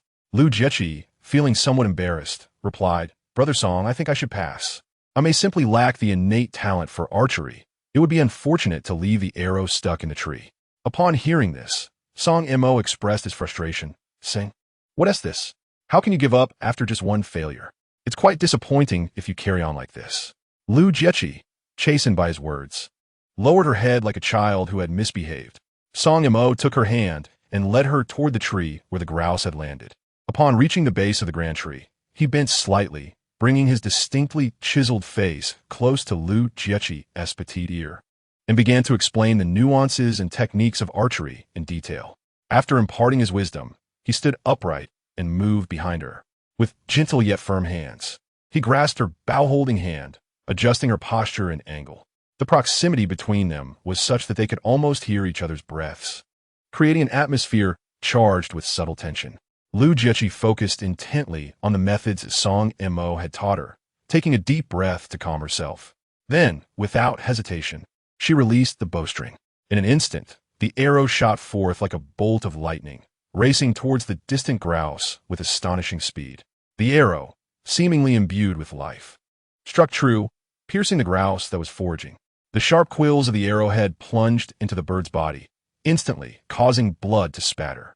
The wounded grouse let out a piercing cry of anguish, propelled by inertia to tumble several meters forward before crashing to the ground, struggling and writhing while emitting sorrowful moans of pain. Witnessing her success in hitting the grouse, Lu Jiechi's face flushed with excitement, her eyes sparkling with joy and pride. She turned abruptly to face Song Mo, exclaiming with fervor, "Brother Song, I hit the grouse. I'm truly grateful to you." Before the words had fully left her lips, Lu Jiechi, as if suddenly inspired, rose on her toes and quickly planted a gentle kiss on Song Mo's handsome cheek. Chapter 70. Lu Jiechi's triumph over the grouse. Song Mo was utterly unprepared for Lu Jiechi's sudden kiss, and an indescribable awkwardness washed over him. His face, already not youthful, turned as red as a ripe apple. With no other option, he simply shook his head and walked slowly towards the spot where the grouse had fallen. As she approached, she spotted the grouse struggling vigorously on the ground. Without hesitation, Song Mo bent down and grasped it firmly in his hands. Subsequently, he tightened his grip around the bird's neck with his right hand and, with a sudden twist of force, snapped it with a sharp crack. The grouse convulsed violently a few times before becoming utterly still, having lost all vitality. Following this, Song Mo carefully extracted the arrow lodged in the grouse's body and turned to walk towards Lu Jiechi. As he reached her, a faint smile graced his face, and he remarked, "See, I have successfully brought down the grouse." However, Lu Jiechi appeared somewhat shy and embarrassed. She lowered her head slightly and replied softly, "Song Ge, please don't praise me too much. Without your guidance, I could never have shot down this grouse." Hearing her words, Song Mo immediately encouraged her, saying, "You have done remarkably well. You must have confidence in yourself. When I first practiced archery, I wasn't at your level." After the group continued deeper into the dense forest for a short while, they suddenly heard the crisp and loud call of another grouse. Everyone halted in unison, tilting their heads to locate the source of the sound. They beheld a vibrantly colored grouse perched on a nearby branch, joyfully calling out. With a serious expression, Song Mo fixed his gaze on Lu Jiechi and earnestly declared, "This time, you will shoot the grouse by yourself."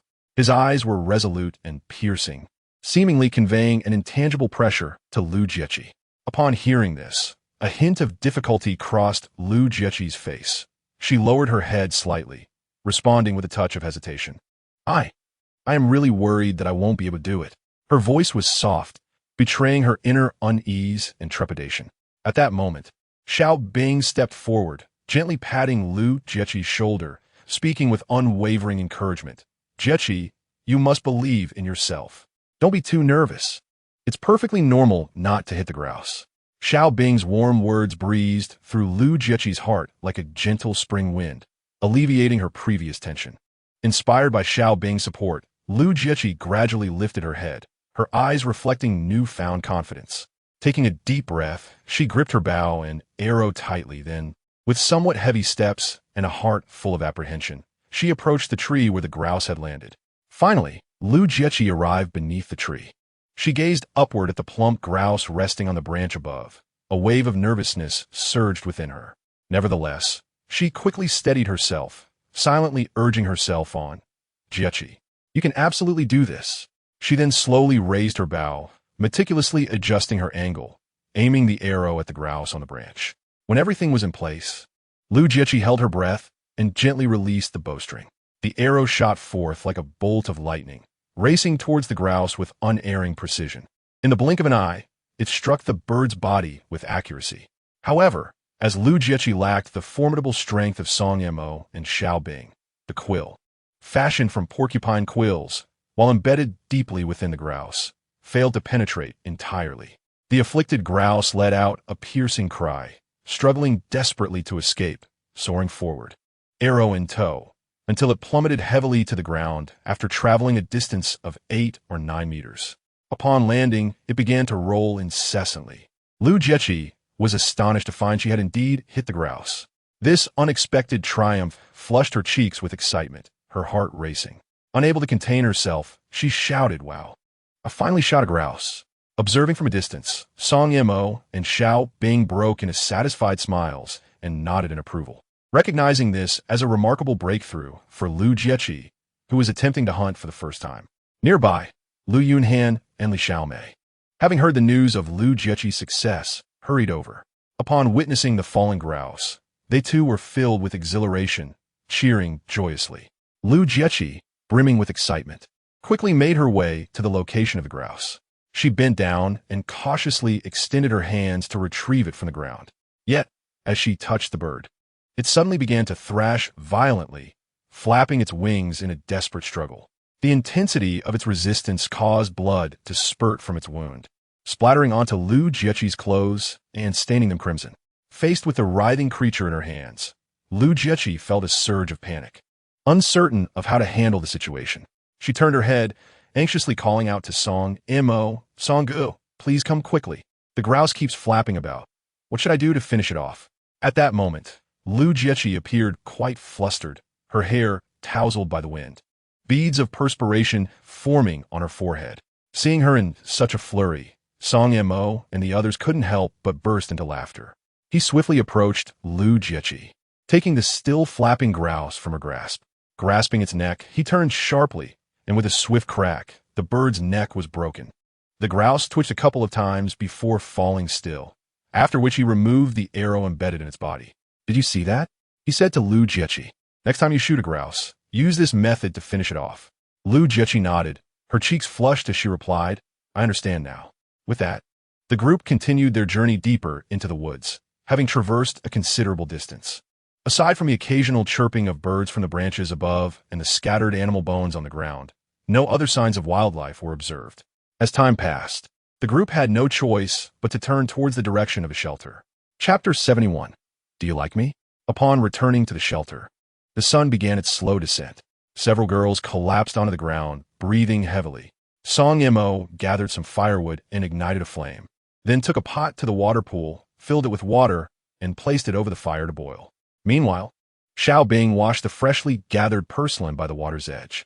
Once the water reached a rolling boil, Song Mo submerged the 2 pine chickens into the scalding water for a few minutes before taking them to the pool to prepare.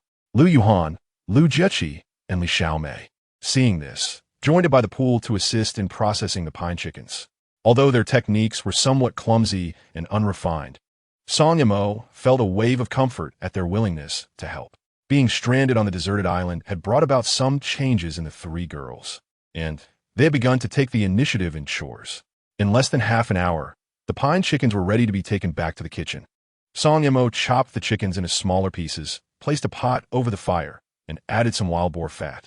As the oil heated, he tossed in the chicken pieces, stirring them until they released an enticing aroma, then added some water to begin the stewing process. He also found several small sticks of bamboo, threading the marinated fish onto them. From the fire, he retrieved some glowing charcoal and set the fish over it to slowly roast. While the chicken simmered, Xiao Bing brought in a bamboo pole several meters long from outside the kitchen. Armed with a military knife, she began to split the bamboo strips. Lu Jiechi, feeling curious, inquired, "Sister Xiao Bing, what are you doing?" With a smile, Xiao Bing replied, "I plan to split some bamboo to weave a few baskets. This way, it will be easier for us to transport things in the future." Her words momentarily stunned the group, and Song Mo chuckled. "I never expected you could weave baskets." Xiao Bing laughed. "It's not difficult at all. Back in my hometown, during the off-season, many people weave items from bamboo to sell and supplement their household income. I've been weaving since I was very young." Her revelation drew admiring glances from Lu Yuhan and the others.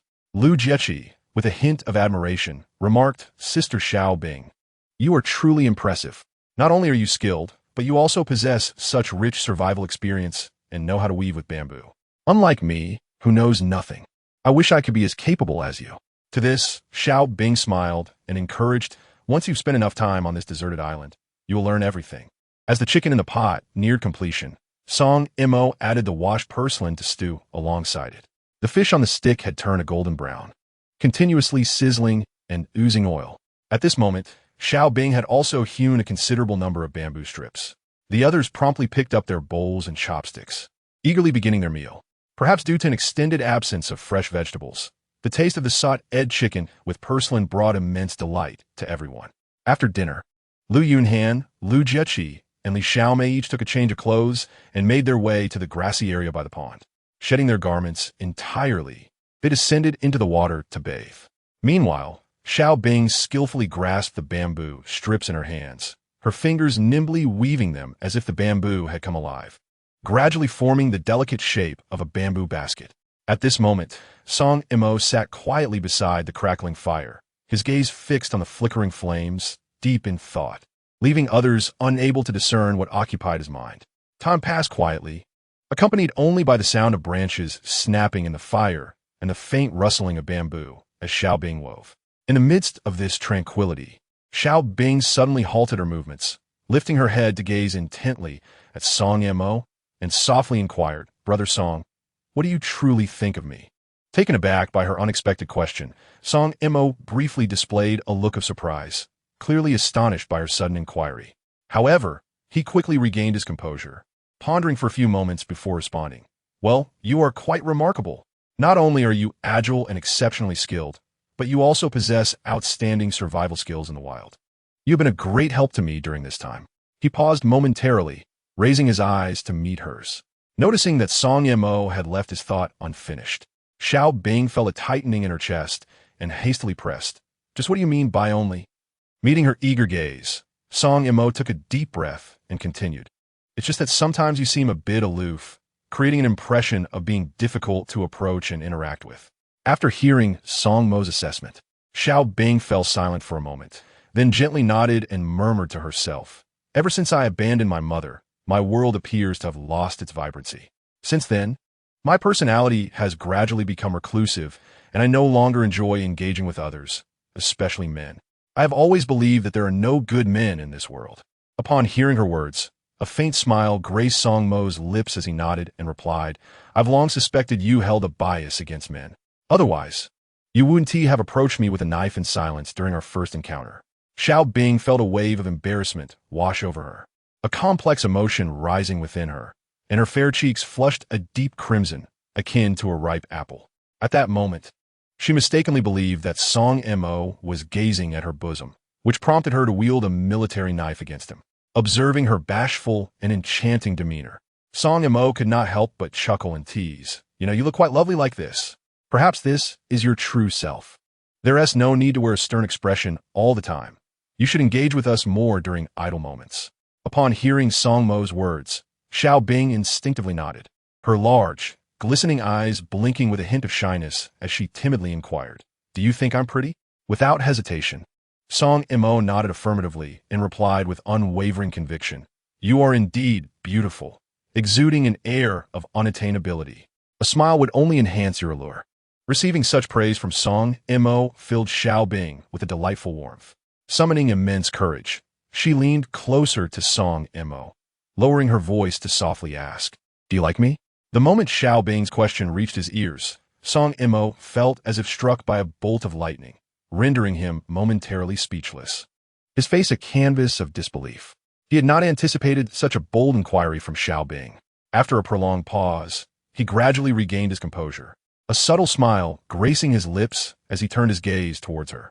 With a playful chuckle, he responded, "That is indeed a rather incisive question. However, for a stunning beauty like you, any normal man would inevitably find himself enamored." Although Song Mo did not directly address the core of Xiao Bing's question, her heart swelled with joy upon hearing his flattering remarks about her appearance. A radiant smile blossomed on Xiao Bing's exquisite face as she softly confessed, "In truth, even during my time in the military, I regarded you as my supreme idol. I dreamt day and night of becoming someone like you and yearned to meet you in person. Regrettably, I left the military without fulfilling that small wish. Who could have imagined that fate would lead me to encounter you on this desolate island?" After listening to Xiao Bing's heartfelt confession, a subtle smile of intrigue played upon Song Mo's lips as he playfully probed, "Now that you see me, do Do you feel a bit disappointed? After all, I might not quite match the image you had envisioned. In response to Song Mo's question, Xiao Bing quickly shook her head, eager to clarify. Not at all. I certainly do not feel disappointed. It's just that I never expected someone who is almost mythologized in the military to appear so remarkably ordinary. Hearing her words, Song Mo couldn't help but smile faintly, responding softly, "What military legend? That is merely the result of others' fanciful exaggerations. I am, in truth, an utterly ordinary person." Upon hearing Song Mo's modest declaration, Xiao Bing chuckled and remarked, "You are far from ordinary. No matter where you are, you remain my idol." Song Mo gently shook his head, seemingly disinclined to pursue the topic further, and thus refrained from elaboration. Xiao Bing also fell silent, lowering her head to continue weaving a bamboo basket. After a little over 10 minutes, Lu Yuhan and the other two emerged from their baths and gradually made their way back to the kitchen. They approached the fireplace with light steps, gracefully taking a seat as they began to meticulously arrange their damp, silky hair. Freshly bathed, the three resembled exquisite lotus blossoms emerging from clear waters, radiant and enchanting, captivating all who beheld them. Song Mo found himself momentarily entranced, his gaze fixated on them involuntarily. In response to Song Mo's unabashed scrutiny, Lu Yuhan and her companions felt no hint of aversion. Rather, they secretly reveled in it.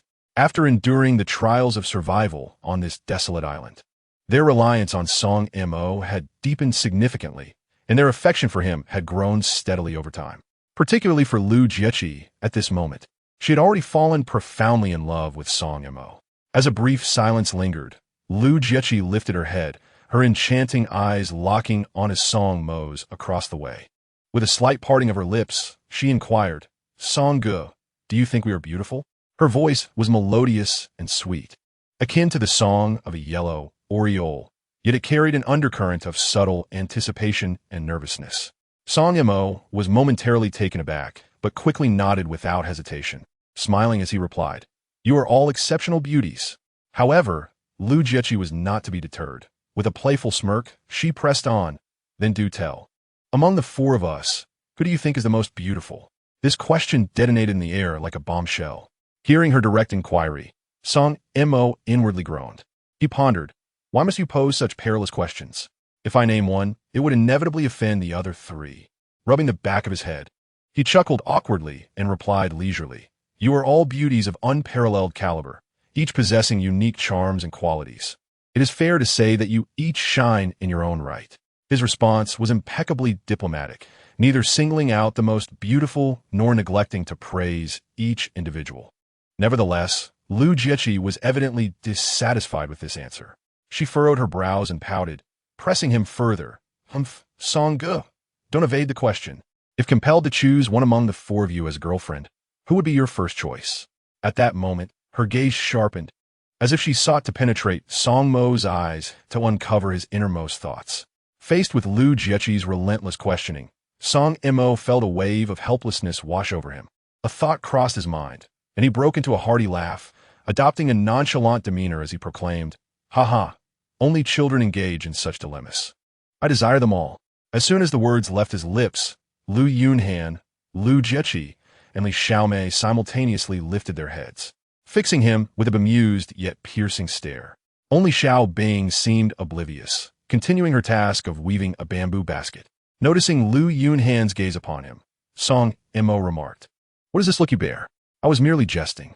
Truth be told, I do not consider us kindred spirits. Had it not been for this unforeseen circumstance that has stranded us on this desolate island, our paths would likely have crossed little, if at all." He paused momentarily before continuing, "On this deserted isle, it is only natural for you to rely on me. After all, in such arduous conditions, mutual support is vital for survival. Moreover, this unique dynamic may indeed foster some affection towards me." He added, "However, should we ever be fortunate enough to escape this isolation and return to the bustling world, the circumstances would undoubtedly shift. At that juncture, perhaps you would not regard me in the same light." Upon hearing Song Mo's words, Lu Yunhan and the others fell silent, momentarily taken aback. Chapter 73. Torrential Rain. After a brief pause, Lu Jieqi was the first to shatter the silence. Biting her lip, she resolutely declared, I care not for such matters. After all, my first kiss has been taken by you. I am bound to you now, regardless of our fate here. You must take responsibility." No sooner had she uttered these words than Lu Yunhan and Li Xiaomei chimed in almost in unison. "My first kiss was also taken by you. You owe me responsibility as well." Hearing their declarations, Song Yimou felt a profound sense of bewilderment, pondering inwardly. What on earth is happening? In the past, I was often scorned during blind dates. Who would have anticipated that after being marooned on this island, I would transform into the object of such fervent desire? Regaining his composure, he turned towards Lu Yunhan and the others, slowly explaining, "My actions were motivated by the desire to save you. I cannot simply stand by and watch you perish." Yet before he could finish, Lu Jieqi interjected eagerly, "Humph, I care not for those reasons. In any case, my first kiss has already been bestowed upon you, and I find myself enamored with you. You may do as you please." At that moment, Lu Yunhan and Li Xiaomei, as if sharing an unspoken connection, chimed in unison, affirming, "Indeed, our thoughts align perfectly with Jieqi's." Faced with their resolute and fervent demeanor, Song Yimou felt a wave of speechlessness wash over him. Yet, deep within, a flicker of sweetness and joy began to arise. After all, to capture the admiration and affection of three stunning beauties simultaneously is a dream that countless men dare not even imagine. If Yang Wei and those high-ranking executives at the company were to learn that Lu Yunhan and Li Xiaomei had willingly expressed their affections towards a mere security guard, they would surely be left agape, their eyes wide with disbelief, perhaps even causing their jaws to drop to the ground. At that moment, Xiao Bing suddenly burst into laughter, lifting her head to give Song Yimou a thumbs up, playfully teasing, "It must be you, truly a legend in the military, so universally adored." Upon hearing her words, Song Yimou shot her an exasperated glare. Xiao Bing continued to chuckle, saying, "With three such beautiful women confessing their feelings to you, your heart must be blooming with joy." Song Yimou found himself momentarily at a loss for words, unsure of how to respond. After a considerable pause, he finally spoke, "It's getting late, and I feel quite fatigued. You all continue your conversation. I shall retire for the night." With that, he rose swiftly and made his way back to his shelter. As Song Yimou left in a somewhat flustered manner, the girls could no longer contain their laughter, erupting into fits of giggles. Especially Xiao Bing, whose lovely face radiated with a brilliant smile. She found it hard to fathom that the man revered as a legend in the military could display such a comical side. The girls settled by the fire, sharing laughter and conversation. Before long, the night had deepened, yet Xiao Bing remained engrossed in weaving bamboo strips. After much effort, she successfully crafted a delicate bamboo basket. Just then, an overwhelming wave of drowsiness washed over them like a tide. Consequently, they all rose, dragging their slightly weary bodies towards the shelter, preparing for a well-deserved rest. However, none could have anticipated that in the dead of night, the previously star-studded sky would undergo a sudden transformation. Dense dark clouds swiftly gathered, obscuring the heavens completely, leaving no trace of light.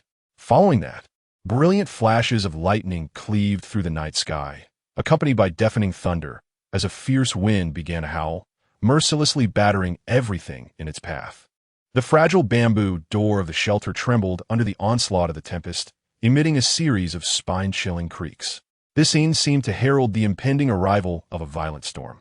Meanwhile, those deep in slumber, including Song Yimou, were abruptly awakened by the startling roar of thunder. Before long, colossal raindrops began to cascade from the pitch-black sky, resembling a string of broken pearls. In the blink of an eye, a torrential downpour ensued, with dense droplets relentlessly hammering against the roof, producing a cacophony of sound. The entire world seemed to be submerged beneath this symphony of rain, invoking feelings of dread and unease. Fortunately, during the construction of a shelter, a thick layer of mud had been applied to both the roof and walls, ensuring that no leaks were evident.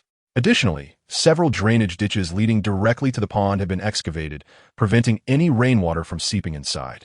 Thus, the group reclined on bamboo beds, listening to the thunderous rain from outside.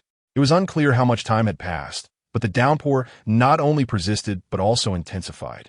Song Yimou and the others gradually drifted into a slumber.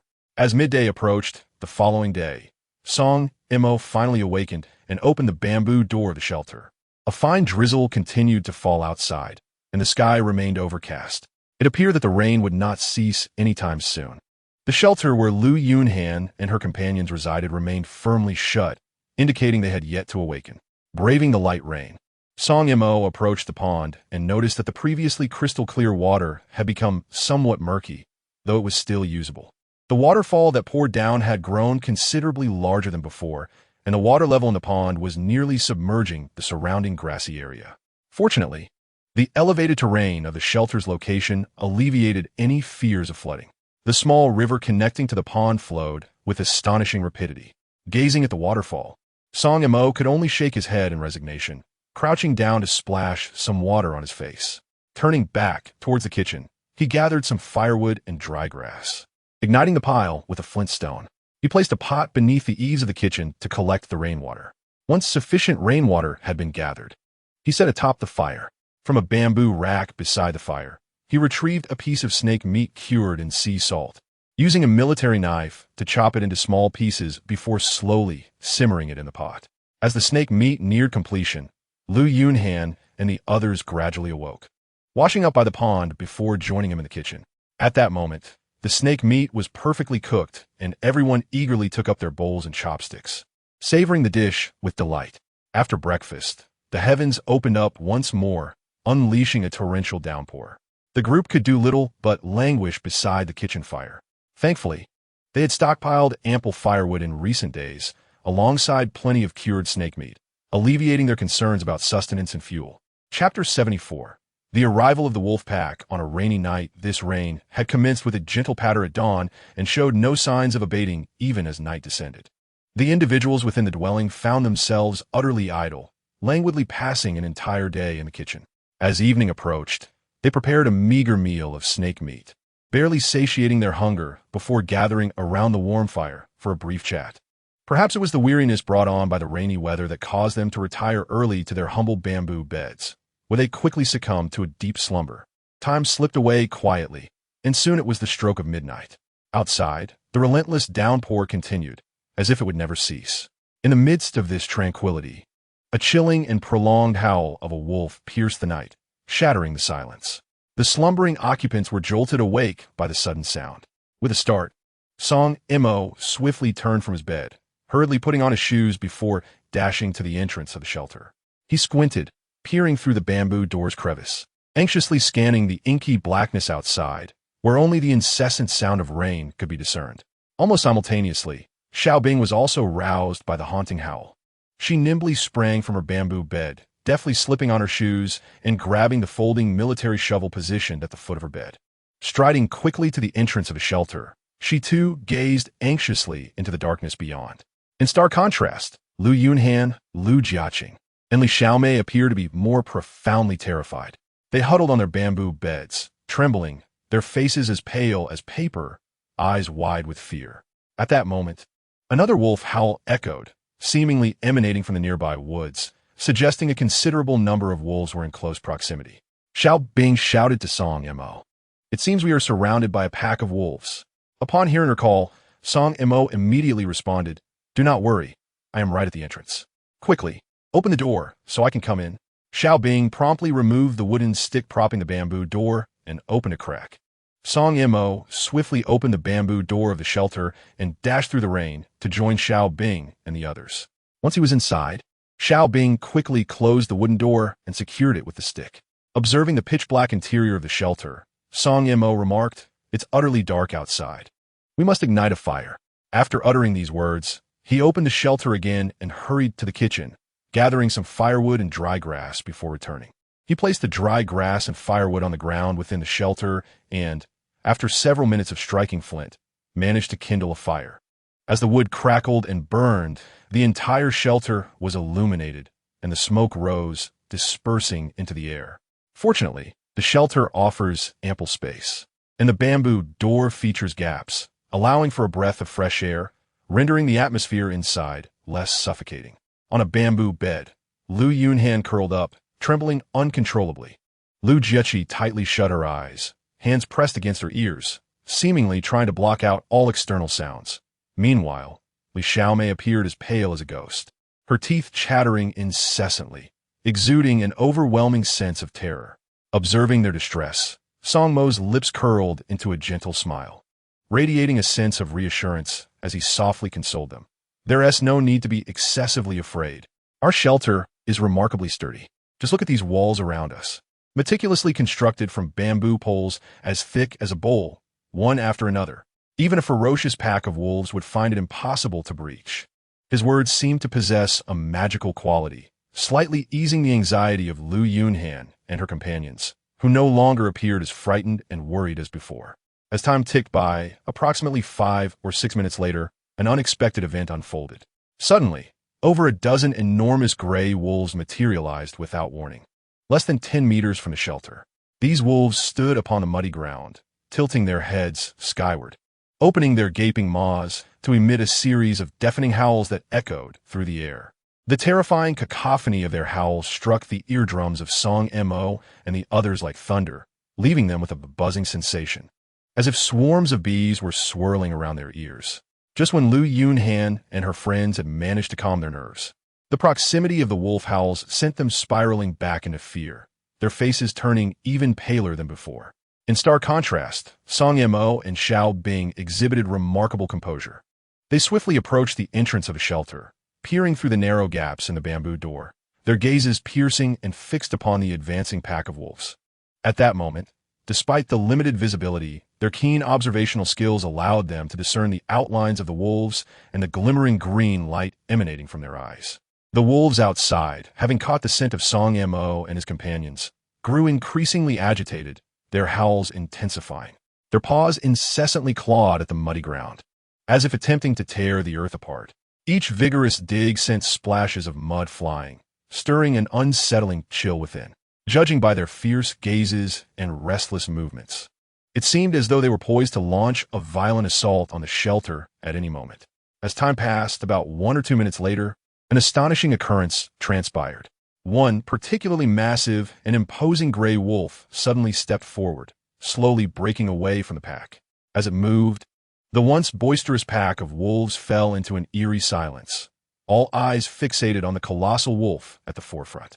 Undoubtedly, the reactions of the other wolves indicated that this majestic creature was none other than the alpha, the king of the pack. The Wolf King, with its eyes sharp as daggers, fixed its penetrating gaze upon the shelter, emanating an unmistakable aura of ferocity.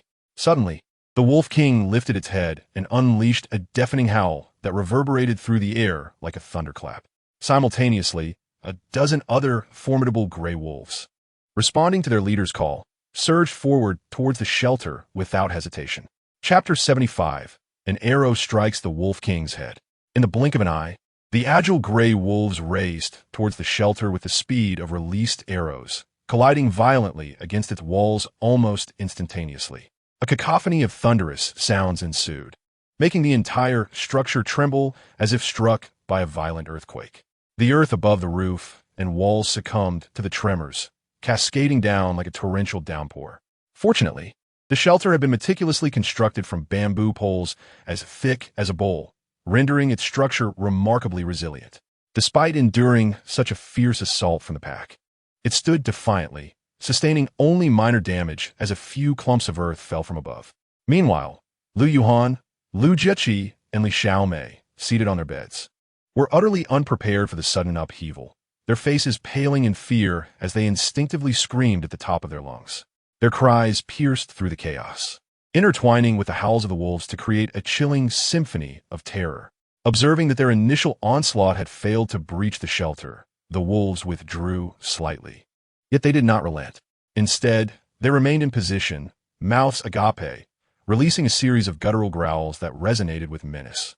Their paws danced restlessly in the muddy ground, splattering murky water in all directions, hinting at their readiness to launch another assault at any moment.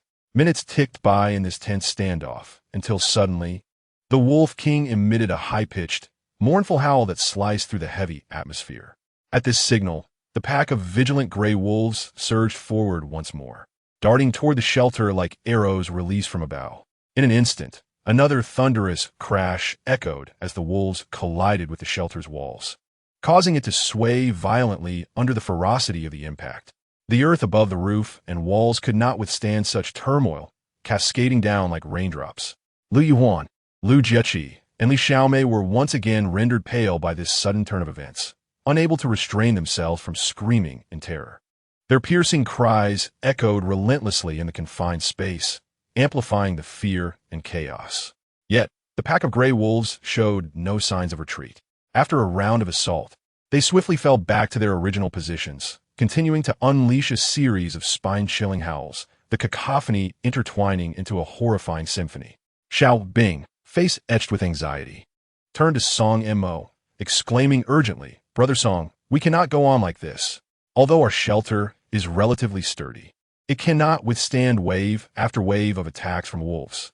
If we do not implement some effective measures soon, it won't be long before the shelter is destroyed."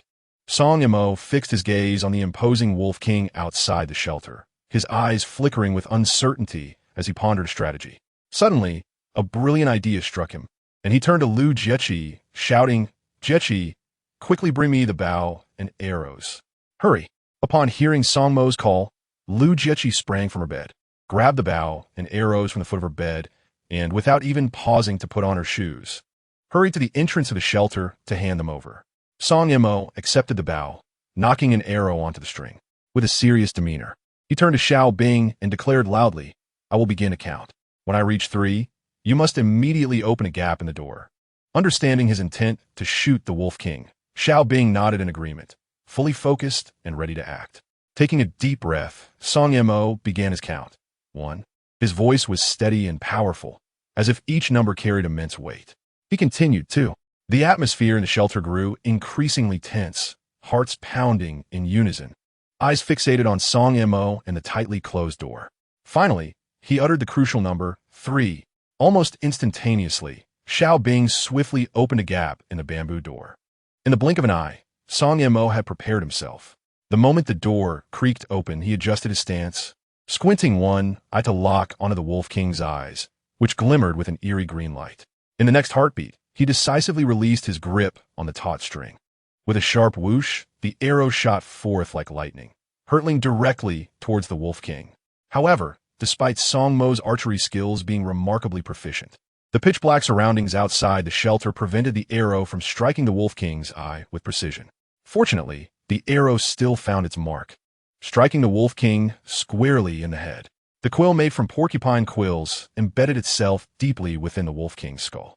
In an instant, the Wolf King emitted a heart-wrenching howl, akin to a piercing bolt of lightning slicing through the night sky. Its massive form collapsed with a thunderous crash, splattering murky water everywhere, and it writhed in agony on the muddy ground. Each roll was accompanied by deep growls and whimpers, as if it were lamenting its excruciating pain to the world. Witnessing this, the other members of the wolf pack fell silent, instinctively retreating 3 to 4 meters in fear. The Wolf King continued to thrash on the ground for some time before laboriously rising from the mire. By this point, it was a pitiful sight, yet its eyes, glinting with a cold light, remained fixated on the entrance of the shelter, betraying an overwhelming fury and murderous intent. The arrow that had struck its head had ignited a blazing inferno of wrath within the Wolf King. It abruptly lifted its colossal head and unleashed a deafening roar that reverberated through the heavens, a sound potent enough to pierce through the clouds, causing the surrounding mountains and forests to tremble in response. Without hesitation, the Wolf King charged toward the bamboo door of the shelter. A thunderous crash resounded as its gargantuan body collided with the frail bamboo door like a cannonball. The bamboo door, inherently less robust than a wall, could scarcely withstand such a ferocious impact. Under the force of the collision, the door shook violently, emitting creaking groans. The ropes securing the bamboo door to the walls could not withstand the onslaught, and one snapped immediately, causing the door to teeter precariously, as though it might collapse at any moment. Chapter 76. Introducing the Wolf King into the shelter, seeing that the sturdy bamboo door of the shelter had not been breached. The Wolf King, filled with irritation, retreated slightly to create some distance. Once positioned, it raised its head and opened its gaping maw, letting out a howl that echoed throughout the mountains, a chilling and terrifying sound that seemed to provoke Song Mo and the others. Immediately after, the Wolf King adjusted its stance and, like a cannonball, surged toward the bamboo door with astonishing speed. With a resounding crash, the entire door shook violently, on the verge of collapse. The bamboo, which constituted the door, could hardly bear the burden. One of the stalks was launched into the air, tracing an arc before crashing heavily to the ground nearby. Witnessing this scene, Song Mo's heart sank as he realized that this was not a sustainable course of action. If the Wolf King continued to batter against the bamboo door, it would not be long before this line of defense completely collapsed. With this in mind, Song Mo resolutely drew a sharp military knife from his waist. Gripping the hilt firmly, he cast a determined and serious glance toward Xiao Bing and said in a low voice, "When that beast charges the bamboo door again, you must open it immediately. I am determined to slay it today." Upon hearing Song Mo's words, Xiao Bing nodded vigorously, fully understanding the gravity of the situation. She swiftly moved aside the wooden stick that had been reinforcing the bamboo door. Meanwhile, the Wolf King had retreated a few meters away, growling menacingly, its claws scraping the ground and stirring up dust as it prepared to unleash a more ferocious attack. Before long, the Wolf King charged once again. It galloped towards the bamboo door of the shelter like a bolt of lightning. At that moment, Xiao Bing, who had been intently observing the Wolf King's movements, seized the opportunity and yanked the bamboo door wide open. The Wolf King, caught off guard by the sudden opening of the seemingly impenetrable door, plunged straight into the shelter. On the other side, Song Mo had already been poised for action. As the Wolf King darted into the shelter, he swiftly brandished his sharp military knife, driving it forcefully toward the beast's thick neck. With a sudden thrust, the knife pierced through, and a torrent of crimson, warm blood erupted from the Wolf King's neck, splattering everywhere, filling the air with a pungent scent of iron. The grievously wounded Wolf King let out a haunting howl that echoed throughout the shelter, sending chills down the spine of all who heard it. In its frenzy, the injured beast began to rampage within the confines of the shelter.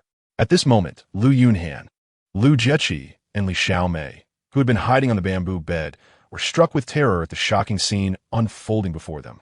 They screamed in unison, their terrified cries mingling with the Wolf King's howls, plunging the entire shelter into chaos.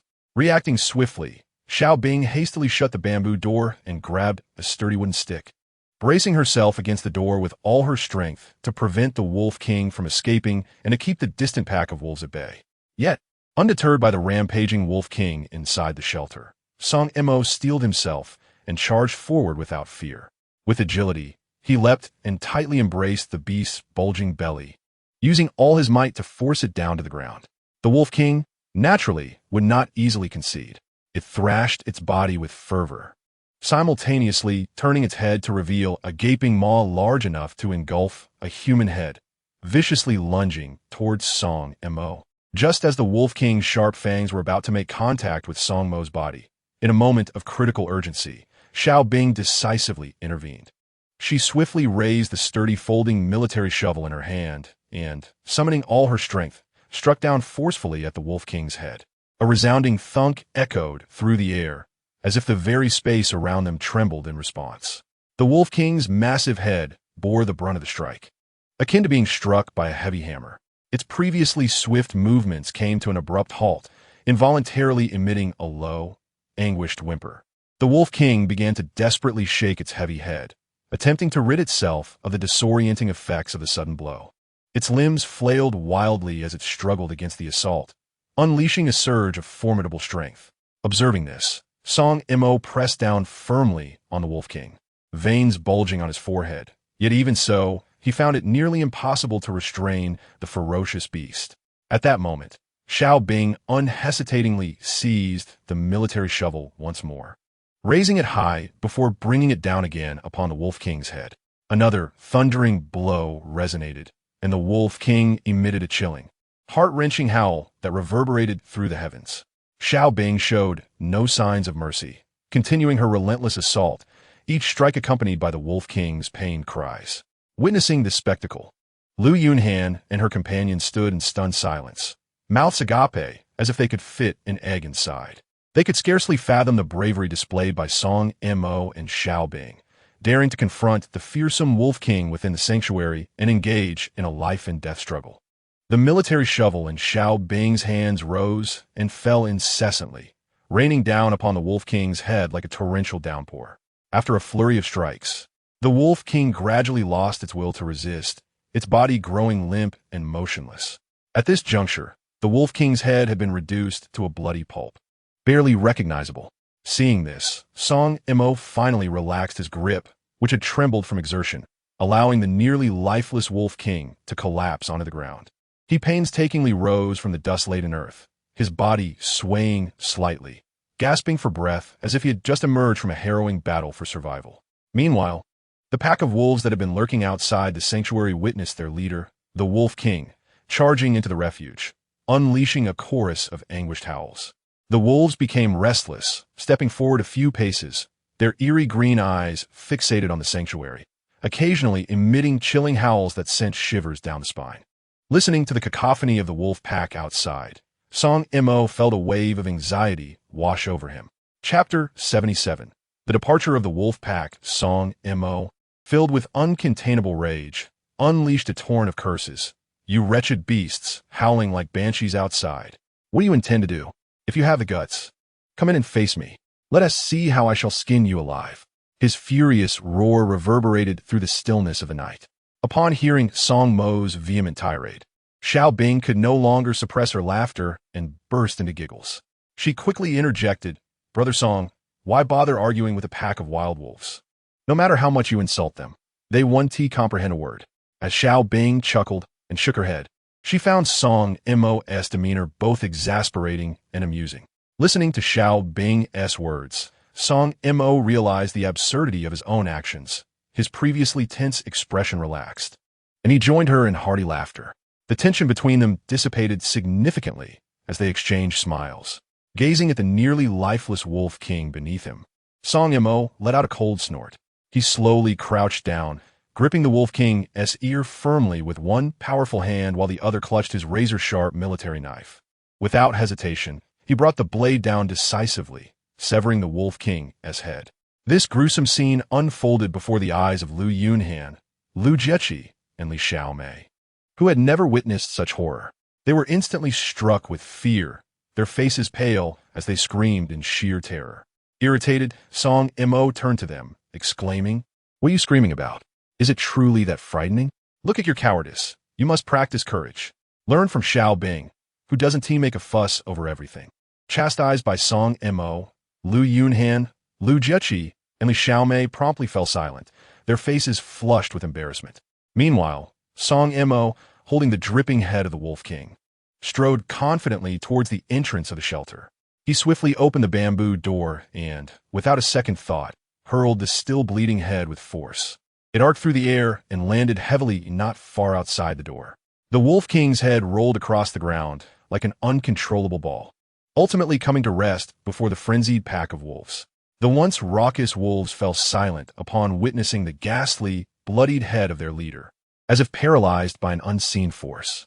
Their eyes widened in terror, fixed on the horrific sight before them. Soon, as if jolted from trance, they collectively recoiled several steps in fright. Minutes slipped by, and after about 7 or 8 minutes, the oppressive silence was shattered. The wolf pack, as if awakening from a dream, raised their heads in unison, howling mournfully to the heavens, releasing a chorus of sorrowful cries. In this lamentation, they cast one last, lingering glance at the gruesome, bloodied head of their former leader, as if bidding a final farewell to their once mighty chief. Subsequently, the wolf pack, without a moment's hesitation, abruptly turned and surged like a black torrent into the depths of the forest. In the blink of an eye, their agile figures disappeared without a trace, leaving behind only a desolate expanse of land and the decapitated head of the Wolf King lying motionless. Observing the departure of the pack, the inhabitants of the shelter exhaled a collective sigh of relief. Glancing at the headless carcass of the Wolf King, Xiao Bing furrowed her brow and turned to Song Mo beside her, inquiring, "Brother Song, how should we dispose of this corpse?" Upon hearing her, Song Mo lowered his gaze to scrutinize the body of the Wolf King, a flicker of contemplation crossing his eyes. After a moment, he spoke slowly. "I wonder if wolf meat is palatable? Perhaps we could carve some off and cook it for a meal? The hide could also be fashioned into a fine wolf coat." Shaking her head in response, Xiao Bing replied, "I think it's best to forego that. After all, we have plenty of snake meat at the shelter, which we cannot finish in a short while. Besides, it's rather dark and cumbersome to handle. Nodding at her words, Song Imo suggested, "Then let us simply cast it into the small river." With that, they worked together to drag the Wolf King's body to the edge of the pond, where they unceremoniously tossed it into the stream that connected to the waterhole. As dawn approached, fatigue weighed heavily on their eyelids. After disposing of the Wolf King's body, Song Imo, weary and exhausted, trudged back to his modest shelter. Upon entering, he collapsed onto the bed like a deflated balloon and soon fell into a deep slumber. Meanwhile, Xiao Bing and several others also climbed onto their bamboo beds, surrendering to the soothing embrace of sleep amid the chorus of soft snores. Days flowed by in this manner, and before long, a week had passed. During this period, aside from the occasional venture into the forest to gather firewood and forage for fresh wild vegetables, the majority of their time was spent by the pond. Nearly every day, Song Imo would take his fishing rod to the water's edge, seeking to pass the time in this monotonous existence. Ever since he and Xiao Bing had dealt with the Wolf King, the wolf pack had refrained from seeking vengeance. Lu Yunhan, Lu Jieqi, and Li Xiaomei, after their harrowing encounter with the wolves, seemed to have undergone a remarkable transformation. Once somewhat delicate, they now exhibited an indomitable spirit. Each day, they would eagerly beseech Xiao Bing to teach them archery and self-defense techniques. Witnessing their proactive approach to learning filled Song Imo with immense satisfaction. After all, in such a challenging environment, acquiring a skill for survival would undoubtedly enhance their chances of enduring. During their time stranded on this deserted island, Lu Yunhan, Lu Jieqi, and Li Xiaomei had experienced unprecedented growth and fortitude. The fragility and dependence of the past gradually faded away, replaced by strength, courage, and independence. That evening, after dinner, the group gathered around the kitchen fire, engaging in lively conversation and laughter. Observing the scant remnants of snake meat on the wooden rack, Song Imo contemplated that such a meager supply would scarcely last 2 or 3 days, indicating that a search for sustenance in the forest would be imperative by the following day. Just then, a chilling scream echoed from the distant woods, causing the group's expressions to shift dramatically. Upon hearing the anguished cry, Li Xiaomei immediately spoke up, saying, "That scream sounds remarkably like Li Ming's voice. Wasn't he with Yang Wei and his crew? How could he possibly be here?" At her words, Song Imo and the others redirected their gazes toward her. Chapter 78. Discovery of Wild Grapes. Lu Yunhan inquired, "Xiaomei, are you certain that was Li Ming's voice?" Li Xiaomei nodded, asserting that is indeed Li Ming's voice. "We had a close relationship at the company. I wouldn't mistake it." Lu Yunhan, intrigued, remarked, "This is peculiar. What would Li Ming be doing in the woods at this hour?" The group was at a loss for an explanation, prompting Song Imo to suggest, "It is getting late. We should retire for the night." With that, he stood up and returned to his small shelter for rest. Lying on his bed, Song Imo pondered how Li Ming could possibly be in the woods at such a late hour. Could it be that Yang Wei and his group had discovered their location and were clandestinely observing them? Or perhaps they had relocated to the nearby forest. Early the next morning, Song Imo awoke at dawn. Upon opening the wooden door of his shelter, he noticed Xiao Bing already at the waterhole, washing up. Approaching her with a smile, he remarked, "You're up quite early." Xiao Bing smiled back, responding, "You're not any different." After freshening up, Song Imo suggested to Xiao Bing, "I am going into the woods to forage for food. Would you care to join me?" Xiao Bing nodded in agreement. Back at the shelter, Xiao Bing placed her bow and arrows into a bamboo basket, while Song Imo ignited some mosquito-repellent herbs, rolling them into small sticks to place in a bamboo tube, which he securely fastened to the basket. With their bamboo baskets strapped to their backs, the two set off towards the forest. At this time, the sun had just begun to rise, and the woods were still shrouded in mist.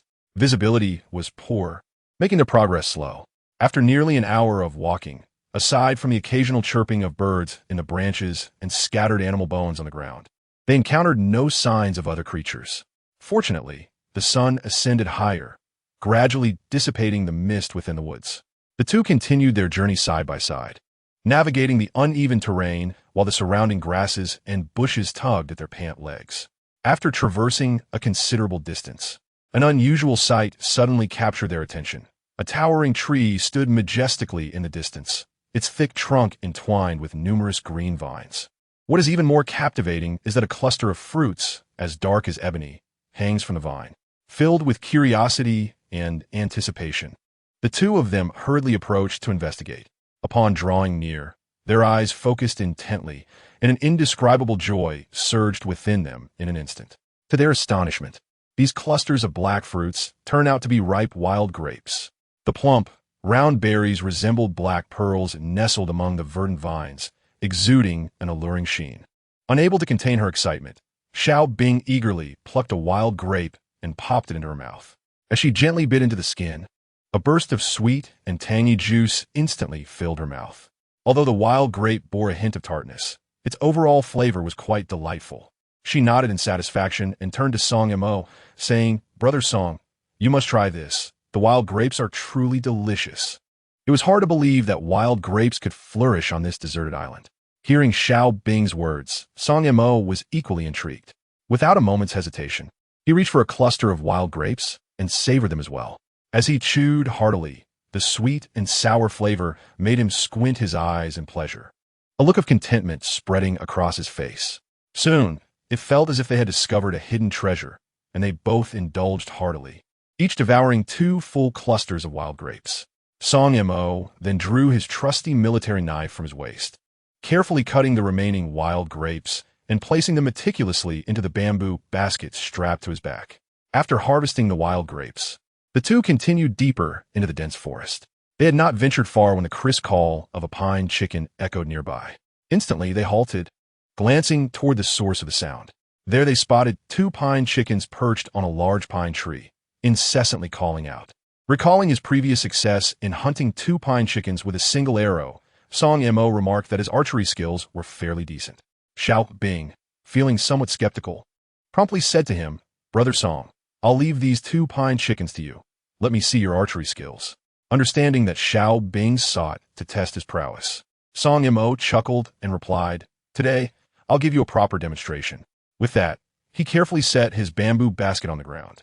Swiftly, he retrieved his bow and arrows from the basket, approaching the 2 pine chickens with deliberate steps. Xiao Bing crossed her arms, watching intently as he moved. She knew well that despite the 2 pine chickens standing side by side, there was still a gap of about 40 to 50 centimeters between them. To take them both down with a single arrow would be no easy feat, however. Song Mo's confident demeanor suggested he had a firm grasp on the situation. At that moment, the 2 pine chickens also noticed the approaching Song Mo surprisingly. Instead of fleeing in panic like startled birds, they curiously fixed their round eyes upon the slowly advancing human.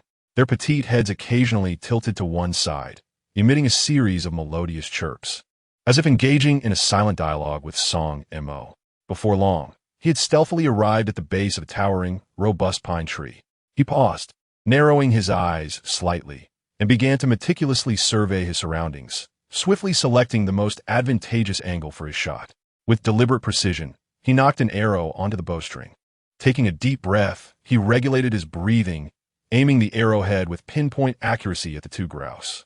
Once fully prepared, Song Mo released the top bowstring without hesitation.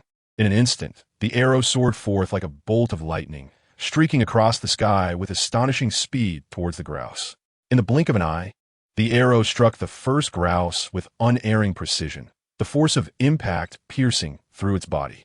Yet, the arrow did not cease its relentless advance. It continued to fly forth with unstoppable momentum, ultimately embedding itself deeply into the second grouse. Both birds emitted a cry of despair, tumbling to the ground in a flurry of flapping wings. Witnessing this spectacle, Xiao Bing couldn't help but applaud, praising the marksmanship, declaring it superior to her own. In response to her commendation, Song Mo merely turned his head and offered her a smile.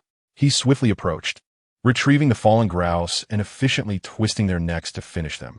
Returning to Xiao Bing, he placed the 2 birds along with the bow and arrows into the bamboo basket. Chapter 79. Discovery of Wild Boar after a brief respite. The 2 resumed their resolute march, gradually venturing deeper into the thicket. However, after traversing a considerable distance, they encountered no other signs of wildlife. As time slipped away, they decided against continuing the search and turned back towards the direction of their shelter. Having gathered some wild grapes and successfully hunted 2 grouse, they deemed their outing fruitful. It took nearly 2 hours for them to return to the kitchen, panting heavily as they dropped the bamboo basket to the ground. At that moment, Lu Yunhan, Lu Jiechi, and Li Xiaomei were seated by the water's edge, engaged in cheerful conversation. Upon noticing Song Yimou and Xiao Bing's return, the three quickly rose and made their way back to the kitchen. Their excitement was palpable when they spotted the 2 grouse and the wild grapes nestled within the basket. Lu Jieqi, quick of hand, seized an iron pot and hurried to the water's edge, skillfully filling it with crystal-clear water before sprinting back to the shelter, placing the pot securely over the fire. Meanwhile, Lu Yunhan and Li Xiaomei busied themselves, each retrieving several bunches of wild grapes from the basket to wash at the water's edge before returning to the kitchen. Lu Yunhan, Lu Jiaqing, and Li Xiaomei eagerly grasped handfuls of freshly washed wild grapes, carelessly stuffing them into their mouths and chewing with abandon. Having been stranded on this deserted island for several days, aside from a brief indulgence of coconut water at the beginning, they had not tasted any other fruits. At that moment, savoring the slightly tangy wild grapes, the three felt a sense of satisfaction. After all, being able to consume fruit on this desolate isle was no small feat. Each indulged in a couple of clusters of wild grapes before they paused. Meanwhile, the water in the pot had reached a rolling boil. Lu Jiaqing placed the 2 grouse into the scalding water, then carried the pot to the edge of the waterhole to begin preparing the birds. Lu Yunhan and Li Xiaomei joined her at the water's edge to assist in the process, observing their somewhat clumsy handling of the grouse. Song Yimou felt a wave of contentment wash over him. It was noteworthy that these 3, who had previously been utterly inexperienced, had undergone remarkable transformations during their time on the island. After more than half an hour, Lu Jiaqing and her companions successfully prepared the grouse and returned to the kitchen. At this point, Song Yimou and Xiao Bing had also regained their strength. Song Yimou chopped the prepared grouse into small pieces, placed them in the pot to saute until fragrant, and added some water to begin simmering. He then took a piece of snake meat, cut it into small chunks, and added it to the pot to stew alongside the grouse. By the time the grouse and snake meat were fully cooked, midday had arrived, and everyone was ravenous, their stomachs growling in anticipation. Eagerly, they picked up their bowls and chopsticks, eagerly devouring the stewed grouse and snake meat. Once they were satiated, Song Yimou instructed Xiao Bing to take Lu Yunhan and the others into the woods to gather some firewood for the kitchen. Meanwhile, he ventured into the nearby forest to dig for some earthworms, wrapping them in leaves. Armed with a fishing rod, he approached the waterhole and began to fish. It must be said that the waterhole was teeming with fish. Scarcely had the baited hook touched the water when a fish began to nibble. As an hour passed, Xiao Bing and the others returned to the kitchen, each carrying a bundle of firewood.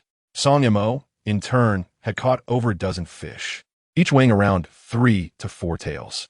In the evening, after grilling some fish for dinner, the group sat around the fire, chatting for a while, before retiring early to their shelter to sleep.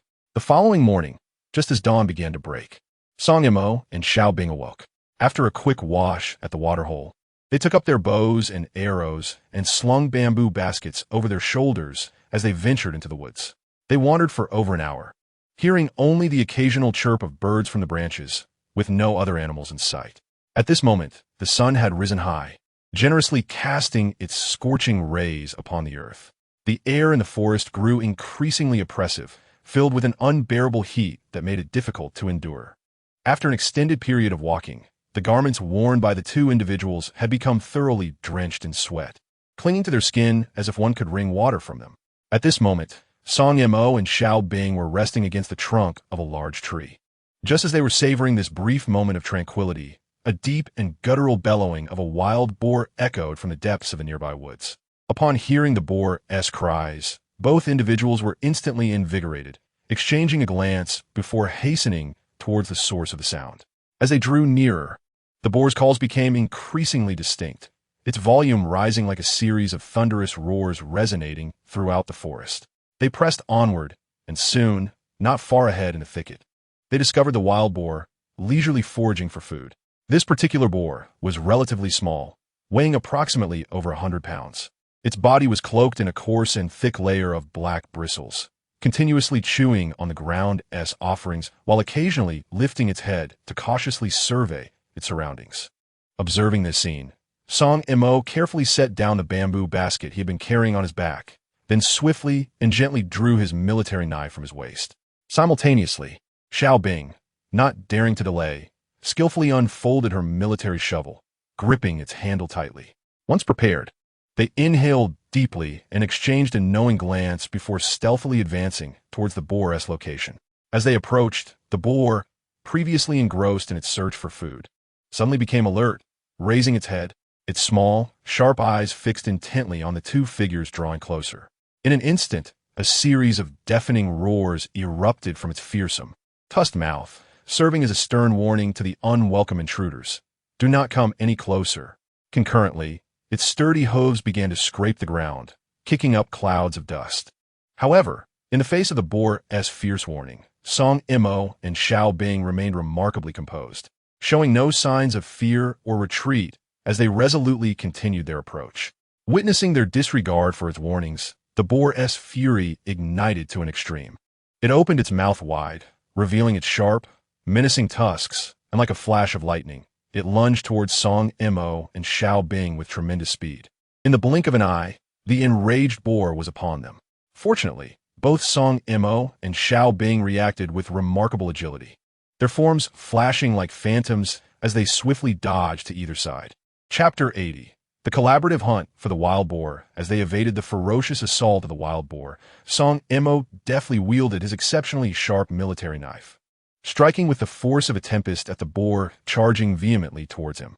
Standing alongside, Xiao Bing was equally undeterred, swiftly grasping his sturdy folding military shovel and unleashing all his strength to bring it crashing down upon the beast. In the blink of an eye, Song Mo's swift blade sliced through the air like a bolt of lightning, landing accurately upon the boar's rotund abdomen, instantly carving a deep gash. In an instant, crimson blood gushed forth like a fountain, splattering the ground and filling the air with a pungent, iron-like scent. Simultaneously, Xiao Bing's shovel struck solidly against the boar's robust neck, producing a dull thud reminiscent of a heavy object colliding with a wall. The wild boar, reeling from such a severe blow, emitted a heart-wrenching scream that echoed through the air. The sheer force of the impact propelled its massive body several meters forward before it managed to regain its footing. Yet, the fierce creature was far from subdued. Enraged and humiliated, it turned its head and lunged once more at Song Imo and Xiao Bing with renewed ferocity. Fortunately, the duo exhibited remarkable synergy. Just as the boar was about to pounce upon them, they instinctively sidestepped in unison, their movements perfectly synchronized as if rehearsed countless times. Thus, they narrowly evaded the wild boar's fierce onslaught once again. Without granting the boar a moment's respite, Song Imo and Xiao Bing swiftly resumed their relentless assault, wielding their weapons with determination. Song Mo's knife descended like a lethal blade, striking the boar's formidable skull and igniting a shower of brilliant sparks. Meanwhile, Xiao Bing, with both hands gripping the military shovel tightly, summoned all his might to deliver a crushing blow to the boar's powerful foreleg. Overwhelmed by the successive strikes, the wild boar could no longer withstand the assault, letting out a profoundly mournful wail before staggering and collapsing to the ground. Though gravely injured, its eyes still seethed with fury and resentment as they remained fixed on Song Imo and Xiao Bing. Seizing the moment, Song Mo's gaze sharpened with resolve. Grasping his razor-edged knife, he surged forward like a tempest towards the kneeling boar, with his left hand firmly gripping one of the boar's ears. He forcefully tugged its head to the side, exposing its vulnerable neck. Simultaneously, with unwavering determination, he plunged the glinting knife towards the boar's throat. As the blade pierced the flesh, a torrent of scarlet blood erupted from the wound, cascading forth like a fountain and enveloping the air in a mist of crimson. The wild boar, having suffered such a devastating blow, emitted a heart-wrenching, soul-piercing scream that reverberated through the air, causing the leaves around to tremble. In excruciating pain, the beast struggled desperately, crashing to the ground, yet continuing to writhe and twist in a futile attempt to escape the shadow of death. Song Imo swiftly retreated 2 or 3 meters, wary of the frenzied animal's wrath. At that moment, Xiao Bing, undeterred, charged towards the thrashing wild boar. Wielding a sturdy military shovel, she raised the implement high above her head, aiming it at the creature's massive, corpulent skull, and brought it down with all her might. A dull thud resonated in the air, followed by another anguished wail from the boar. Xiao Bing showed no mercy, delivering a flurry of powerful blows, each strike landing squarely on the animal's head. Amidst the chilling cries, After 4 or 5 relentless strikes, the once violent boar gradually succumbed to silence, ultimately lying still. Satisfied that the creature was lifeless, Xiao Bing paused, catching her breath. Neither of them felt any sense of relief, for the air was thick with the pungent scent of blood, a scent that could easily summon other savage predators. Recognizing the urgency of the situation, Song Mo wasted no time. He seized his military knife and dashed into the nearby woods. Shortly thereafter, he returned with several resilient vines and a stout branch thick as an arm. He bound the boar's limbs with the vines, threading the sturdy branch through them. Together, they hoisted the wild boar and began their arduous trek towards the shelter. Though both were physically strong, the boar weighed a hefty 150 to 160 pounds. Even share between them, the burden on each shoulder was considerable, around 70 to 80 pounds. The terrain was rugged, with dense underbrush making their journey all the more laborious. Sweat drenched their bodies, their clothes completely soaked through. After every short stretch, they would set the boar down to rest.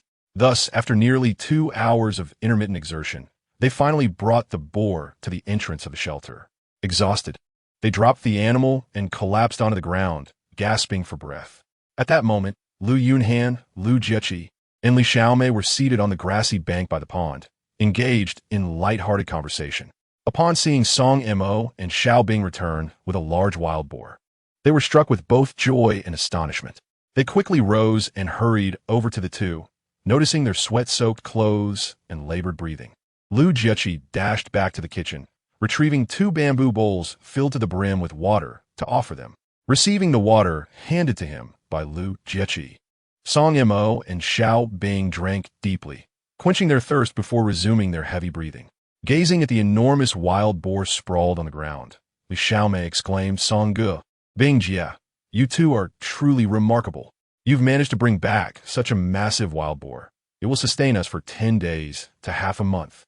Breathing heavily, Song Mo replied, "Spare me the flattery. Use this time to gather some dry grass from the woods. The more the better." Without questioning the purpose of the dry grass, Li Xiaomei turned and headed towards the forest, followed closely by Lu Yunhan and Lu Jieqi. Meanwhile, Song Mo and Xiao Bing remained seated on the ground, resting after their arduous journey with the heavy boar. After all, anyone would be exhausted after carrying such a weight for so long. As time passed, nearly 20 minutes slipped away unnoticed. Lu Yunhan and the others returned, each clutching a hefty bundle of dried grass, their steps slightly burdened. At that moment, after a brief respite, Song Mo and Xiao Bing had regained some strength and welcomed their companion's return with appreciative smiles. Together, they exerted their combined effort to drag the wild boar to the nearby pond. Song Mo skillfully spread the dry grass evenly over the boar's body. Subsequently, he returned to the shelter, retrieving a burning log from the fire and hastening back to the water's edge. Kneeling beside the pile of grass, he carefully ignited it with the flames. In an instant, the crackling sounds resonated as the grass ignited fiercely, releasing a pungent odor of burnt pig hair that quickly enveloped the air. The overpowering stench was unbearable, prompting everyone to instinctively cover their mouths and noses, retreating swiftly to maintain a safe distance from the flames. The grass continued to blaze, the fire intensifying as it consumed the towering pile, reducing it to ashes, while the boar's hair was entirely scorched away. Moreover, its skin was charred black, presenting a rather grim sight.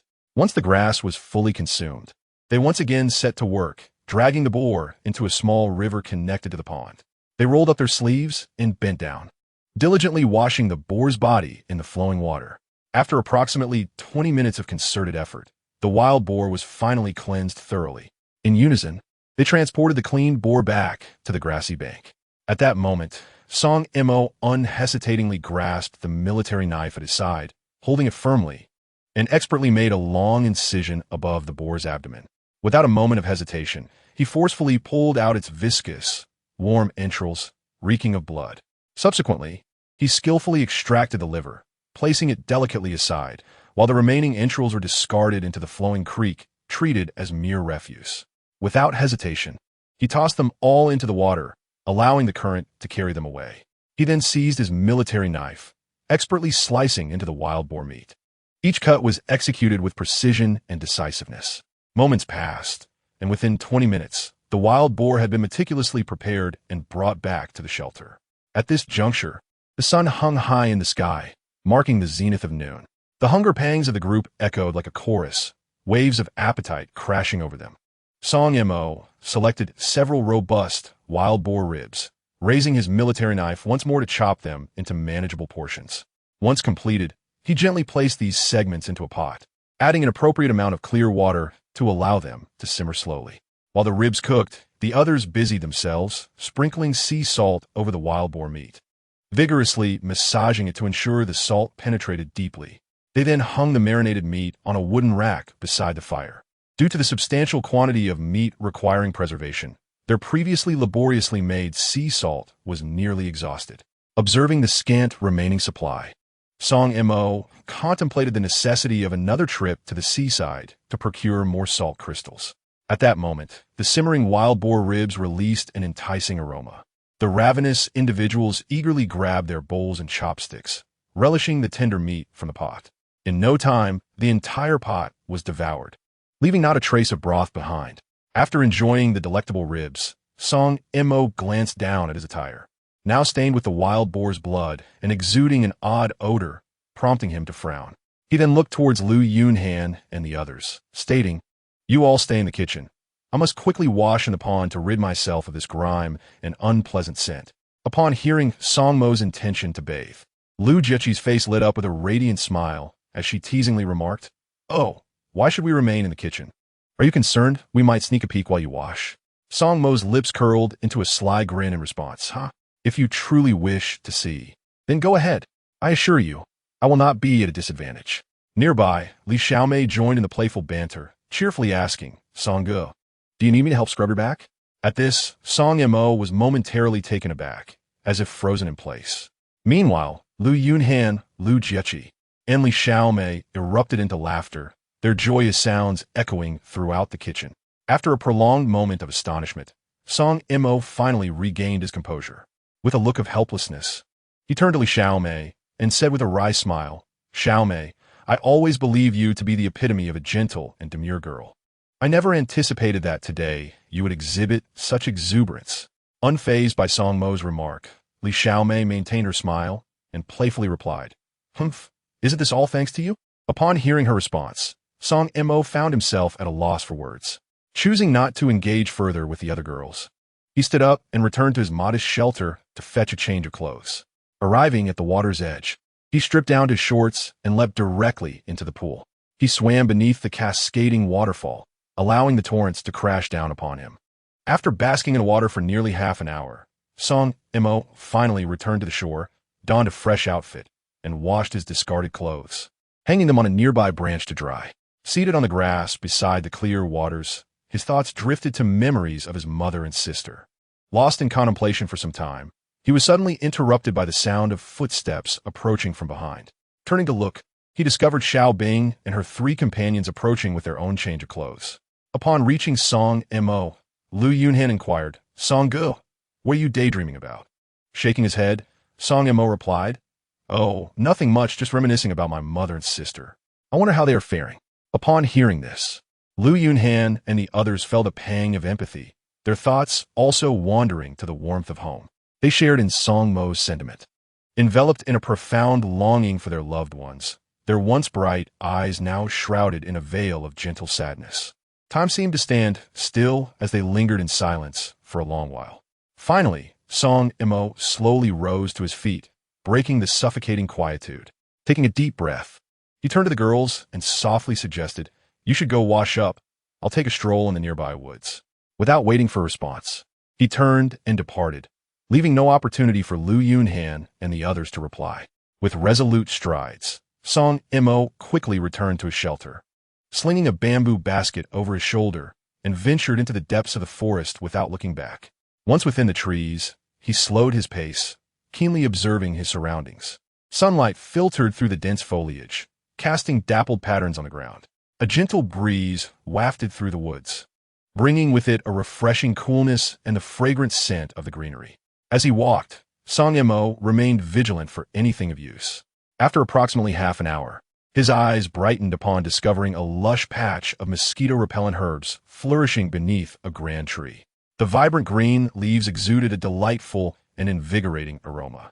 Song Mo swiftly stepped forward, cautiously uprooting them and placing them into the bamboo basket slung across his back. Subsequently, he discovered a plethora of tender porcelain nearby, deftly picking some to add to his collection. Satisfied with his bountiful harvest, he nodded contentedly before turning around to retrace his steps toward the sanctuary. Upon his return, he found Lu Yunhan and several others already finished with their baths, leisurely seated on the grassy bank beside the water. They held handmade wooden combs, gently untangling their damp, flowing locks with delicate and graceful motions. Their hair danced in the breeze, resembling a captivating and picturesque canvas. Song Mo stood quietly at a distance, gazing at Lu Yunhan and the others, a wave of indescribable warmth swelling in his heart. After observing the girls for a while, he retreated to the kitchen, retrieving the porcelain and placing it into the pot. He then took the mosquito-repelling herbs outside the sanctuary, evenly spreading them on the grass to dry. Once the herbs had dried, Song Mo joined Lu Yunhan and the others on the grass, turning his gaze toward them with a smile, remarking, "I must say, you all look quite lovely after your baths." Upon hearing his compliment, Xiao Bing and the others turned their attention to him. Lu Jiaqing, beaming with joy, inquired, "Song Ge, what has gotten into you today? Why are you so sweet-tongued? You didn't compliment us after our baths a few days ago. So tell us, who among us four is the most beautiful?" Faced with her question, Song Mo felt a moment of exasperation and replied, "Why do you always ask such questions? Haven't I already told you? Each of you possesses your own unique charms and beauty. In truth, if one were to insist on declaring a single beauty among the four, it would undoubtedly be Lu Yunhan, whose grace and appearance slightly surpassed the others. However, such a sentiment was not one Song Mo would voice. Lu Jiaqing, evidently unsatisfied with his response, chose not to press further. The group continued to sit on the grass, engaging in cheerful conversation until the sun began to set, prompting them to rise and return to the kitchen. Xiao Bing took a piece of marbled wild boar meat, chopping it into small pieces to saw it, adding some water to begin the simmering process. Meanwhile, Lu Yunhan, Lu Jiaqing, and Li Xiaomei took the porcelain that Song Mo had gathered to wash it by the riverside. Outside the kitchen, Song Mo gathered the mosquito-repelling herbs that had been drying on the grass, bringing them back to the kitchen by the fire.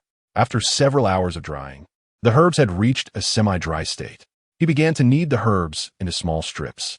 Before long, Lu Yunhan and the others had finished washing the porcelain and returned to the kitchen, joining him in the task of kneading the herbs into small strips. Once the herbs were ready, the wild boar meat in the pot had begun to emit a tantalizing aroma. Xiao Bing then added the cleaned porcelain to the pot to stew alongside the wild boar meat. The group eagerly picked up their bowls and chopsticks, savoring the wild boar meat and porcelain from the pot with hearty gusto. In no time, the large pot of wild boar stew with porcelain was devoured completely, leaving not even a drop of broth behind. After dinner, Lu Yunhan and her companions took the initiative to gather the dishes and carried them to the waterhole for a thorough cleansing. They sat around the campfire, engaging in lively conversation and laughter. Song Mo addressed the girls, expressing his intention to visit the coast the following day to gather more useful supplies and perhaps boil some sea salt crystals. No sooner had he spoken than Lu Jiaqi chimed in, eager to join him, lamenting that after more than a month by the waterhole, the monotony was driving her to distraction. Lu Yunhan quickly added her desire to accompany him, seeking a respite by the sea. Xiao Bing and Li Xiaomei also expressed their wish to join the expedition. Song Mo did not decline, as he felt uneasy about leaving the girls behind. After a while of chatting by the fire, they all returned early to the shelter and laid down on the bamboo beds to rest. The next morning, as dawn broke, the group gradually awakened and refreshed themselves at the waterhole. After returning to the kitchen to cook some wild boar meat for breakfast, Song Mo instructed the girls to take empty bottles to fill with water from the waterhole and place them in the bamboo baskets. He also packed some wild boar meat and 2 pots in the baskets, lighting some mosquito-repellent herbs rolled into small sticks, which he placed in 2 bamboo tubes and handed to Lu Yunhan and Li Xiaomei. Thus, they set off toward the coast, with the sun just beginning to rise, shrouding the entire forest in mist and reducing visibility.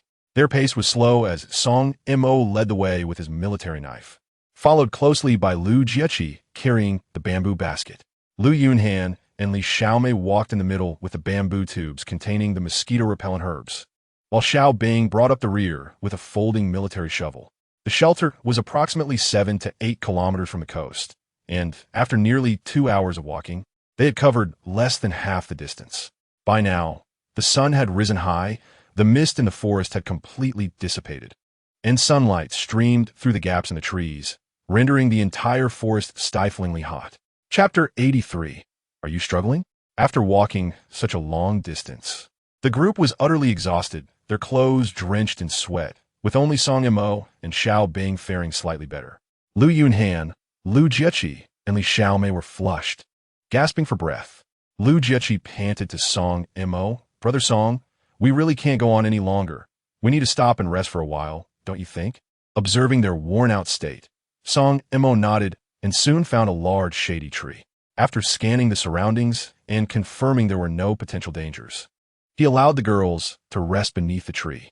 Lu Yunhan and a few others collapsed onto the ground, gasping for breath. Song Mo leaned against a tree trunk, his eyes vigilantly scanning the surroundings.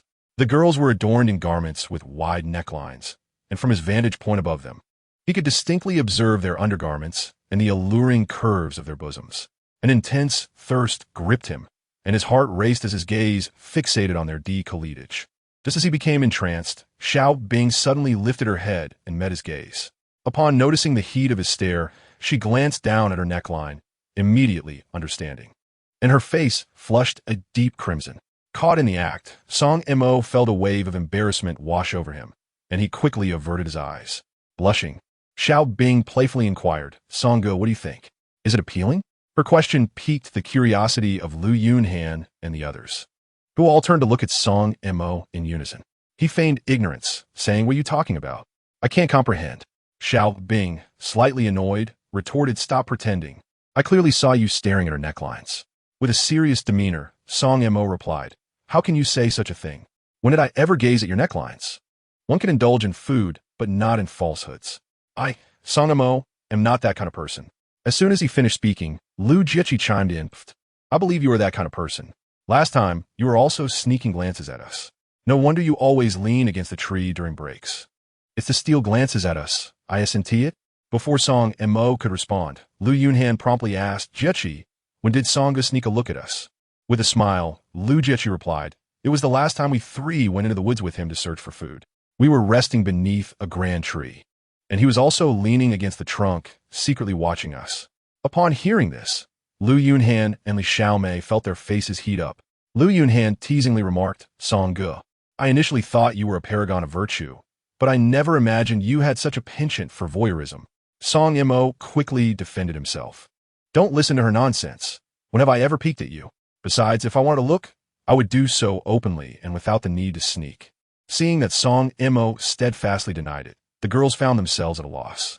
After a while, Lu Jieqi suddenly said with a grin, "Songge, if you wish to see, just let me know. Next time, we can sneak into the woods, and I'll strip for you. After all, I will eventually belong to you." Her words left everyone momentarily stunned. They hadn't anticipated such boldness. Song Mo was rendered speechless, realizing Lu Jieqi was unabashedly enticing him. Yet, he replied earnestly, "I am not that kind of person." Hearing his words, Lu Jieqi suddenly rolled her eyes and teased, "Songge, you wouldn't be incapable, would you?" At her remark, Lu Yunhan, Xiao Bing, and Li Xiaomei couldn't help but burst into laughter. Song Mo, instantly infuriated, retorted, "Who is incapable?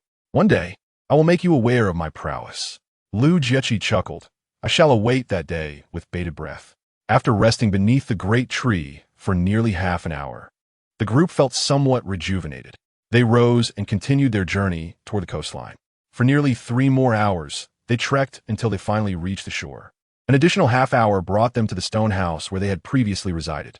Despite their prolonged absence, the stone house remained as they had left it, indicating that Yang Wei and his group had not ventured there during their time away. Exhausted, the group collapsed onto the ground, gasping for breath. It was now afternoon. The trek from the shelter had taken them a full 5 to 6 hours, leaving them weary, hungry, and parched. After a brief respite, feeling slightly revitalized, Song Mo approached the kitchen outside the stone house and ignited a fire.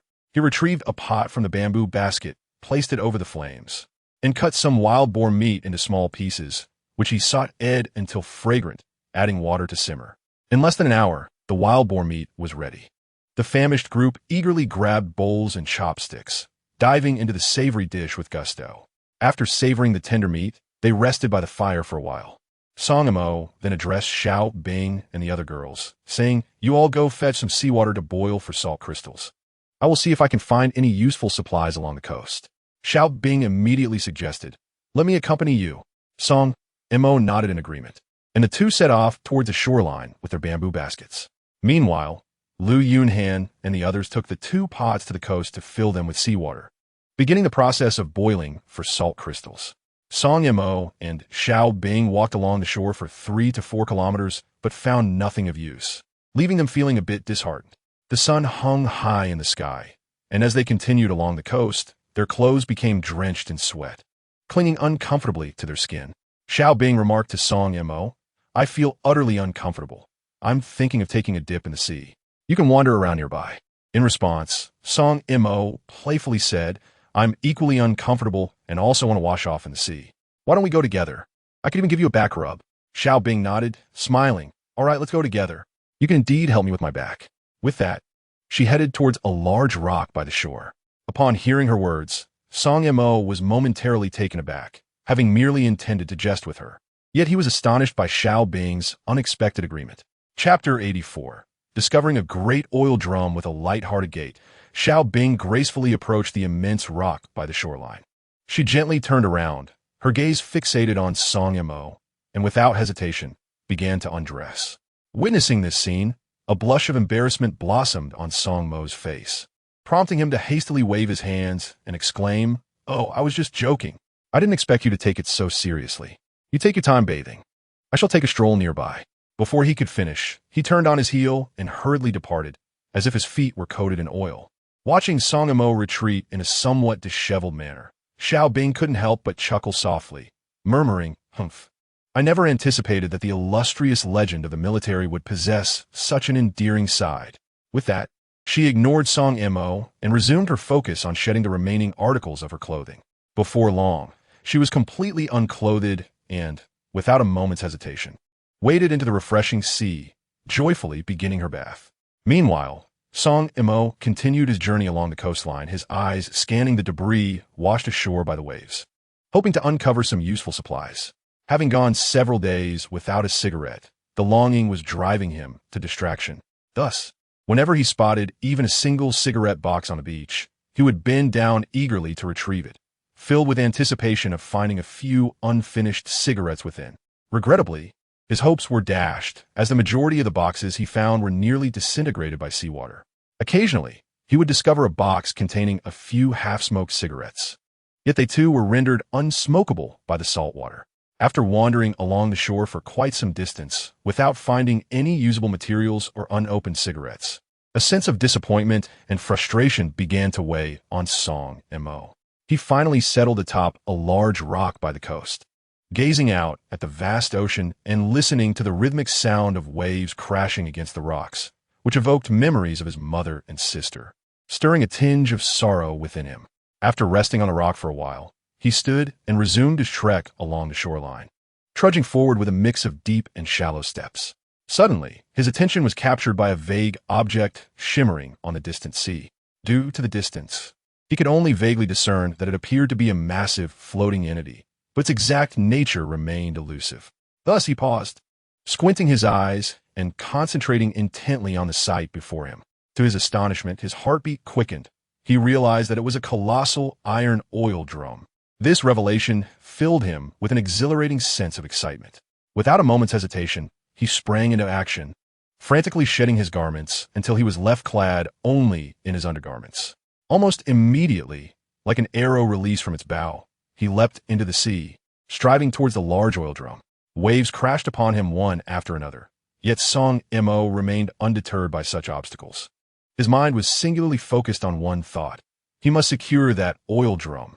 He vigorously propelled his arms and legs, expending every ounce of strength with each stroke. Time passed slowly, and at last, after enduring a grueling struggle of several minutes, Song Mo successfully reached the side of the oil drum. He promptly extended one hand to grasp the edge of the drum tightly, while with the other, he exerted all his might to swim back to shore. After another arduous 10 minutes, he finally managed to drag the heavy oil drum back to the coastal sands. Upon reaching the shore, Song Mo eagerly pulled the drum onto the beach and reached for its lid. Initially, he was apprehensive that, after prolonged exposure to seawater, the lid might be rusted shut. To his immense delight, however, when he applied a slight force, the lid began to budge. This was a stroke of serendipity. Thus emboldened, he intensified his efforts, alternating the strength of his hands. True to his hopes, within a mere half-minute, he successfully unscrewed the lid completely. As the lid was removed, a pungent aroma of diesel wafted from the drum. It seemed the container had once held diesel fuel, but was now entirely empty. Song Mo surmised that the drum must have fallen from a cargo ship and had floated here with the currents. Such a sizable drum, with a capacity of several hundred liters, could serve as a valuable reservoir for water and also for heating water for bathing. He took the drum back into the sea to fill it with water for cleaning. After nearly 20 minutes of scrubbing, the drum was finally cleansed, devoid of any lingering diesel scent. Dressed once more, he hoisted the drum above his head and, bearing it on his shoulder, retraced his steps. Upon arriving at the spot where Xiao Bing had just bathed, he found her already finished, sitting on a rock at the shore, lost in thought. Shocked yet elated to see him returning with such a large oil drum, she quickly rose to approach him. Song Mo set the drum down on the sand and collapsed onto the ground, gasping for breath. Xiao Bing inquired, "Where did you find such a large oil drum?" Breathless, Song Mo replied, "I saw it floating on the sea and brought it back." Xiao Bing nodded, "This is quite a treasure. With it, we can heat water for bathing." Song Mo agreed, "That is exactly what I was thinking." After resting on the ground for a while and regaining some strength, he felt renewed. Song Mo finally rose to his feet and, alongside Xiao Bing, lifted the large oil drum, making their way towards the stone house. By the time they returned, the sun was gradually descending toward the horizon, casting a warm glow over the scene. Meanwhile, Lu Yunhan, Lu Jieqi, and Li Xiaomei were seated by the kitchen's hearth, chatting merrily. Their spirits lifted at the sight of Song Mo and Xiao Bing carrying such a hefty oil barrel. During their absence, Lu Yunhan and the others had managed to extract 2 bottles of crystalline sea salt from seawater. As twilight enveloped the surroundings, Xiao Bing retrieved a piece of wild boar meat from the bamboo basket, chopping it into small cubes and placing them into a pot to simmer. Seizing the moment while the meat cooked, Song Mo cautiously used a military knife to slice off the top of the large oil drum. After enjoying the tender wild boar stew and sharing light-hearted conversation by the fire, the group retired to the stone house early to rest. Perhaps fatigue had overtaken them, for they quickly succumbed to slumber. Chapter 85. Diving for lobsters the following morning, as the sun ascended high into the sky, Song Mo and Xiao Bing gradually awoke from their dreams. They gently sat up, taking care not to disturb the slumbering Lu Yunhan, Lu Jieqi, and Li Xiaomei. Exchanging a knowing glance, they nodded in silent agreement and stealthily exited the stone house. As they approached the coastline, a refreshing sea breeze greeted them, invigorating their senses.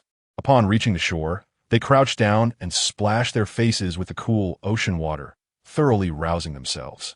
After washing their faces, Song Mo turned to Xiao Bing and softly remarked, "I was pondering that we could utilize the large oil drum to boil down the sea salt crystals." Upon hearing this, Xiao Bing's eyes sparkled with delight as she smiled in return, saying, "What a coincidence. That was precisely on my mind as well. The large oil drum has a considerable capacity, able to hold several hundred liters of water, which means we could produce several pounds of sea salt crystals in one go." Without further ado, the pair sprang into action. They began scouring the nearby beach for suitable stones and, after much effort, successfully gathered an ample supply of rocks. They skillfully stacked these stones to construct a rudimentary stove. Once the setup was complete, they worked in unison to securely place the massive oil drum atop the stove. With preparations finalized, they took an iron pot and tirelessly made their way back and forth between the ocean and the oil drum, laboriously ladling seawater into the barrel. Given the drum's substantial size, this endeavor consumed nearly 20 minutes before it was filled to the brim. Next, they ventured into the woods to collect firewood, binding it with vines to carry back to the shoreline. Placing it beneath the stove, they ignited the fire. knowing that transforming such a large volume of seawater into sea salt crystals would require at least 10 hours of simmering.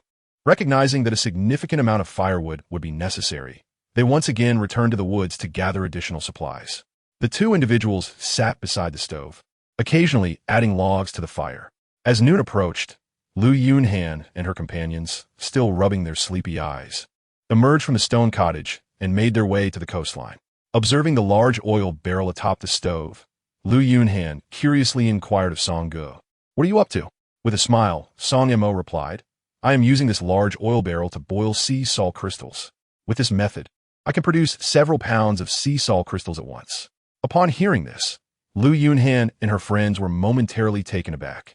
Lu Jiechi gave him a thumbs up, exclaiming, "I truly admire you for coming up with such an idea." Song Mo, slightly annoyed, retorted, "Spare me the flattery. Anyone could think of this. Hurry and wash up." Lu Jiechi chuckled awkwardly and walked towards the beach, followed swiftly by Lu Yunhan and Li Xiaomei, who also headed to the shoreline to freshen up. After the three had completed their ablutions, they returned to sit beside the stove, engaging in light-hearted conversation and laughter. The sea breeze caressed their hair, imbued with a salty freshness. At that moment, Song Mo felt particularly elated. He stood up, striding towards the coast with a buoyant step. With agility, he climbed onto a large rock, gazing out at the vast expanse of the ocean, which sparkled under the sunlight as if countless tiny diamonds were scattered across its surface. Suddenly, his attention was drawn to a commotion beneath the water. Something appeared to be swimming swiftly below. Peering intently, he realized it was a sizable lobster. The lobster, with its hard shell glistening in dark hues, swayed its long antennae gently with the current, standing out vividly in the crystal-clear water. Joy surged within Song Mo, and a look of surprise spread across his face. He had not anticipated discovering such a succulent lobster at this seemingly ordinary coastal spot. It seemed fortune was indeed smiling upon him today. Song Mo mused, contemplating a delightful enhancement to their meals. After days of consuming wild boar meat, it would be refreshing to catch a few lobsters for a change. He meticulously surveyed the surrounding waters, which were as clear as crystal, revealing everything beneath. The depth was merely 2 to 3 meters, making it quite feasible for Song Mo to seize the lobster. With that thought, he promptly began to act, swiftly removing his clothing. His movements were decisive and efficient. Soon he had shed his shirt, casually tossing it onto the rock. At that moment, the four girls seated by the stove were taken aback. Their gazes fixed on Song Mo. Lu Yunhan reacted the quickest, her eyes widening as she exclaimed, "Song Ge, what are you doing? Why are you bathing now? Could you not have been more considerate of our presence?" Her voice rang out, bright and clear, tinged with surprise and playful reproach. Upon hearing Lu Yunhan's call, Song Mo couldn't help but feel a mix of amusement and exasperation. He retorted, "What bath? I noticed some lobsters beneath the sea. I intend to catch a few to enhance your meals." As he spoke, he shed his clothing until he was left in nothing but a pair of shorts. The sun generously poured its golden rays, casting a warm glow upon his bronzed skin, creating an enchanting sheen. His physique resembled a meticulously sculpted masterpiece, robust and brimming with vitality. The well-defined muscles flowed seamlessly, hinting at an inexhaustible reservoir of explosive strength, while his broad shoulders resembled sturdy mountains, instilling a sense of reliable security. His taut abdomen, with 6 distinct abdominal muscles, rose and fell with his gentle breaths. Instantly, several girls were captivated by his impressive physique, their cheeks flushing like a vibrant sunset, radiating warmth. Li Xiaomei's gaze was fixed intently on Song Ge, her heart racing like a startled fawn. She mused to herself, "I never anticipated Song Ji's physique would be so remarkable. Just look at those muscles. They clearly reflect years of dedicated training. I wonder what would feel like to touch them. Are they as hard as steel or possess a perfect elasticity?"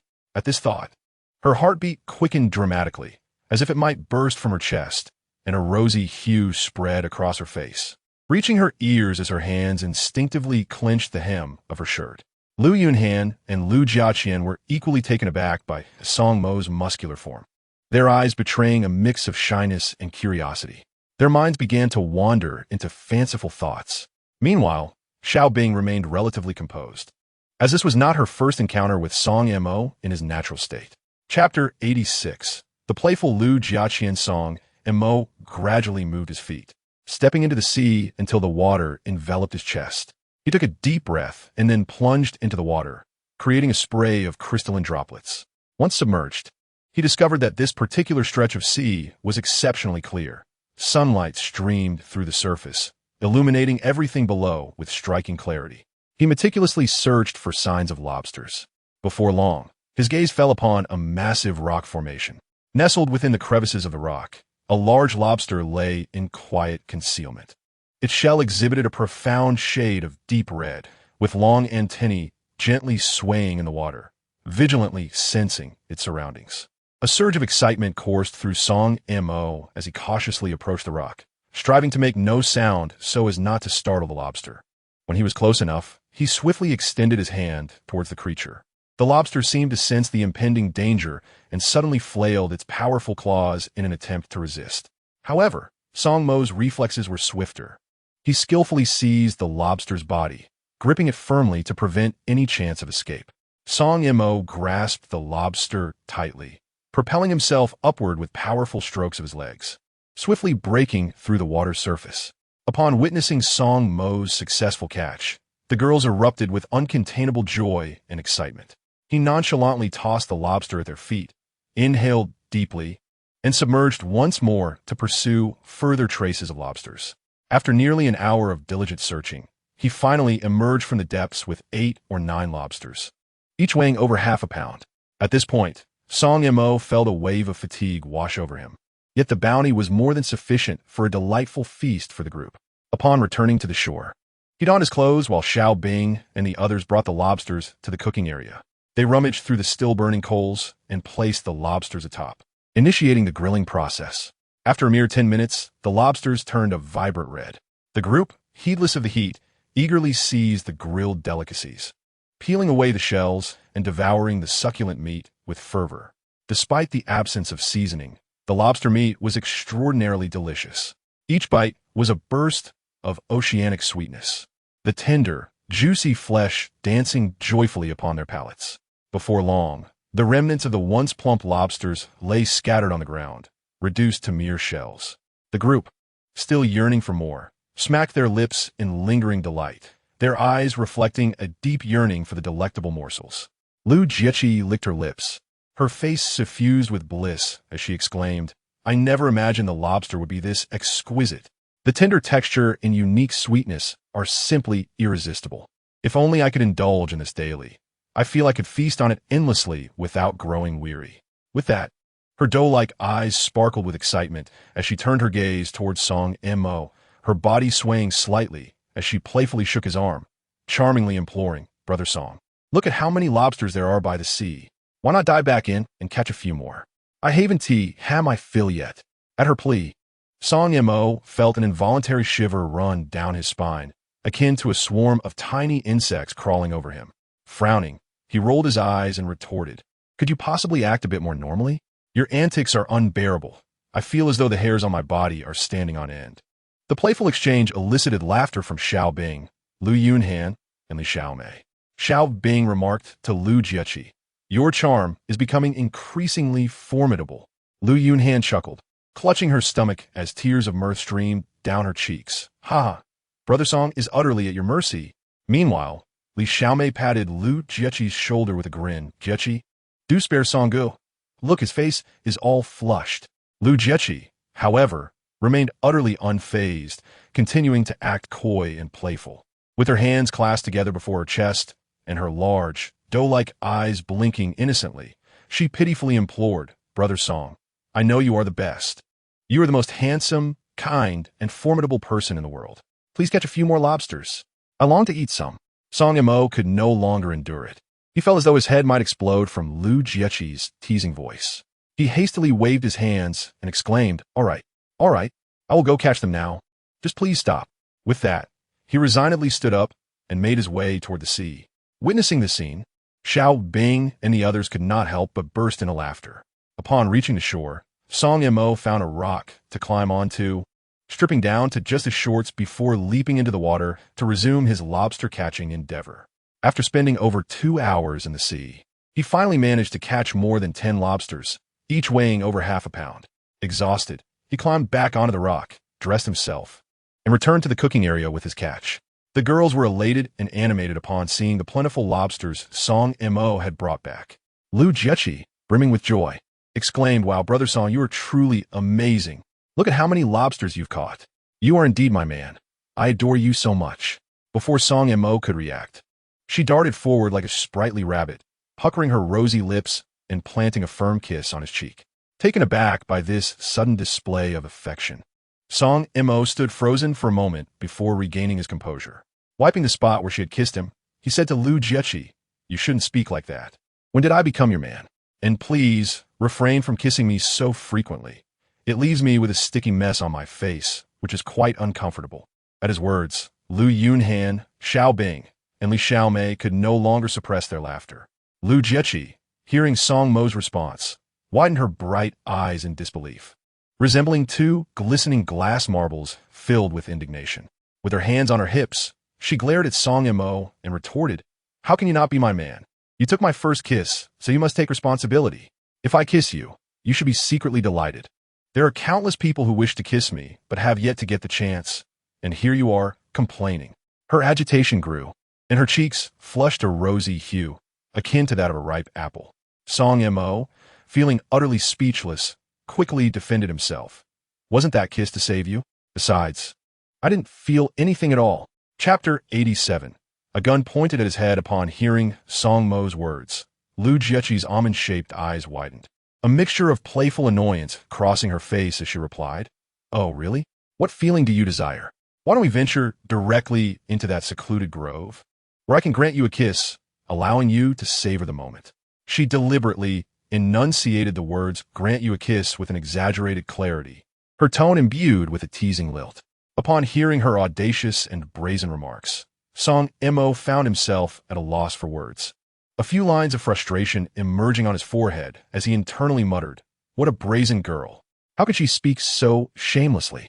He shook his head in resignation, his expression a mixture of amusement and exasperation. Nearby, Lu Yunhan and her companions could not help but burst into laughter at her words. Realizing that if he did not intervene, Lu Jiechi might say something even more shocking, Song Mo quickly donned a pleading smile, his tone filled with supplication. "My dear, I admit my fault. I spoke out of turn and should not have said such things. Please, I beg you, cease this."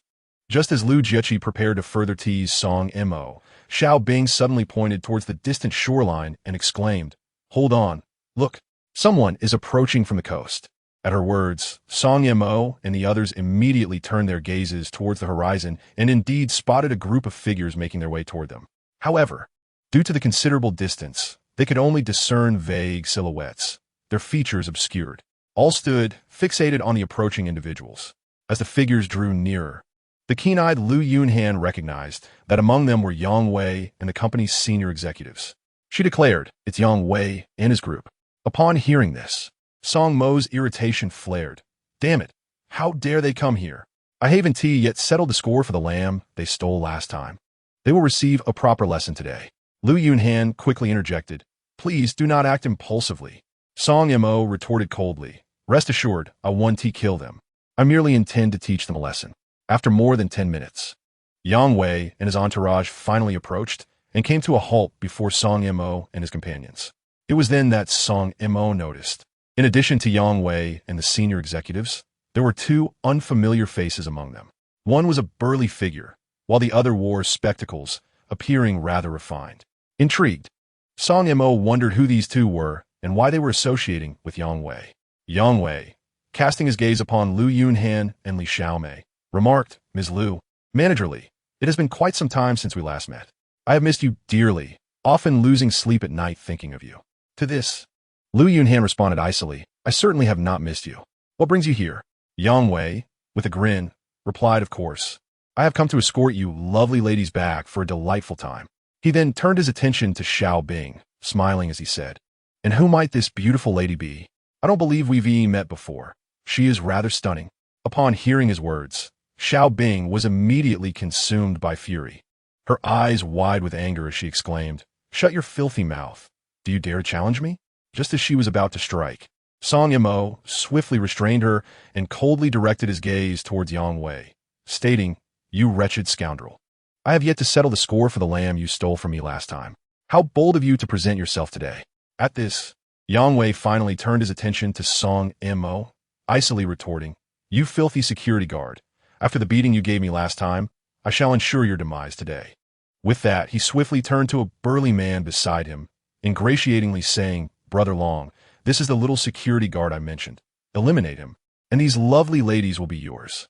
The imposing figure of Brother Long glared at Song Mo with an intense malevolence, scrutinizing him from head to toe before speaking in a voice that seemed to emanate from the depths of an ice cellar. Laced with a chilling aura, "I hear your skills are quite commendable. Allow me to offer you a piece of advice. If you wish to spare yourself, break your own legs and let these ladies attend to me comfortably, and I might show you mercy. Otherwise, you shall reap dire consequences." A cruel smile crept across his lips, his eyes filled with provocation. In response, Song Mo was momentarily taken aback before bursting into a cold laugh. He turned to the smug Yang Wei beside him and remarked, "What has made you so audacious today? It seems you have found a protector. How amusing. I look forward to witnessing just how formidable this so-called protector truly is." Upon hearing Song Mo's unreserved words, Yang Wei straightened his posture, his face brimming with arrogance. Hands on his hips as he shouted, "You pathetic security guard. Do you even know your own worth? With Brother Long here, today marks your end. Prepare to meet your fate, and soon you shall be crying for mercy." Yet, Song Mo remained unfazed, his eyes filled with disdain as he casually replied, "What nonsense is this Brother Long? To me, he is nothing. Today, I shall knock him down a peg and make him understand why the flowers bloom so vividly." His tone was resolute and self-assured, as if the so-called Brother Long were merely a lamb awaiting slaughter. Just as tensions reached a boiling point, Brother Long's demeanor shifted to one of fierce aggression. In a swift motion, he drew a dark pistol from his waist with practiced ease. He lunged towards Song Mo, pressing the gun forcefully against his forehead, seething, "Weren't you just so cocky? Let us see you maintain that bravado now." The cold touch of the gun seemed to carry the scent of death. Witnessing this scene, Lu Yunhan, Lu Jiaqing, and Li Xiaomei's faces turned ashen, their previously rosy cheeks paling instantly. Lu Yunhan's eyes widened in terror, resembling saucers. Lu Jiaqing trembled uncontrollably, while Li Xiaomei covered her mouth, nearly gasping in horror. Little did they anticipate that this seemingly formidable figure would possess a firearm. Despite the chilling barrel of the gun pressed against his forehead, Song Mo remained unfazed, his eyes steadfast and serene, as if the deadly weapon were merely a trivial toy. He slightly lifted his chin, a hint of disdain flickering in his gaze as he coldly regarded Brother Long, already formulating a strategy in his mind.